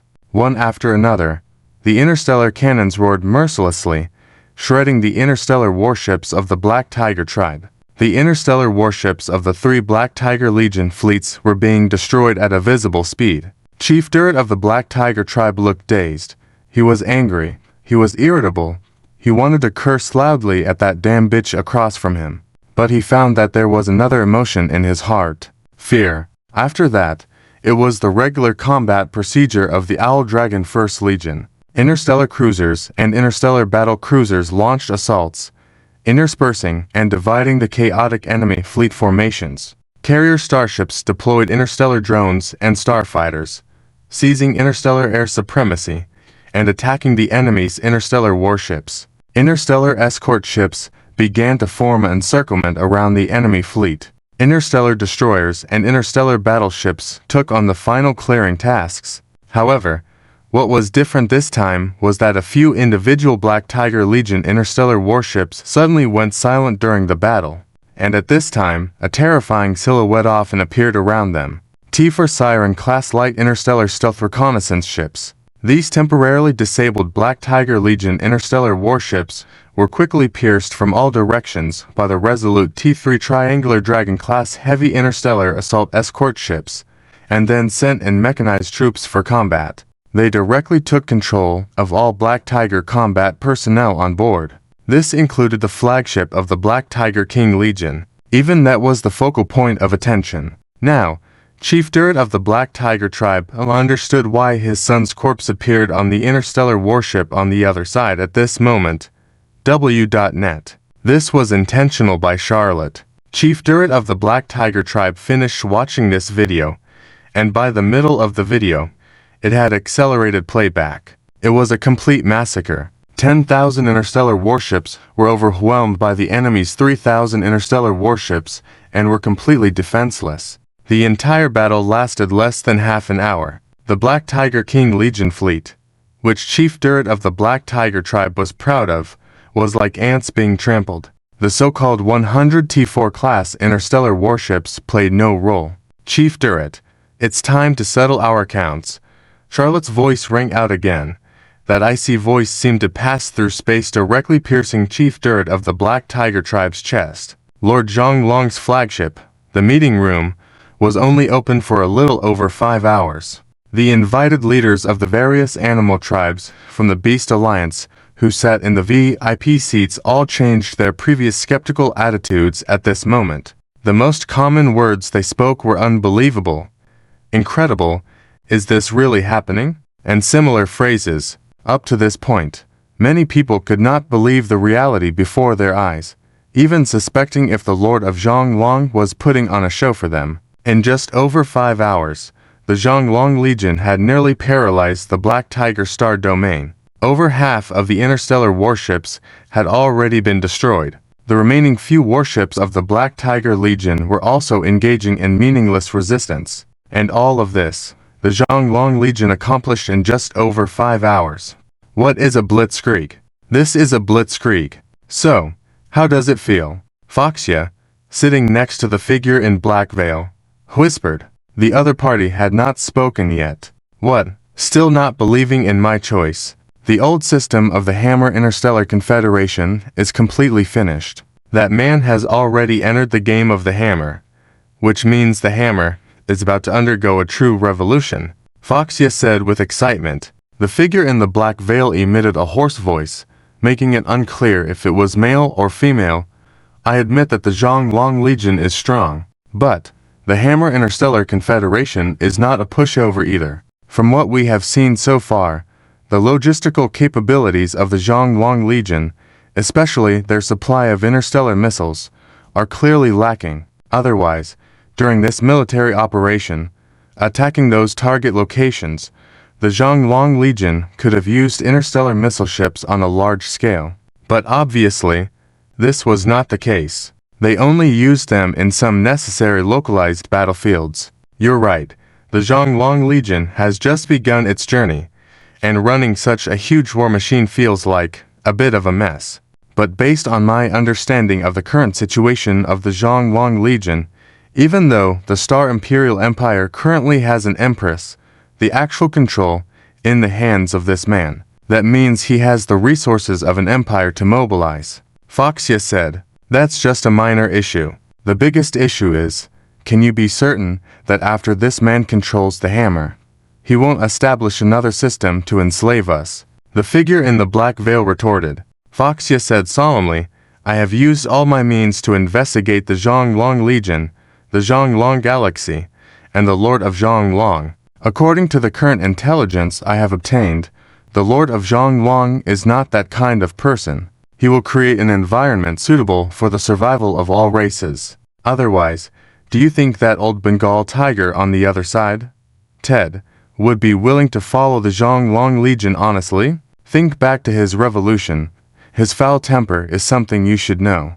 Moreover, he now lets his daughter Charlotte follow that man. Aren't these signals clear enough? Even if we don't discuss these, you can't reach the Zhonglong Galaxy.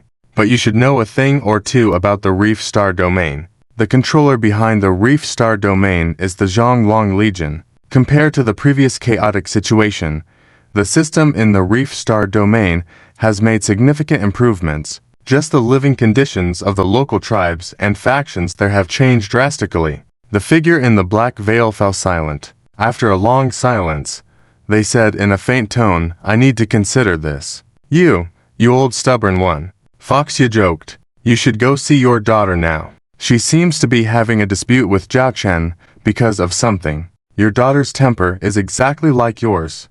She dares to do anything. The figure in the black veil teased. Foxia looked over and indeed saw her daughter, Fox Shiner, seeming to be arguing with Zhao Chen about something. During this time, Foxia also noticed that her daughter seemed to have a strong dislike for the Lord of Zhonglong, even though the two had not interacted before. Asking Fox Shiner, she had no answer either. Foxia got up and walked over. As she entered, she understood the content of the argument between the two. It was more of a one-sided argument by Fox Shiner. We can't let General Charlotte continue like this. If she launches a retaliatory attack on the Black Tiger Star, those tribes and groups we will attack in the future will surely resist us to the death. This isn't wise. Why don't you understand what I mean? Fox Shiner was becoming frantic. She saw that Charlotte had the impulse to retaliate against the Black Tiger Star, so she wanted to contact Charlotte,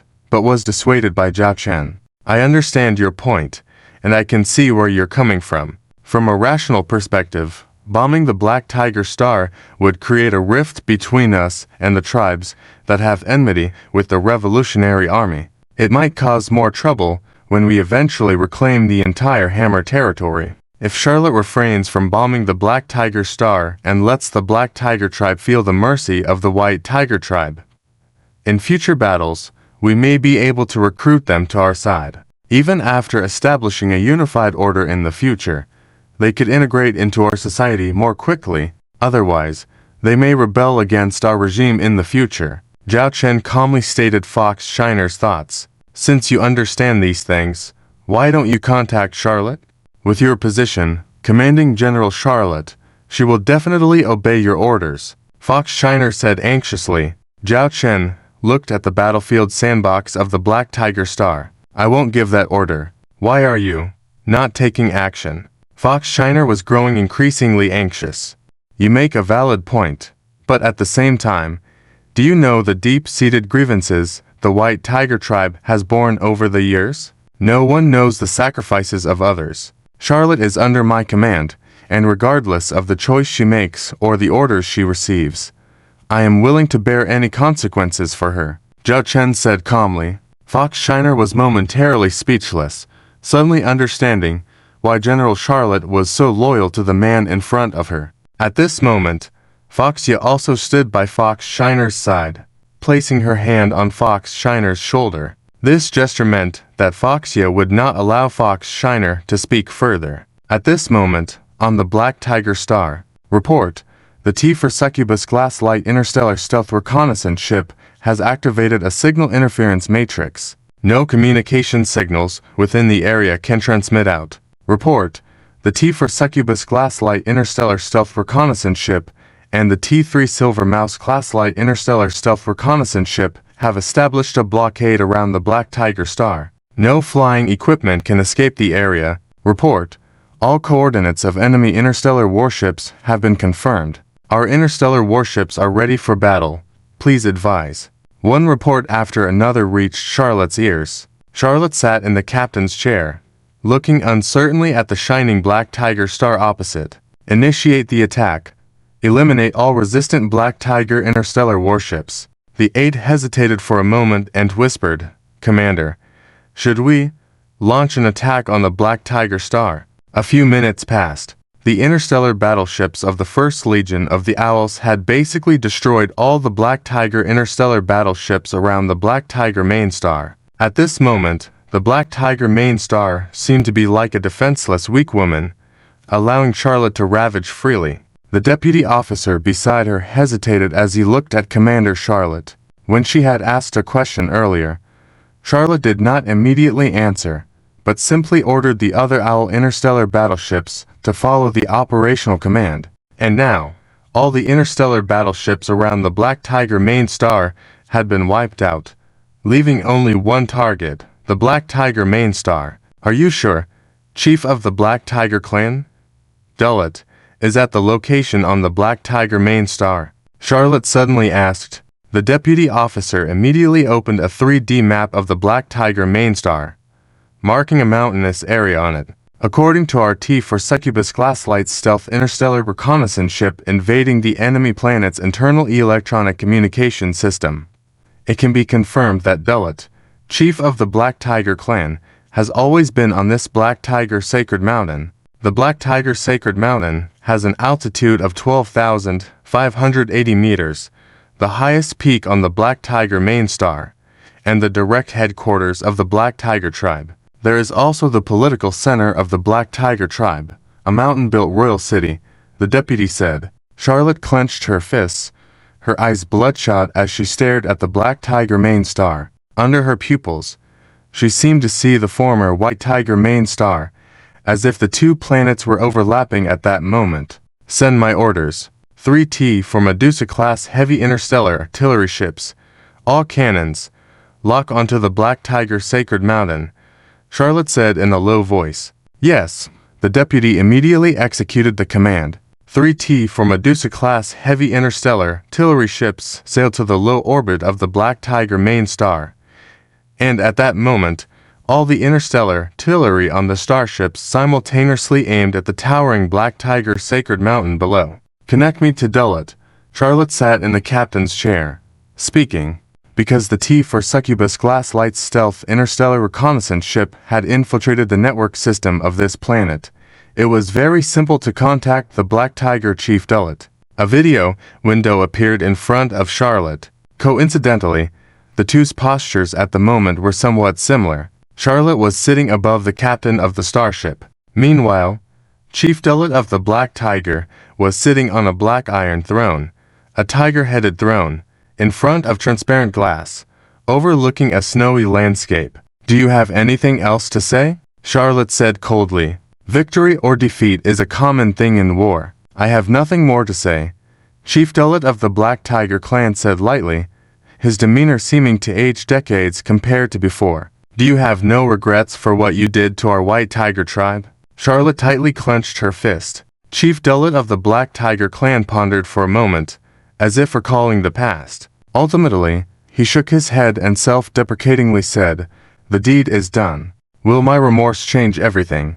Or should I kneel now, recite words of regret a million times, and you will be willing to spare me? Speaking of which, Chief Dullet of the Black Tiger clan suddenly said with a somewhat dim gaze, if repentance and begging for mercy are full words, I don't ask for you to spare me. I just hope you can forgive this planet. Forgive the Black Tiger tribe. Your hatred should be towards me, not the lower class members of the Black Tiger tribe. Forgiveness. Have you ever forgiven the billions of lives on the White Tiger main star? Have you shown them any mercy? And now you have the audacity to ask for my forgiveness. Send my orders. All the interstellar battleships of the First Legion of the Owls. Lock onto the Black Tiger main star. Prepare for orbital bombardment. Charlotte roared in anger, her eyes seeming to almost shed blood. Yes, all interstellar battleships of the First Legion of the Owls. Lock onto the target Black Tiger main star. Ready for orbital bombardment. After this order was conveyed, nearly 3,000 Owl combat-type interstellar battleships at that moment all locked onto the Black Tiger main star. In the cities on the Black Tiger main star, many residents were vaguely aware of what was happening overhead. General Charlotte of the White Tiger tribe had arrived for revenge, bearing a deep hatred from the White Tiger tribe. Mom, those interstellar battleships above are so beautiful. But why are their cannons aimed at us? A young Black Tiger girl with braids asked her mother, setting down her binoculars curiously. The Black Tiger mother, holding back tears, squatted down to hug her child, saying, don't be afraid. Everything will be fine. Though she spoke comforting words, the voice of this Black Tiger mother was choked up, and her body trembled. Retribution. This is retribution. I said back then, one should not commit such slaughter on planets. It's a violation of conscience, and justice cannot tolerate it. You didn't listen to me. Look, this is retribution. Ha ha ha. A retired Black Tiger senior officer, leaning on a cane, laughing, pointing at the sky, appeared either mad or foolish. In the various cities on this planet, the people of the Black Tiger tribe were immersed in fear, panic, and helplessness. Even on the mountain peak considered sacred by the Black Tiger tribe, chaos had set in. Various nobles were trying to escape this star, which was about to be destroyed, and their king sat on the throne, looking like a withered tree. Yes, I truly have no right. Chief Dullet of the Black Tiger clan laughed wryly and looked up at the ceiling of his royal palace, as if seeing the 3T-4 Medusa-class heavy interstellar artillery ships locked onto him. It was as if he was a criminal awaiting judgment, looking up as the blade was about to fall. Charlotte hung her head low. One could see that her body was trembling. The vice commander was taken aback for a moment. She seemed to have heard Commander Charlotte say something with her head down, but she couldn't make out the words clearly. "What did you just say?" the deputy asked. Charlotte suddenly raised her head, her bloodshot eyes seeming like the killing intent was about to materialize. With all her might, she shouted, "3 Succubus-class heavy interstellar artillery ships lock onto the Black Tiger Sacred Mountain. Perform saturation fire." Fire. Without a second word, the deputy immediately conveyed Commander Charlotte's command. 3 Medusa-class heavy interstellar artillery ships, which had been ready, began to charge their 400 Medusa-type particle energy cannons on each starship. Subsequently, beams of light, like 1,200 heavenly punishments, pierced through the sky and directly hit the Black Tiger Sacred Mountain. At the moment when the 1,200 light pillars fell, the video in front of Charlotte also turned into a glitch. Charlotte lowered her head, not looking at the result of the attack. Her fists clenched tightly, the sharp claws at her fingertips even pierced her own palm, and fresh blood dripped onto the captain's chair. "Commander, this round of shooting is complete. Serpentine Witch, fire." Charlotte's voice this time was low but clear. Without hesitation, the deputy officer said, "Attention. Serpentine Witch class heavy interstellar artillery ship. Lock onto Black Tiger Sacred Mountain.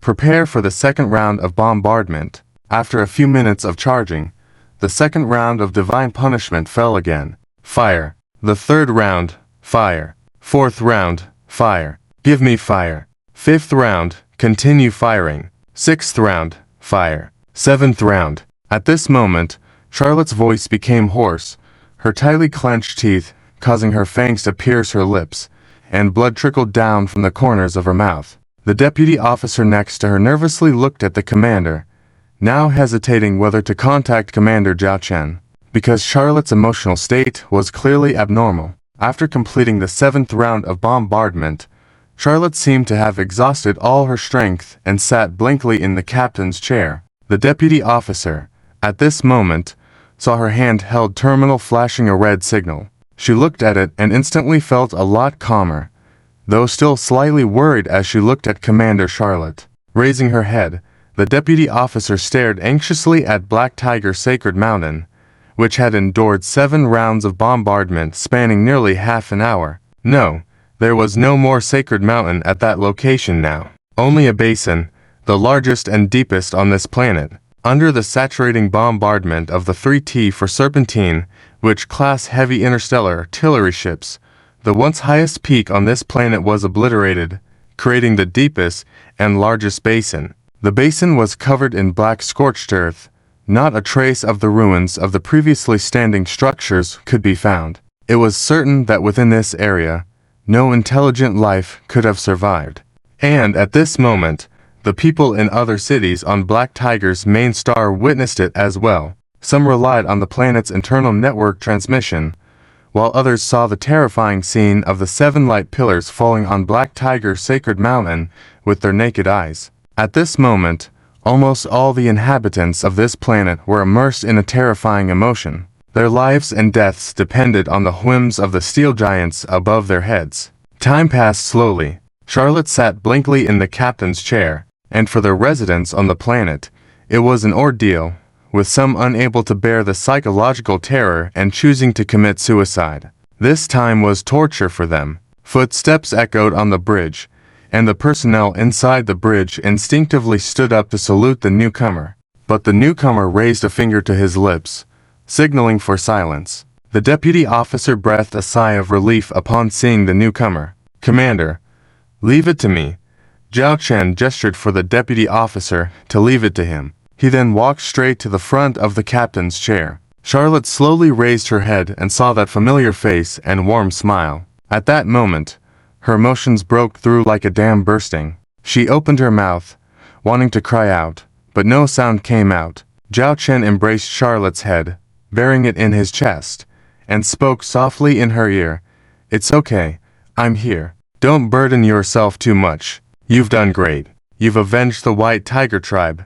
Your father said you're a hero of the White Tiger Tribe, and he's proud of you. Your grandfather and your loved ones who perished on the White Tiger main star would be proud of you too. As for how to deal with the people on Black Tiger's main star, you don't need to feel pressured. Just speak your true thoughts, and I'll take care of the rest. Charlotte felt as if she had emerged from darkness into warm sunlight with those simple words. Whispering softly, Zhao Chen listened to her, the only one who could hear her soft voice. Soon, Zhao Chen raised his head, still holding Charlotte in his arms, and she kept her head buried in his chest. You are Charlotte's deputy, right? Zhao Chen looked at the female officer standing nearby. Yes, the deputy officer stepped forward, feeling a bit nervous. Zhao Chen commanded, now convey my orders. The First Legion fleet of the Owl Dragon, apart from leaving a portion of the interstellar warships to take over Black Tiger's main star, the remaining warships should start restocking supplies. Deploy interstellar mechas to Black Tiger's main star, and within the shortest time, take over all the cities on Black Tiger's main star. Any organization or force that dares to resist should be killed on sight without reporting. Temporarily gather and concentrate the remaining Black Tiger Tribe members. Anyone who resists can be directly eliminated. Collect all relevant information. Investigate and identify all officials of the Black Tiger Tribe. Once evidence is confirmed of their involvement in planning or participating in the White Tiger Tribe's murder, they shall be executed, especially those frontline commanders who participated in the military operations to destroy the White Tiger main star. All lower-ranking soldiers shall be arrested and sentenced according to the severity of their crimes, with terms ranging from 50 years to 80 years, 100 years, or lifetime labor camps. Send them to the worst mining planet in the dreary asteroid region. Clear, understood. Zhao Chen looked at the deputy officer. The deputy officer straightened up. Understood. Clear. Zhao Chen lowered his head and looked at Charlotte in his arms. At that moment, Charlotte seemed like a vulnerable white cat in need of protection, devoid of her usual fierceness. But Zhao Chen knew that after experiencing this ordeal, Charlotte would truly evolve from a female war goddess into a qualified monarch. I want you to stay with me alone for a while. Charlotte grabbed Zhao Chen's clothes, whispered, Okay. Zhao Chen looked affectionately at Charlotte. He directly picked up Charlotte and headed towards the temporary rest area on the side of the bridge. After a few steps, Zhao Chen paused. Bring those who need to be executed to the old site of Black Tiger Sacred Mountain for execution. Remember, those who are found guilty of heinous crimes should not be allowed to die easily. I want to hear their pleas echoing throughout the entire Black Tiger Sacred Mountain. Zhao Chen's voice took on a demonic tone. I understand, sir. The deputy officer shuddered, sensing the terrifying aura in the commander's words. Later, Zhao Chen carried Charlotte into the resting room. As they entered the room, the once calm white cat suddenly raised her hand and activated the control panel of the room out of thin air. Lock this room. No one is allowed to disturb without my permission. Any urgent information should be conveyed through messages.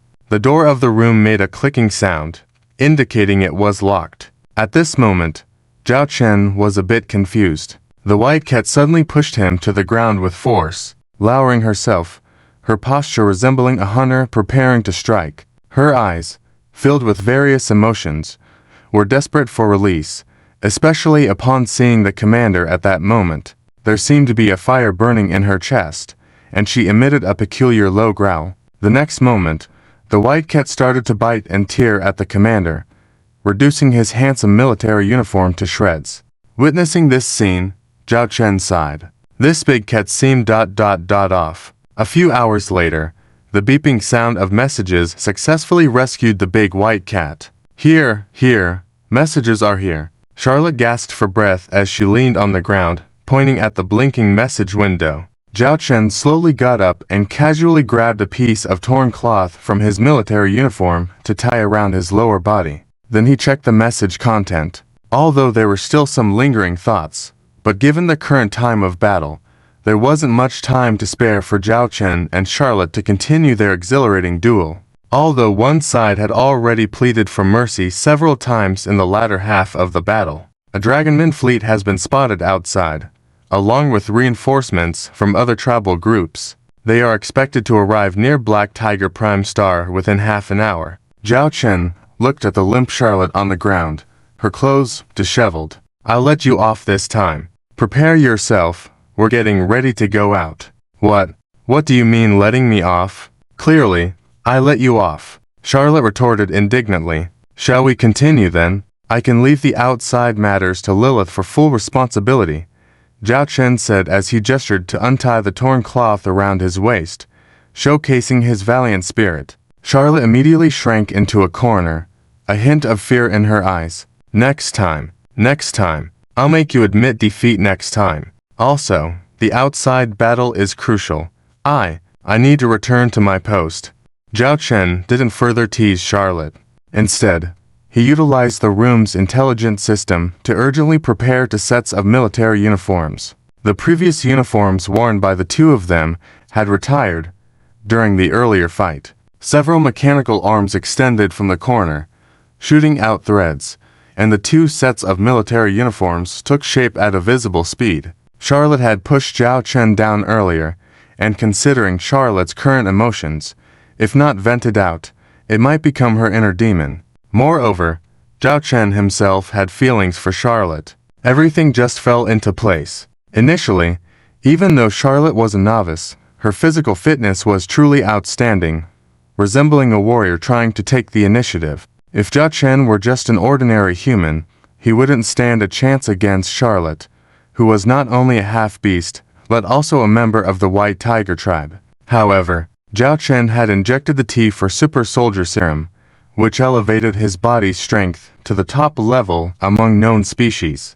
In the course of a few hours of confrontation, Charlotte had been at a disadvantage. Ultimately, she became a mere white cat played with by Zhao Chen, devoid of any strength to resist, continuously pleading for mercy. However, now it seemed that Charlotte, this big white cat, was all soft, especially her stubbornness. Do you need my help? Zhao Chen asked after changing into his new military uniform, looking at Charlotte who was struggling to put on her clothes.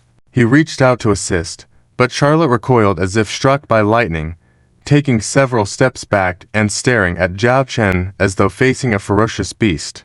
I can manage by myself. You better go out first. The outside matters are more important, Charlotte said nervously. At that moment, her body was still immersed in deep fear of Zhao Chen, as though branded with a mark of terror. Although Charlotte verbally denied it, her body was well aware that the man in front of her was terrifying, akin to a walking tyrannosaur. No, even a tyrannosaurus couldn't match his abilities. Thinking about this, Charlotte's tail retreated between her legs, not daring to show off. Gone was the majestic demeanor of the white cat.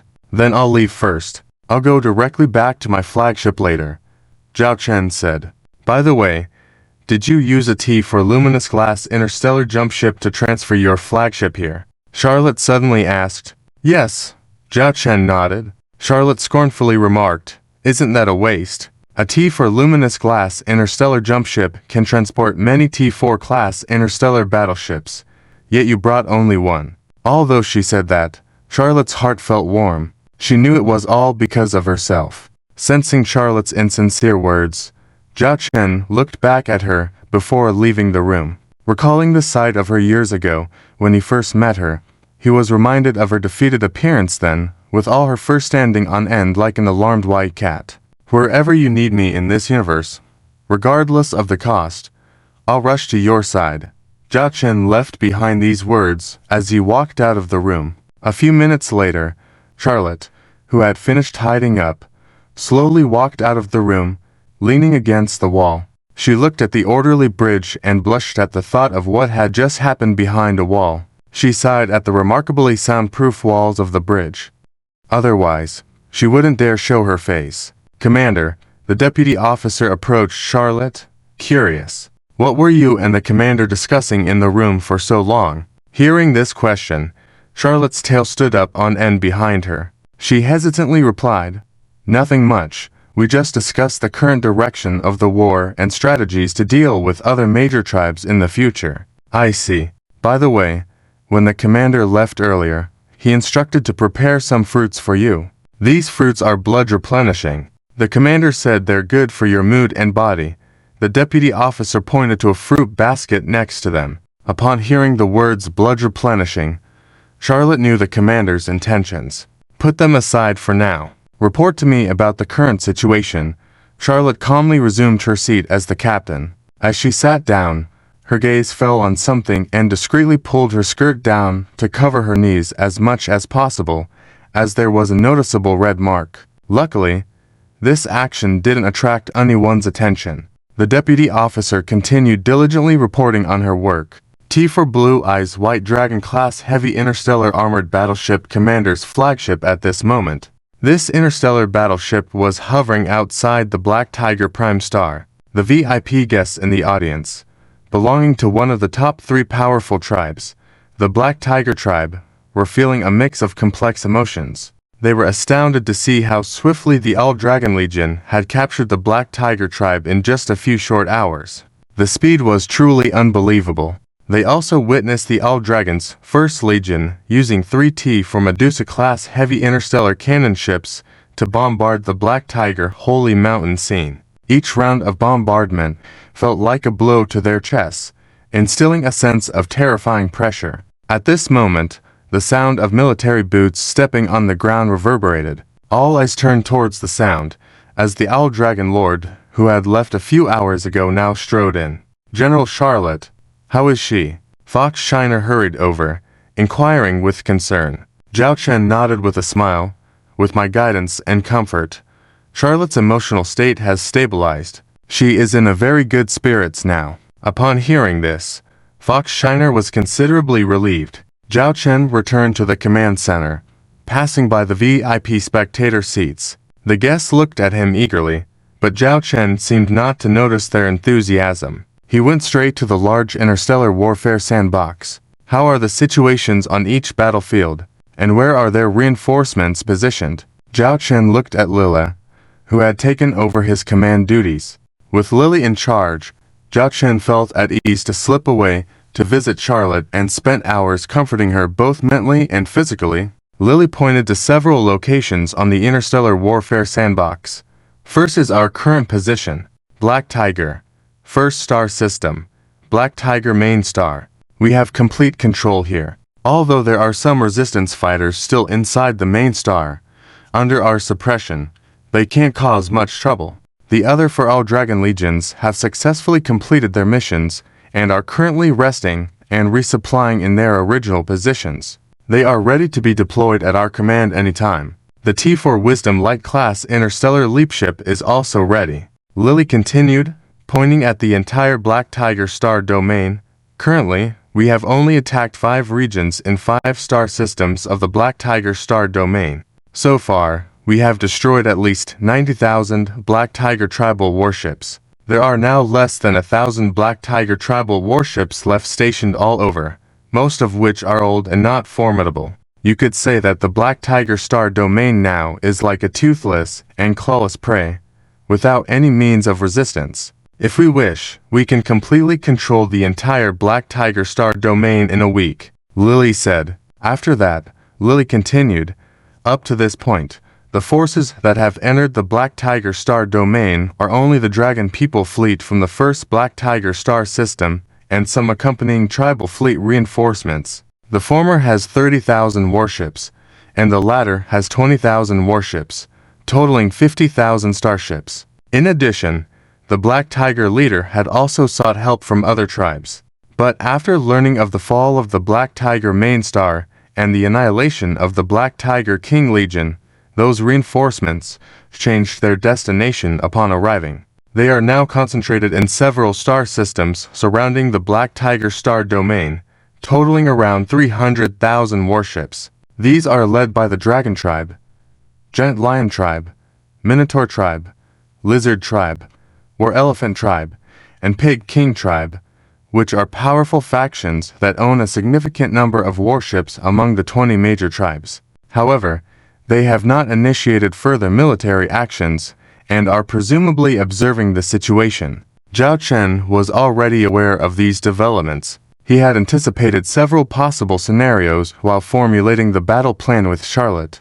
One of them was similar to the current situation. After the first phase of the surprise attack on the Black Tiger Star domain, it was certain that the 20 major tribes would dispatch reinforcements. The uncertainty lay in the number of reinforcements and their tactical approach. This situation undoubtedly favored the All-Dragon legions. More time for rest would allow them to regain their strength in preparation for the challenges ahead. Zhao Chen was already prepared for the next step. Contact Chief Ted and Miter, Zhao Chen ordered.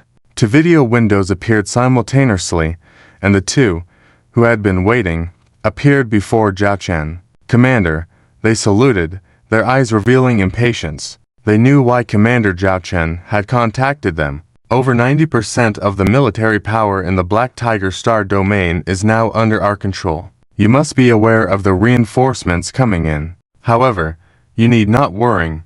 The Owl Dragon legions will handle the enemy's main fleet. You only need to carry out your assigned missions effectively, Zhao Chen said. Please rest assured, Commander. My Dragon Tiger Legion Beast Legion is ready for battle, said Miter and Chief Ted in unison. Originally, the command of the Dragon Tiger and Beast Legions was under Charlotte, as she was the highest leader of the Beast Alliance. However, due to her need to command the first All-Dragon Legion, the temporary command of these two legions was given to Miter and Chief Ted. Miter reassured, Commander, lead the Dragon Tiger Legion to attack the more challenging points in each star system. Those unwilling to surrender and put up stubborn resistance do not need to be reported. They should be wiped out. Chief Ted, lead the Beast Legion to mainly recover control of the planets in those star systems. It's not necessary to control every single planet, only their leadership. Make them obedient and submissive to us. As for those who resist obedience, you know how to deal with them. As long as they listen to us, we will continue to utilize them. Currently, we cannot quickly replace the leadership or family powers in these star systems. So, as long as they comply, we will continue to use them to manage and ensure that the production and life in each star domain maintain normal order. Any raw materials produced in resource mining areas should be supplied unconditionally to our All-Dragon legions. Remember, as long as we hold this knife at their throats, if any dog disobeys, we replace it, Zhao Chen said solemnly. Excitedly, Miter said, Please rest assured, Commander. I will definitely eliminate all resistance attempts in the Black Tiger Star domain. They will not dare to resist again. Chief Ted's expression had more excitement, but his excitement differed from Miter's. Miter longed to command this battle, even though strictly speaking, it was a cleanup operation. But for Miter, it was enough. While Chief Ted sought to reclaim this star domain in his lifetime, back then, this star domain was not known as the Black Tiger Star domain, but as the Tiger King domain dominated by the White Tiger tribe. Please rest assured, Commander. I will make sure each planet in every star system remains as intact as possible and returns to our hands, Chief Ted promised. If it were someone else promising, Zhao Chen might not have believed it. But Chief Ted was different. This was his homeland, and who would want their homeland destroyed? This was why Zhao Chen entrusted this mission to Chief Ted. Zhao Chen turned to look at those in the VIP spectator seats, a slight smile on his lips. His confident gaze seemed to question them. Now, do you believe? Every word I say will come true. The chess game in the Black Tiger Starfield has already become a foregone conclusion under the blitzkrieg of the Owl Dragon Legion. As for the reinforcements fleets outside the Black Tiger Starfield, Zhao Chen pays no attention at all. Although the strategic resources at hand are limited, Zhao Chen's Owl Dragon Legion still has the strength to fight. The only thing that needs to be dealt with now is the 50,000 interstellar warships led by the Dragon Fleet that have already arrived at the first galaxy of the Black Tiger Starfield. In theory, eliminating them all would be a simple matter. However, this would undoubtedly consume a huge amount of strategic resources. Zhao Chen rubbed his chin and a thought came to his mind. He called Lily next to him. Lily, How do you think we should deal with these 50,000 interstellar warships that have intruded? Their situation is delicate now, since the Stargate they used to enter has been destroyed by us. Their only options now are to engage us head-on, which is a dead end for them. Another choice is to rely on warp speed travel to evacuate this galaxy. But I don't want them to just leave like that. However, if we were to engage in battle now, our supplies are running low. Zhao Chen crossed his arms, looking at Lily. You must have your own thoughts on this by now. Lily saw through Commander Zhao Chen's intentions. Zhao Chen showed a mischievous smile and leaned close to Lily's ear, sharing his plan. After listening, Lily pondered for a moment. She said seriously, "Your plan can be implemented without any issues. Moreover, it can help delay time with the dragon tribes and secure more time for us to replenish additional resources for future operations. Then I leave this matter to you." Zhao Chen clapped his hands. "Actually, I think someone else is more suitable for this task." Lily suddenly pointed to the leader of the Fox tribe in the VIP box. Zhao Chen looked puzzled at Lily, wondering why she suddenly recommended the Fox tribe leader. Although I haven't had much contact with the Fox tribe leader, I have found that the Fox tribe's natural talents are quite good. They may not excel in combat, but they are very skilled in planning and strategizing behind the scenes. During this time, with your permission, I have given them some simple tasks, all of which have been satisfactorily completed. In fact, in some aspects of their work, they even demonstrate abilities surpassing our succubus clan. As you may know, with the expansion of the Owl Dragon Legion, the leadership roles can be expanded through combat experience and military academy training.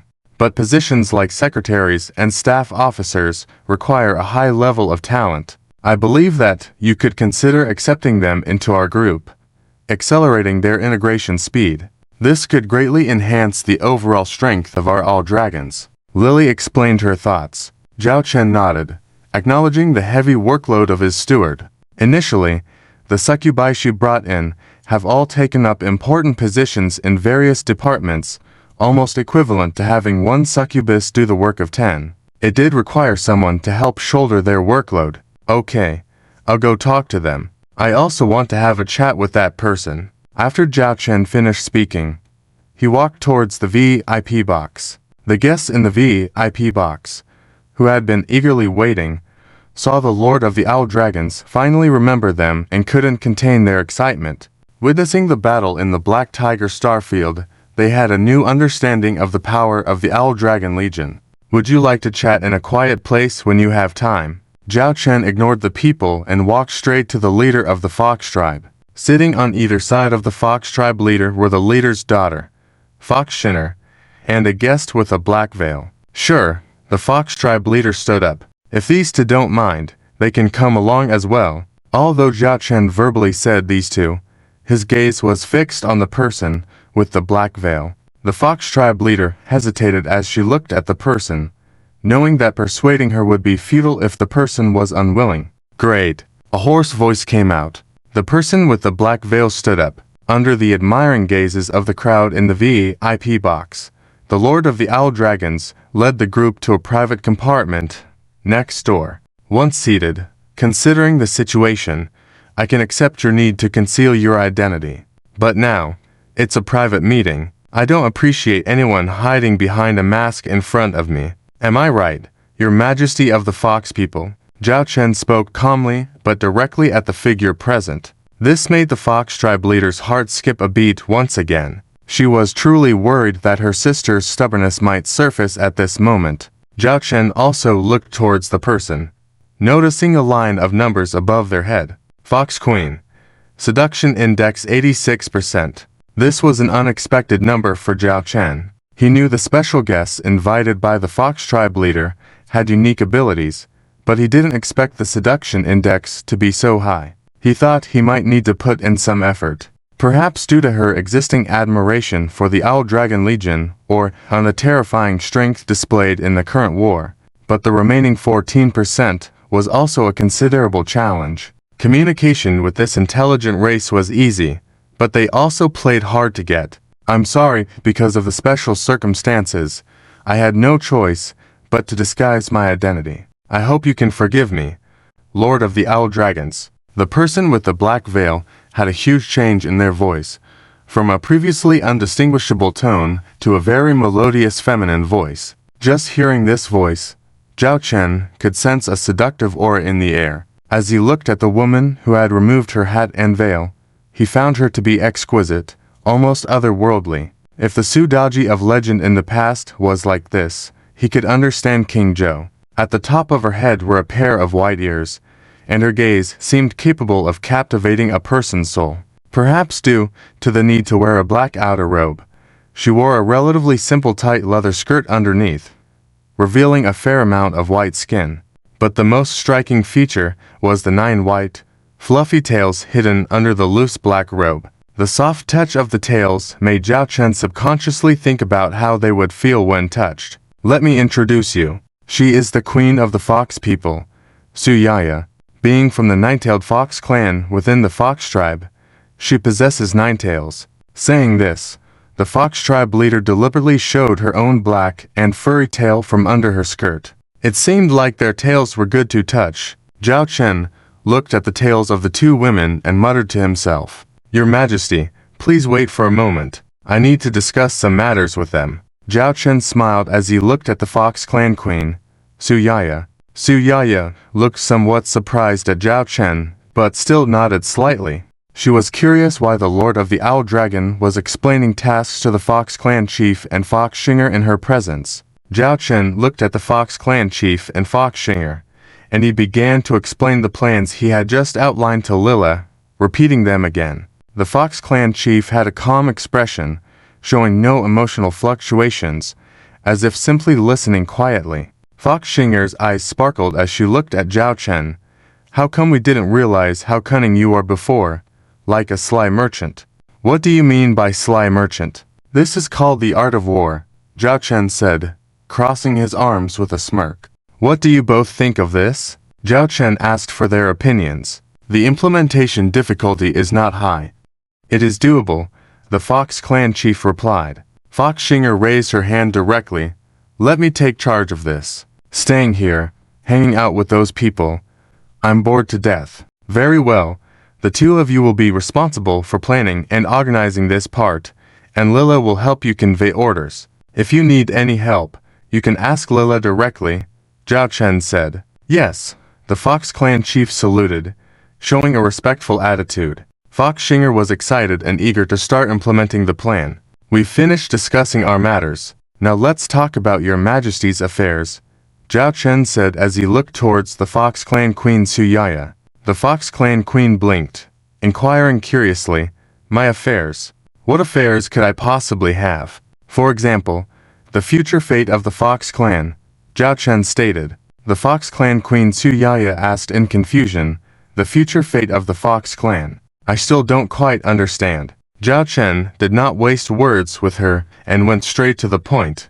"In my view, the future fate of the Fox Clan consists of 3 possibilities. The worst-case scenario is that the Fox Clan follows the Dragon Clan or the old order of the War Hammer and ends up burying themselves, leading to the decline and possible sacrifice of the majority of the tribe." Su Yaya, the Fox Clan Queen, remained composed, still looking at Zhao Chen. The second scenario, a slightly better one, is that on the eve of the collapse of the old order, you choose to stand on the right side, which allows you to avoid the worst outcome but also prevents you from gaining any benefits. Your Fox Clan will become a mediocre existence, even subject to oppression from emerging tribes. Zhao Chen paused, looking directly into the enchanting eyes of the Fox Clan Queen Su Yaya.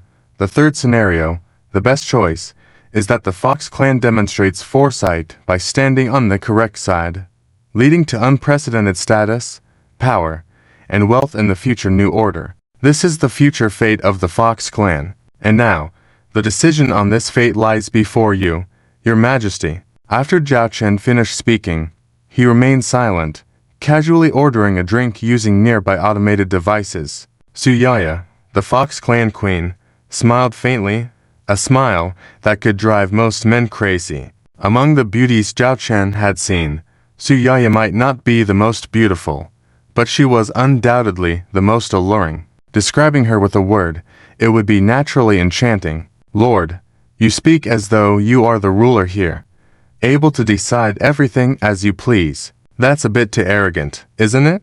Zhao Chen smirked slightly, shrugged his shoulders, and opened his arms, saying lightly, "Arrogant? No, I don't think I am being arrogant. Having unmatched power, that's arrogance. What I have is confidence." The Fox Clan Queen Su Yaya also ordered a drink, took a sip of juice, and slowly spoke. "I overheard the strategic deployment plans you gave to the other two just now. Of course, I want to clarify that I wasn't eavesdropping.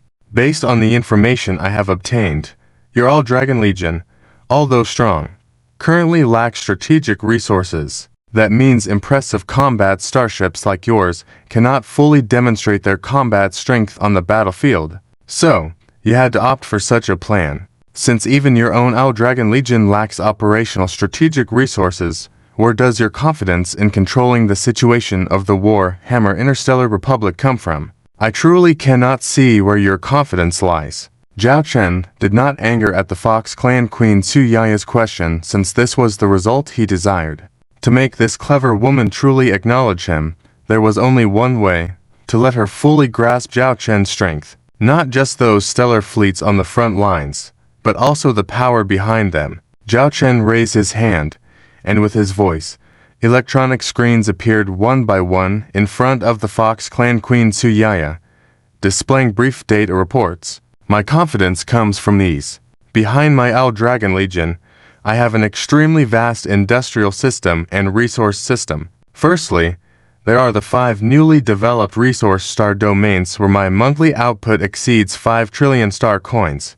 With my new generation of interstellar mining ships and interstellar transport ships in service, this data will only continue to rise. Additionally, my industrial base can guarantee the monthly production of 400 T4-class interstellar battleships and 30,000 T3-class interstellar destroyers. Furthermore, I have a starship military export-oriented trading enterprise that can produce 20,000 T2-class interstellar battleships monthly, and in the future, even up to 100,000. Currently, I possess almost complete T2, T3, and near-complete T4 technology systems, especially in military technology. I dare say I even surpass the Sacred Radiance Empire. As for the issue of insufficient strategic resources that you mentioned, I admit that the All-Dragon Legion has this problem. After all, our battles are costly." Zhao Chen shrugged helplessly. Burning money was the only flaw of the All-Dragon Legion, and it was a flaw that could not be overcome at present. Zhao Chen stared at the Fox Clan Queen Su Yaya, whose expression remained unchanged. "However, with such profound military power, I can bide my time. I could even abandon the recently conquered Black Tiger Star domain. I could gradually wear down the fleet forces of the major tribes of the Warhammer Interstellar Republic. After all, the speed at which my interstellar missiles are manufactured is undoubtedly faster than their shipbuilding speed." Zhao Chen spoke confidently. "I don't want the war in the Black Tiger Star domain to happen within the territory of the Fox Clan. Therefore, the future fate of the Fox Clan rests solely upon your will, Your Majesty." The Fox Clan Queen Su Yaya fell silent. This time, she remained silent for several minutes. This was the first time she had stayed silent for such a long time since entering this compartment. Although Lord speaks very directly, but this is indeed reality. The old system of the Warhammer Interstellar Commonwealth has encountered great problems. Even the Dragon Tribe is trying to overthrow the old system and establish a unified Warhammer Interstellar Commonwealth. However, the Dragon Tribe faces a major problem. Although they can overthrow the old system, they still have their own aristocratic hierarchy, and there are many interests intertwined with the higher levels of other tribes. When the time comes to truly establish a new Warhammer led by the Dragon Tribe, it is very likely to be only a half-hearted project. The outside may change, but the inside remains the same. To truly change, reforms from the bottom up are needed. The Beast Union exists for this purpose. The Fox Clan chief looked at the Fox Clan Queen Su Yaya, persuading earnestly. "Do you really trust this man so much, and the All Dragon Legion behind him? The Fox Clan Queen Suyaya looked at the Fox Clan chief. The Fox Clan chief firmly said, "I believe. During this time, I have used all my channels to understand the All Dragon, including General Charlotte, Chief Tade, if it weren't for affairs here that I couldn't get away from. I even wanted to visit the All Dragon territory in person. You may not know, but..." The Fox Clan chief paused here, hesitantly looking at Zhao Chen, because what she subconsciously wanted to say was confidential information. "You mean the Spider Tribe and the Eagle-Winged Succubi Tribe? Right. It's okay, just say it," Zhao Chen said indifferently. The Fox Clan is critical to Charlotte's future governance of the Warhammer Interstellar Commonwealth. Although Charlotte can achieve this goal without the Fox Clan's help, it would take more time and effort. The support of the Fox Clan is equivalent to greatly shortening the process. The Fox Clan chief continued with Lord Zhao Chen's permission. The Spider Queen Elise and the Eagle-Winged Succubus Elvina have secretly joined the All Dragon Legion, and not long ago, they were invited by Lord to visit the All Dragon Galaxy. On the first day they arrived in the All Dragon Galaxy, the two of them willingly submitted to the All Dragon Legion. Instead of joining the Beast Union, they voluntarily chose to become vassal tribes of the All Dragon Legion. The words of the Fox Clan chief surprised the Fox Clan Queen Suyaya. The Eagle-Winged Succubus Elvina made such a quick decision. The Fox Clan Queen Suyaya was surprised by Elvina, not Elise, because she knew Elise's character well. She was a pathological engineer. With the excellent starships that the All Dragon Legion currently has put forth, there was no doubt in Queen Suyaya's mind that Elise would definitely align with Charlotte's side. But she never expected her to directly become a vassal tribe of the All Dragon Legion. However, it was somewhat expected. Due to the special nature of the Spider Tribe, even if the Dragon Tribe were to win in the future, they would not punish the Spider Tribe's lineage too severely. After all, they were talented industrialists, and at that time, they would probably just scold them a bit, give some punishment, and let the Spider Tribe join the new order of the Dragon Tribe. But the Eagle-Winged Succubi Tribe was different. They were a more fragile existence, so they had been meticulously surviving all along. Even when faced with the Golden Eagle Tribe in the same star domain harassing them, they endured it with humility. So they rarely took a stand, earnestly doing their own thing, seeking no merit but avoiding faults. But now, they had chosen to become vassal tribes of the All Dragon Legion. This was unbelievable. What kind of leverage did the All Dragon Legion use to sway 2 of the 20 major tribes so quickly? So, for the future of the Fox Clan, you should make the right choice. The Fox Clan chief earnestly looked at the Fox Clan Queen Suyaya. You and your mother are really alike, both so stubborn. Once a path is chosen, you will steadfastly follow it to the end, even if it comes at a cost. The Fox Clan Queen Suyaya gazed at the Fox Clan chief. The Fox Clan chief clenched her fists and said, "This is the way our Fox Clan survives. We do not have strong reproductive abilities, physical qualities, or racial talents in industry, combat, etc. The only thing we have is our minds, and the reason why our Fox Clan has prospered to this day is because of our correct choices every time." Zhao Chen looked at the two. If others were to see this scene, they would be amazed. The leaders of the Black Fox Tribe and the Fox Clan were talking and laughing here, because the external rumors stated that the Black Fox Tribe was a group driven out by the Fox Clan, even expelled from their own territory to become a wandering tribe. Later, they joined the rebel army and eventually became the brains behind the rebel army. Before the start of the Black Tiger Star Domain battle, the Fox Clan chief came to Zhao Chen's office, where discussions for several hours were all related to the Fox Clan. The Fox Clan chief applied to Zhao Chen, wanting to invite a special guest to visit the All Dragon Legion. This guest was the Fox Clan Queen Suyaya. It was during those hours of conversation that Zhao Chen learned about the secrets behind the Fox Clan. Originally, it wasn't the Fox Clan that expelled the Black Fox Tribe, but the former leader of the Black Fox Tribe, who was also the Fox Clan chief's mother, Fox Shinner's grandmother. The elder Black Fox chief sensed the internal instability of the Warhammer Interstellar Commonwealth. Considering the future of the Fox clan, she decided to leave the Fox clan and join the rebel army. In simple terms, it was the saying, "Do not put all your eggs in one basket."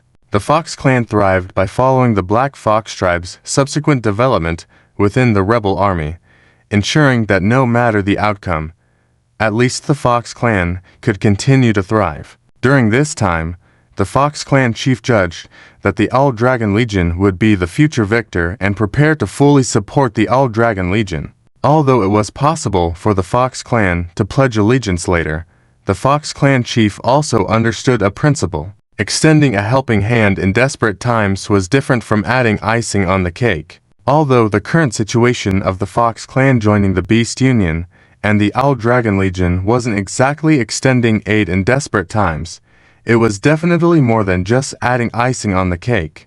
By that time, the status that the Fox clan held would naturally be different. Suyaya, it's time to make a decision. The Fox clan chief clenched her fists and urgently looked at the other party, even directly calling out the other's name. The Fox clan queen Suyaya sighed and looked at Zhao Chen, her beautiful eyes fixating on him. I have a question. How do you plan to deal with the land of Warhammer in the future? In response to the questions and concerns of Queen Fox clan Suyaya, Zhao Chen could naturally understand. He had honestly shared his future plans for the Hammer Land with the Fox clan Queen Suyaya. That's about it.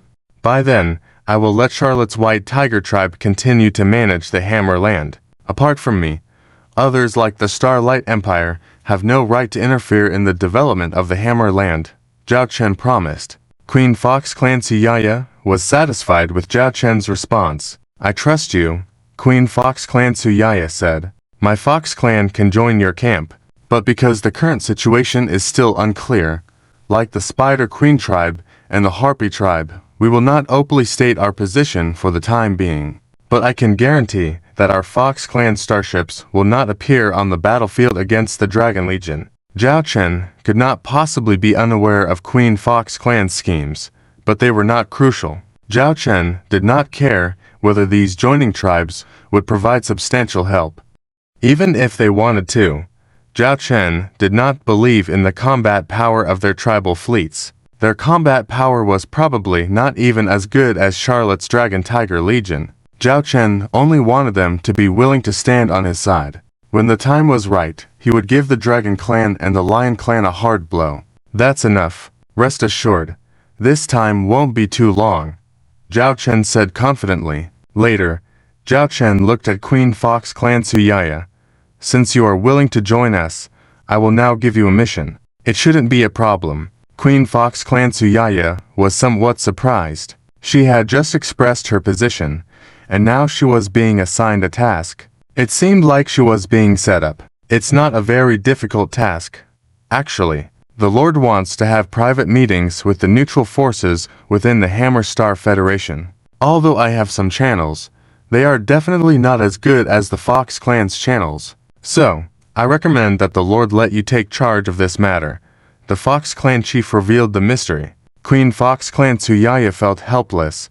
It turned out she had been sold out. But it was indeed not a very difficult task. When it came to determining the strongest faction among the neutral forces of the Hammer Star Federation, perhaps no one could agree, although the public believed it was the Dragon Clan. But if you asked the Lion Clan, they would surely not admit it. But if you asked which faction had the best connections within the Hammer, there was only one answer: the Fox Clan. The Fox Clan had the largest network of relationships and intelligence within the Hammer Star Federation. This was one of the roles of the Fox Clan. They understood that relying solely on their own strength made it difficult to ensure their tribe's continuous existence. Therefore, they often used their resources to continuously woo various factions. Although the Fox Clan was currently standing with the Lion Clan, they also had a good relationship with the Dragon Clan behind the scenes. The factions under the Dragon Clan had also received favors from the Fox Clan. The neutral factions were the same. So, when conflicts or disputes arose among the major factions that required negotiations, they often turned to the Fox Clan as mediators. This matter is not difficult. I can help you make contacts, Queen Fox clan Suyaya agreed. We may need some information from them. It would be best if you could help us figure out how to get them to join us, or at least not stand against us in the confrontation with the old system of the Hammerland. The Fox Clan chief made another request. Queen Fox Clan Suyaya looked at her compatriot. She was truly sitting on the side of the Dragon Legion, beginning to strategize for them. Among the 5 strongest factions of the neutral factions, which are part of the 20 major factions, the Frostwolf Clan, the Rampant Bear Clan, the Golden Leopard Clan, the Hound Clan, and the Sea Nymph Clan stand out. I can provide you with the information you want about these factions. But the Rampant Bear and Golden Leopard clans are not easy to deal with. They may not easily stand with you. The other 3 are more likely to join, Queen Fox Clan Suyaya analyzed. That should be enough. We will handle the rest, Zhao Chen said. In Zhao Chen's eyes, the 20 major factions were like 20 chess pieces on the board of the Hammer Star Federation. Those willing to submit to him, he was willing to let them continue to exist. Those unwilling to serve, Zhao Chen would crush them one by one. In Zhao Chen's board game, there was no room for disobedient pieces to appear. I think we shouldn't act rashly now. The combat power of the Dragon Legion is evident to all. It is really too strong. Exactly. Especially with their interstellar missile carriers. Those interstellar missiles seem to be launched as if they were free. I heard they even have a special fleet composed of interstellar missile carriers, with a round of simultaneous firing of millions of interstellar missiles. They can easily destroy tens of thousands of interstellar warships. Not only the interstellar missile carriers, they also have a very comprehensive range of ship types. Just the T4 ship types currently on the battlefield cover nearly all types. The combined T4 ship types of the 3 major empires within the Galactic Union aren't necessarily as many as those in the hands of the Dragon Legion. If we launch an attack now, it will undoubtedly result in significant casualties for us. This won't do. It won't do. Let's reconsider this. Our small faction fleets have almost no strong combat power, and we don't even have a few T4 level interstellar warships. We can't possibly confront the Dragon Legion. How? How should we fight? In the meeting room, the tribal chiefs, or representatives of various factions of the Hammer Star Federation, were talking incessantly. Some were eager for battle, but their voices were almost drowned out by complaints. Even the Lion Clan chief, followed by the Black Tiger Clan, sat there with crossed arms, not saying a word. The tribal chiefs present thought that the Lion Clan and the Minotaur Clan would be the most eager for battle, but they turned out to be the quietest. It was quite unusual. The Lion Clan chief felt the gaze of others and sneered inwardly. The underling of the Black Tiger Clan had actually defected to the Dragon Clan at the last minute in exchange for the Dragon Clan's support. He thought no one knew about this, but unfortunately, this news was discovered by their people. It served him right to be wiped out. It was perfect to use their Black Tiger starship to consume the Dragon Legion's interstellar warships. As for the Black Tiger star domain, it was just there. Let the Dragon Legion occupy it, and it might as well disappear. Moreover, the Dragon Clan should be more anxious now. The Dragon Clan had a fleet of dragon ships, which were currently trapped in the first star system of the Black Tiger star domain due to the Black Tiger's plea for reinforcements. What did that Dragon Clan leader have in mind? How could he not know?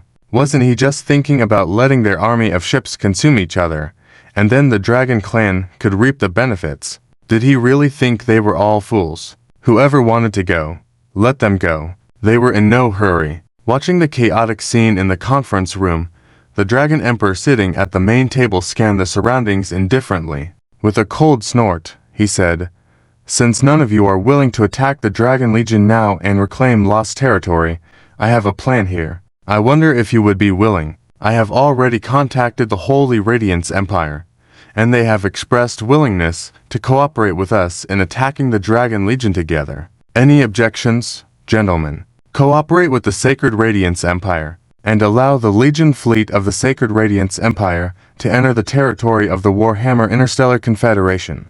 This will undoubtedly encroach on the interests of many tribes.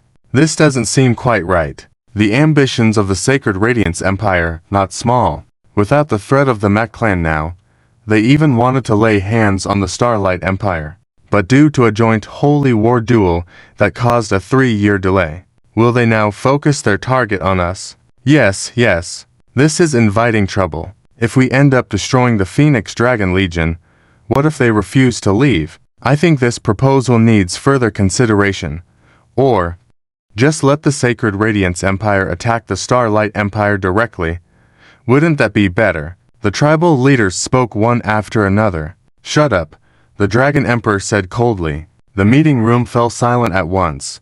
All eyes on the Dragon Emperor. After all, the Dragon Emperor is still the nominal monarch of the Warhammer Interstellar Confederation, and he also commands the strongest dragon tribe in the Confederation. You mentioned the Holy War Duel just now, and the wager of the Holy War Duel is that the Legion fleet of the Sacred Radiance Empire is not allowed to appear in the Starlight Empire within 3 years. Those guys won't violate their own agreement, so they won't directly launch an attack on the Starlight Empire's territory. One of the reasons they are willing to help us this time is to seek redemption in our battlefield, to deal a blow to the Phoenix Dragon Legion and to uphold their original promise. I admit that all the risks you mentioned exist. But, is there anything in this world that doesn't come with risks? If you think these are all risks, well, then, you lead your tribal fleet to attack the Phoenix Dragon Legion and solve the current crisis. The Dragon Emperor roared.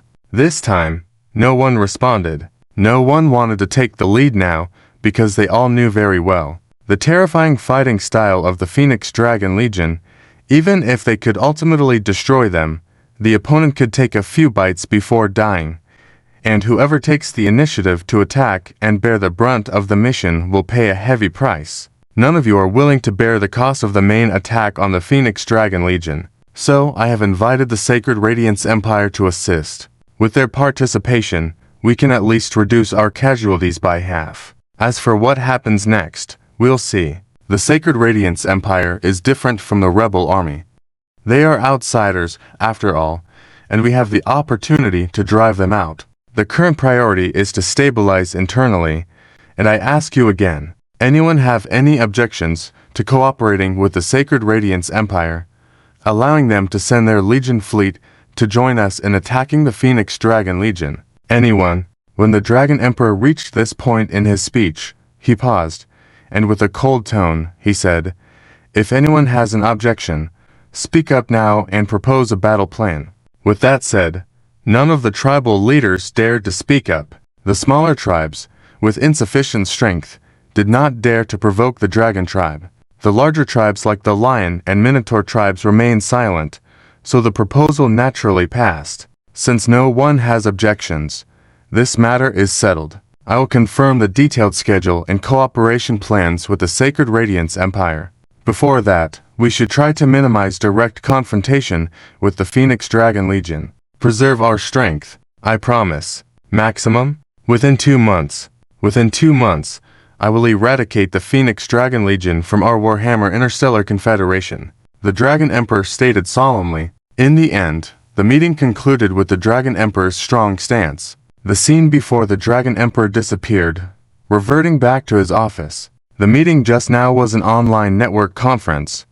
Otherwise, it wouldn't have been possible to gather all the tribal leaders. Father, did they all agree? The dragon-human hybrid girl Branky saw her father open his eyes and asked eagerly. Humph, would they dare to disagree? The Dragon Emperor sneered. I thought the old man from the Lion tribe would stand up and oppose, so I just wanted to suppress him. But that old geezer didn't say a word this time. It seems he also sees the bigger picture and wants to seize an opportunity amidst this chaos. The Lion tribe has always wanted to overthrow our Dragon tribe and become the strongest force in the Warhammer Interstellar Confederation, the dragon-human girl Branky said seriously. Just them. They deserve it. Our Dragon tribe has nearly 500,000 interstellar battleships in total. How many does the Lion tribe have? I estimate not even 30. Maybe not even 20,000 ships. Even if they bring in the Minotaur tribe as their followers, they are still no match for our Dragon tribe. The pure-blood dragon girl Leona crossed her arms, speaking proudly. In situations like this now, we cannot underestimate the fighting power of any force. It's precisely because our previous assessment of the Phoenix Dragon Legion strength was inaccurate that we are now in this passive situation, Branky reminded. Though Leona was unwilling to concede to Branky, she did not refute her words. After all, the combat power of the Phoenix Dragon Legion is evident to everyone. Even the most elite fleet of their dragon tribe might not be a match for an equal number of fleets from the Phoenix Dragon Legion. This made them all realize that, thankfully, the Phoenix Dragon Legion only had 5 Legion fleets, less than 20,000 combat-type interstellar battleships. If this number were to increase tenfold, they could probably overthrow the entire Warhammer Interstellar Confederation. This is also why the Dragon Emperor agreed to Branky's proposal to cooperate with the Sacred Radiance Empire. It's not that they are unaware of the risks involved. It's just that the threat from the Phoenix Dragon Legion is greater. When faced with 2 evils, you choose the lesser one. They can only choose to cooperate with the Sacred Radiance Empire. Eliminate the threat from the Phoenix Dragon Legion first, and then see what happens. Branky, you are in charge of negotiating the upcoming cooperation matters with the Sacred Radiance Empire. Offer them some benefits when appropriate, but the only requirement is for them to dispatch their Legion fleet to participate in the battle as soon as possible. The number should not be less than 30,000 interstellar battleships. Also, that so-called Radiance Legion should send at least to over. The Dragon Emperor looked at Branky and said, "Rest assured, Father, I can guarantee that the Legion fleet of the Sacred Radiance Empire will set out within a week. They will arrive in our Warhammer Interstellar Confederation within 20 days. At the latest, within a month, we can launch a total attack on the Phoenix Dragon Legion. Even though the Phoenix Dragon Legion has less than 20,000 interstellar battleships, no matter how strong they are, they cannot be a match for fleets several times their size." Branky promised confidently. Leona snorted but remained silent. She knew she was not as skilled as Branky in this aspect and only hoped for the battle against the Phoenix Dragon Legion to start as soon as possible. The battlefield is where she truly belongs. However, no one expected the course of this battle to take everyone by surprise. The sound of dripping sound echoed as the Dragon Emperor and his precious daughters were discussing their future plans. Suddenly, the Dragon Emperor received a message. After glancing at it, his emotions exploded in an instant. The 2 daughters could see the anger in their father's eyes directly. "Father Emperor, what's wrong?"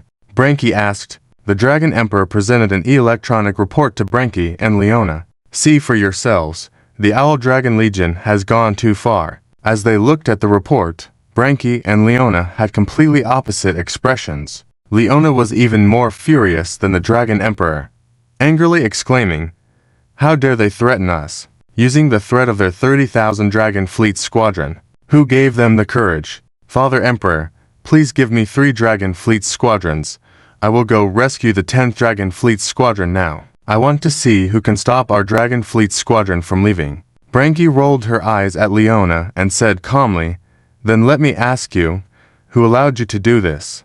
With 4 Dragon Fleet Squadrons, do you have the confidence to bring out how many under the interstellar missile bombardment of the Owl Dragon Legion?" Lessons learned from the complete annihilation of the 2 previous Dragon Fleet Squadrons were not enough. Now if one more 10th Dragon Fleet Squadron is added, do you still want to add 3 more? Have you ever considered that our Dragon Tribe has suffered major losses and who will take advantage of that? Can you please stop thinking only about fighting?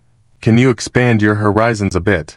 You! Leona glared at Branky in anger. In her heart, she actually admitted the truth of Branky's words, but her personality made her unwilling to admit defeat. In their verbal sparring, she always lost to this half-sister with a different mother. Branky glanced at the report again. The contents of the electronic report were mainly divided into 2 parts. One part was the report data of the 10th Dragon Fleet Squadron about themselves. Due to the fall of the Black Tiger Star, the whole Black Tiger Star domain had fallen. The situation for the 10th Dragon Fleet Squadron and the accompanying 20,000 Tribe interstellar warships rushing to their aid was very awkward. Branky then proposed a strategic plan to cooperate with the Holy Radiant Empire, so this unit naturally retreated. Although there were no stargates to use, they could still retreat relying on warp speed travel.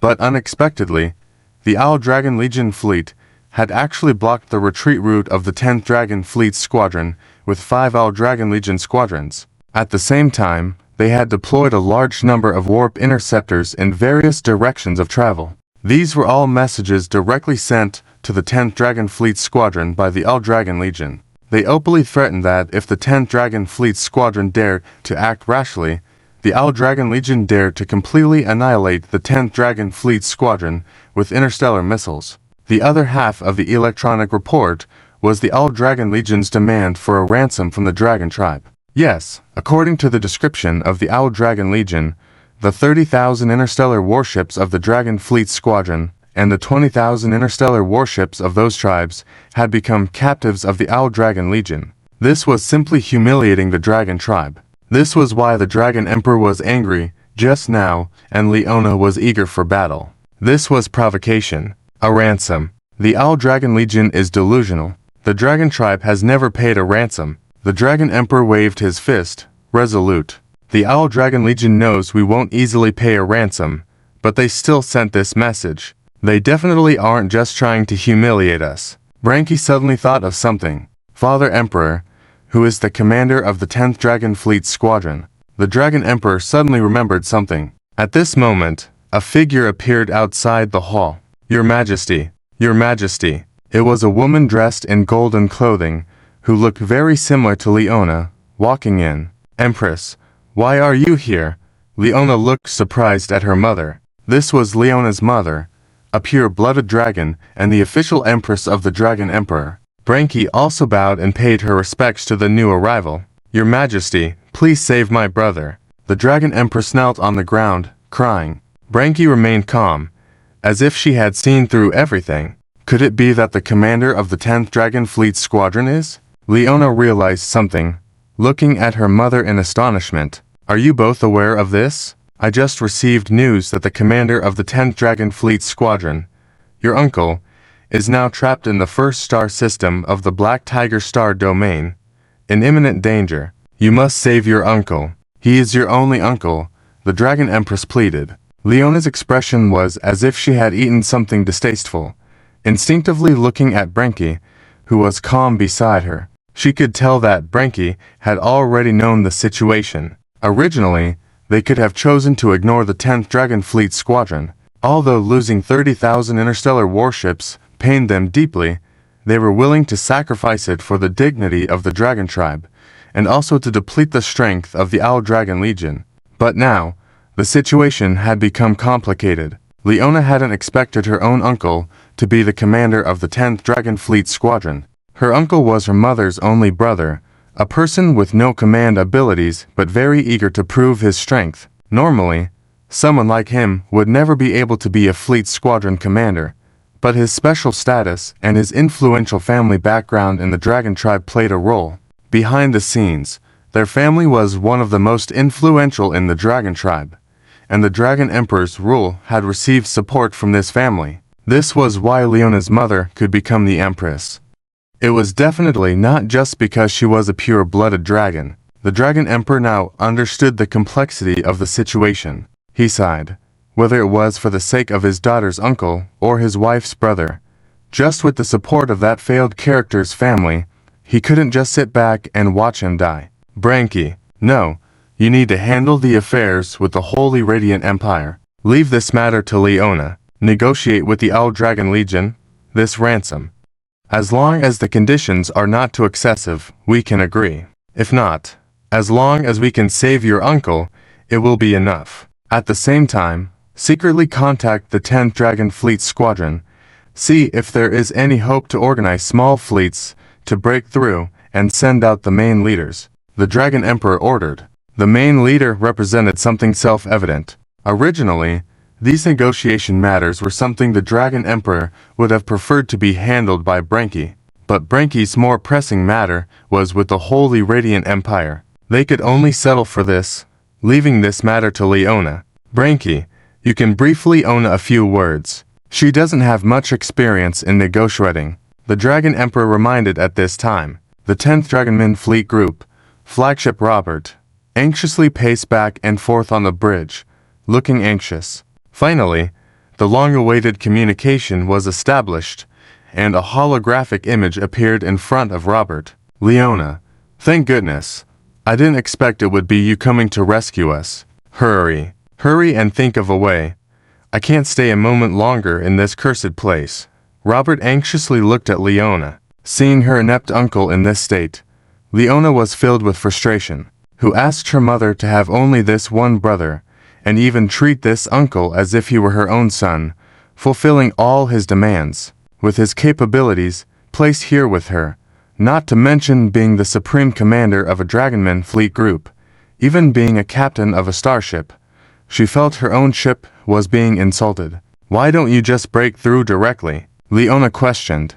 Break through? How can we break through? The Owl Dragon Legion has deployed a large number of warp interception devices all around us. That thing is too advanced. 100 times more advanced than our warhammers. I tried before. A few days ago, I secretly arranged for 300 starships to attempt a warp escape. The result? Intercepted directly and obliterated the next second. Those guys even transmitted the battle scenes to me. Robert's eyes were filled with fear. It was clear that he had lost all will to fight. Then all break through together. Let the fleet of the other 20,000 tribes cover you. You still have 30,000 starships of your own. I refuse to believe that the Owl Dragon Legion, with less than 20,000 combat starships, can really stop you. Leona suggested. Robert shook his head frantically. No, no. We are completely under the tight surveillance of the Owl Dragon Legion. Small-scale breakthroughs are fine, but a large-scale breakthrough, they will launch an attack against us at the first moment. Their starships are too powerful. This coward. Leona cursed inwardly. Actually, she didn't care about her uncle's life. Even if this person wasn't her uncle, causing the loss of 30,000 Dragonman fleet group starships, she would want to send the other party to a military tribunal. If he could sacrifice himself in the breakthrough, then she would have an explanation for her mother as well. However, she didn't expect this guy, a fleet group's supreme commander, to be so terrified by the Owl Dragon Legion. In that case, you continue to stalemate with the Owl Dragon Legion. We have already made contact with the Sacred Radiance Empire. Within a month at most, our allied forces will launch an attack on the Owl Dragon Legion, Leona said sincerely. She was unwilling to negotiate with the Owl Dragon Legion. That's why she wanted to find a breakthrough from her uncle as soon as she received this mission. No, we can't hold on for a month. Why? Leona questioned. Robert suddenly opened up, as if he were a bullied child complaining to his mother. The 10th Dragonman fleet group has been trapped for over a week now. Normally, a combat starship carries enough supplies to sustain all on board for 3 months, and in some special expedition cases, they would prepare a year's worth. For things like water, there are internal recycling systems. So, usually, there wouldn't be any problems. In addition, there are starship supply ships and starship transport ships with the fleet, able to provide supplies during wartime. However, during this past week, the Owl Dragon Legion had been constantly active. Firstly, they dispatched various interstellar drones to harass the Dragonman fleet group, not launching actual attacks, but constant harassment. If you defended against it, they would pull back. If you failed to defend in time, they would take a few shots. Additionally, there were 2 types of starships, interstellar stealth reconnaissance ships and interstellar stealth bombers, constantly launching attacks on their fleet. On the first day alone, they systematically eliminated all of their starship supply ships and transport ships. Following that, they focused on sabotaging the internal systems of some starships. For example, attacking starship engine positions, attacking starship energy circulation systems, and so on. I don't know why, but the Owl Dragon Legion seems very familiar with the structure of our starships. These interstellar stealth bombers and interstellar stealth reconnaissance ships are incredibly efficient at destroying our critical system modules. So far, most of our 50,000 starships have been affected to some extent. 1/3 of them suffered severe damage, experiencing electromagnetic interference, leading to the destruction of food storage areas, with a large amount of food expiring and becoming unusable. They also targeted the water circulation systems, with water supply cut off on almost every starship. Our fleet is deteriorating day by day. We won't be able to hold on for a month. Leona, please find a way to save your uncle, Robert implored. Leona furrowed her brow. She never imagined the Dragon Legion had done so much. No wonder her uncle's situation was so dire. According to what he said, even if they managed to hold out for a month, by then, their 50,000 starships would likely have little combat capability left. I understand. I will negotiate with the Dragon Legion. At the very least, I will ensure your safety, Uncle, Leona said helplessly. It seemed she would have to negotiate with the Dragon Legion this time. This left Leona in a bad mood. The grateful words from Robert on the other end were grating to her ears, prompting her to end the communication abruptly. Leona sat in her chair, looking annoyed. After a while, she calmed down and turned to her subordinates, saying, "Contact the highest commander of the Dragon Legion." "Yes, this is the report on the disposal of war criminals on the Black Tiger Prime. As you instructed, all war criminals to be executed will be sent to the Black Tiger Holy Mountain site." Lily, the secretary, reported these matters to Zhao Chen. There was also an aerial shot of the Black Tiger Holy Mountain. What used to be a scorched land had turned blood red. Spears were erected everywhere, with dead bodies strewn around them. At least thousands of bodies were visible. In the middle of the basin, there even appeared a lake, but it was formed from blood. Additionally, in several areas, some Black Tiger tribes where criminals were being punished. The scene was horrifying, like hell on earth. Zhao Chen looked at them, unmoved. This was what he wanted. He didn't want to completely exterminate the Black Tiger tribes. He wanted to engrave this fear deeply within the Black Tiger tribes and let other tribes know.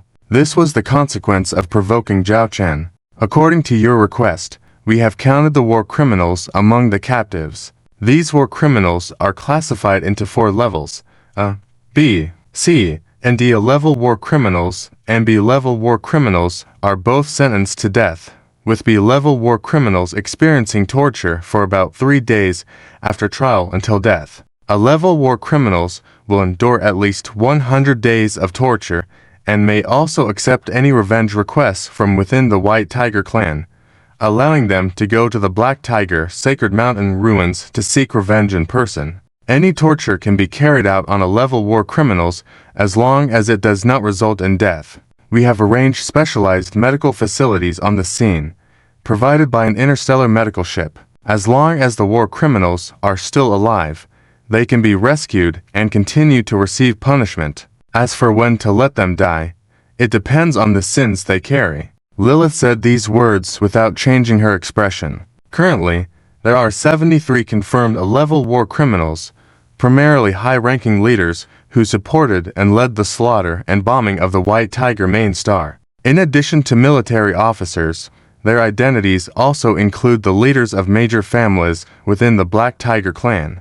B-level war criminals are mid-level officers numbering in the thousands, responsible for executing the operations as ordered. C-level war criminals are lower to mid-level officers who executed the operations, and depending on the specifics of their crimes, they will be sentenced to death or permanent imprisonment. D-level war criminals had no direct involvement in these military actions against the White Tiger clan, but were connected in some way. Depending on the severity of their crimes, they will face death, permanent imprisonment, or imprisonment of over 100 years. Apart from these 4 categories, there are also ordinary war criminals who were involved but did not have a leading role, such as lower-ranking soldiers or direct relatives of the aforementioned war criminals. For them, we will determine the length of their sentence based on individual circumstances and their past conduct, ranging from death sentences to various terms,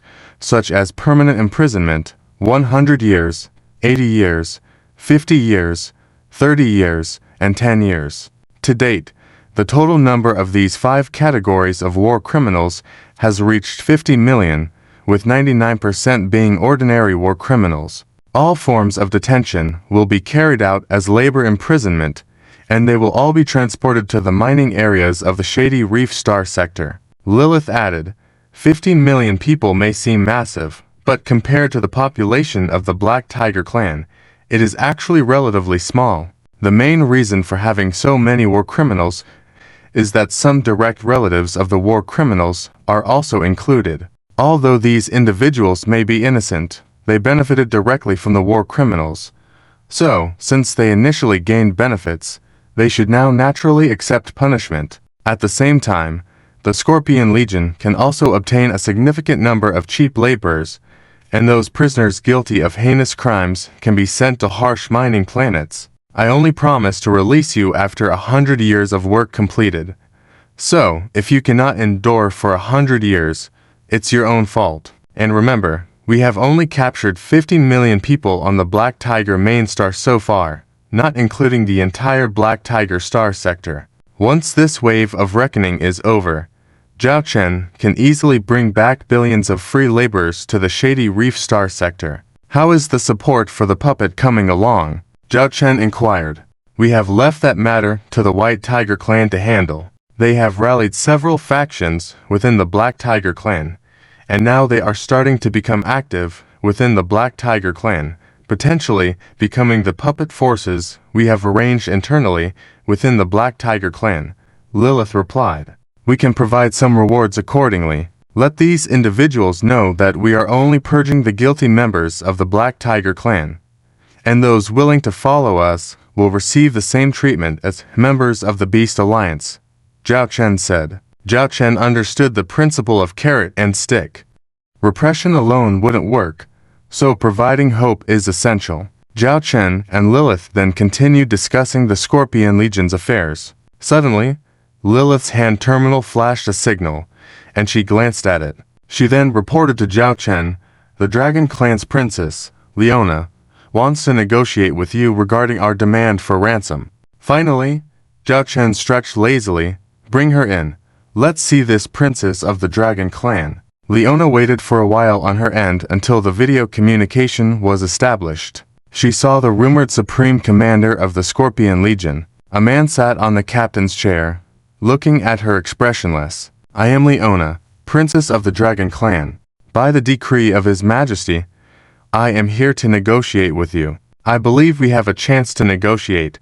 For now, we will not hold you accountable for the unauthorized attack on the Black Tiger star sector. However, I request the release of our Dragon's 10th Fleet Group to demonstrate your sincerity before we can sit down and talk. Leona was cut off before she could finish her words as the video feed abruptly blacked out. This unexpected interruption left Leona bewildered. What's going on? Is there an issue with the communication network? Leona asked her subordinates. After checking, one of her subordinates with a strange expression said, It seems the other party interrupted our video communication. What?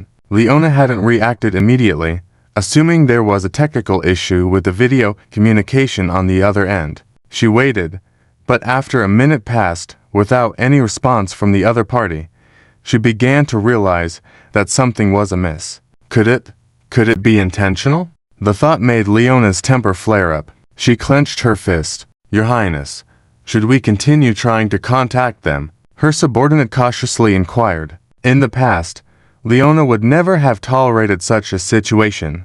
However, this was a matter arranged by the Emperor, and with countless admonishments from the Queen Mother. Leona could only suppress her anger and said, Continue contacting them. The second attempt got a response soon. Your Highness. The other party refused, but sent a message saying, If it's not about discussing ransom, there's no need to talk further. The embarrassed subordinate relayed.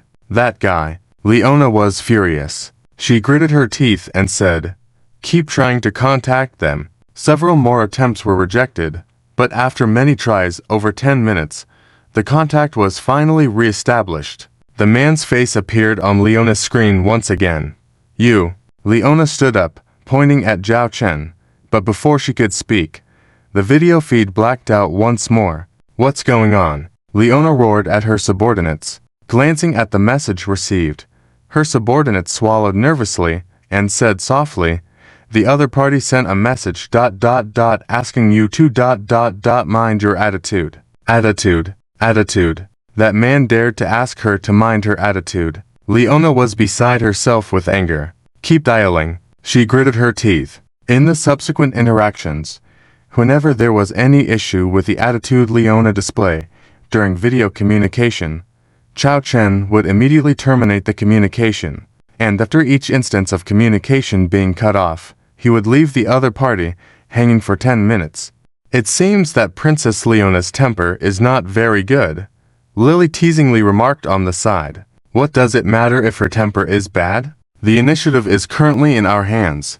If we want to rescue the Dragonman fleet, we have to be smart, Chao Chen remarked casually. Lily agreed, saying, being able to have such a significant initiative in our hands is thanks to our T for Succubus Glasslight interstellar stealth reconnaissance ship. In this campaign across multiple battlefields, the T for Succubus class ship also demonstrated outstanding performance. Chao Chen also highly praised Lily. In this military operation to the Black Tiger star domain, it can be said that the T for Succubus Glasslight interstellar stealth reconnaissance ships contributed at least 1/3 of the credit. Firstly, it was their intelligence-gathering ability, relying on their strong stealth technology and their ability to infiltrate the enemy's information network without detection. Any deployment arrangement in the Black Tiger star domain could be said to be under the watchful eye of the Owl Dragon Legion. The previous ambush that annihilated the Black Tiger King Legion preparing to support the Black Tiger King base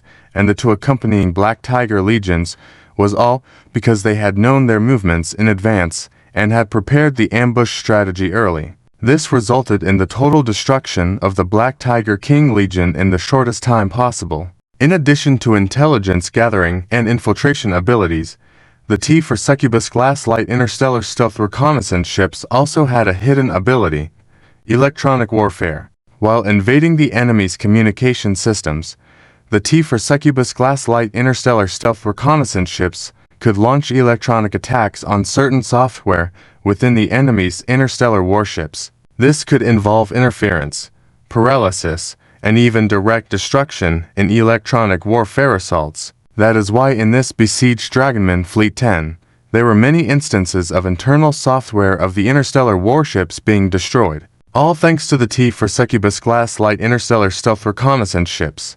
However, to execute this mission efficiently, it was necessary to thank Chao Chen's newly recruited subordinate, Spider Queen Alice. The Spider Queen tribe undertook the majority of the Hammerhead Interstellar Union's production industry, although they might not necessarily grasp the core technologies of those interstellar warships. However, they generally knew about the vulnerable positions of some of the Starship modules, such as the transmission system, energy system, and life support system. This provided the T for Succubus Glasslight interstellar stealth reconnaissance ships with a detailed strategy map, significantly reducing the difficulty of attacking these interstellar warships. This allowed them to accomplish the feat of currently besieging the Dragonman Fleet 10. In the future, we can consider assembling an electronic warfare unit consisting of these T for Succubus Glasslight interstellar stealth reconnaissance ships. Specifically targeting some enemy fleets for such harassment can influence the combat strength of the enemy fleets, Chao Chen remarked, rubbing his chin. Lily agreed, saying that this was only a trial, but the results turned out to be unexpectedly good. Beep beep beep Commander, Princess just called in again.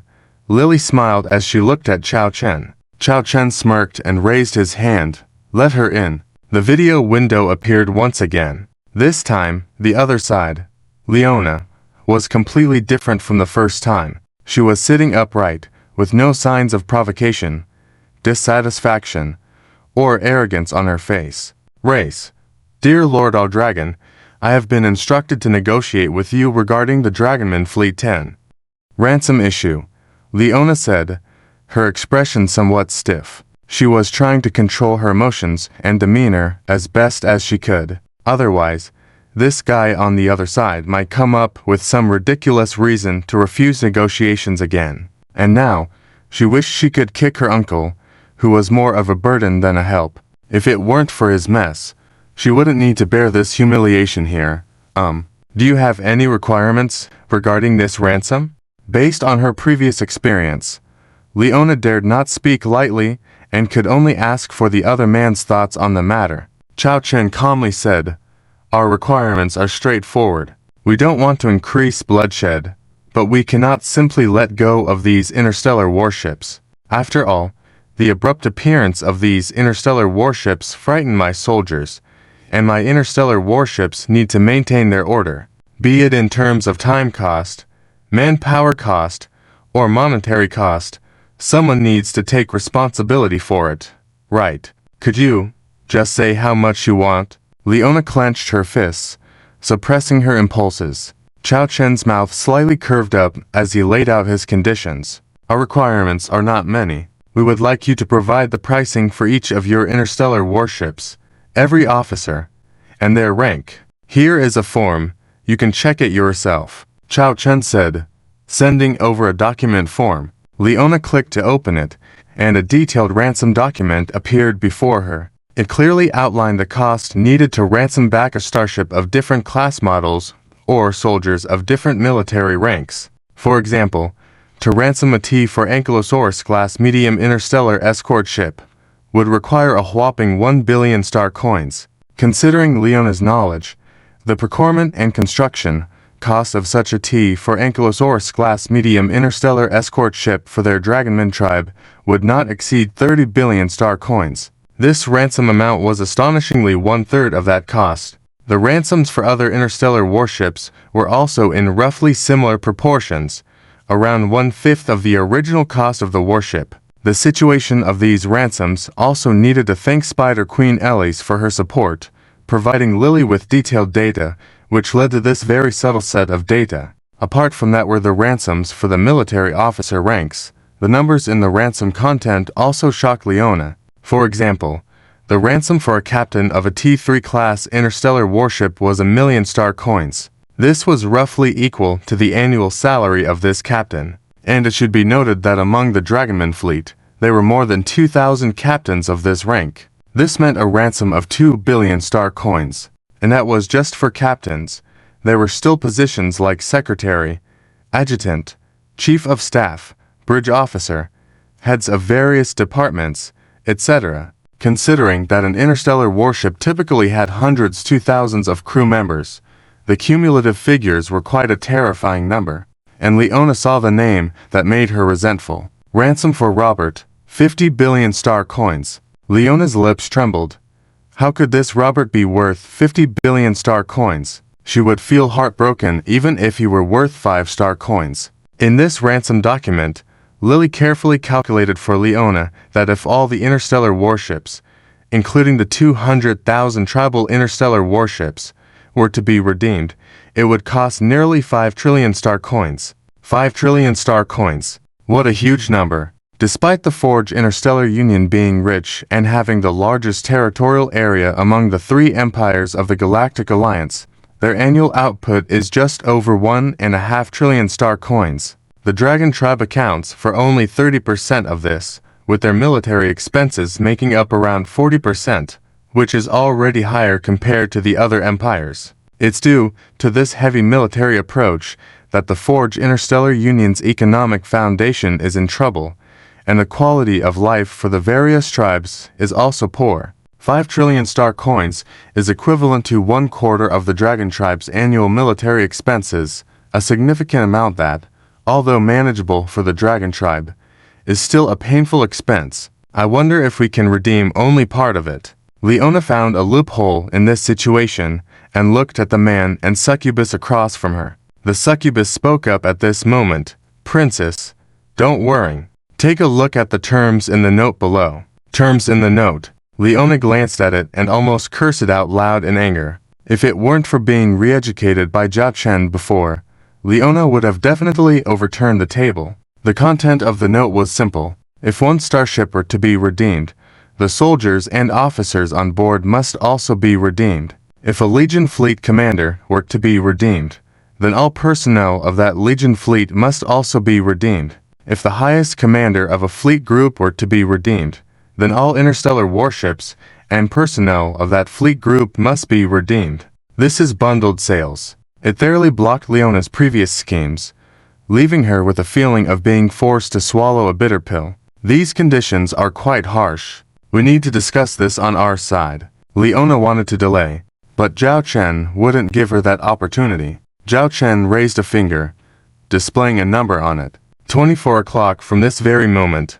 I give you 24 hours to consider. Within 24 hours, inform me of the list you wish to redeem, following the terms above, or we will not acknowledge it. After determining the redemption list, you need to complete the payment within 3 days. The payment can be made in any form. After stating these conditions, Zhao Chen's face had turned grim. A low growl escaped her throat, and she seemed ready to burst into anger. If not for the man on the other side of the communication channel, she would have wanted to wring his neck. Your Highness, Your Highness. The attendant on the side kept gesturing. Don't lose your temper now, or the negotiation won't progress. Leona took a deep breath. 5 trillion star coins. She lightly bit her lip, exhaled deeply, and looked at the man across from her. All right, let's go with what you said. I will discuss with my father the Emperor. Very well. I await your good news then, Zhao Chen replied with a smile, then closed the communication channel directly. Seeing the video window close, Leona couldn't hold back any longer. She stood up abruptly, cursing that vile man and even cursing her own wretched uncle. Just because of him, they now have to pay 5 trillion star coins as ransom. Why couldn't that useless uncle just die on the battlefield? Leona smashed her fist against the wall in frustration. The attendant nearby trembled in fear. Minutes later, Leona regained her composure. She turned around, looking coldly at the attendant. Contact my father, and also my mother's family. This 5 trillion star coins shouldn't be solely borne by our royal family. They need to clean up this mess for this hopeless heir of theirs.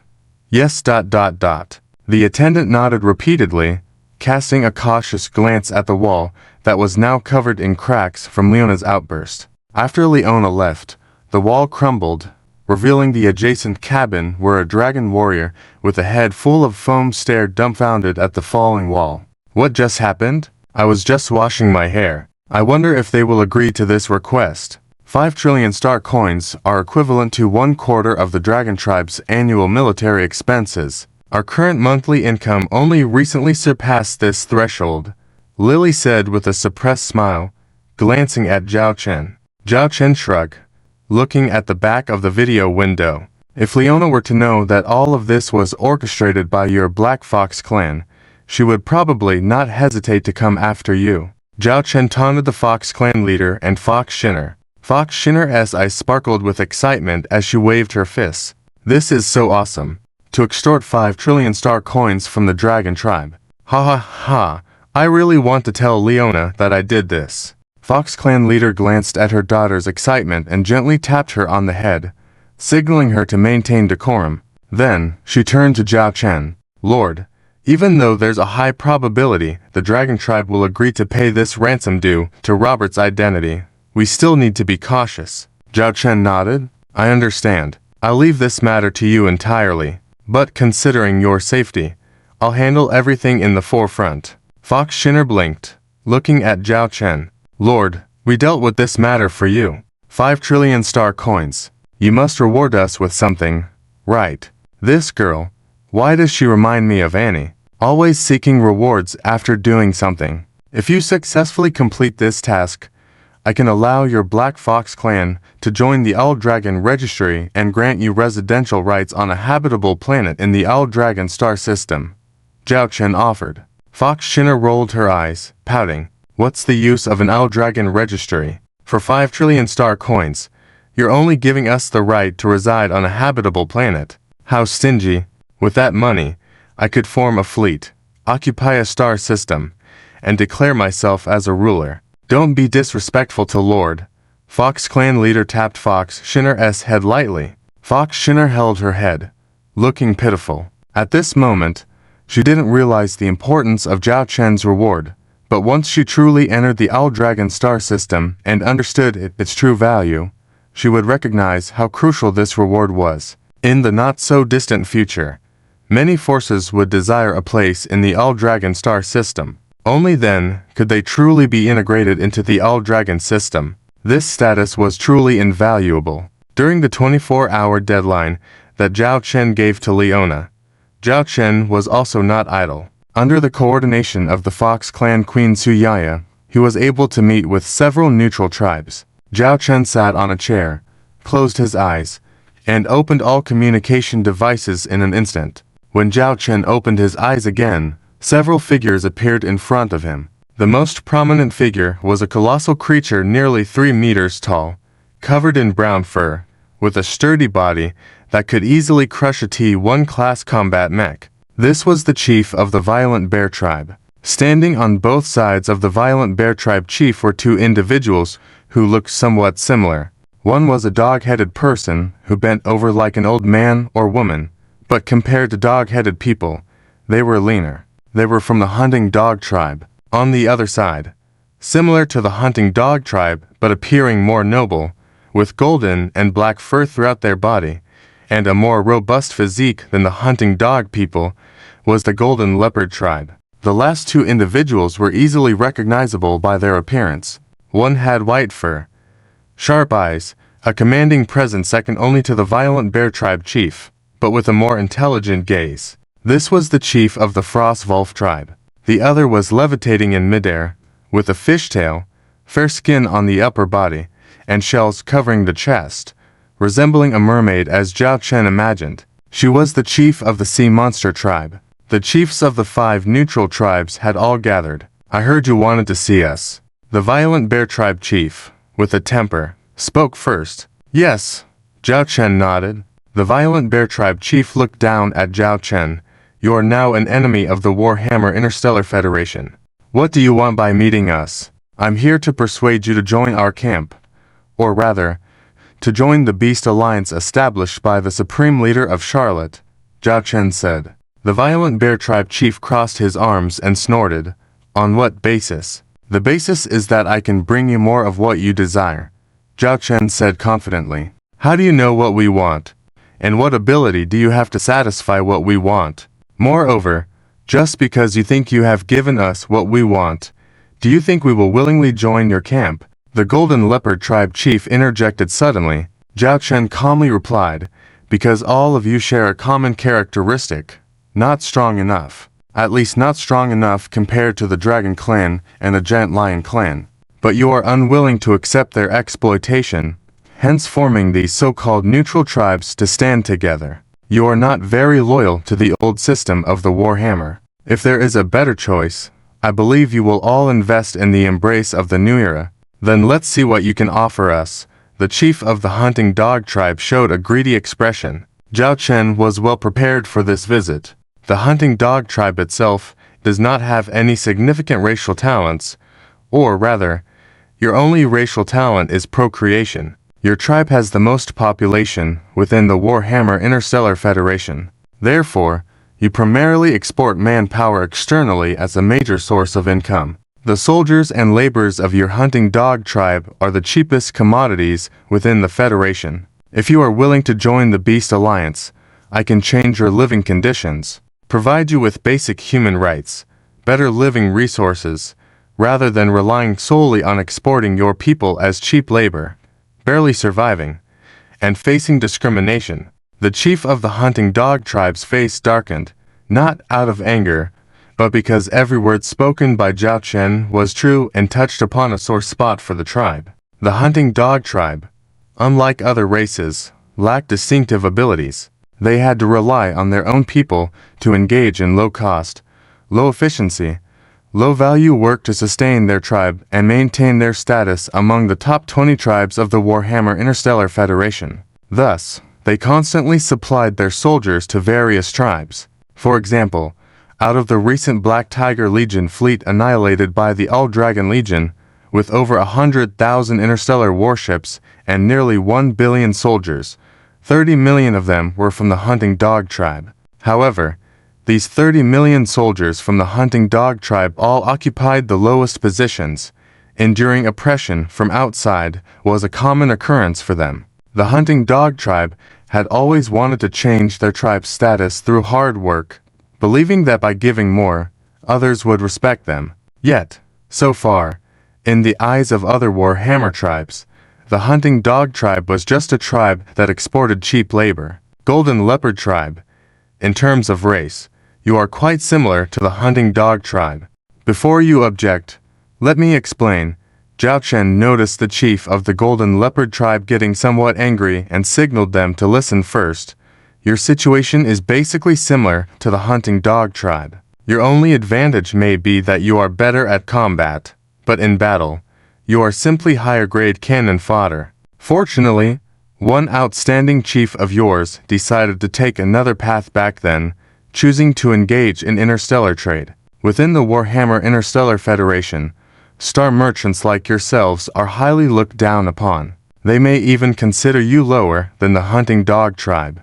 But relying on the interstellar trade network you established, you have improved the living environment of your tribe. You control 60% of the trade routes within the Federation, and nearly 40% of the interstellar trade in the Federation is related to your Golden Leopard tribe. Especially in interstellar trade with external territories, you occupy an astonishing 80%.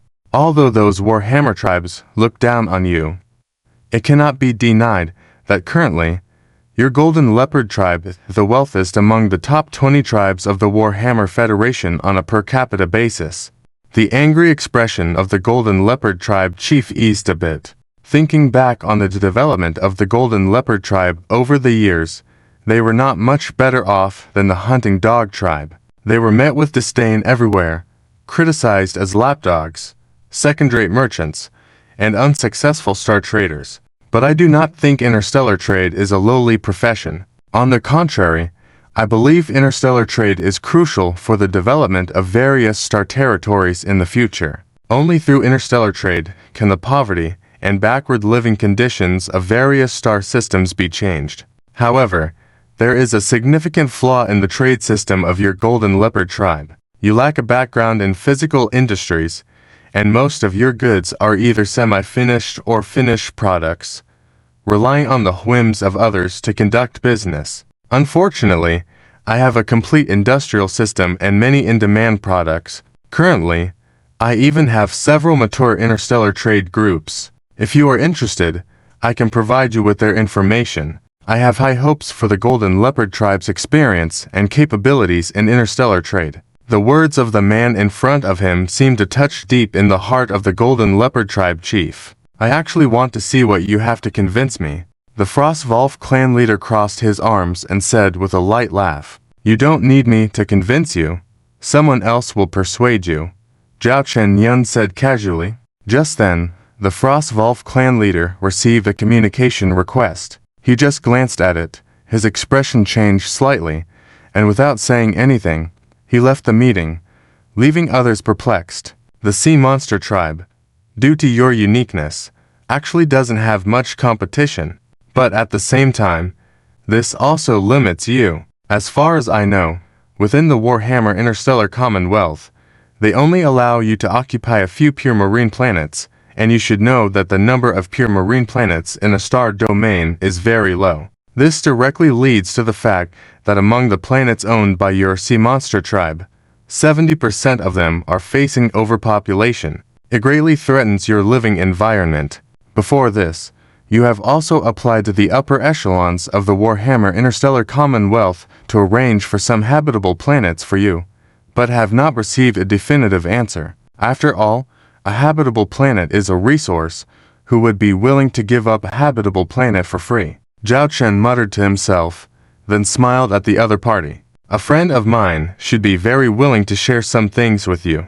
Just when the Sea Monster tribe leader was puzzled, she also received a message from a friend. Compared to the direct departure of the Frostwolf clan leader, the Sea Monster tribe leader excused herself before leaving. Now, there were only 3 people left on the scene. I actually want to see how you will convince me. The Blazing Bear tribe leader crossed his arms and said arrogantly, "Want a starship? Want an interstellar battleship even stronger than the Dragon Clan?" Zhao Chen directly threw out a sentence. The meeting ended. How did it go? Zhao Chen opened his eyes and Lily, who had been waiting beside him, asked eagerly, "With the information you prepared for me, it was a piece of cake." Zhao Chen said confidently, "As the saying goes, knowing yourself and your enemy leads to 100 victories." Before this meeting, Zhao Chen thoroughly understood these 5 neutral tribes. Zhao Chen was very confident that he could win over most of them. Lily had already anticipated this. She mentioned another matter. While you were in the meeting just now, Leona, representing the Dragon Clan, sent a video communication request. It's only been 10 hours. It seems that you already have a good result over there, Zhao Chen said with a smile. Leona had to endure her anger. 500 billion stars were not a small amount, but due to the peculiar nature of this matter, in the end, Leona sought the support of the family behind her mother. After some coercion and temptation, the family behind her mother agreed to pay out 50%, which was 200 billion stars. This was the savings of that family for many years. It was estimated that Mr. Robert's successor would be in jeopardy when he returned. Leona put aside her thoughts and looked at the man in front of her, saying seriously, "We agree to your ransom request. Here is our list. The process of paying the ransom will be as you said, but we have one condition." "What condition?" Zhao Chen asked. "I request a face-to-face meeting when delivering the payment. You and I must meet offline." Leona pointed at Zhao Chen and then at herself, with a teasing look. Zhao Chen smiled faintly. "I'll choose the location." "No problem." Leona agreed confidently. When Leona sent the ransom list, Zhao Chen also received it. However, upon opening it, Zhao Chen found that the ransom was only about 400 billion stars, not the full 500 billion stars. Upon closer inspection, Zhao Chen discovered that the personnel to be redeemed on the list were only the Dragon Fleet group, not the 20,000 interstellar battleships of the clans. Zhao Chen remained unfazed and smiled at Leona. "Shall we go by this list? I remember that in addition to your Dragon's 10th Fleet group, there are also 20,000 other interstellar battleships from the clans following you. Those are their interstellar battleships, their affairs. You had previously set the conditions. Now you don't want to make me pay for their ransom as well, do you?" Leona warned Zhao Chen cautiously. Zhao Chen smiled faintly. "I always keep my word, since I set the rules. Let's follow what's on the list. Now, as for the location to pay the ransom and release the hostages, it will be at the Stargate in the first system of the Black Tiger Star Zone. Once you have received the Dragon's 10th Fleet Group, I can also use the Stargate to send you back directly." After the Dragon's 10th Fleet Group arrived to support the area, Zhao Chen's All-Dragon Legion quickly controlled the Stargate of the first system of the Black Tiger Star Zone.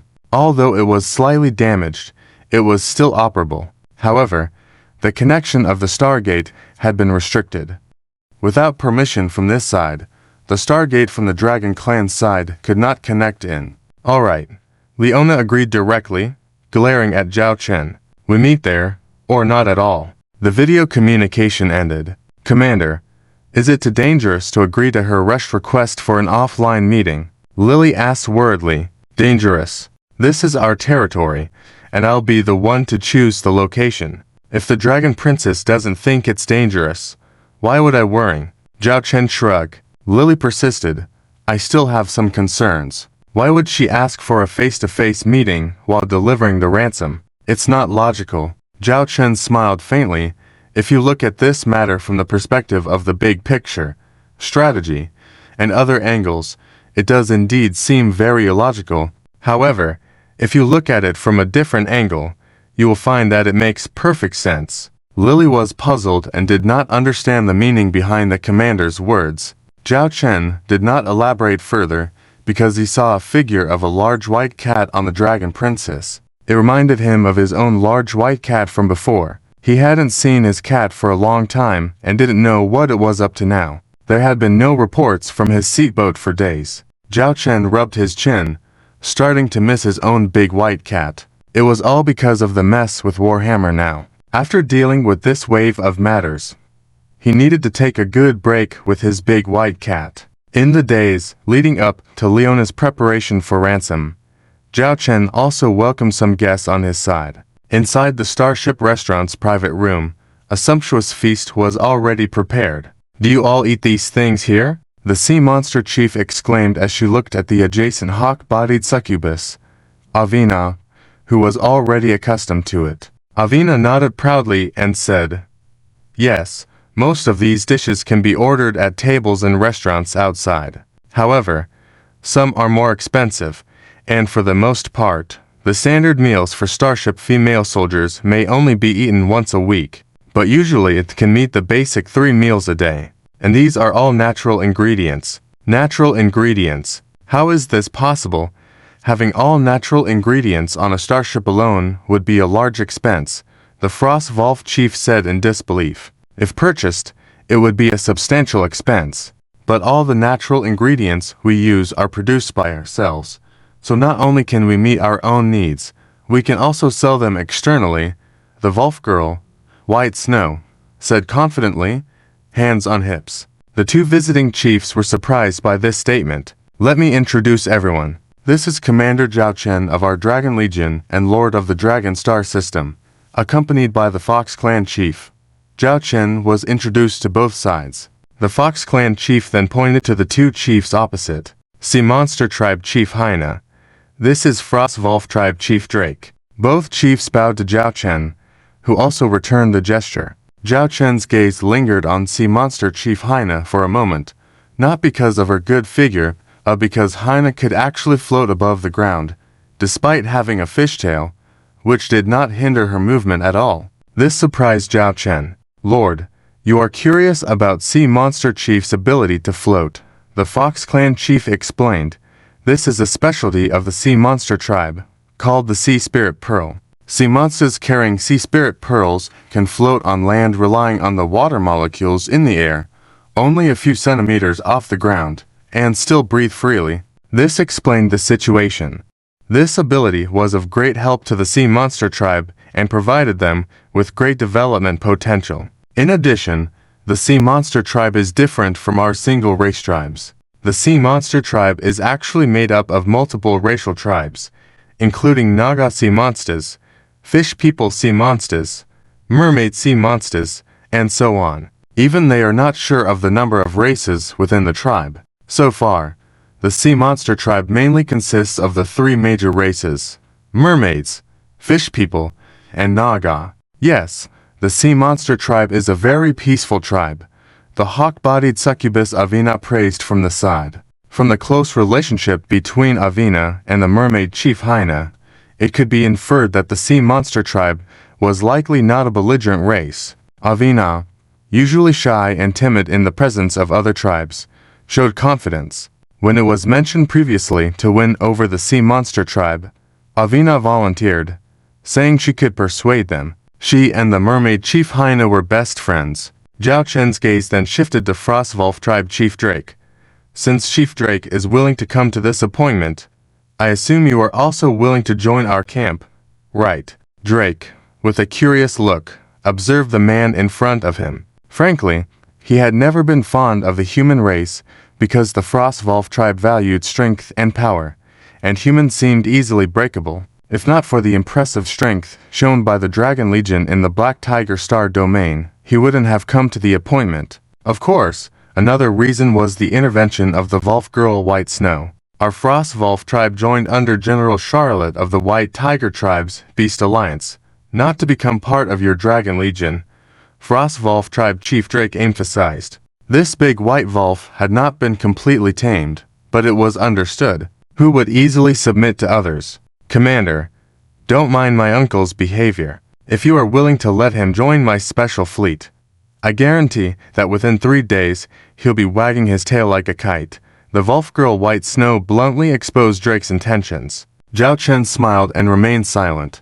He knew the relationship between the two. Originally, the various Volf tribes of the Hammer Interstellar Republic were unified Volf tribes. However, due to internal disagreements, mainly due to the rise of the Black Volf tribe, which defeated the former Volf leader, the White Volf tribe left. The Frost Volf tribe, which had the closest relationship with the White Volf tribe, chose to go independent. The split of the 3 major Volf tribes directly led to a substantial decrease in the strength of the Volf tribes, with the Volf tribe headed by the Black Volf tribe becoming a lower-tier existence among the 20 major tribes.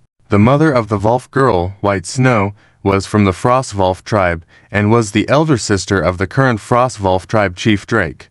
When she was young, Drake willingly took care of the young Volf girl White Snow. This time, the task of persuading Drake naturally fell to the Volf girl White Snow. Given the current situation, it was going smoothly. As for the final outcome, Zhao Chen was confident. However, recruiting Drake into the Dragon Legion, as the Volf girl White Snow suggested, was impossible. Zhao Chen had considered it, but the system did not allow it. However, the Frost Volf tribe was one of the few tribes with strong combat talents in the Hammer Interstellar Legion, so Zhao Chen would not give up such a good source of troops. Female Frost Volf tribespeople could join the Dragon Legion, while male Frost Volf tribespeople could join Charlotte's Dragon Tiger Legion. Zhao Chen had already considered making the Dragon Tiger Legion his future secondary main combat legion. The Dragon Tiger Legion belonged to Charlotte's fleet, not his Dragon Legion. The system did not issue any warnings, tacitly accepting this loophole. Drake Chief also had a deep affection for his niece, possibly feeling guilty for not helping during the crisis of the White Volf tribe. Now let's talk business. I heard that the Dragon tribe has already successfully contacted the Sacred Radiance Empire. The Sacred Radiance Empire may support with 300,000 starships to form a joint fleet and launch a total attack against you. When that time comes, Lord of the Dragon, how do you plan to deal with a possible total enemy force exceeding 500,000 starship fleet with your meager count of less than 20,000 starships? Drake Chief got straight to the point, asking the man in front of him if they couldn't break this deadlock. All talk of joining forces was nonsensical. Before, you said that you joined the Beast Alliance, not my Dragon Legion. There is no need for me to inform you about the military deployments of my Dragon Legion. Zhao Chen shrugged lightly and said with a faint smile, as for the collaboration between the Dragon Tribe and the Holy Radiant Empire, they are just a pair of defeated subordinates. If I can deal with them once, I can deal with them twice. If I can destroy their 50 to 60,000 interstellar warships, I can destroy their 500,000 interstellar warships. Chief Drake, not angry, knew that he had overstepped his boundaries with his question. At the same time, he also doubted the man. Although his Dragon Legion was strong, where did he get the confidence to face nearly 500,000 enemy warships? Well, the main matters have been discussed. Let's continue to eat and drink. Zhao Chen picked up his chopsticks and began to enjoy the meal. Mermaid Chief Hannah and Chief Drake exchanged glances, seeing that everyone else had started to sit down and enjoy the food. They also joined in without hesitation. We also have some plans and suggestions about your future development here. You can take a look. Of course, none of this is mandatory. It's all voluntary, Zhao Chen said while chewing on a lamb leg, indicating the nearby Fox clan chief to give a document to the two chiefs. Chief Fox had gradually taken on the role of secretary in the Warhammer side's internal affairs, so she would be responsible for most of the internal affairs in the future. So, she would always be by Zhao Chen's side during this time. She quickly sent the two prepared recruitment documents to the two opposite individuals. These documents were quite simple.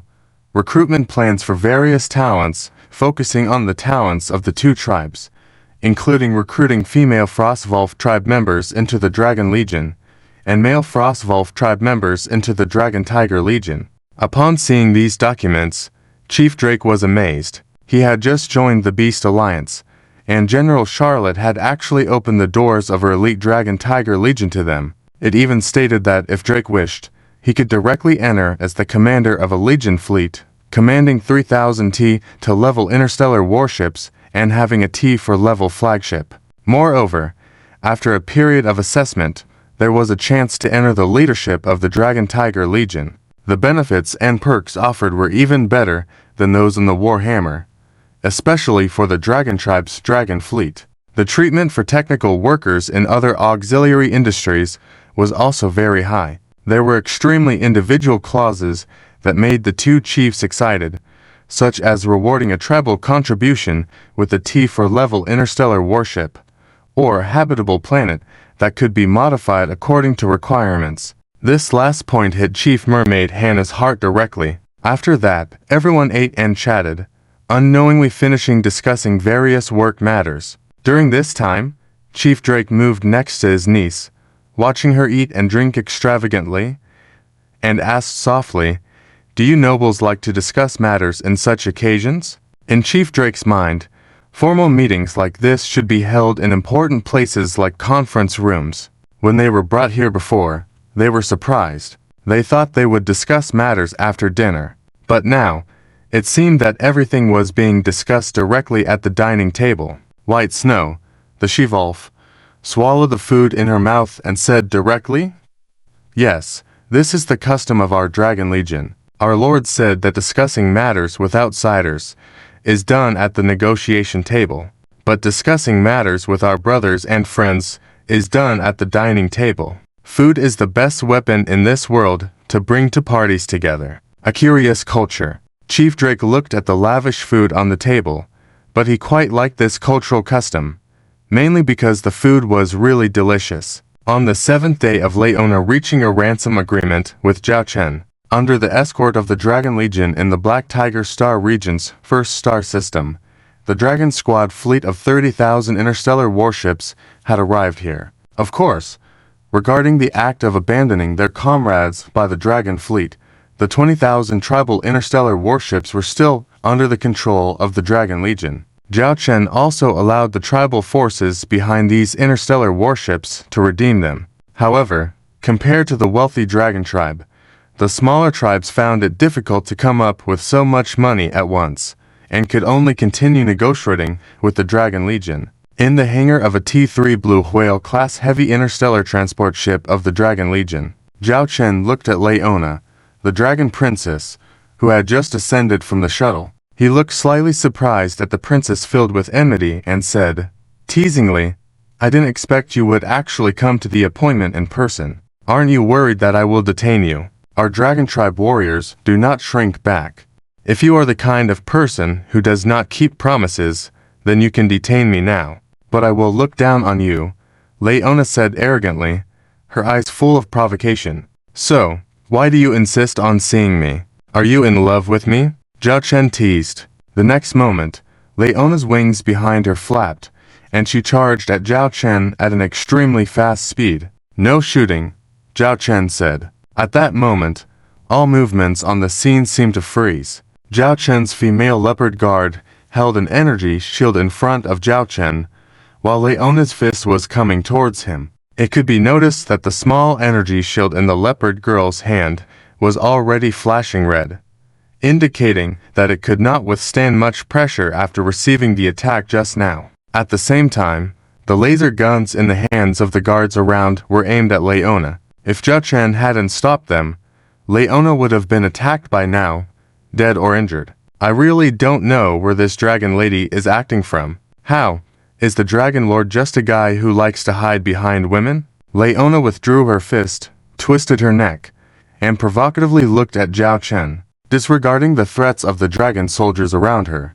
"So, do you want to fight me?" Zhao Chen looked at the cautious expression on the face of his female leopard guard. Her arm holding the energy shield was trembling, and her feet on the ground were also shaking. Although the energy shield had blocked Leona's attack, the terrifying impact had still put a lot of pressure on the leopard girl's body. "I heard that you initiated a holy war duel against the Holy Radiant Empire. I also like dueling. We have a dual culture in the Warhammer. But it is not dueling with interstellar warships.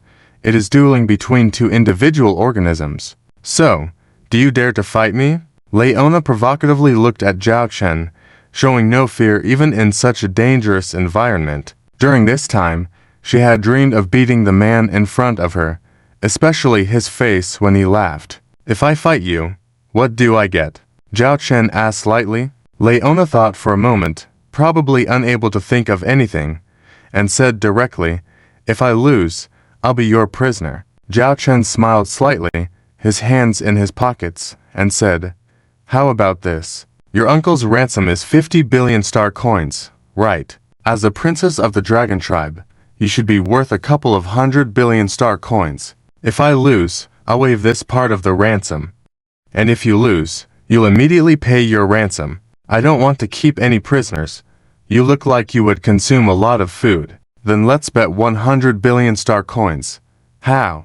Do you think you're only worth 100 billion star coins? I only have 100 billion star coins. Looking at the somewhat straightforward dragon princess before him, he agreed to this duel worth 100 billion star coins. This space is big enough for us to have a good time, right?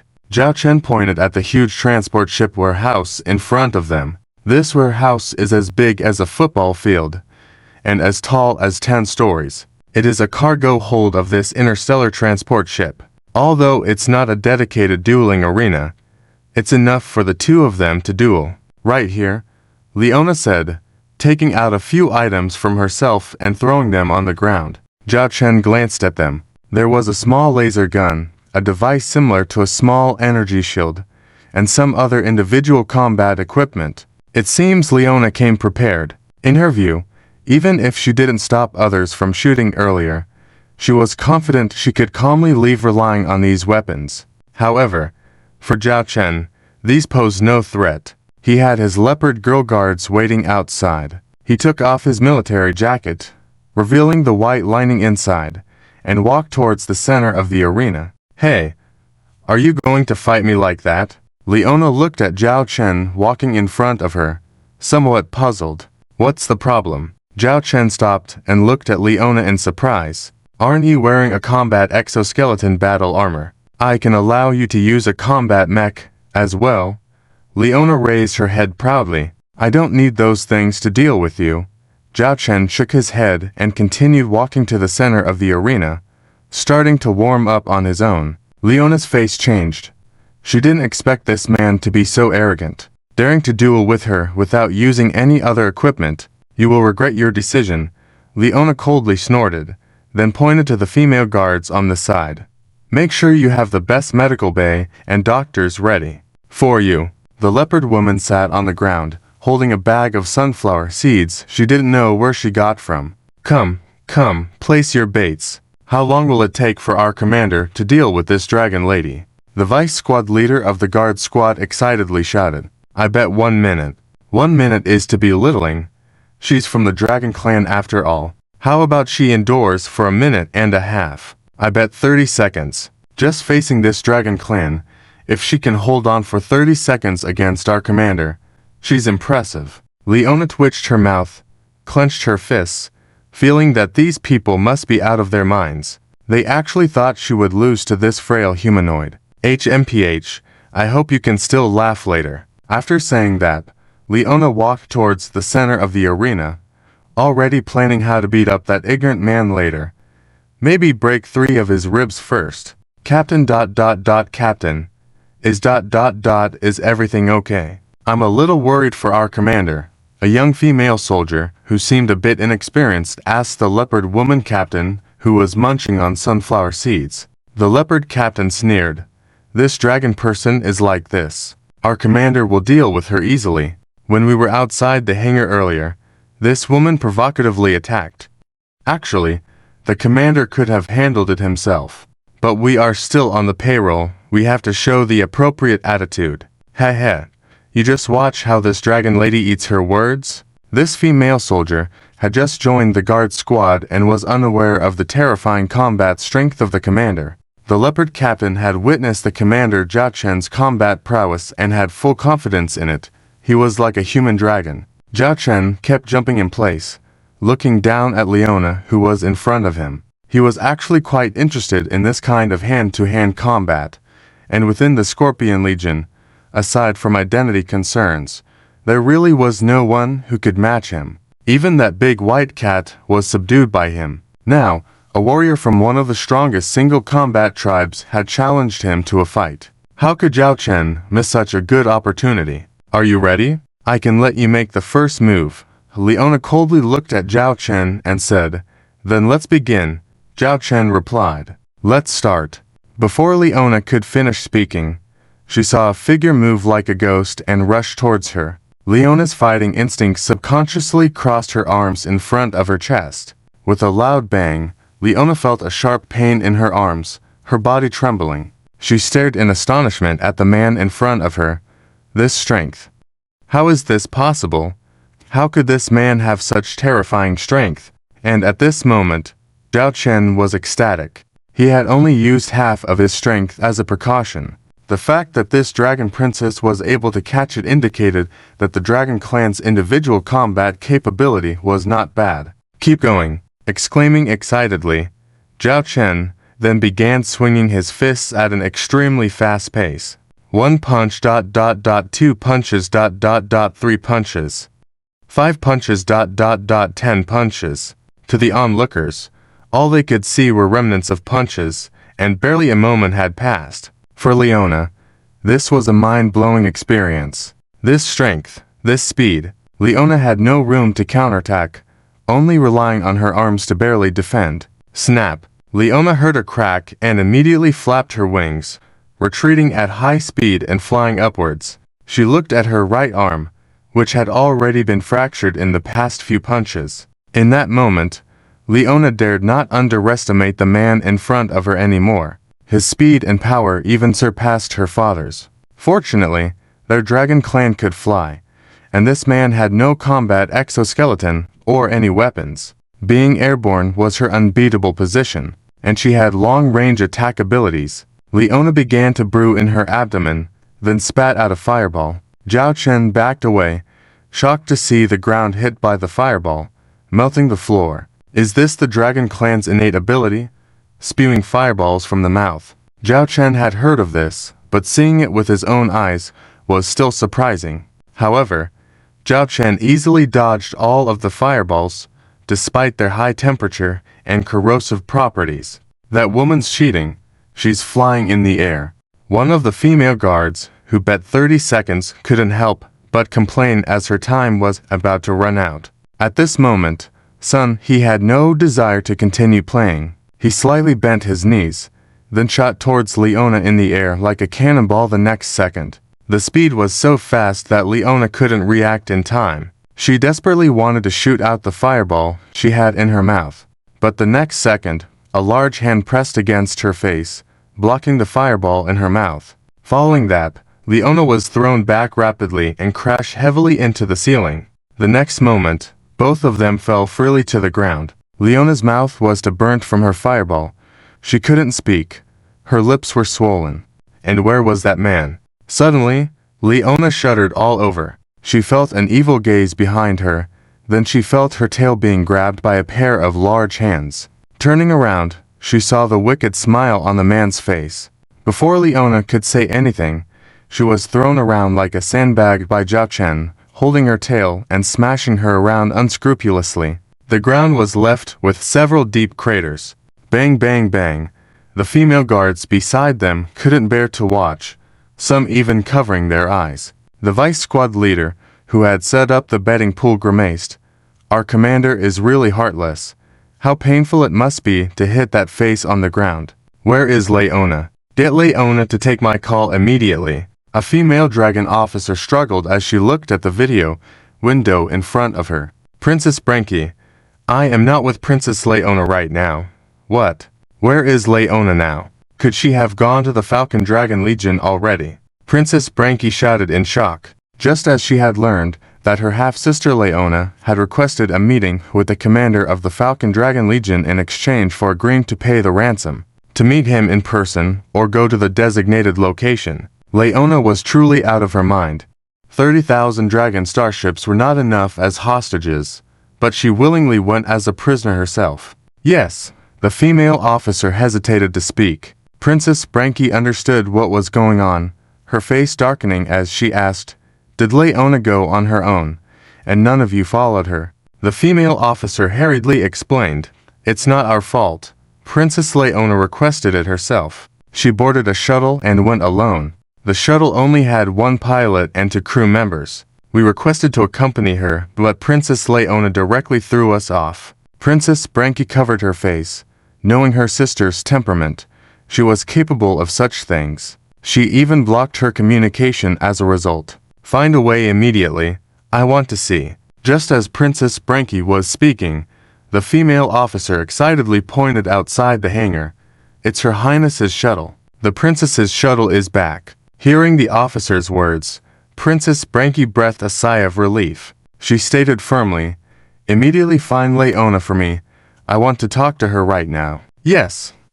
Yes, the female officer agreed repeatedly. These two invaluable gimps of Dragon Emperors. She could not afford to offend. As she watched the shuttle slowly landing in the hangar, her worried heart finally settled. She had been concerned that the princess might have met with an accident at the Falcon Dragon Legion, in which case she would be done for. The door of the shuttle opened, and it was not the usually confident Princess Leona who descended first, but a serviceman. "Where is Princess Leona?" the female officer asked anxiously. The serviceman pointed strangely toward the cabin of the shuttle. Inside. Strange. Princess Leona had always been the first to come down. With a sense of doubt, the female officer boarded the shuttle. She saw a strange figure crouched in a seat. After a closer look, she exclaimed, "What on earth?" "Jessie, is me," the figure in the corner spoke up. "Princess Leona." The female officer couldn't believe that the pig-faced figure in front of her was Princess Leona. She scrutinized her. Her head was swollen, wings at the back appeared broken, her pristine white dragon scales now torn and tattered, and her military uniform in shreds, revealing glimpses of her body. It seemed like she had been treated roughly. "Take me to the medical room. Evacuate everyone outside. Don't let them see me." Princess Leona spoke, her dragon teeth missing, causing her speech to be mumbled. The female officer, resisting her curiosity, prepared to dismiss everyone outside. But as she reached the door, she turned back, cautiously said, "Princess Branky wants to contact you." "I don't want to see her," Leona immediately replied. With her current appearance, she couldn't afford to let Branky see her. "I have already seen her," a voice chimed in. Leona widened her swollen eyes to realize there was an active video window behind her female officer, and it was her sister Branky. "You to speak first, I'll go arrange things." The female officer quickly left the shuttle, avoiding the awkward moment. Although she was curious about how Leona had been injured, at least she was back, and with treatment, those wounds would heal in a few days. "What happened? How did you get these injuries?" Branky inquired. Leona averted her gaze, murmuring, "You don't need to know. Isn't the Falcon Dragon Legion known for its principles? They actually resorted to violence against the envoy. I will immediately contact through diplomatic channels to strongly condemn the behavior of the Falcon Dragon Legion." Branky feigned anger. "It was me who challenged them," Leona said. Branky looked at Leona in surprise. "So, you were defeated." Regarding Leona's challenge, she wasn't surprised. She had expected it. But what she hadn't anticipated was Leona's defeat. She knew Leona's physical strength very well, and in the entire dragon tribe, few could defeat her, thus with physical prowess. "Don't concern yourself with the medicine," Leona said before closing the communication window. Branky sighed as she looked at the blackened screen. Her half-sister had many good qualities, but her temperament needed some adjustment.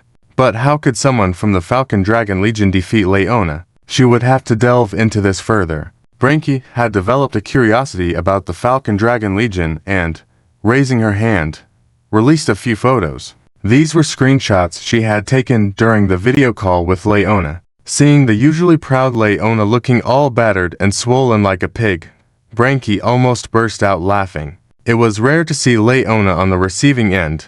These photos had to be saved. Zhao Chen returned to the bridge, sitting on the captain's chair with a content expression.